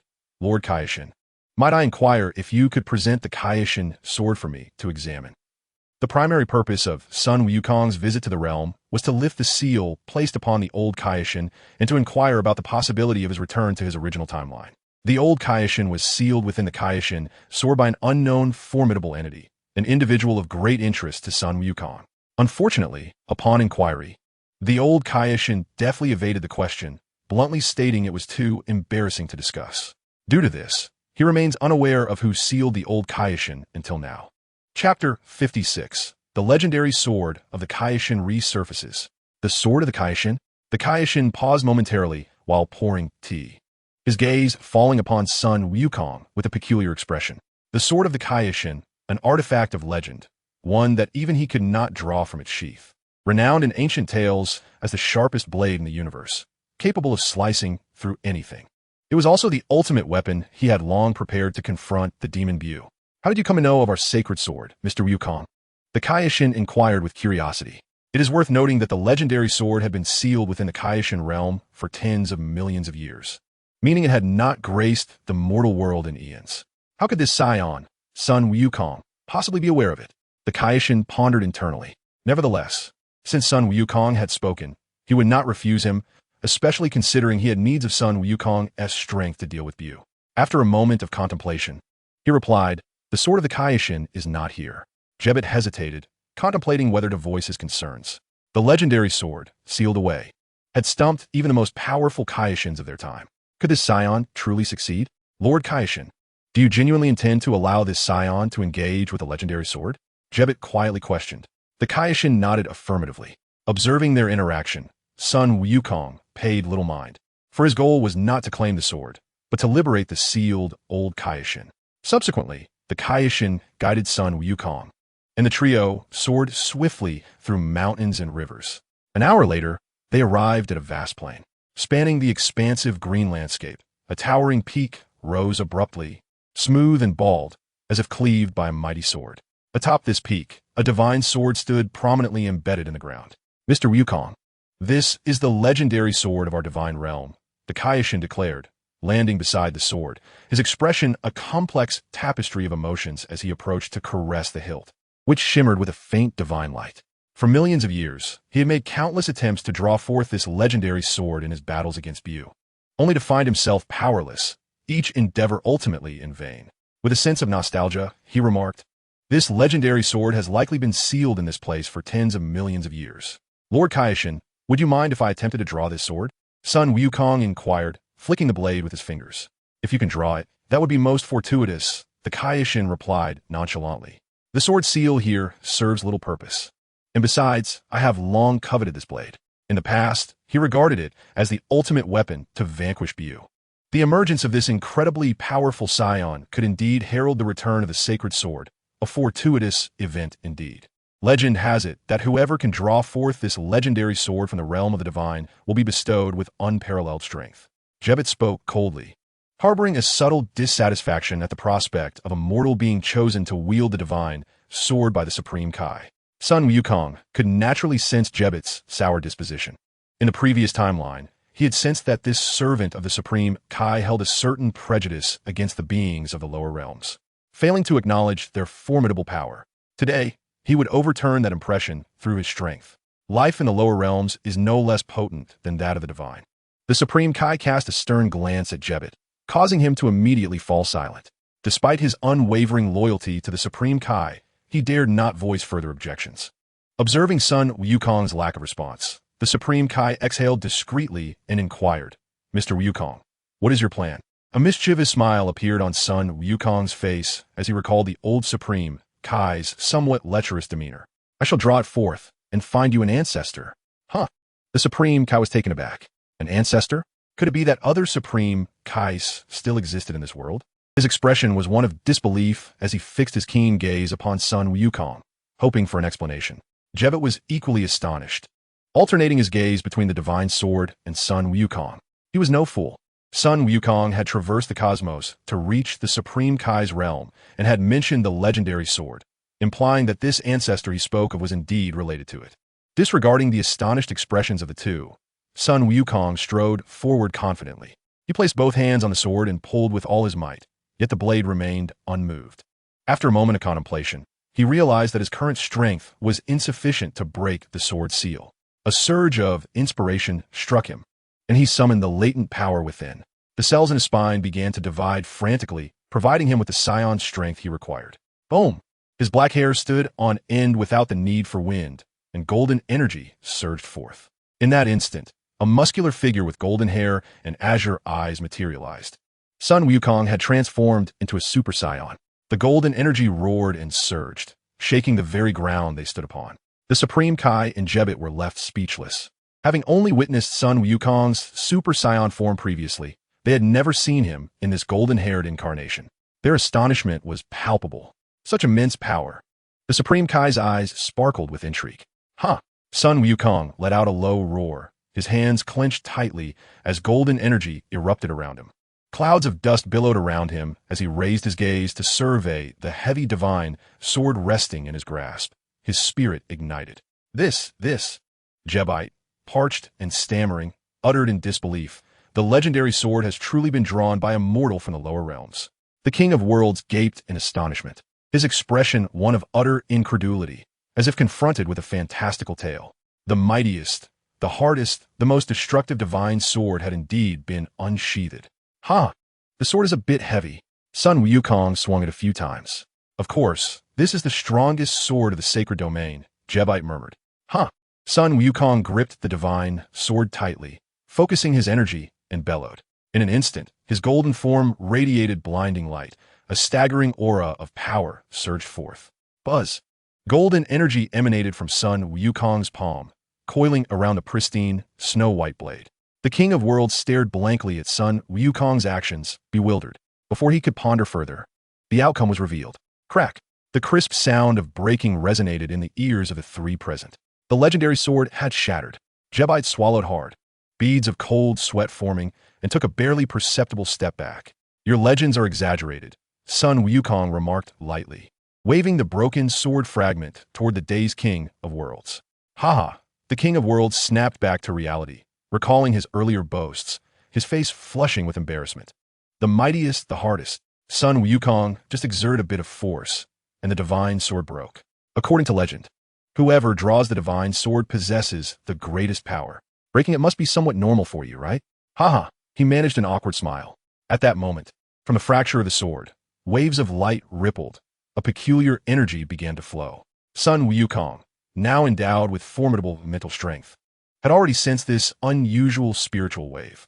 He realized it was the old King of Worlds, re-emerging in the divine realm due to the seal being broken. Your ancestor is coming, Sun Wukong stated, gazing at the broken sword, addressing the King of Worlds and Jebite. Just as the two gods were at a loss, a voice filled with exasperation echoed, "The descendants have truly become increasingly unremarkable. Even mortals can sense it while you, the current King of Worlds, cannot."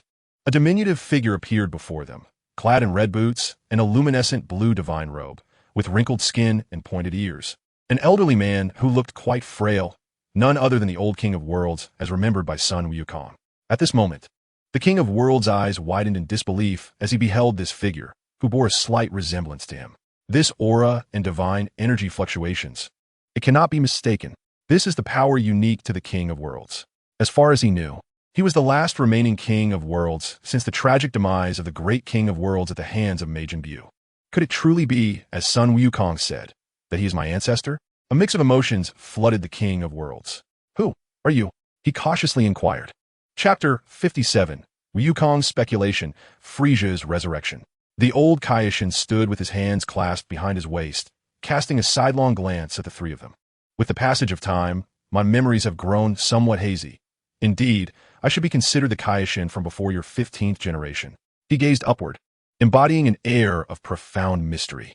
Alas, what do you mean, before the 15th generation? The Kaioshin's white hair bristled in shock, his expression one of astonishment. Just how long ago was that? What? The esteemed Kaioshin from before the 15th generation. Jebit stared in disbelief. Indeed, the old Kaioshin nodded sagely. The Kaioshin momentarily fell into a daze.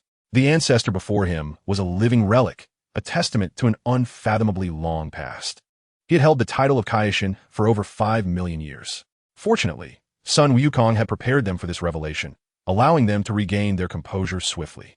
Suddenly, the Kaioshin recalled his current predicament, his face flushing crimson. Ancestor from before the 15th generation, how did you find yourself within the legendary sword? The Kaioshin inquired softly, gazing at the old Kaioshin. Huh. The old Kaioshin paused, an unnatural expression crossing his face. He cleared his throat gently, lost in recollection. Long ago, there was a powerful and wicked villain who wreaked havoc everywhere. It was he who sealed me within this divine sword. Humph, that fiend must have feared my abilities. So formidable. Was he stronger than Buu? The Kaioshin asked in astonishment, instinctively comparing the two. The one who sealed me away. How could he be compared to that creature Buu? They do not even exist in the same dimension. The old Kaioshin scoffed, asserting that Buu was but a minor character in the presence of that villain. What? A minor character? The Kaioshin gasped.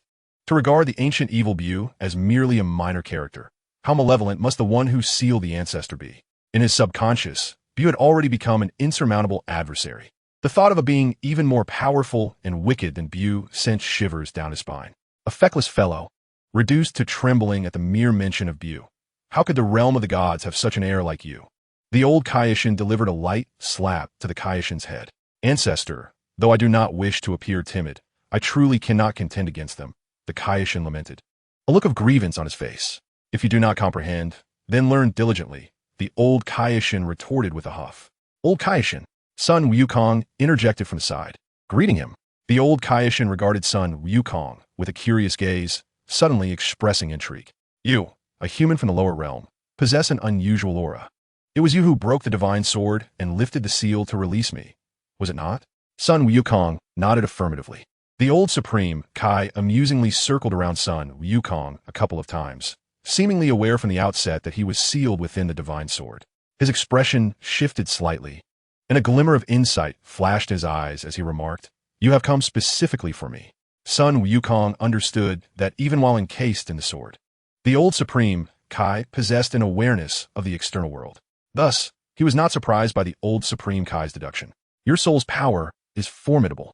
Unlike that of a being from the lower realms, the old Supreme Kai noted, his brow furrowing slightly. His tone was laced with intrigue, as he suspected that this earthly human harbored secrets. Sun Wukong smiled at this observation. The old Supreme Kai's perceptiveness surpassed that of the Supreme Kai by a considerable margin. Upon their first meeting, he had already discerned something unusual about him. Sun Wukong had come to the Supreme Kai realm precisely to seek answers. And the more the old Supreme Kai knew, the more delighted he felt as it brought him closer to his goal. He settled cross-legged before the old Supreme Kai. I am aware that you, esteemed old Supreme Kai, possess a wealth of peculiar knowledge and immense power. Indeed, the old Supreme Kai puffed with pride at the mention of his abilities, a sense of satisfaction spreading across his face. Sun Wukong's expression softened considerably in response. You have a keen eye, far superior to certain deities, the old Supreme Kai praised, casting a sidelong glance at the young Supreme Kai, who stood respectfully nearby. The Supreme Kai could only lower his head, rubbing his nose, caught in a dilemma between refuting and acquiescing to the old Supreme Kai's remarks. The old Supreme Kai stretched his limbs, loosening up after so many eons of inactivity, and sighed, "Over 70 million years, and I have hardly moved my bones." With that, he sat down before Sun Wukong. Observing him closely, he leisurely inquired, "You are aware of my information and sought me out for a reason, I presume? Speak freely. In light of your granting me a second chance at life, I shall endeavor to answer your queries." Since the old Supreme Kai had laid his cards on the table, Sun Wukong too chose to be forthright. He immediately asked, "Esteemed old Supreme Kai, what are your thoughts on the concept of reincarnation across time?" The old Supreme Kai raised an eyebrow sharply, his gaze suddenly piercing. It seemed he realized something significant. Reassessing Sun Wukong, his eyes grew profoundly contemplative. After a brief silence, he urged, "Please elaborate." Sun Wukong gestured to himself, stating, "I have been reborn from 30 years in the future." He then recounted the circumstances leading to his rebirth in a succinct manner. His clear eyes seemed to penetrate the void around them, traversing the vast expanse of time to reach a world decades ahead. A divine dragon? The old Supreme Kai pondered silently. "What, Mr. Wukong has returned from a time decades in the future." The Supreme Kai exclaimed in shock. Although his knowledge was limited, he understood that traversing time was a grave transgression. Bang! Another resounding thump echoed. "What are you doing, ancestor?" The Supreme Kai asked, rubbing his forehead. "You needn't be so alarmed. Maintain your composure in the face of adversity. How can you possibly ensure the harmonious development of the universe?" The old Kaiishin scolded, his expression dark and stern. "After all these years, I cannot fathom what you have truly learned." He shook his head, disappointment evident in his tone. "Do I desire this? Alas, the great Kaiishins scarcely imparted their knowledge before they fell debut. I have scarcely received any of the Kaiishin legacy," he mused inwardly. Taking a deep breath, the old Kaiishin turned his gaze to Son Goku. "So, what is your purpose in seeking me?" "I wish to find a way back to my own timeline," Son Goku replied earnestly. Upon hearing this, the old Kaiishin let out a slight sigh. "Since you have fortuitously arrived in this timeline, you should embrace your life here. Why do you wish to return?" Son Goku smiled faintly, a hint of nostalgia in his eyes. "It would be wonderful to return for just a moment." The old Kaiishin nodded in agreement. After a moment of contemplation, the image of a silver time ring surfaced in his mind. The time ring allows passage to the future, but forbids return to the past. He reflected silently. "I cannot be certain if I can achieve this." Son Goku displayed no surprise and instead broached another topic. "I suspect Frieza has also been reborn." "Frieza? Has he returned as well?" The old Kaiishin was taken aback. "Frieza? That wretched being whom I could easily crush with a finger?" The Kaiishin looked at Son Goku incredulously. With a firm nod, Son Goku confirmed, "Do you know him?" The old Kaiishin addressed his junior. "Frieza is a malignant figure from the lower realms, amassing a band of rogues to wreak havoc across the 4 galaxies." Observing the old Kaiishin's bewilderment, the Kaiishin recounted the situation from beginning to end. The old Kaioshin was genuinely shocked upon hearing that son Goku claimed Frieza had been reborn. Is it not concerning that Frieza, who ruthlessly obliterates sentient planets, remains unchecked? After listening attentively, the old Kaioshin abruptly stood up, pacing back and forth in deep thought. The flourishing of life within the cosmos is intricately linked to its continued existence. He furrowed his brow and looked at son Goku. Please elaborate. It is highly probable that in this timeline, Frieza possesses strength beyond my imagination. Son Goku stated gravely. In my previous timeline, after his defeat on Namek, Frieza transformed into a half-human, half-machine form, gaining some power, but nothing on this scale. In my earlier battle with him on Namek, he even assumed a golden form I had never encountered before. And how does he compare to Beerus? The Kaioshin interjected. The old Kaioshin shot him a glance, sensing that this younger generation had been thoroughly intimidated by that monstrous Beerus. Son Goku weighed the situation in his mind. He has certainly surpassed Beerus. Hiss. The Kaioshin could not help but draw in a sharp breath. Frieza has grown that powerful. My goodness. From now on, I shall need to observe the lower universe with great caution. Chapter 58. The first whispers of the god of destruction, Beerus. I believe that this reincarnated Frieza must have returned from an alternate dimension. As son Wukong reminisced about Frieza's demeanor, he suddenly spoke. What makes you say that? The old Kaioshin, taken aback, furrowed his brow in skepticism. In my dimension, Frieza was perpetually imprisoned in hell. I ventured deep within and encountered him once. He was not nearly as formidable as he is in this realm. Son Wukong shook his head. So, you suspect he has been reborn from a dimension unlike yours? The old Kaioshin rubbed his temples, feeling a headache coming on. Why is it that upon breaking the seal, I am met with such vexing matters? He pondered. It is not merely your dimension, but rather another realm altogether. I too have been reborn from a different dimension into this one. It would not be surprising for Frieza to have emerged from a vastly distinct realm. Son Wukong gazed intently at the old Kaioshin. What I find peculiar is whether Frieza from another dimension could truly possess such overwhelming power. Son Wukong fell into contemplation. In his previous encounters with Frieza, he had sensed that the latter's latent strength had yet to be fully unleashed. Given sufficient time to train, Frieza would undoubtedly surpass his strength on Namek. He couldn't help but recall the great Trunks and the young Trunks from his past life. The disparity in power displayed by them from their respective dimensions was striking. Frieza's current prowess, it seemed, was not entirely unexpected. In the boundless expanse of time and space, the variations that emerged are beyond one's imagination. Frieza, absorbed by that dimensional rift, most certainly survived. He would only grow stronger in the future. Son Wukong lifted his gaze. The powerful entity that can tear through space is likely intricately connected to Frieza's resurrection, speculated the old Kaioshin. I share your thoughts. Son Wukong nodded in agreement. Can you contend with him? The old Kaioshin inquired, looking at son Wukong, who appeared unfazed. Indeed, Mr. Wukong, should Frieza surpass Beerus, do you have the confidence to vanquish him? The Kaioshin anxiously paced back and forth, his expression one of distress. If Frieza were allowed to continue his tyrannical reign across the cosmos unchecked, it would spell disaster for all living beings. His focus had previously been on Beerus, neglecting Frieza. The tides of time had shifted. Frieza, who could once be easily defeated with a mere finger, had now become a formidable force in the mortal realm. There should be no significant issue, son Wukong replied, assessing the gap between himself and Frieza. I have yet to regain my former peak state. I am currently at less than 10%. Less than 10%? The Kaioshin gasped in astonishment. If you're already so powerful now, how formidable would you be at your pinnacle? The mere thought sent shivers down his spine. You are indeed powerful. The old Kaioshin smiled and nodded. He then inquired, based on your past experiences, where would Frieza go to cultivate if he were to grow stronger in the lower realm? As son Wukong reminisced about the events on Namek, he recalled Frieza's deep-seated animosity towards him and, without a moment's hesitation, remarked that Frieza would seek vengeance on Earth. Is that so? The old Kai pondered, gazing at son Wukong. Please, recount your past history to me. In the original timeline, Frieza seized the Dragon Balls of Namek and unleashed a massacre. I confronted him in a fierce battle on that very planet, utilizing the Kaioken technique at 20 times its normal strength. Yet I was still no match for him. Eventually, I resorted to the Spirit Bomb, but it too failed to vanquish him.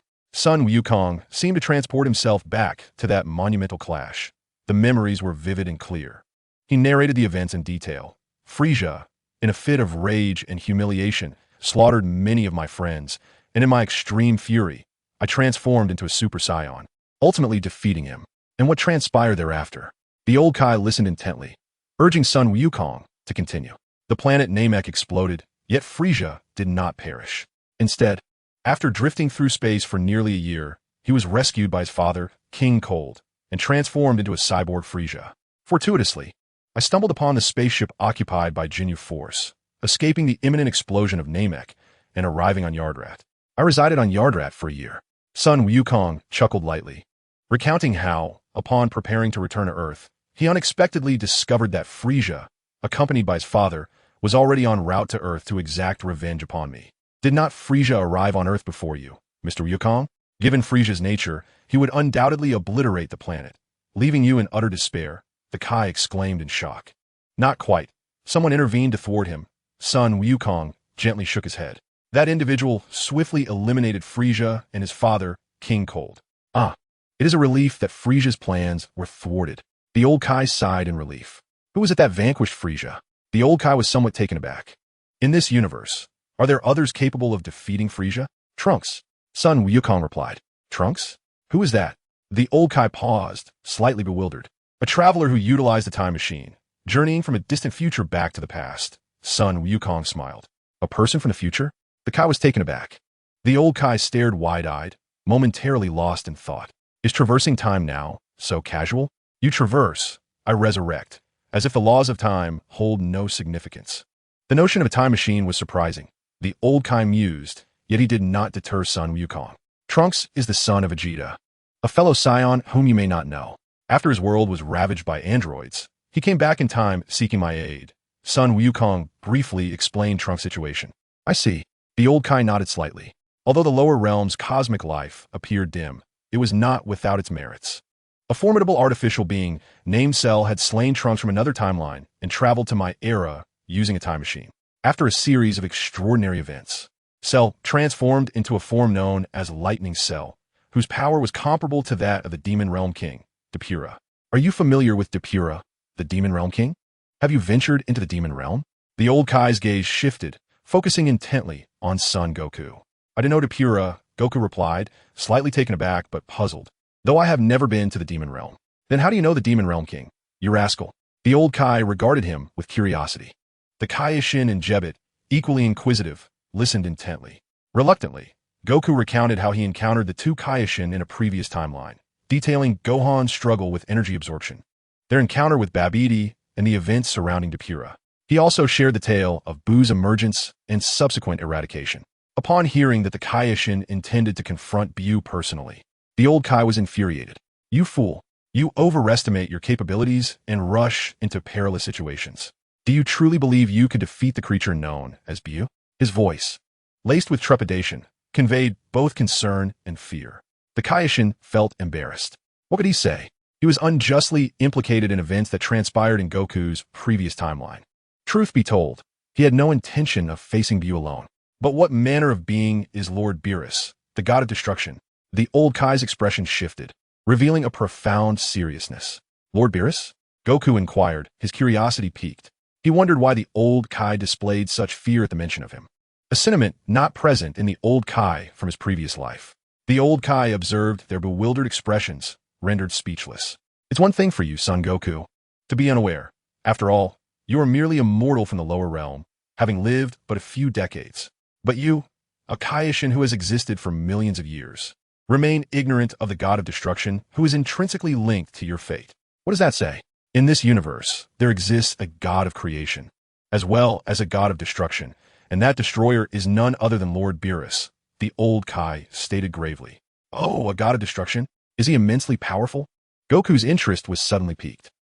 He's 1,000 times more formidable than the evil dragon you previously mentioned, the old Kai warned sternly, cautioning Goku against provoking him. So powerful. Goku rubbed his hands together in excitement. Ancestor, if that is the case, does destruction not also hold its own rationale? This was the first time the Kaioshin's mind had been so profoundly impacted, unable to contain his inquiry. Fool, what rationale lies in destruction? The god of destruction acts solely according to his whims.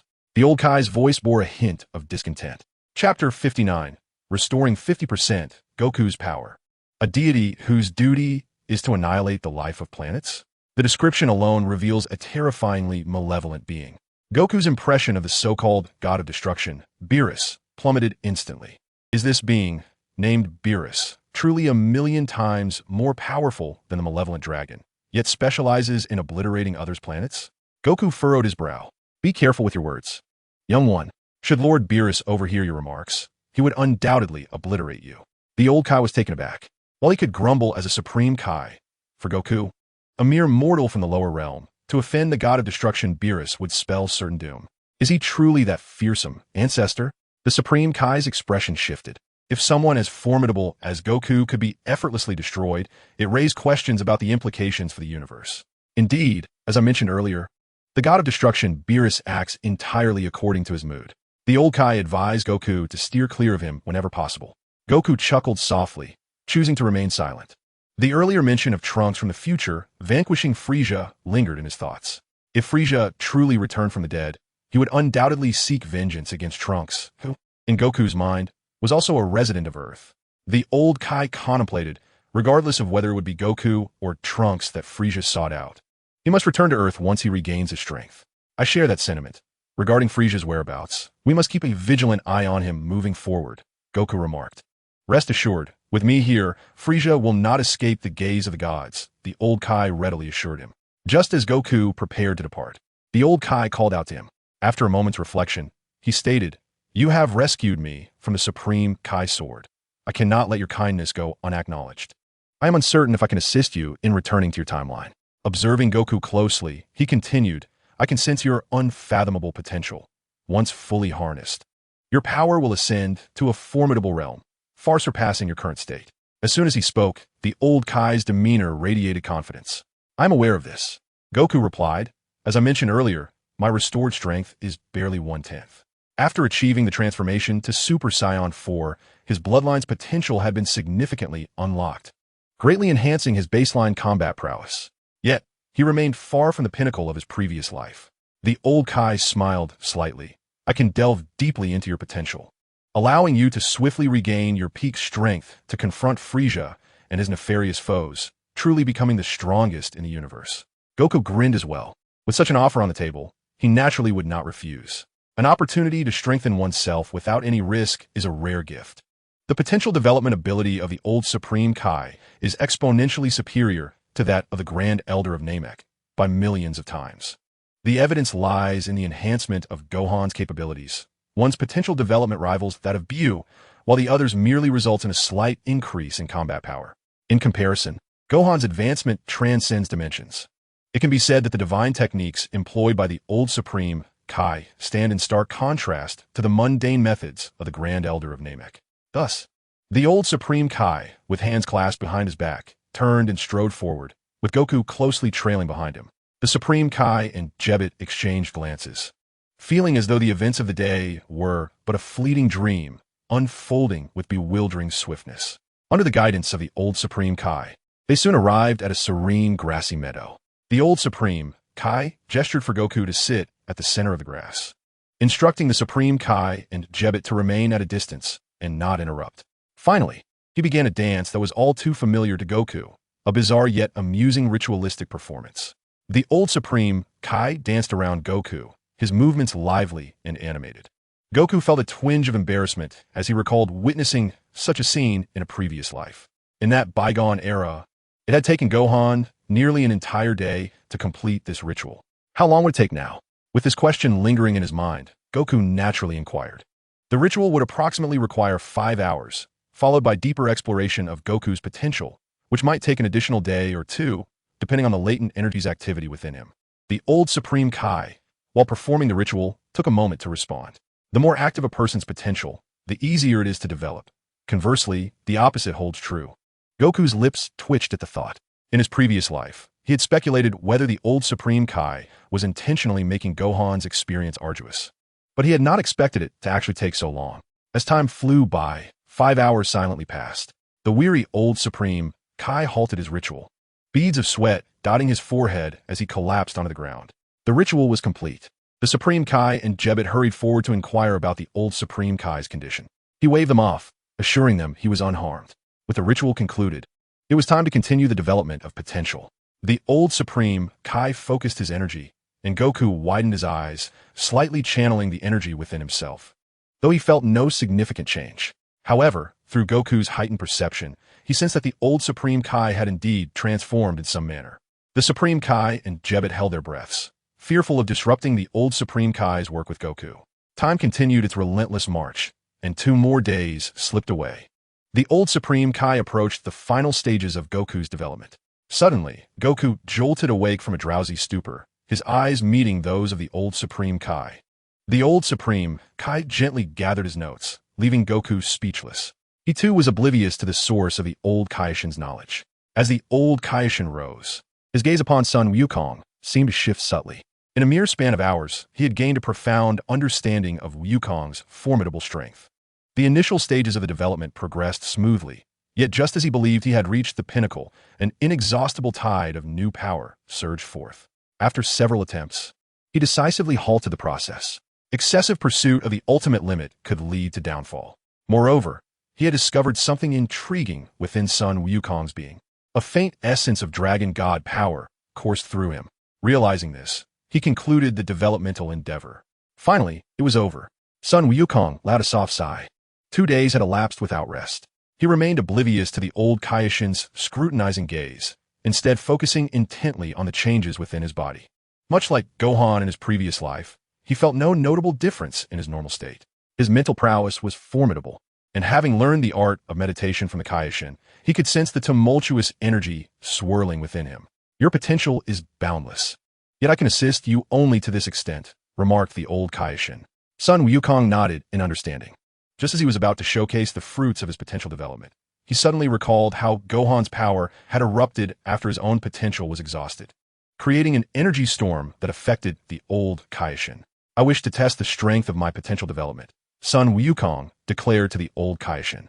The old Kaishin was taken aback, yet felt a sense of relief. The lad possessed good manners. He led the Kaishin and Jebbet away from the area. Once they were out of sight, Sun Wukong unleashed his full power. As the old Kaishin had previously mentioned, he summoned the Saiyan energy reservoir within him. The S cells began to divide wildly, surging against his spine, and a white aura erupted forth, enveloping him completely. With a thunderous roar, the white aura shot skyward like a volcanic eruption. A terrifying wave of energy surged in all directions, unleashing a series of energy storms. The ground trembled beneath him. The old Kaishin remained unfazed. He understood this was merely the beginning. Suddenly, the earth within a 100-mile radius sank. This aura, the Kaishin and Jebbet were no longer composed, beads of cold sweat forming on their foreheads. Moments later, the powerful aura intensified, creating an even mightier storm. And Sun Wukong's combat prowess soared to new heights. Compared to before, his aura was more magnificent than ever. Upon reaching the limit of his normal state, Sun Wukong contained his aura, feeling the energy pulsating within him. His normal state had already returned to 50% of his previous life. He gazed at his hands with satisfaction and nodded. It was the perfect opportunity to test his ultimate strength post-Super Saiyan transformation. Huh! Sun Wukong let out a long cry. His aura surging, golden energy radiating from him, crackling with electricity. A surge of astonishing energy erupted from within Sun Wukong, causing the King Kai's realm to tremble with a thunderous resonance. He summoned the power of his bloodline, his aura escalating dramatically, reaching an unimaginable height in an instant. In this dimension, for the first time, he transformed into a Super Saiyan at the 4th level in his humanoid form. With the experience of his previous life and the adaptability of his current physique, the transformation instinct seemed to be etched into his very being. A tempest of energy howled through the air, the King Kai's realm quaking as if it were on the verge of shattering completely. Countless fissures split the ground beneath him, stretching for billions of miles. Crack! The divine earth sank, shrouded in darkness. Thunderbolts descended from the heavens, seemingly punishing this mortal for the desecration of the sacred domain. Sun Wukong's body visibly swelled and transformed.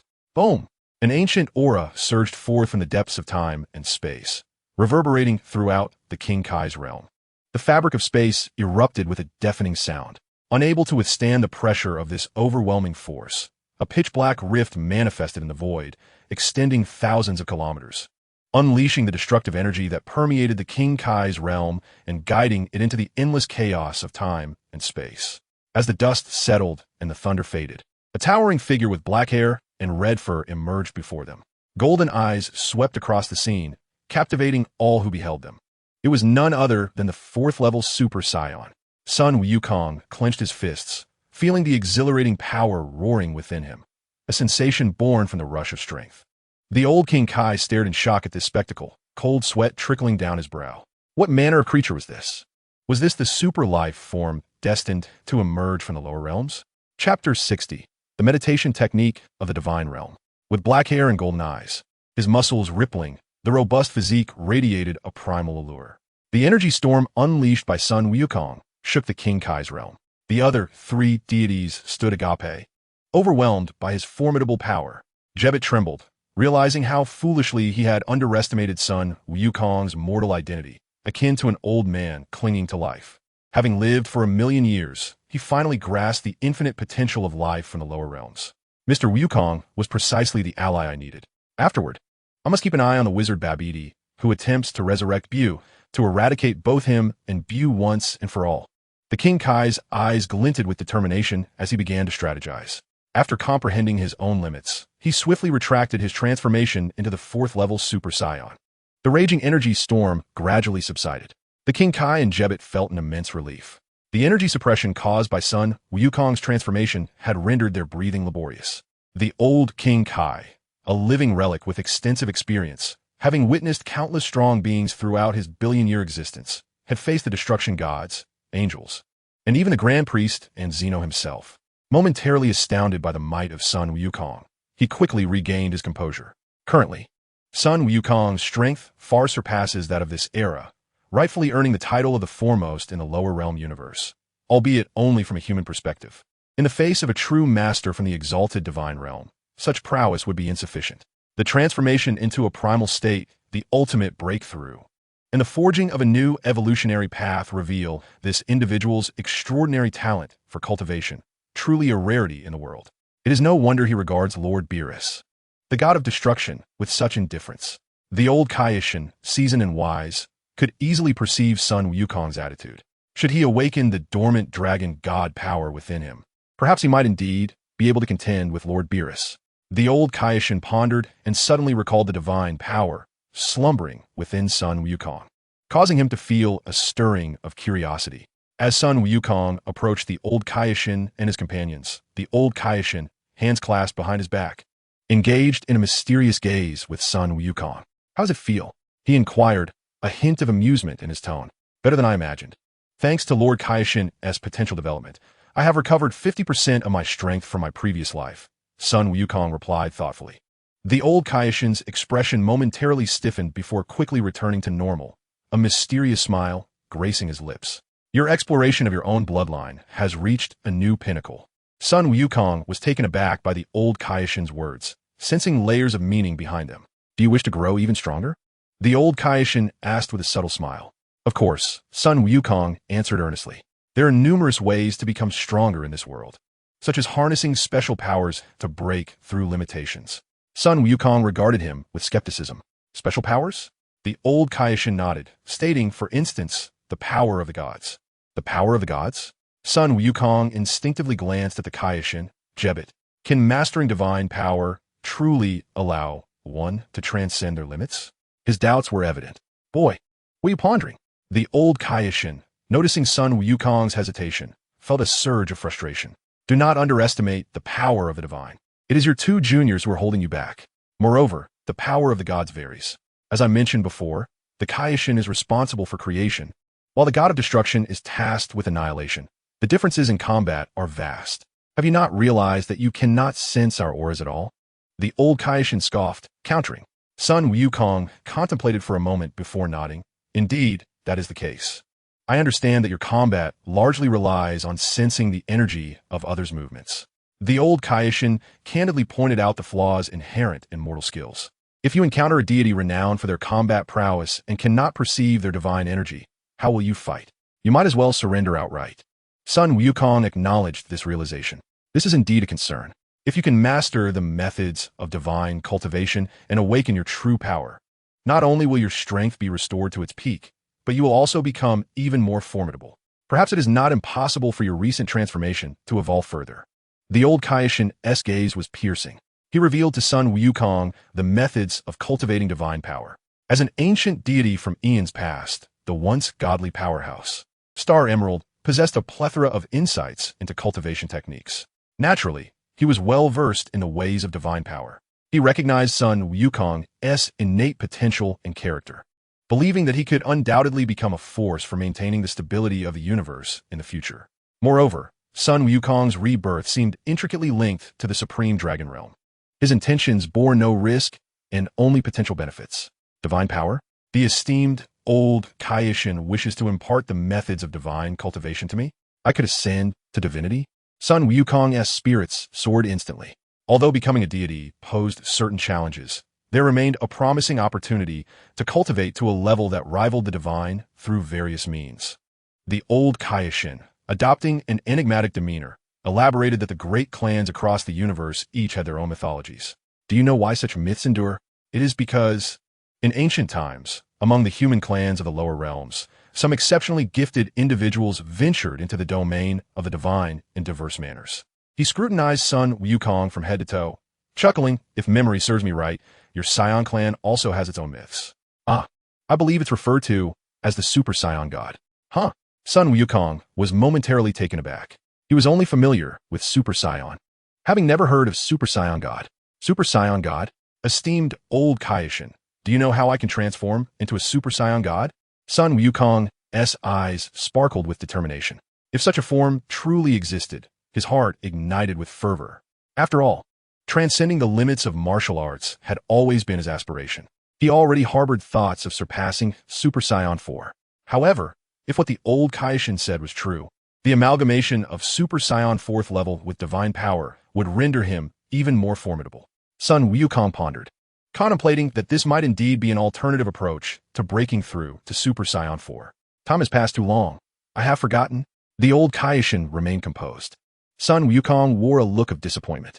Young one, though I may have forgotten the method to transform into a Super Saiyan God, I possess other means to assist you in comprehending divine power.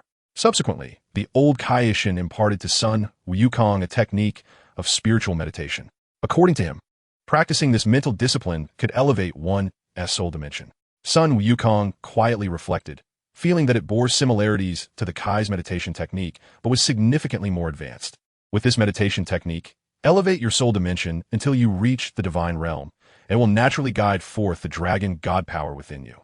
Dragon god power resides within me? Sun Wukong was momentarily stunned and quite surprised. The old Kaioshin was rendered speechless. The divine dragon returned you, and now you claim to be unaware of it. Observing Sun Wukong's somewhat perplexed demeanor, the old Kai took a moment to contemplate before deciding to address the matter directly. You have been reborn into this realm. I surmise that it is most likely the work of your previous incarnation, the dragon. He extended his hand to pat Sun Wukong on the shoulder, his smile laden with significance. Your body harbors an immense reservoir of divine power, intricately entwined with your very soul, inseparable from one another.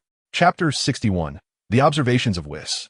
Upon hearing the old Kai's words, Sun Wukong reflected on his state before his rebirth.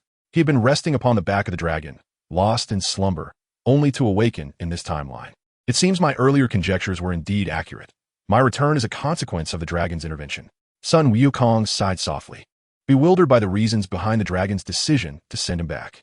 He delved into the recesses of his past memories for a moment, then shook his head, deciding to set aside the matter for now. Since the dragon had facilitated my return, it was certain that he would manifest in the future, at which point I could inquire directly. Having acquired the meditation technique for ascending to the divine realm, Sun Wukong conferred with the old Kai and the Kaioshin, choosing to remain in the Kaioshin realm for further training rather than departing. This arrangement would facilitate the old Kai's spiritual guidance. A proficient teacher can often yield results with half the effort. Additionally, it allowed him to become accustomed to his newfound powers and continue refining his abilities. In the midst of his training, Sun Wukong also took the time to communicate with Gohan and Chi-Chi through the old Kai's orb, alleviating their concerns for his well-being. Meanwhile, the old Kai and the Kaioshin unlocked a long-sealed, exalted palace, retrieving a mysterious box imbued with the essence of time. Elder Ancestor, Do you truly intend to employ the time ring to investigate Mr. Wukong's timeline? The Kaioshin inquired, his expression fraught with concern. Even as Kaioshin, we cannot traverse time at will. The time ring does allow one to journey into the past or future, yet we cannot interfere with the flow of the timeline.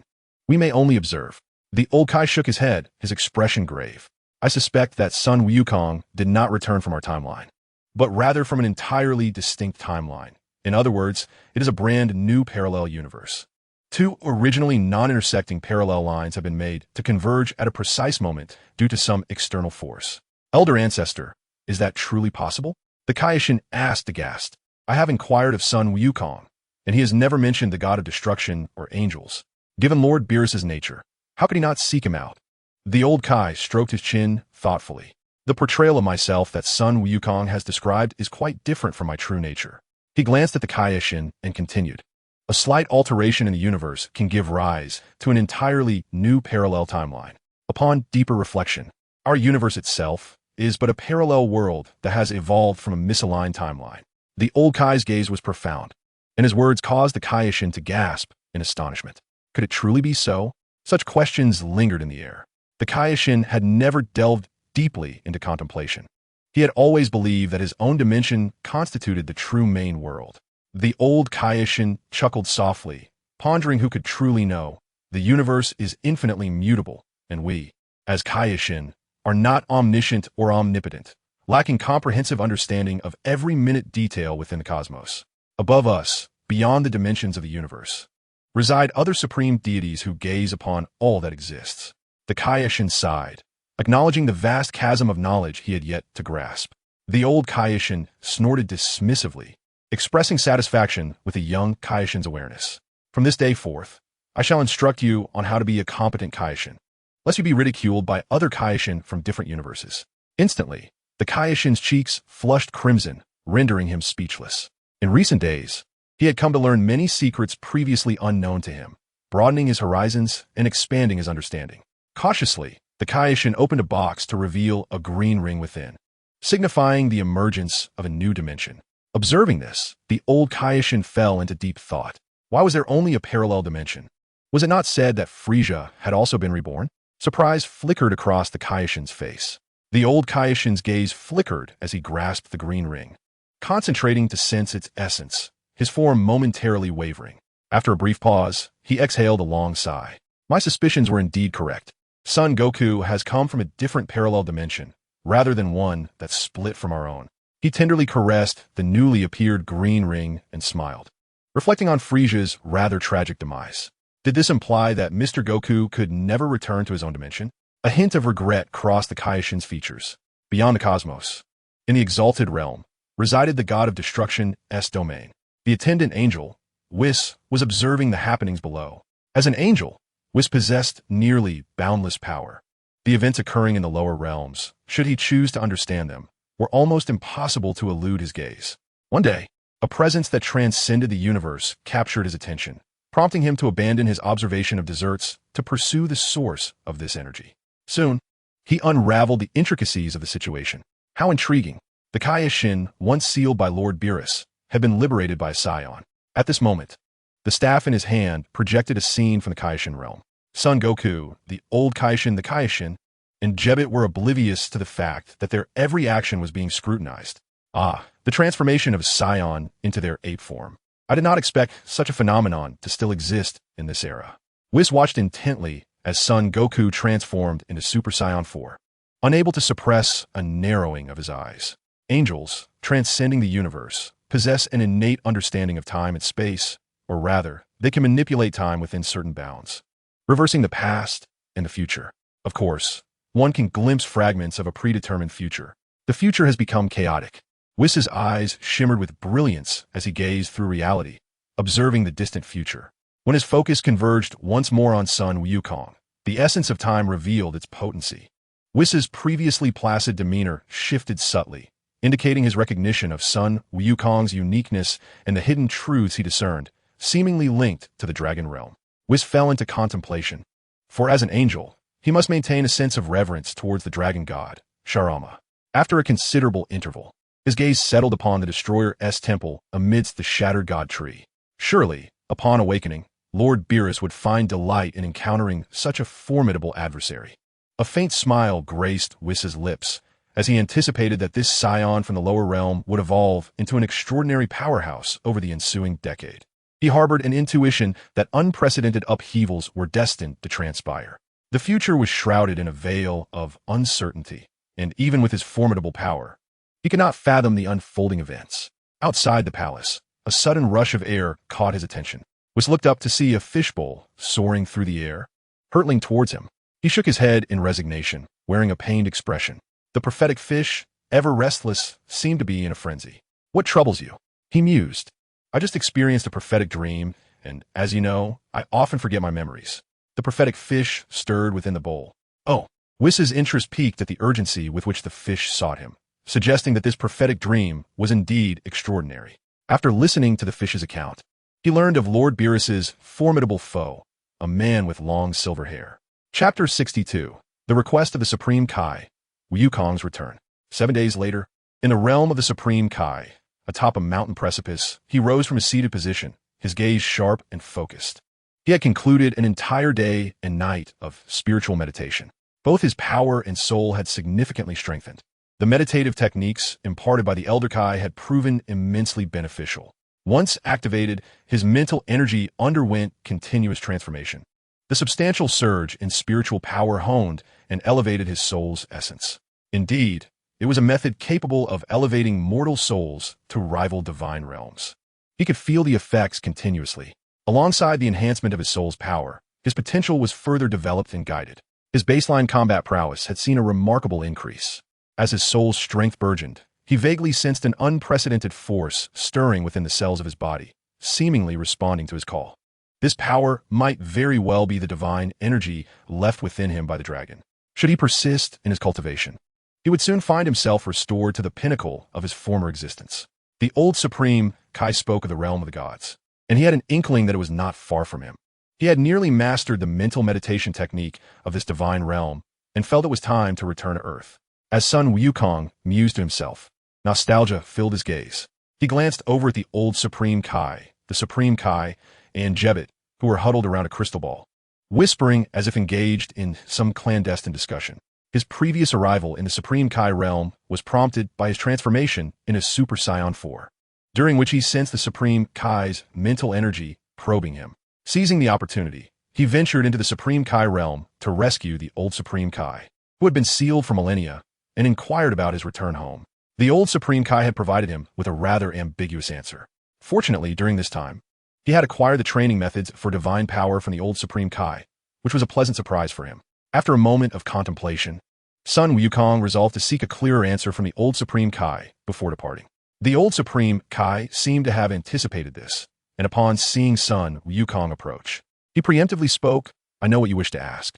I can now unequivocally inform you that with our capabilities as Supreme Kais, we cannot send you back to your time and space." Sun Wukong was momentarily taken aback. However, he had mentally prepared himself and did not feel disheartened. "Mr. Wukong, it's not that I do not wish to assist you, but we are truly powerless in this matter," the Supreme Kai expressed with a hint of embarrassment. "Your time and space do not align with our timeline." He then proceeded to relay the situation regarding the time-space ring and the concept of parallel timelines that the old Supreme Kai had previously mentioned. Sun Wukong furrowed his brow as he listened. "So, Frieza returned from the future of this timeline, while I did not." "Indeed," the Supreme Kai affirmed with a gentle nod. Sun Wukong began to grasp the essence of the situation. His previous life did not diverge from this timeline. Thus, they were unable to assist him in traversing the non-overlapping parallel timelines. The universe's timelines are countless. Perhaps your previous timeline separated from the genesis of the universe itself. The old Supreme Kai remarked, his gaze profound. "I see." Sun Wukong smiled, expressing his gratitude to the Supreme Kai. Although he did not receive the answer he had hoped for, he felt no disappointment. "I appreciate your assistance during this time." The Supreme Kai quickly adopted a modest demeanor, as he had matters that required Sun Wukong's resolution and could not afford to be presumptuous. "Mr. Wukong, I will need your help with something in the future, and I hope you will not refuse." The Supreme Kai suddenly pointed to the crystal ball on the lawn, his expression serious. Sun Wukong was taken aback by this and followed the Supreme Kai's gaze, looking down at the crystal ball. Scenes of various individuals flickered within it. He saw a diminutive, frail demon lecturing a tall, sinister-looking humanoid creature. These two figures were not unfamiliar to Sun Wukong. One was the sorcerer Babidi, who once controlled the darkened Vegeta, and the other was Dubra, the formidable king of the Dark Realm, who stood equal to Gohan. At this moment, they were conspiring about something sinister. The wicked sorcerer Babidi had already ensnared the Dark King Dubra, and they were plotting to unleash the ancient demon Bu. The Kaioshin gazed intently at the crystal ball, his words laced with an ominous aura. Indeed, that rascal Babidi, to ensure success, had gathered several formidable martial artists along the way. Jebet interjected. I hope Mr. Goku will eliminate them when the time comes, the Kaioshin remarked solemnly. Sun Wukong acknowledged this, assuring them he could be contacted whenever necessary. Subsequently, he and the elder Kaioshin discussed his impending departure. Is Mr. Goku leaving? The Kaioshin exclaimed in disbelief, his tone tinged with reluctance. Sun Wukong nodded, explaining that he had been away from Earth for some time, and Chi-Chi and Gohan must be worried. Go. Once you return to the lower realm, remember to train diligently. The elder Kaioshin waved his hand. Elder Kaioshin, please keep a close watch on Frieza. Sun Wukong urged repeatedly. Rest assured, I am here. The elder Kaioshin responded readily. With your current strength, killing Frieza would be effortless. Why not do so? The Kaioshin inquired, puzzled. Frieza is incredibly powerful. I am eager to witness him at full strength, restored to his former self. It would be a pity to eliminate such a formidable opponent prematurely. Sun Wukong laughed heartily, his eyes ablaze with fervent combat spirit. The Kaioshin, unable to comprehend the Saiyans' combative mindset, thought that if there was a threat, it should be dealt with promptly. Given another chance, he would ensure that the demon Bu never manifested in this world. As long as you don't provoke Lord Beerus, you may do as you wish. The elder Kaioshin gently shook his head, allowing Sun Wukong his freedom. Sun Wukong smiled, bidding farewell as he departed. In the underworld, on North Kai's planet, the Kai was astonished by Sun Wukong's disappearance. After investigating with his authority, he found no trace of Sun Wukong's energy in the North Galaxy. Concerned, he summoned several other Kais to assist in the search, receiving similar reports. Where on Earth could he have gone? In other galactic territories, there was also no sign of him, as if he had vanished from the universe altogether. The Kai furrowed his brow, lost in thought. He hoped nothing was amiss. A figure with purple skin and skeletal features flashed through his mind. Could it be that Wukong had crossed paths with him and met his demise? In this universe, perhaps only he could silently extinguish Sun Wukong's life. The thought sent a chill down the Kai's spine. As his most esteemed disciple, the King of Worlds could not bear the thought of Sun Wukong perishing so easily. No, it could not be. Wukong was not so unfortunate. Perhaps he had transcended to a higher dimension beyond the cosmos. The King of Worlds recalled a location that Sun Wukong had previously mentioned, the divine realm above. The King of Worlds' domain. A sound of tearing through the air broke the stillness. Sensing the disturbance behind him, the king swiftly turned around. It was none other than Sun Wukong. At last you have arrived. I feared you had been annihilated by Lord Beerus, the god of destruction, the king exclaimed, the weight of countless days of worry dissipating in an instant. Sun Wukong scratched his head and offered a sheepish grin, clearly aware of the king's concern. I'm fine, really. After transforming into Super Saiyan 4, I sensed your attention and visited the King of Worlds' realm to assist the old king in breaking his seal. Sun Wukong recounted his experiences truthfully. The old king even imparted to me a method for enhancing soul power, designed to awaken the latent abilities within me, even divine strength. He emphasized the significance of the spiritual meditation technique pertaining to divine realms. The King of Worlds appeared lost in thought. Although he had heard Sun Wukong speak of such matters before, the reality of it seemed surreal.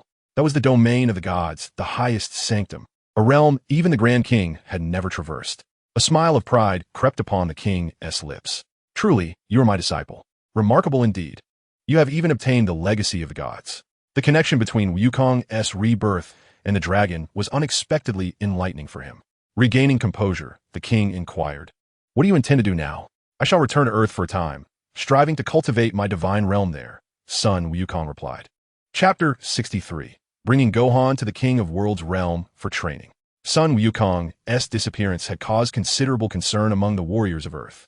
Upon his return, their excitement was palpable. They had previously sensed the overwhelming energy emanating from Sun Wukong when he transformed into Super Saiyan 4, marveling at his newly unveiled form. Sun Wukong briefly shared his recent experiences and elaborated on the meditation technique of the divine realm. This method of cultivation can elevate our spiritual realm. In the future, perhaps one among us may even ascend to godhood. He generously shared the meditation technique imparted by the old king with Krillin, Piccolo, Tien Shinhan, and Kairatsu, hoping to see them advance in their martial pursuits. The meditation method that leads directly to the divine realm indeed held great promise. After Piccolo experienced it and reflected upon the king's teachings, son Wukong engaged in light conversation with them before asking if they wished to return to Earth. "We still have much to learn, so we will remain here for the time being," they responded, just as son Wukong had anticipated. Those who have resolved to embark on training at King Kai's planet possess an indomitable spirit, yearning to transcend their own martial limits. Son Wukong bids farewell to them. Upon returning to Earth, specifically to Baozi Mountain, son Wukong hastens home. Seeing him safe and sound, Chi-Chi and Goten breathe a sigh of relief. Before them, son Wukong does not withhold anything. He recounts his recent experiences, including his journey to the realm of the old King Kai to liberate him.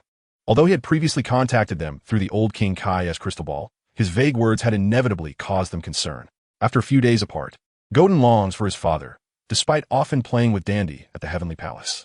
The role of father that son Wukong embodies is irreplaceable in his heart. He immediately takes Goten out for some fun, while Chi-Chi smiles warmly. After the father and son enjoy their time together, she tends to her own tasks. Rarely having a moment of leisure, son Wukong devotes half a day to playing with Goten. As noon approaches, the two prepare the ingredients for dinner. Alas, the mountain beasts and dinosaurs near Baozi Mountain once again fall victim to son Wukong and his son. After their meal, under Chi-Chi's gentle admonitions, Goten picks up his books and homework, while son Wukong seeks a quiet spot to commence a new round of meditation, striving to enhance his spiritual strength. Having never encountered Frieza or heard of the god of destruction before, he had once been confident in his ability to vanquish all foes. However, after his experiences on Namek and in the realm of King Kai, his perspective has shifted. The urgency within him has intensified more than ever. Now, his sole desire is to swiftly regain his former peak prowess. Unbeknownst to him, several days slip by. Concluding a day of training, son Wukong rises from the precipice, greeting the starry night with a deep breath. The elevation of his spiritual power has once again unleashed his potential. Clenching his fist, he turns his focus inward. His strength surges like a mighty river, roaring within every cell of his body. "Frieza, I await your full form," he declares, his gaze filled with fervent combat spirit, penetrating the vast expanse of the starry sky. After a delightful family meal, son Wukong gently proposes to Goten, "How about training together in the realm of King Kai?" Instantly, Kiki Furus Erbero, the old King Kai possesses the ability to awaken the latent power nestled deep within a person, and your potential is the greatest of all. Son Wukong's eyes reflect profound contemplation. The future of time and space remains shrouded in mystery. After much deliberation, son Wukong feels compelled not to squander Goten's gifted potential. Initially, he had merely wished for his child to grow up healthy and to honor his choices. If Goten enjoys learning, he should focus on his studies. If he revels in martial arts, then son Wukong will impart all he can to foster his training. However, recent events have profoundly altered his initial thoughts. The enigmatic Frieza, Reborn, has opened rifts in space, rescuing unknown powerful beings before him. These adversaries, far mightier than the malevolent dragon, include the destroyer Beerus, whose responsibility lies in obliterating planets. Each of these potential foes is increasingly formidable, their powers casting a perpetual shadow over the Earth. What lies beyond them? Will other formidable enemies from parallel universes emerge? With the advent of a golden Frieza, the appearance of a black gold cell would not surprise him. Both he and Frieza have been reborn, and it is conceivable that enemies could traverse timelines to exact vengeance upon this realm. Goku gazes gently at his son. "Gohan, you must mature. Only then can you safeguard the Earth, protect everyone, and look after your mother." He hopes Gohan will make the right choice, believing he should not squander his inherent talents. "Goku, why speak of such matters so soon after your return?" Gohan is still a child, and his primary focus should be on his studies. Chi-Chi interjects, concerned for the safety of her beloved son. "Goku, the old Kai's method of unlocking potential is entirely safe. There is no danger involved," Goku reassures softly. Enhancing Gohan's strength outside of his studies is not a detrimental pursuit, is it? He winks subtly at Chi-Chi, pausing momentarily to sigh, a weight of seriousness in his demeanor. Recognizing that the future will require Gohan's strength. After decades of marriage, he has come to understand his wife somewhat. Though she often appears irrational, she possesses a clear judgment, as her heart is as transparent as glass. In this world, there is no challenge that Goku cannot overcome. This belief evidently fuels her unwavering support for Gohan to pursue his aspirations rather than being swayed by external distractions to solely focus on martial arts. Yet, he ultimately feels inadequate. In a past life, he expended all his strength to vanquish the Super Android 17, which serves as a testament to his limits. Can't you resolve it? Chi-Chi perceives the worry in Goku's tone and speaks up, bewildered. I don't know, Goku replies, shaking his head as he recalls the words of the old Kai concerning the powerful gods. Even if he were to regain his peak strength from his previous life, it might not suffice to ensure the Earth's safety. If the Earth were to perish, all dreams would fade into oblivion. Chi-Chi understands this dilemma all too well. Goku smiles faintly, lowering his head to ask Gohan, what do you think? Huh? Gohan looks at his mother, bewildered. Do you truly wish to train rigorously in martial arts rather than focus on your studies? Chi-Chi crouches down, caressing his cheek with a gentle expression. As Sun Wukong lowered his head, nervously fidgeting with the hem of his clothes, he softly murmured, I enjoy studying, but my greater desire is to protect my father, mother, and Uncle Piccolo. After a moment of contemplation, Chi-Chi sighed, I cannot interfere with you two. Gohan, if you wish to go, then go ahead. Do not worry about your mother. With a tender gesture, Chi-Chi affectionately ruffled son Gohan's hair. All right, mother, Gohan replied, his small face serious yet amusing. Father, since my strength is needed for the future, I shall go. Sun Wukong nodded in approval. Chapter 64. Unlocking All Potential, the Mysterious Little Gohan. A night of warmth passed. The following dawn, Sun Wukong prepared to take son Gohan to King Kai's planet, bringing along Krillin and the others. He joined his fingers and placed them on his forehead, seeking the energy signature. In an instant, they teleported to King Kai's world. This realm was situated in the underworld, relatively close to the dimension of the King Kai's realm. In his previous life, his first visit to the King Kai's domain was marked by sensing Gohan's energy from the underworld, allowing him to teleport there immediately. Krillin and the other warriors were the first to notice the arrival of Sun Wukong and his son, their faces displaying surprise and curiosity. Sun Wukong explained softly and shared his plans with them. The potential development under the old King Kai will greatly benefit you all. They hesitated momentarily. I have imparted all that I can. Your presence here serves little purpose. The King Kai then appeared, shaking his head. Do not squander this hard-earned opportunity. The warriors of Earth pondered this and ceased their objections. Sun Wukong began to pinpoint the location of the King Kai's realm. In the King Kai's realm, on the lawn outside a palace, the King Kai and Jebet were intently observing the actions of Babidi in the lower universe through a crystal ball. Lord King Kai, that nefarious Babidi has enlisted the evil creature Dubra through the Demon King, and he is likely seeking to venture beyond the demon realm to locate the Seal of Bu. Jebet furrowed his brow, worry etched on his face. Should we notify Sun Wukong? Not yet, the King Kai replied, fixated on Babidi's smug expression within the crystal ball. Let us wait until Babidi gathers all his accomplices. Then we can inform Sun Wukong and capture them all at once. A glint of determination flashed in the King Kai's eyes. You certainly possess a measure of cunning.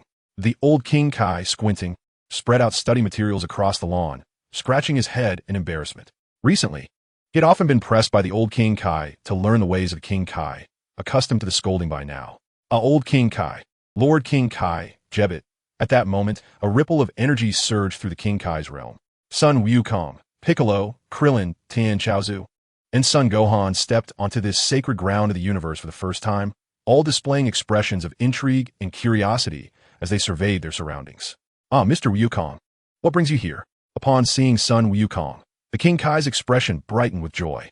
However, Jebet's countenance grew stern. How could this formidable being from the lower realms have returned? A chill of anxiety swept through his palms. You seldom visit without cause. What assistance do you seek from us? The old King Kai, hands clasped behind his back, cast a sideways glance at Sun Wukong, adopting an air of superiority, though he could not entirely mask the glint of mischief in his eyes. Sun Wukong chuckled heartily. Esteemed old King Kai, these are the Earth warriors I mentioned to you before. They are noble allies and the bane of evil. He then proceeded to share his plans. Alas, I am too old and weary to assist in such endeavors, the old King Kai lamented, suddenly clutching his waist and sighing. He appeared so frail that a mere breeze might topple him. The assembly, both gods and mortals, exchanged bewildered glances. Just moments ago, he had been brimming with vitality, Yet now he seemed on the verge of collapse. Yet his eyes darted about cunningly, clearly intentional. With the wisdom of past experiences, Sun Wukong understood how to navigate this situation. He chuckled softly and approached the old King Kai. The latter shot him a sidelong glance, shaking his head. The ravages of age. Sun Wukong then reached into his robe, retrieving a thin, yellowed book obtained from Yamcha. With a mysterious smile, he said, "Esteemed old King Kai, this is a remarkable treasure from a friend of mine." The old King Kai's eyes sparkled with interest as he quickly grasped the significance. He cleared his throat and, with an air of composure, accepted the educational materials from Yamcha, discreetly glancing through them. Nodding with satisfaction, he recognized that Sun Wukong's efforts in unlocking his potential had not been in vain. The methodical approach employed by Sun Wukong proved remarkably effective. The old King Kai's fatigue dissipated, and he felt invigorated, in a state of unprecedented vitality. Stretching contentedly, he examined young son Gohan, who regarded the seemingly unreliable old man clad in divine attire with skepticism. With Saiyan blood running through him, "Is he truly your son? Quite remarkable." The old King Kai squinted, using divine power to scan son Gohan. His latent potential resembled a dormant volcano, ready to erupt given the right catalyst. The old King Kai marveled as he pinched son Gohan's arm, astonished by the boy's hidden prowess. Turning to Sun Wukong, he exclaimed, "Your son harbors astonishing potential. In time, he may even surpass you." Sun Wukong had recognized this potential since Gohan's childhood. He nodded affirmatively. Indeed, his potential is unparalleled, truly remarkable. The old King Kai, intrigued, circled around son Gohan, exclaiming joyfully, "Ha! Splendid, splendid. Such a powerful being from the lower realms. Who would dare claim that the seventh universe is devoid of talent?" The old King Kai mused, "Is my nurturing of life truly inadequate?" Sun Wukong found himself momentarily taken aback. "I truly cannot comprehend the actions of the old Kai. Only the Supreme Kai knows the reasons behind them." Recently, while observing the lower universe, the old Kai harshly criticized it due to the insufficient intellectual prowess of its sentient beings. The Supreme Kai's eyes sparkled as he beckoned Sun Wukong and his companions to settle down. "You are Son Gohan, correct? Young one, come here and stand on the lawn." He gestured to Son Gohan. "Can such a method truly aid Gohan in unlocking his potential?" Krillin remarked, his lips twitching, as he observed the old Kai performing an eccentric dance around Son Gohan, reminiscent of a witch's ritual. This was indeed the old Kai's unique approach to potential development. Sun Wukong confirmed, stating that he had experienced something similar in the past. "It is truly peculiar," Tianjin fan couldn't help but comment. Piccolo, with his green visage, appeared to be blushing in restraint. Time flowed like a river, and in the blink of an eye, a day passed. "Aya!" A youthful voice reverberated throughout the Supreme Kai's realm. Suddenly, a tremendous explosion erupted on the divine soil, causing the land within 100 miles to sink. A surge of Saiyan energy ascended, tumultuous and boundless. An overwhelming energy storm howled past, shaking the very earth beneath its influence. "How rude, you little brat!" The old Kai's furious voice echoed through the air. Within the energy storm, he spun like a top. Sun Wukong happened to witness this spectacle and smiled gently. "Old Kai, in this very space-time, it is inevitable that Gohan's potential eruption will have repercussions." At this moment, Gohan could perhaps be referred to as the enigmatic little Gohan. As the white aura consolidated and the dust settled, a child of 5 or 6 years emerged, exuding an aura as vast as the sea. Despite his tender age, none dared to underestimate him. With his current strength, he was poised to ascend to the pinnacle of the universe. "Daddy, I feel so powerful!" Gohan exclaimed, unleashing a set of magical punches with fervor. His current strength was immeasurably greater than his former self, capable of obliterating the Gohan of merely a day prior with a single breath. Sun Wukong felt immense pride. Gohan's aura at this moment bore resemblance to that of his previous life, albeit slightly diminished, perhaps due to his age, compared to his form during the Buu saga. In the following days, the old Kai, while furtively perusing the learning materials brought by Sun Wukong, simultaneously worked on unlocking the potential of Krillin, Piccolo, Tianjin Fan, and Dent. Upon concluding the potential development for Piccolo, he leisurely remarked, "You do not possess a complete soul or a complete body. To rank among the universe's elite, you must become a whole individual." The old Kai stretched his weary body from the labor of the past days, indulging in a languid yawn. Glimpsing the green visage of Piccolo, he remarked, "Your potential is extraordinary, it rivals that of young son Gohan. Do not squander your strength. The sight of the hypocritical face of the Earth's deity surged a wave of revulsion within Piccolo. He had no desire to merge with the deity. After a moment of silence, he replied, "Let us discuss this later." The ancient Supreme Kai, having witnessed a myriad of human experiences throughout his long life, perceptively recognized the inner turmoil of Piccolo. He shook his head, opting for silence. Such psychological knots must be unraveled by Piccolo himself. Chapter 65. The completion of training and the accumulation of Super Saiyan power. Following the unlocking of their potential, the strength of the group saw a substantial increase. Once they had adapted and stabilized their newfound powers, they deliberated and decided to continue their training in the realm of the Supreme Kai. During this period, Goku dedicated each day to training his young son Gohan, meticulously pointing out his shortcomings and guiding him on how to harness his power. In a brief span, he enabled Gohan to fully master his new abilities. Yet he did not cease. Rather, he intensified his guidance, aware that Gohan's potential extended far beyond this level. Gohan perhaps sensed his father's determination, immersing himself in rigorous training. His dedication was fueled by the mystical meditation of the gods, resulting in a significant surge in mental fortitude. This ignited a domino effect, continuously awakening his latent potential. Compared to before, his power had grown immensely. Under ordinary circumstances, an individual's latent potential is ultimately finite. It cannot be endlessly expanded. Upon reaching a limit, it necessitates years of physical refinement and persistent effort to activate new reservoirs of latent power.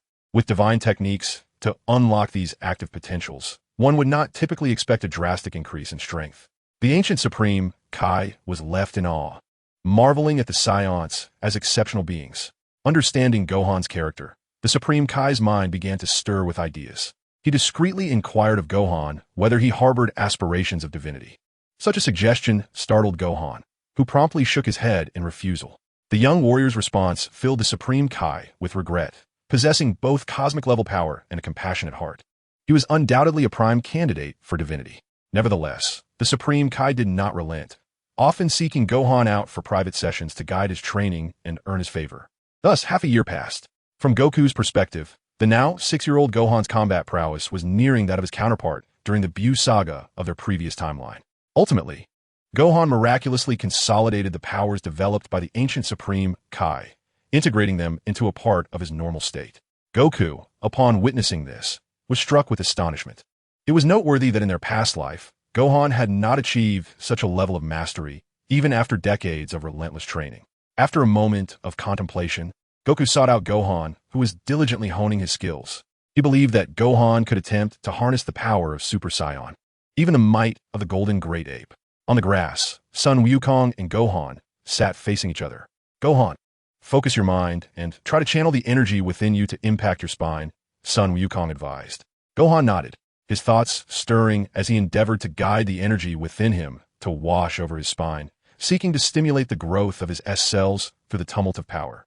After a moment, he opened his eyes and said, "Dad, it still doesn't work. I can't transform." He paused, a look of confusion crossing his face, always feeling as though he was just a step away. Son Wukong contemplated deeply, recalling the timelines of his previous life. Goten and Trunks, at such a young age, could transform at will, perhaps due to the fact that he and Vegeta had already become Super Saiyans, passing on the activated S cells to them.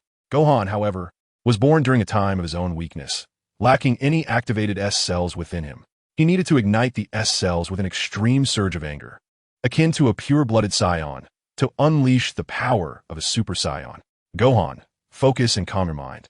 I will immerse you in a realm of illusion. There, you will confront the most infuriating events in your life," Son Wukong declared after a moment of contemplation. He resolved to guide Gohan through the traditional transformation method of the Saiyans. "All right, Dad, I'm ready," Gohan replied, his small face serious. Son Wukong affectionately ruffled his hair, then placed his fingertip on Gohan's forehead. Utilizing the divine technique learned from King Kai, Gohan plunged into a profound illusion. A flash of light enveloped him, and soon his consciousness drifted into a bizarre world. Indeed, as Gohan became ensnared in the illusion, the energy within him fluctuated, hinting at a potential breakthrough. He forgot the reality around him, becoming wholly immersed in the realm of dreams. "No!" Gohan suddenly cried out in terror, drenched in cold sweat. A golden aura ignited around him, shimmering as it surged toward the heavens. His raven hair fluctuated between black and gold, restless and wild, while his eyes began to shimmer with a hint of green. Sun Wukong beamed with satisfaction, observing that Gohan had grasped the sensation of becoming a Super Saiyan. Unforgivable! Unforgivable! Gohan gasped, his voice filled with intense fury. In an instant, he opened his eyes wide, emitting two beams of golden light that shattered a nearby cliff. His gaze was fearsome, akin to a savage beast ready to devour. Gohan's eyes glinted with crimson, his small face still marked by anger. He suddenly looked up, noticing Sun Wukong's concerned expression, which left him momentarily dazed. Memories flooded back to him, and he regained his focus. It turns out that the hellish scene from earlier was merely an illusion, meticulously crafted by his father to facilitate his transformation into a Super Saiyan. Gohan, what did you encounter? Son Goku inquired gently, casting a glance at his flushed and enraged son. He patted Gohan's back reassuringly, seeking to soothe his turbulent emotions. I saw Dad, Mom, and Uncle Piccolo. We were having a great time when Raditz suddenly appeared and killed you all, Gohan recounted, a hint of trepidation evident in his expression. Fortunately, it was merely an illusion. Gohan felt a wave of relief wash over him. Brother Raditz, I never realized that you bore such psychological scars, Gohan. Son Goku mused, as thoughts of Raditz brought to mind Vegeta and Nappa. Perhaps upon returning to Earth, he could summon the Eternal Dragon to resurrect him. At this moment, he should still be undergoing reformation in the afterlife, a thought that flickered through Son Goku's mind, though he chose not to share it with Gohan. Unbeknownst to Gohan, his father's thoughts remained a mystery. Taking a deep breath, Gohan felt the innate sensation of transformation into a Super Saiyan welling up within him, as if etched into his very genetic makeup. The power coursing through his body surged like a volcanic eruption, igniting a fervor within him. Dad, I now know how to transform, Gohan declared, rising to his feet with a steely gaze. He bent his knees and clenched his fists. Oh, he let out a low growl, fully unleashing his power, reminiscent of a roaring river that surged forth, cleansing the Saiyan energy pool nestled in his spine. The S cells responded to his call, fracturing and dividing wildly in response to Gohan's summons. A golden beam of light erupted from the ground, expanding outward from his center. Boom! Layers of energy storms radiated outward, obliterating all in their path, shaking the very foundations of the KO Shin realm. Not again. Which human brat is this now? My books are flying away. Outside the temple, on the grassy expanse, the old Kaioshin panicked as the wind threatened to whisk away his precious learning materials. Finally, he managed to grasp them tightly, letting out a sigh of relief. He huffed as he sat back down. Given that energy, it must be Gohan. The Kaioshin beside him withdrew the teapot from which he had been pouring tea. Chapter 66. Merging Divine Power to Restore Peak Strength. In the southeastern quadrant of the Kaioshin realm, golden flames erupted, painting the sky a vivid crimson, akin to a golden sun igniting the void. The Kaioshin squinted slightly, focusing intently, and then spoke. Gohan's energy, Super Saiyan. He has truly succeeded. A look of astonishment crossed his face. Son Goku had mentioned this to him before, and he had thought it was mere fantasy. Yet, he was taken aback to discover that Gohan had indeed brought the concept of the ascended Super Saiyan into reality. He couldn't help but marvel at Gohan's prodigious talent. A Super Saiyan is merely a chaotic transformation they have recklessly developed. It pales in comparison to the authentic power I have cultivated. The old Kai, upon hearing this, let out a disdainful snort, his expression one of utter contempt. Ancestor, have you forgotten? The potential you once unlocked has now become a part of Gohan's very being, the Kai gently reminded. Suddenly, the old Kai delivered a playful tap to the younger Kai's head, exclaiming in frustration, Do you really think the ancestor requires your reminders? His gaze shifted back to the study materials, muttering softly, It is truly a pity that Gohan, that boy, refuses to embrace the divine. In another training area, Piccolo, Krillin, Tien, and Kaiotsu paused their sparring. Focusing intently, they quickly discerned Gohan's aura. A smile crept across Piccolo's lips as he could not contain himself. The Super Saiyan's once tranquil energy has transformed into a ferocious power, far exceeding its previous magnitude. Krillin gazed into the horizon, contemplating. It seems their training is increasingly distant from us. Tien sighed deeply, relinquishing his heavy weights, his tone tinged with melancholy. Kaiotsu nodded in agreement, sharing the sentiment. We should simply focus on our own growth. After all, comparing ourselves to others can be quite disheartening, Krillin remarked cheerfully. having dedicated his life to martial arts since childhood. He aspired to surpass his own limits, refusing to slacken his efforts in light of other strengths. Indeed, throughout his life, Goku's relentless training had forged his resolve in the way of the martial artist, rendering it as unyielding as steel. Piccolo's expression darkened slightly. Gohan's power had long surpassed that of his master. The once innocent and kind-hearted child no longer required his protection, leaving Piccolo with an inexplicable sense of loss.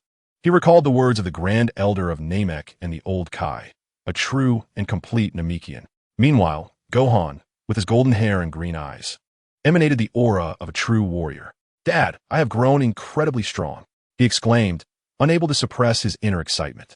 A powerful battle intent surged forth, shattering clouds for miles around. His intense green gaze locked onto Goku. Now transformed into a Super Saiyan, his previously calm demeanor had shifted significantly, becoming far more combative. Sensing Gohan's formidable energy, Goku could not help but marvel at his son's growth. Thanks to the meditative practices of the gods enhancing his soul's dimension, Gohan had successfully combined his newfound strength with his Super Saiyan power. He truly accomplished it, Goku thought, feeling a rush of pride. In the face of Gohan's fierce determination, Goku showed no signs of retreat. "All right," he declared enthusiastically. With a hum, he transformed into a Super Saiyan as well. Boom! The two Saiyans, now positioned at the peak of cosmic power, collided, unleashing their immense strength in a spectacular clash. Days passed, with Goku accompanying Gohan in his training, until one fateful day arrived.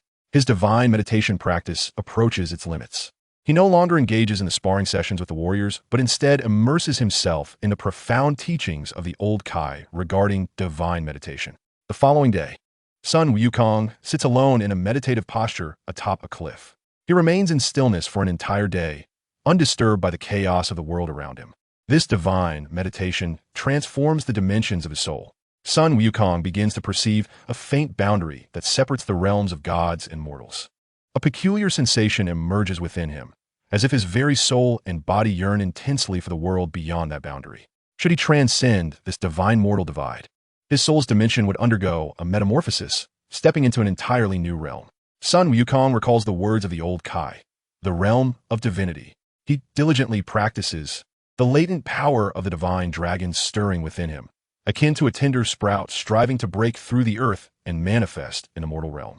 He realizes that the moment of his soul's transformation is imminent. After sitting in silence for what seems like an eternity, a resounding boom echoes as his spirit pierces through a faint membrane. He strides boldly across the boundary that separates gods from mortals, successfully elevating his soul's dimension to that of a divine being. Upon opening his eyes, a flash of lightning ignites within them, a red gleam flickering momentarily. An aura radiates from him, akin to the fiery embrace of the sun, as his white essence transforms into a blazing crimson. Is this divine energy a gift from the dragon? Sun Wukong clenches his fists, murmuring to himself. He opens his mind, attuning to every meridian and bone within his body, every cell pulsating with astonishing power. At this moment, his soul's dimension, comparable to that of a deity, alters his perception of the external world. The once unfathomable divine power is now within reach of his understanding. He closes his eyes, extending his spiritual awareness, sweeping across every inch of the Kaioshin realm. In an instant, he locates the positions of the Old Kai and the Kaioshin. The Old Kai, who is engaged in a game of chess while sipping tea, momentarily pauses, a look of suspicion crossing his face. The Kaioshin also seems to sense something, as if someone is observing them. The Old Kai carefully senses, confirming that indeed. A gaze follows them closely. After a moment of contemplation, the Old Kai swiftly grasps the essence of the situation. "Ancestor, who is observing us?" he queries. Could it be that Lord Beerus has awakened? The Kaioshin's expression shifts, his tone becoming cautious.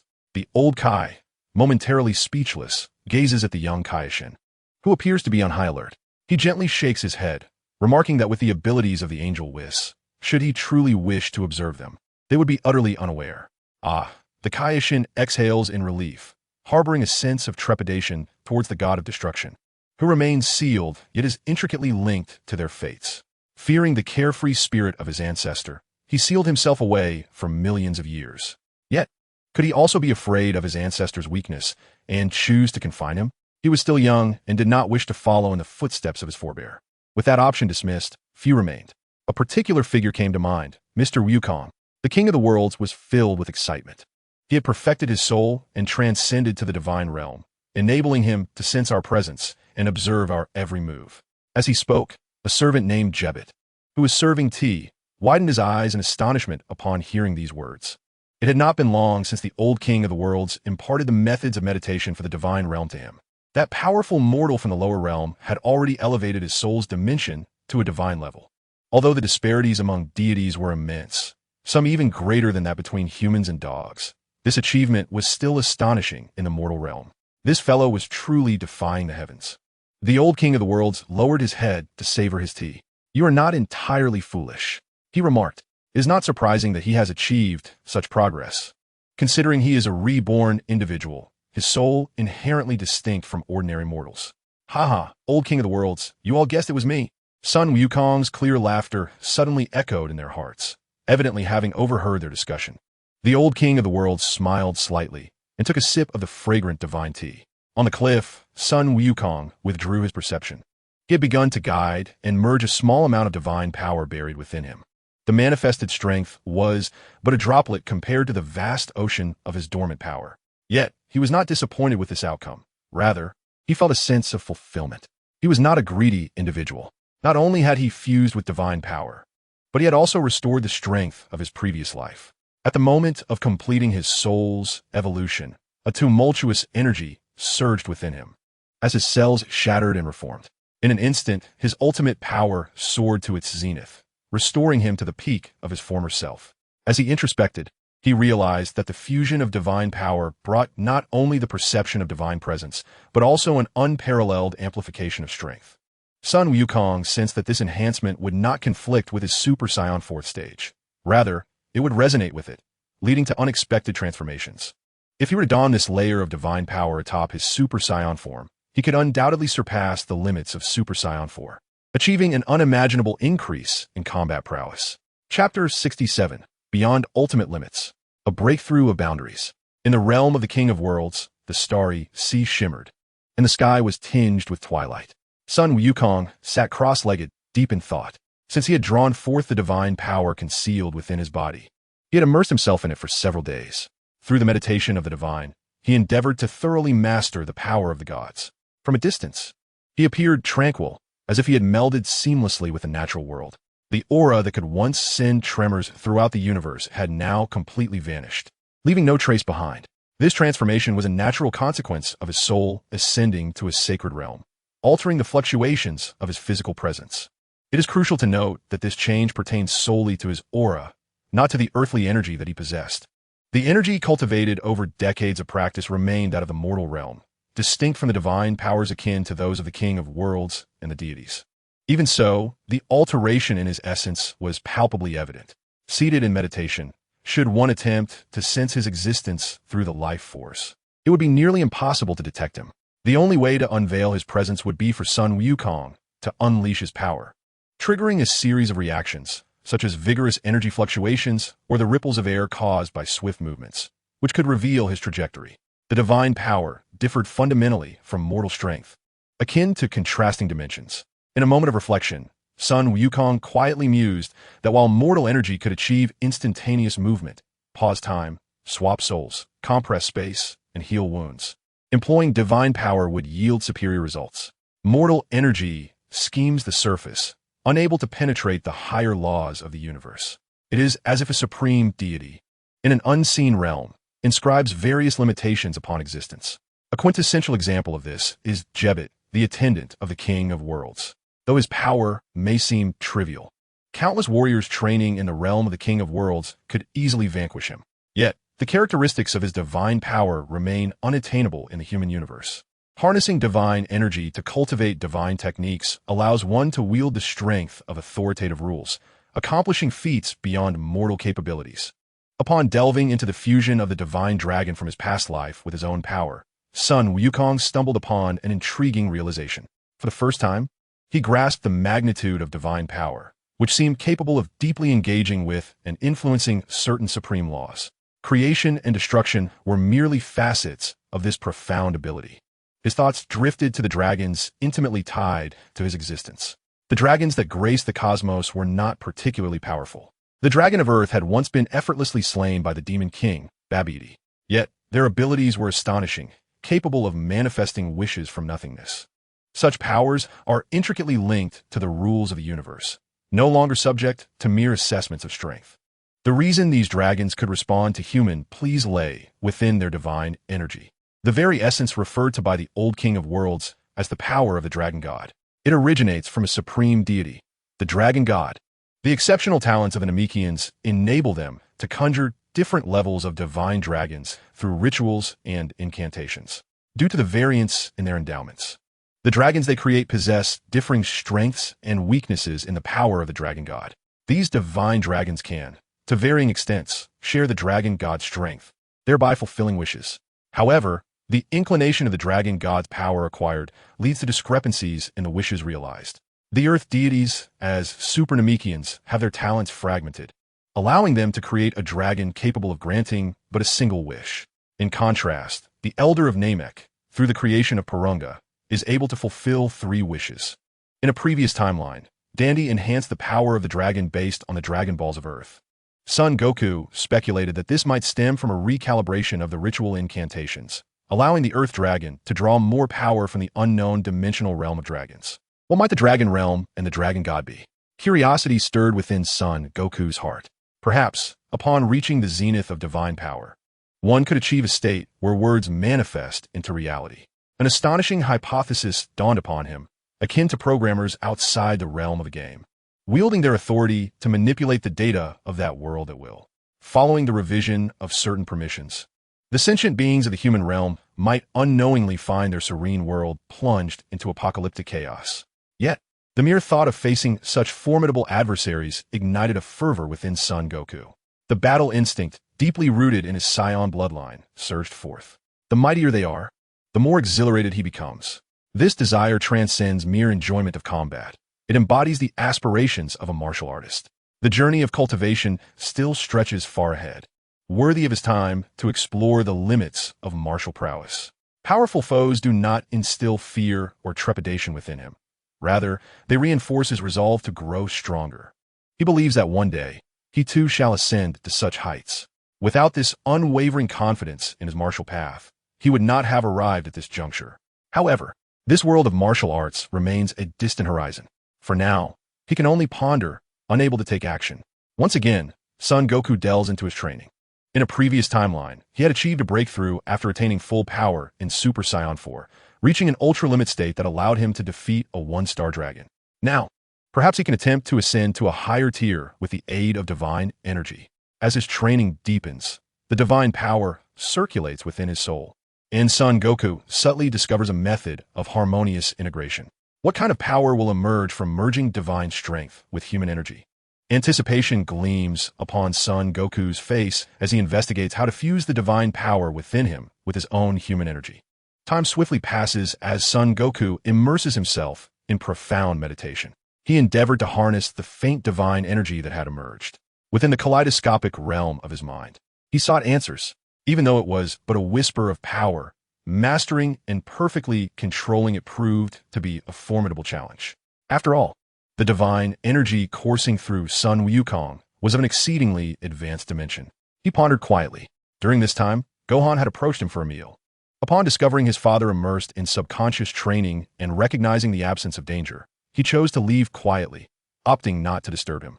Time passed, and tranquility enveloped the night, the moon casting a serene glow. Suddenly, Sun Wukong opened his eyes, a fleeting crimson glimmer flashing within their depths. A subtle smile graced his lips. It was time to attempt something new.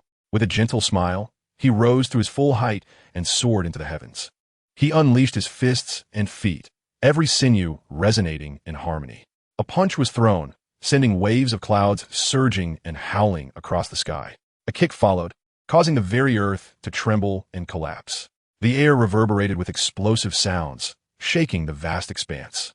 Sun Wukong reigned in his cataclysmic Super Saiyan energy, focusing solely on evolving his martial arts through divine power, allowing his body to better adapt to the awakened strength of the dragon. It was effortless and satisfying, a seamless flow. This was Sun Wukong's initial impression. His body embraced the divine energy without any burden. Unlike the power of Super Saiyan transformations, the energy integrated from the dragon bestowed a serene tranquility, free from distractions. As he delved deeper into his practice, his control over the divine energy became increasingly adept. For reasons unknown, after guiding and activating the gifts from his past life as dragon, Sun Wukong did not acquire the ability to manifest wishes. It was only after deepening his connection that he vaguely sensed a force far beyond his own, preventing him from accessing it. As the divine energy harmonized with his body and mind, a layer of crimson flames ignited around him. He understood that the moment for a breakthrough had arrived.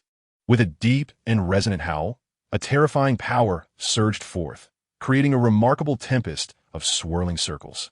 Boom!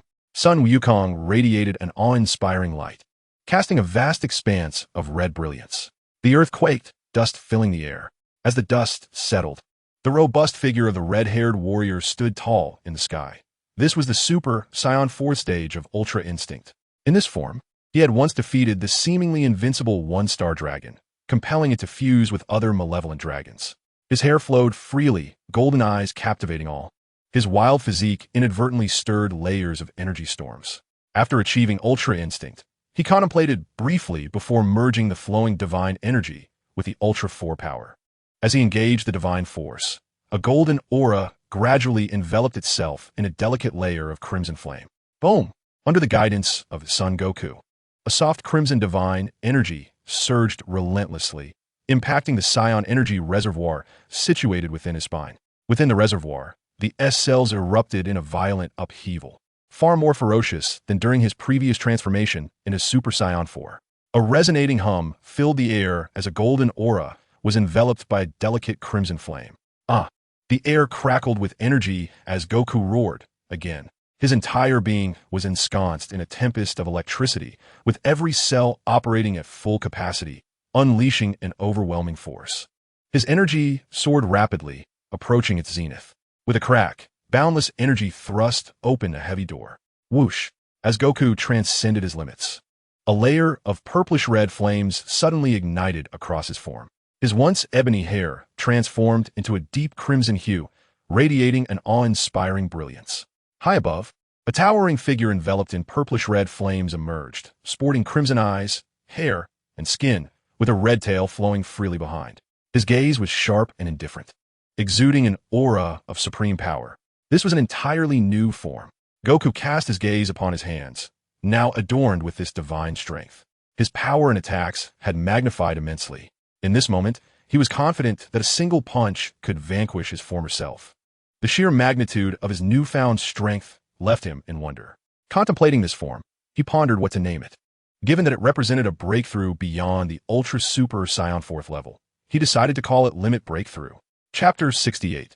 The Divine Realm of Son Goku. Limit Breakthrough. Merging the divine power of Super Saiyan 4 and achieving an ultimate breakthrough was truly the pinnacle of strength. His muscular arms, cloaked in red fur, bulged and intertwined, with veins and muscle fibers weaving a three-dimensional pattern that pulsed with dark crimson energy.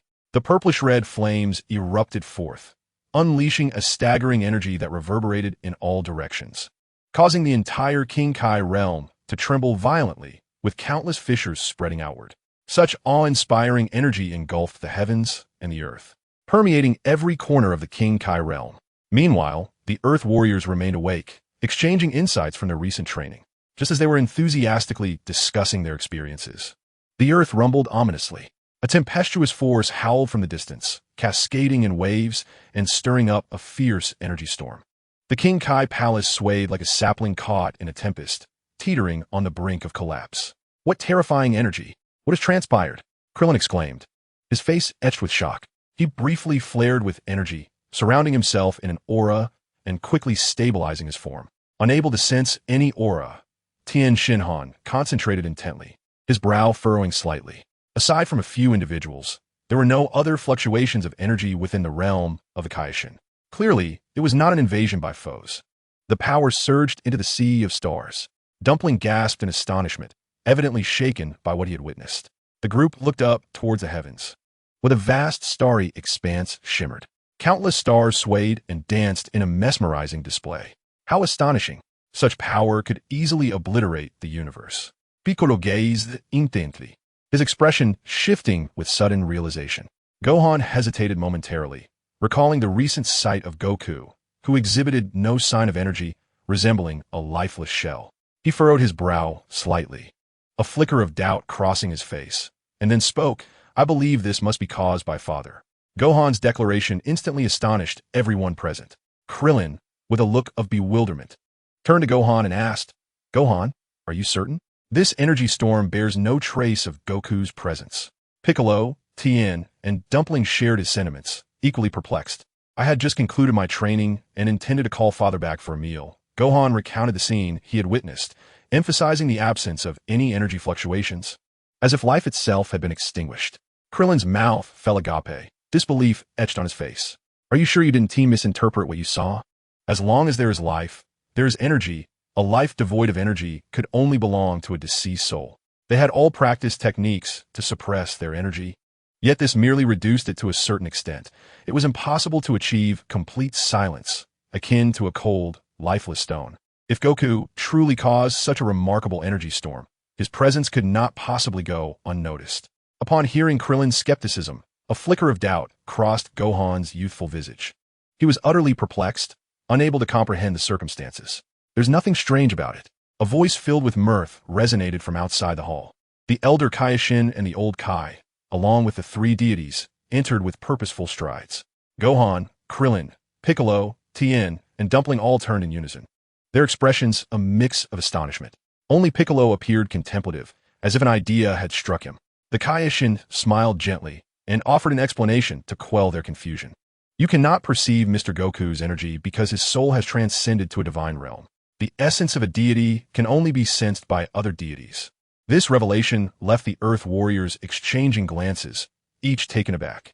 It was the first time they had heard such information. When Goku had imparted the divine meditation technique, he had not mentioned this aspect. He had merely alluded to the possibility of ascending one's soul to a divine state through profound practice. How could this individual overlook such vital information? Just a few days have passed, and Wukong has already attained the divine realm, which is truly exasperating. Krillin sighed, feeling a pang of envy. While he had only barely scratched the surface, that rascal Wukong had achieved monumental success. Yet, deep down, he accepted it with grace. For this was indeed the son Wukong, he remembered. Tianjin Fan shook his head in astonishment, at a loss for words. That little rascal, after merging his internal powers, had ascended to new heights. The old man certainly did not misjudge him. The old Kai chuckled slyly, narrowing his eyes as if concocting a scheme, his hasty demeanor appearing somewhat dubious. "Let us go and see what form that young one has developed," said the old Kai, curiosity etched on his face. What sort of monstrosity could arise from the fusion of primal strength and divine power? It was truly something to anticipate. Piccolo, resolute, erupted with a surge of energy, shattering the palace doors, casting aside any who stood in his way, and headed towards the eye of the energy storm. Upon their arrival at Wukong's location, the energy storm had already dissipated. The excess energy had been meticulously absorbed into his being, not a trace of it escaping. With his exquisite mastery over energy, achieving such control was as effortless as breathing. A towering figure stood amidst the heavens and earth, adorned with fiery red hair and eyes that seemed indifferent to all. Just a single glance sent chills down their spines. Was this truly Wukong in the divine realm? Krillin and the others fell silent, rendered speechless by Wukong's overwhelming power. What new form was this?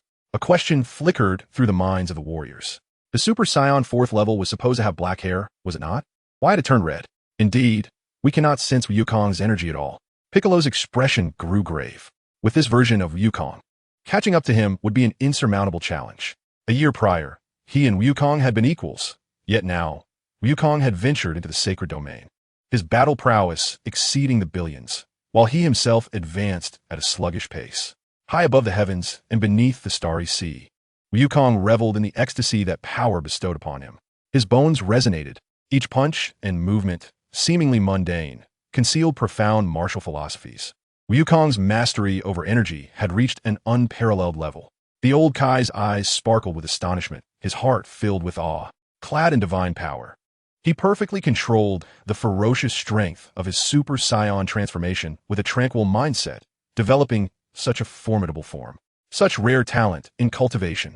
He was truly exuding the aura of a cosmic martial arts master, the old Kai mused. The Kai said, a cosmic master? With Wukong's keen perception, he naturally sensed the arrival of the Kais. With a whoosh, he descended from the heavens, landing gracefully before them. Dad! Son Gohan, brimming with excitement, dashed forward. Goku smiled gently, lifting his son into his arms. Dad, your red hair is so soft. It feels wonderful to touch. I really like it, Gohan exclaimed, curiously grasping Goku's crimson locks and joyfully rubbing them. He wrinkled his nose, adding, but Mom might not like it. Meanwhile, the old Kaioshin, hands clasped behind his back, shook his head in wonder as he circled around Goku, exclaiming, what transformation is this? How did you achieve it? Goku replied, building upon the 4th level of Super Saiyan. I infused a subtle layer of divine power. As a result, a peculiar change occurred, enveloping me in divine essence, allowing my strength to transcend previous limits. I call this state Ultra 4, Boundary Breakthrough. The old Kaioshin nodded thoughtfully. Boundary breakthrough, you say? That seems fitting. From my perspective, this state remains within the realm of Ultra 4. Goku smiled in agreement, acknowledging the truth in the old Kaioshin's words. Indeed, the boundary breakthrough still resides within the parameters of the 4th level of Super Saiyan. It appears you have new insights, perhaps transcending the 4th level? The old Kaioshin inquired. Sensing something profound, Goku, while retaining some reservations about his training, responded with a slight smile. I have some ideas, but I have yet to forge a clear path. The old Kaioshin's eyes widened slightly as he marveled. You truly are a marvel. Others present, though unable to comprehend the nuances, were nonetheless deeply impressed. With a swift motion, Goku reverted from the Ultra 4 form. Chapter 69. The conclusion of training. The group prepares to return to Earth. Goku released his boundary breakthrough transformation, causing those present to exhale quietly, relieved. Even without sensing Goku's power, they felt an undeniable pressure in the face of his boundary breakthrough. Setting Gohan down, Goku approached the old Kaioshin with a grin, asking, Lord Old Kaioshin, how do you think my form compares to the power of the God of Destruction? Beerus? How vast is the gap? Intrigued by Beerus's destructive power since grasping the dragon god's strength, Goku pondered its nature, suspecting it to be akin to a form of rule-based destruction. The old Kaioshin raised a finger, prompting Goku to pause momentarily. 1 time, he ventured. The old Kaioshin looked at him incredulously, shaking his head. 10 times? Goku mused, receiving no response, merely a gesture to continue. Could it be 100 times? Or perhaps 1,000? Goku gasped, unable to contain his astonishment. Can't you stretch your imagination a bit further? The old Kaioshin retorted with a scoff, dismissing the notion. What I mean is, your current strength pales in comparison to Lord Beerus, not even matching the power of his finger. The old Kaioshin wore a calm expression.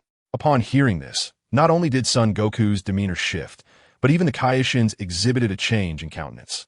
Could it truly be? Ha ha, Krillin chuckled, scratching his bald head. Their understanding of the god of destruction, Beerus, was limited to a few words spoken by Son Goku. They knew he was a deity of destruction, one of the supreme gods of the universe alongside the Kaioshins. Since encountering the Kaioshins, the Earth Warrior's perception of divine power had begun to shatter.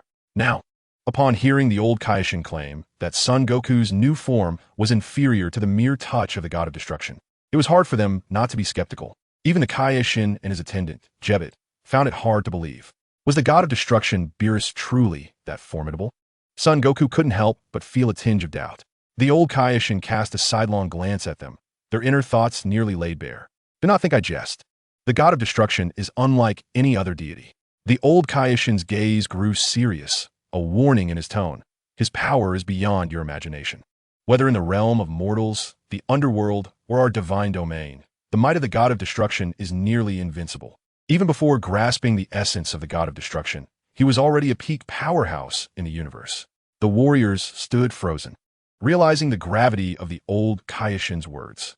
He then turned his attention to Son Goku. Your future is boundless. Do not act foolishly, he urged. Son Goku was someone he held in high regard. With the influence of the supreme dimensional dragon realm behind his rebirth, the future seemed promising. He did not wish to see the still-developing Son Goku fall prey to the god of destruction. Such an outcome would be a lamentable loss. Son Goku, your power may rival that of Lord Beerus, yet the destructive force he wields is a power of a fundamental nature. The old Kaioshin spoke of the ultimate weapon of the god of destruction. What defines a god of destruction lies in the destructive power he possesses, which erases from the very fabric of reality. However, should you fully awaken the divine dragon power within you, it may not be impossible for you to contend with Beerus. The old Kaioshin then offered son Goku a glimmer of hope. Ha ha ha, old Kaioshin, your words only deepen my desire to meet Lord Beerus. I long to witness his strength firsthand. A spark of fighting spirit ignited within son Goku's eyes, a fervor that emerged only in the face of formidable opponents. The old Kaioshin was left speechless. After all he had said, he feared this reckless lad might dare to challenge the god of destruction. Have you taken a moment to reflect on yourself? You merely exude a layer of divine aura, rather than transforming your strength into divine power. Do not be foolish. If you truly encounter Lord Beerus, keep your distance and do not even think of challenging him. The old Kai glared at Goku, his frustration evident. Goku, feeling a bit embarrassed, sheepishly scratched his nose and chuckled. The old Kai sighed deeply, utterly exasperated with him. Ha ha, fear not, dear old Kai. Should I encounter Lord Beerus?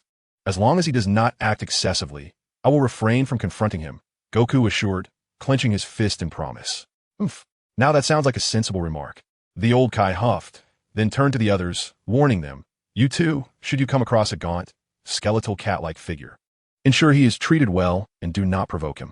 The Kai nodded, reiterating the advice to the Earth warriors. The old ancestor is indeed correct. Jebbet promptly flattered him, his smile blooming like a chrysanthemum. You impart valuable lessons, old Kai. As the long night faded and dawn broke, the warriors of Earth rose with renewed vigor to continue their training. They pushed their limits until they reached a point of stagnation, an invisible barrier hindering their growth. This was no longer a matter of mere physical training. It required mental fortitude. Their divine meditation showed progress, yet it was insufficient to manifest in their physical forms. After deliberation, they unanimously decided to return to Earth. Goku had no objections, as he had become increasingly adept at breaking through limits. Upon hearing the news, Gohan nodded in agreement. He had missed his mother dearly over the past year. On this day, after concluding their training, they approached the Kai's palace to bid farewell to the old Kai, the Kai, and Jebbet. Come now, leave quickly. If you linger, my realm will not withstand your mischief for long, the old Kai said, lounging comfortably in a chair, basking in the sun. He waved them off, urging them to depart. Huh? You are leaving? The Kai expressed reluctance, having forged a strong bond with them over the past 6 months. The sudden parting stirred feelings of nostalgia. Fool, why are you sad? They will return, the old Kai teased, playfully head-butting the Kai. All right, I was being overly sentimental, the Kai admitted. Goku laughed heartily, then bid farewell and led the group back to Earth. With his current strength, Goku effortlessly pinpointed Chi-Chi's location. Whoosh, the space shimmered with ripples, and Goku and his companions vanished. At Bowsy Mountain, Gohan exchanged heartfelt farewells with Piccolo. Krillin invited Tien and Chaos to visit Kame House. With a mischievous grin, he leaned closer to Tien, winking, Launch has been thinking about you. Tianjin Fan's expression subtly shifted as he prepared to decline. However, Klin seemed intent on playing the role of a matchmaker, immediately employing both soft persuasion and hard pressure. Meanwhile, the sound of laughter erupted from the side, courtesy of Dumpling. Reluctantly, Tianjin Fan's cheeks flushed with embarrassment as he acquiesced. Witnessing this scene, Sun Wukong smiled faintly. In a previous timeline, he had never seen Tianjin Fan and Lan Chi achieve a happy union, even after vanquishing the formidable Super Saiyan. He harbored hopes that in this timeline, they would find their way together. As the group parted ways, Sun Wukong escorted his son, Son Gohan, back to the family home in Bowsy Mountain. Chi-Chi was elated to see the father and son duo, and that evening, she prepared a sumptuous feast, allowing the family to indulge heartily and satisfying their appetites immensely. Chi-Chi expressed heartfelt concern for Gohan's well-being over the past year, while Gohan recounted amusing anecdotes from the last 6 months. The impulsive Lord of the Kai, alongside the disheveled old Kai, filled the night with warmth and tenderness. The following day, Sun Wukong took matters into his own hands, decisively transforming the nearby mountain beasts into ingredients. After satisfying their hunger, he summoned the Nimbus Cloud, inviting Son Gohan to accompany him towards Bulma's residence in West City. His intention was to borrow the Dragon Radar from Bulma to collect the Dragon Balls and resurrect his deceased brother, Raditz. The mere thought of Raditz inevitably led him to ponder Vegeta's progress in training. Chapter 70, Vegeta's Departure. On the Nimbus Cloud, the father and son sat comfortably, enjoying the cool morning breeze as they approached the sprawling modern metropolis. Upon reaching the headquarters of the Capsule Corporation in West City, they entered a lavish estate, where they encountered an irate Bulma. "Hey, Bulma, who has upset you?" Sun Wukong greeted her warmly, curiosity evident in his tone. "Ah, Wukong, it's rare for you to come see me," Bulma replied, her expression brightening momentarily before her anger resurfaced. Who else could it be but that arrogant, prideful Vegeta? With his perpetual scowl? Oof. It's a shame he claims to be a prince of a planet, yet he lacks even a shred of courtesy. Her eyes blazed with indignation. Sun Wukong scratched his head, pondering how Vegeta had managed to irritate Bulma. In the previous timeline, they had ended up together, and he had been astonished when he first learned of their union. It was a mystery to him how they had come to be. "Haha, Bulma, where's Vegeta? Shouldn't he be in your gravity chamber training?" Sun Wukong chuckled, deeming it a matter of their mutual interests, and thus not his place to inquire further. Instead, he asked about Vegeta's whereabouts. He ran off. Bulma slammed her hand on the table, causing a loud thud as she glared fiercely. "What?" Sun Wukong's expression turned bewildered. "Ran off? What does that mean?" On one side, Sun Wukong was equally astonished, pondering why Bulma had made such a statement. With her arms crossed and a cold huff, Bulma had left early in the morning without a word of greeting and had driven off in my spaceship into the cosmos. Sun Wukong and Vegeta exchanged bewildered glances. Bulma's expression soon revealed her confusion as she murmured softly, having sensed something amiss with him the previous evening. She cast a suspicious glance at Sun Wukong, inquiring if he had returned to Earth the day before. Upon hearing this, Sun Wukong nodded. Indeed, he had returned from the realm of the Kais the day prior. Oomph. Bulma's expression shifted to one of understanding, followed by a huff filled with ire. "He probably realized you were back, and for some inexplicable reason, decided to venture into the universe alone to train." Sun Wukong looked surprised, contemplating. "Didn't you create the gravity chamber? Why would Vegeta still choose to train in space?" Bulma waved her hand dismissively. "How should I know what that guy is thinking? Ever since he moved in with us, it's been chaos. One day he is gravely injured, the next he is hospitalized. Good riddance, I say. It spares me the trouble of looking after him." Sun Wukong fell into deep thought. It seemed that Vegeta had not broken through to Super Saiyan in this past year. What about Nappa and Yamcha? Aren't they also living at your place? Sun Wukong had not concealed his presence during the journey. As long as one could sense energy, it was evident he had already arrived at the Capsule Corporation in West City. That bald-headed warrior was likely still training in the gravity chamber. Bulma pointed in a certain direction. Ever since she and her father, Dr. Briefs, had constructed various gravity chambers, the two Saiyans had spent nearly all their time in there, only emerging for meals and sleep. As for Yamcha, Bulma scoffed. He is probably out on another date with that woman, roaming around at night. All he ever does is flirt. Sun Wukong found it difficult to respond to this. Bulma's moods shifted rapidly. She swiftly moved past the topic of Vegeta and fixed her curious gaze on Sun Wukong. "You usually don't come looking for me unless it's important. Today, you rushed here with Gohan early in the morning, indicating there's something urgent to discuss. What is it?" Bulma inquired. "Haha," Sun Wukong chuckled awkwardly. "I'm borrowing the Dragon Radar to summon the Eternal Dragon and resurrect Raditz." He revealed his intentions to her. "That name sounds familiar," Bulma frowned, seemingly trying to recall who it was. "He is my brother, and also a Saiyan," Sun Wukong clarified. "A year ago, he traveled from the depths of space to bring me back, but ultimately perished on Earth." "Oh." Bulma finally remembered who he was, her expression curious. "Why do you want to revive him?" She pondered aloud, "But then again, he is your brother. In this present age, the strength of warriors on Earth has significantly increased. The revival of Raditz poses no great concern. Even if he were to harbor malicious intentions, he could not disrupt the tranquility of our planet." At these words, Sun Wukong responded with a subtle smile. Bulma, indifferent to Wukong's decision, felt reassured knowing that he was there to protect the Earth. After all, it was merely Raditz. Following their journey to Namek, her potential had been unlocked by the Grand Elder of Namek, and perhaps she could still hold her own in a few exchanges. Bulma entered the courtyard, retrieving the Dragon Ball radar to hand it over to Sun Wukong. He took it with ease, bidding farewell to Bulma. "Goodbye, Aunt Bulma," he said, as Gohan waved his hand, exuding the demeanor of a little adult. "Haha, our little Gohan is simply adorable," Bulma remarked, pinching Gohan's fair and rosy cheek. With the assistance of the Dragon Ball radar, and thanks to Sun Wukong's remarkable speed, he swiftly gathered the 7 shimmering Dragon Balls from various locales, including the sea, desert, and hills, thus acquiring the ability to summon the eternal dragon. Chapter 71. The Resurrection of Raditz. Upon returning to Bulma's courtyard after a year, Sun Wukong encountered the bald Nappa once more. Once a Saiyan intent on annihilating Earth and seizing the Dragon Balls, he now exhibited a noticeable reduction in his malevolent aura.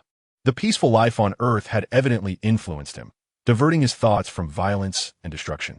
Moreover, after nearly a year of rigorous training, Nappa's power had significantly surged, surpassing the threshold of 1 million in combat strength. However, he remained baffled about how to transform into a Super Saiyan, unable to grasp that elusive boundary. Ultimately, Nappa's potential and talent fell slightly short. Kakarot, it's been a long time. I heard from Bulma that you intend to resurrect Raditz? Nappa's rugged face lit up with excitement. Given that the Saiyan race was on the brink of extinction, with only a few of them remaining in the vast universe, the revival of Raditz would be a tremendous boon. He had contemplated this quietly, yet he dared not mention it unless Kakarot himself spoke up. Considering the history between Raditz and Sun Wukong, Kakarot is a Super Saiyan. Seeing Nappa's inquiry, Sun Wukong gently nodded. That's wonderful. We Saiyans will have another member. Nappa rejoiced. He had never considered whether Raditz had already been reincarnated. Given the multitude of sins they had committed in the universe, it was certain that they would have to face retribution in the underworld, undergoing labor and reform. It would be impossible to cleanse their sins in a mere few decades. Bulma, standing to the side, interjected, Wukong, let us begin. We must first restore his body before we can revive him. Sun Wukong nodded in agreement and signaled for Gohan to place down the Dragon Balls he was holding. He harbored no fear that the dragon's wishes might be insufficient. Previously, he had apprised the Lord of the Kais about the affairs of the Earth-S deities. The Lord of the Kais had readily sanctioned the reappointment of the Earth-S guardian. The old deity, filled with joy, relinquished his duties, entrusting the monumental task of preserving Earth-S harmonious development to the youthful dandy. This world, after all, ought to be entrusted to the young. Upon delving deeply into the Dragon Ball model, Dandy executed a spell enhancement, thereby enabling the Earth-S dragon to draw upon a more potent divine power from the supreme dimensional realm.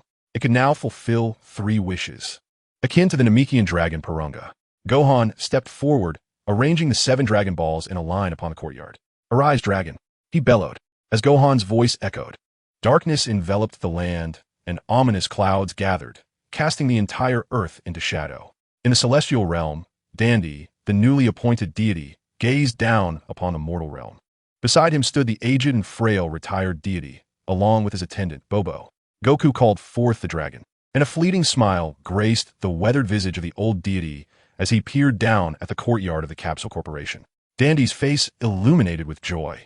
His dear friend Gohan had returned, and their camaraderie could once again flourish.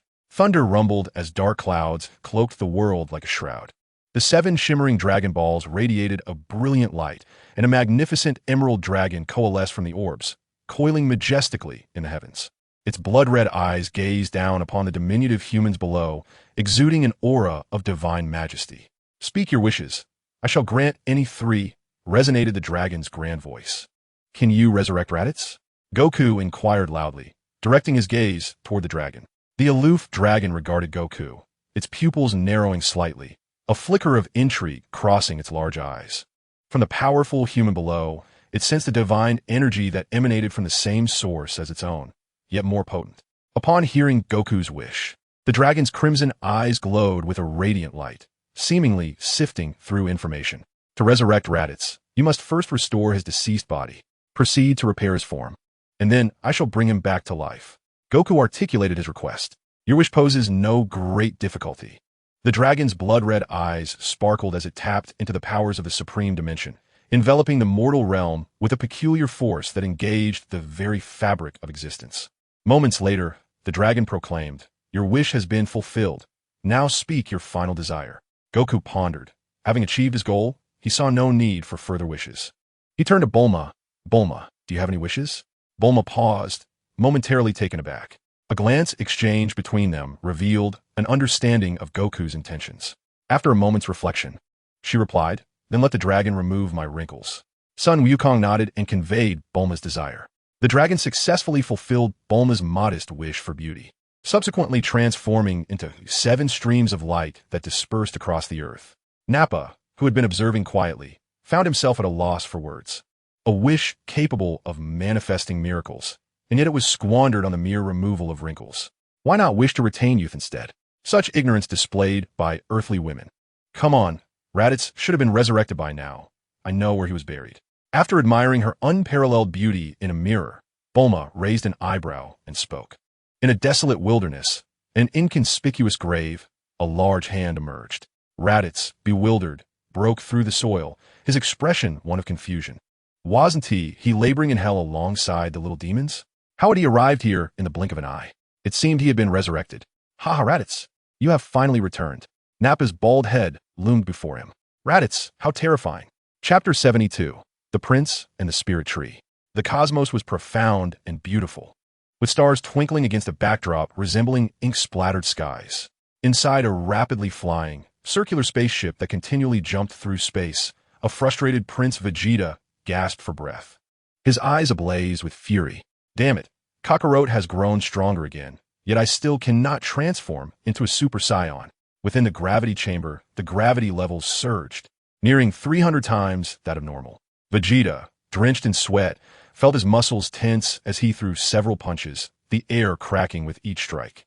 This all began yesterday, when Vegeta, while training in the wilds of Earth, serendipitously encountered Piccolo. From him, he learned that Son Goku had returned to Earth, his power having undergone a tremendous enhancement. Vegeta, unable to restrain himself, mockingly taunted Piccolo. However, Piccolo did not indulge him. In a matter of moves, he brutally defeated Vegeta, sarcastically stating, "The gap between Saiyans and Saiyans can sometimes be greater than that between humans and dogs. Vegeta, you are aware of Son Goku's son, Gohan, aren't you? At merely 6 years old, he possesses the power to defeat you with a single breath. And you, a so-called Super Saiyan genius."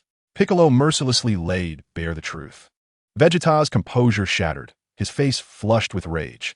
He certainly knew who Gohan was. The impression he left was indelible. As a hybrid of Earthlings and Saiyans, Gohan's potential and talent were extraordinary.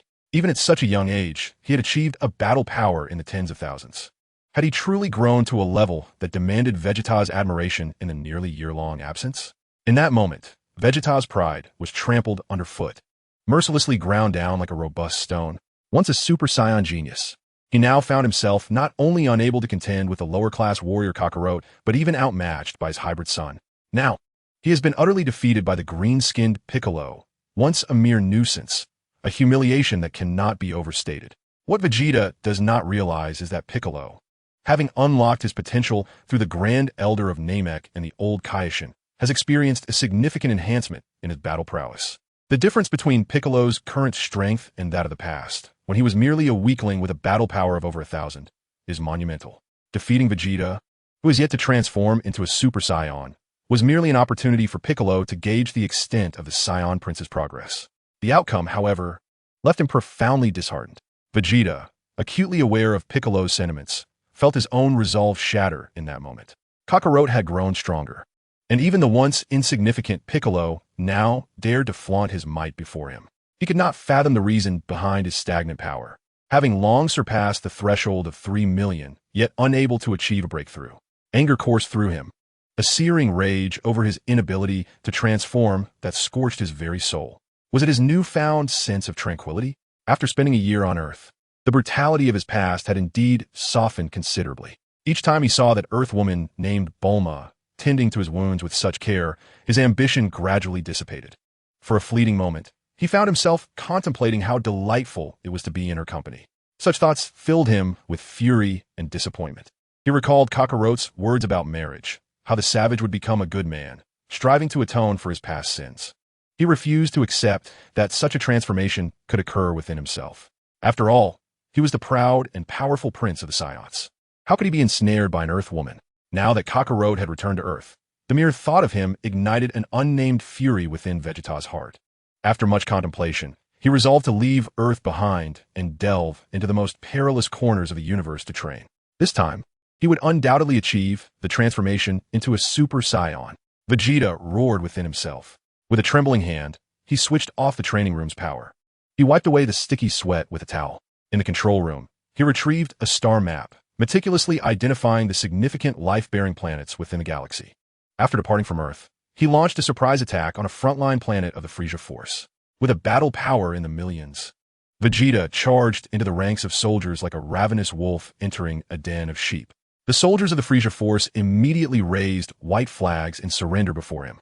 Initially, Vegeta believed he would be elated to assimilate them into his ranks, to strike out into the cosmos and expand his influence. Yet after several days, he found himself disinterested in ruling the universe, deeming it a waste of time and energy. His singular focus became crystal clear: to train harder to surpass Kakarot. After indulging in lavish feasts at the Frieza base for a few days, he requested a star map of the 4 major galaxies before departing. On the ground, the legion of small soldiers exchanged glances in bewilderment. Vegeta had set his sights on a planet characterized by its harsh environment.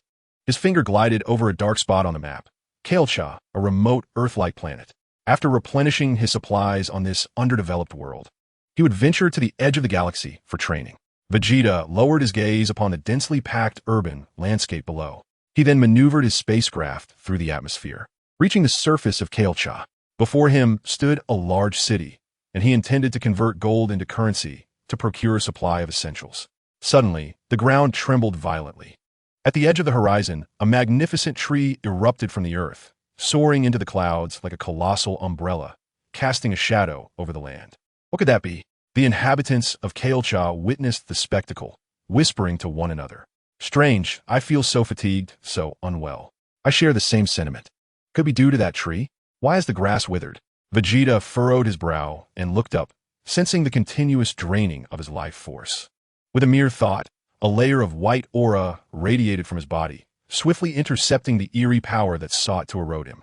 He sensed powerful presences emanating from the lush tree at the horizon. What insignificant beings dare to siphon the life essence of this prince? Vegeta scoffed, his brow clouded with frost. Boom! The air erupted, transforming into a streak of light that shot toward the heavens. He took flight. The residents of Kailcha stood in stunned silence. In an instant, Vegeta approached the towering tree, its abundant leaves shimmering with emerald light. This was indeed a spiritual tree capable of absorbing the planet's vitality for its growth. The fruits borne by the spiritual tree were reserved solely for the divine. What an extraordinary sight! Vegeta gazed in astonishment at the unfolding scene. Above, the overwhelming vitality surged, devouring the very essence of the planet. He contemplated the situation, releasing his senses to the surroundings. The life force of the planet was continuously depleting, converging at the roots of the tree. Before long, Kailcha would be reduced to desolation. Who could be so ruthless as to disregard an entire planet? Vegeta pondered. As he observed the spiritual tree, 5 individuals of varying appearances conversed with satisfaction atop its branches. Although the civilization of this planet was primitive, the environment was quite favorable. If the spiritual tree were to completely consume it, the fruits it bore would surely be abundant and sweet. A tall figure, named Amando, licked his lips, a wicked smile gracing his face. Soon we shall partake of the fruits borne by the tree of spirit, and our powers will be maximally enhanced. Dez, with his violet skin and white hair, laughed heartily. He gazed down upon this planet, which had grown desolate due to the tree's presence, his eyes icy and unforgiving. With a disdainful snort, he remarked, "That scoundrel Gula has pursued us for over a year, forcing us to wander like stray dogs across the 4 great galaxies. Once we harness the strength of the tree, he shall pay dearly for his transgressions." Lord Dale's combat prowess now exceeds 1 million. I am confident that it will not be long before the throne of the Cosmic Emperor falls into our grasp. Gula, Frieza, and Cool shall merely serve as stepping stones for our Dale's legion. The half-mechanical Kakao's eyes burned with fervor as he began to envision the glorious future that awaited them.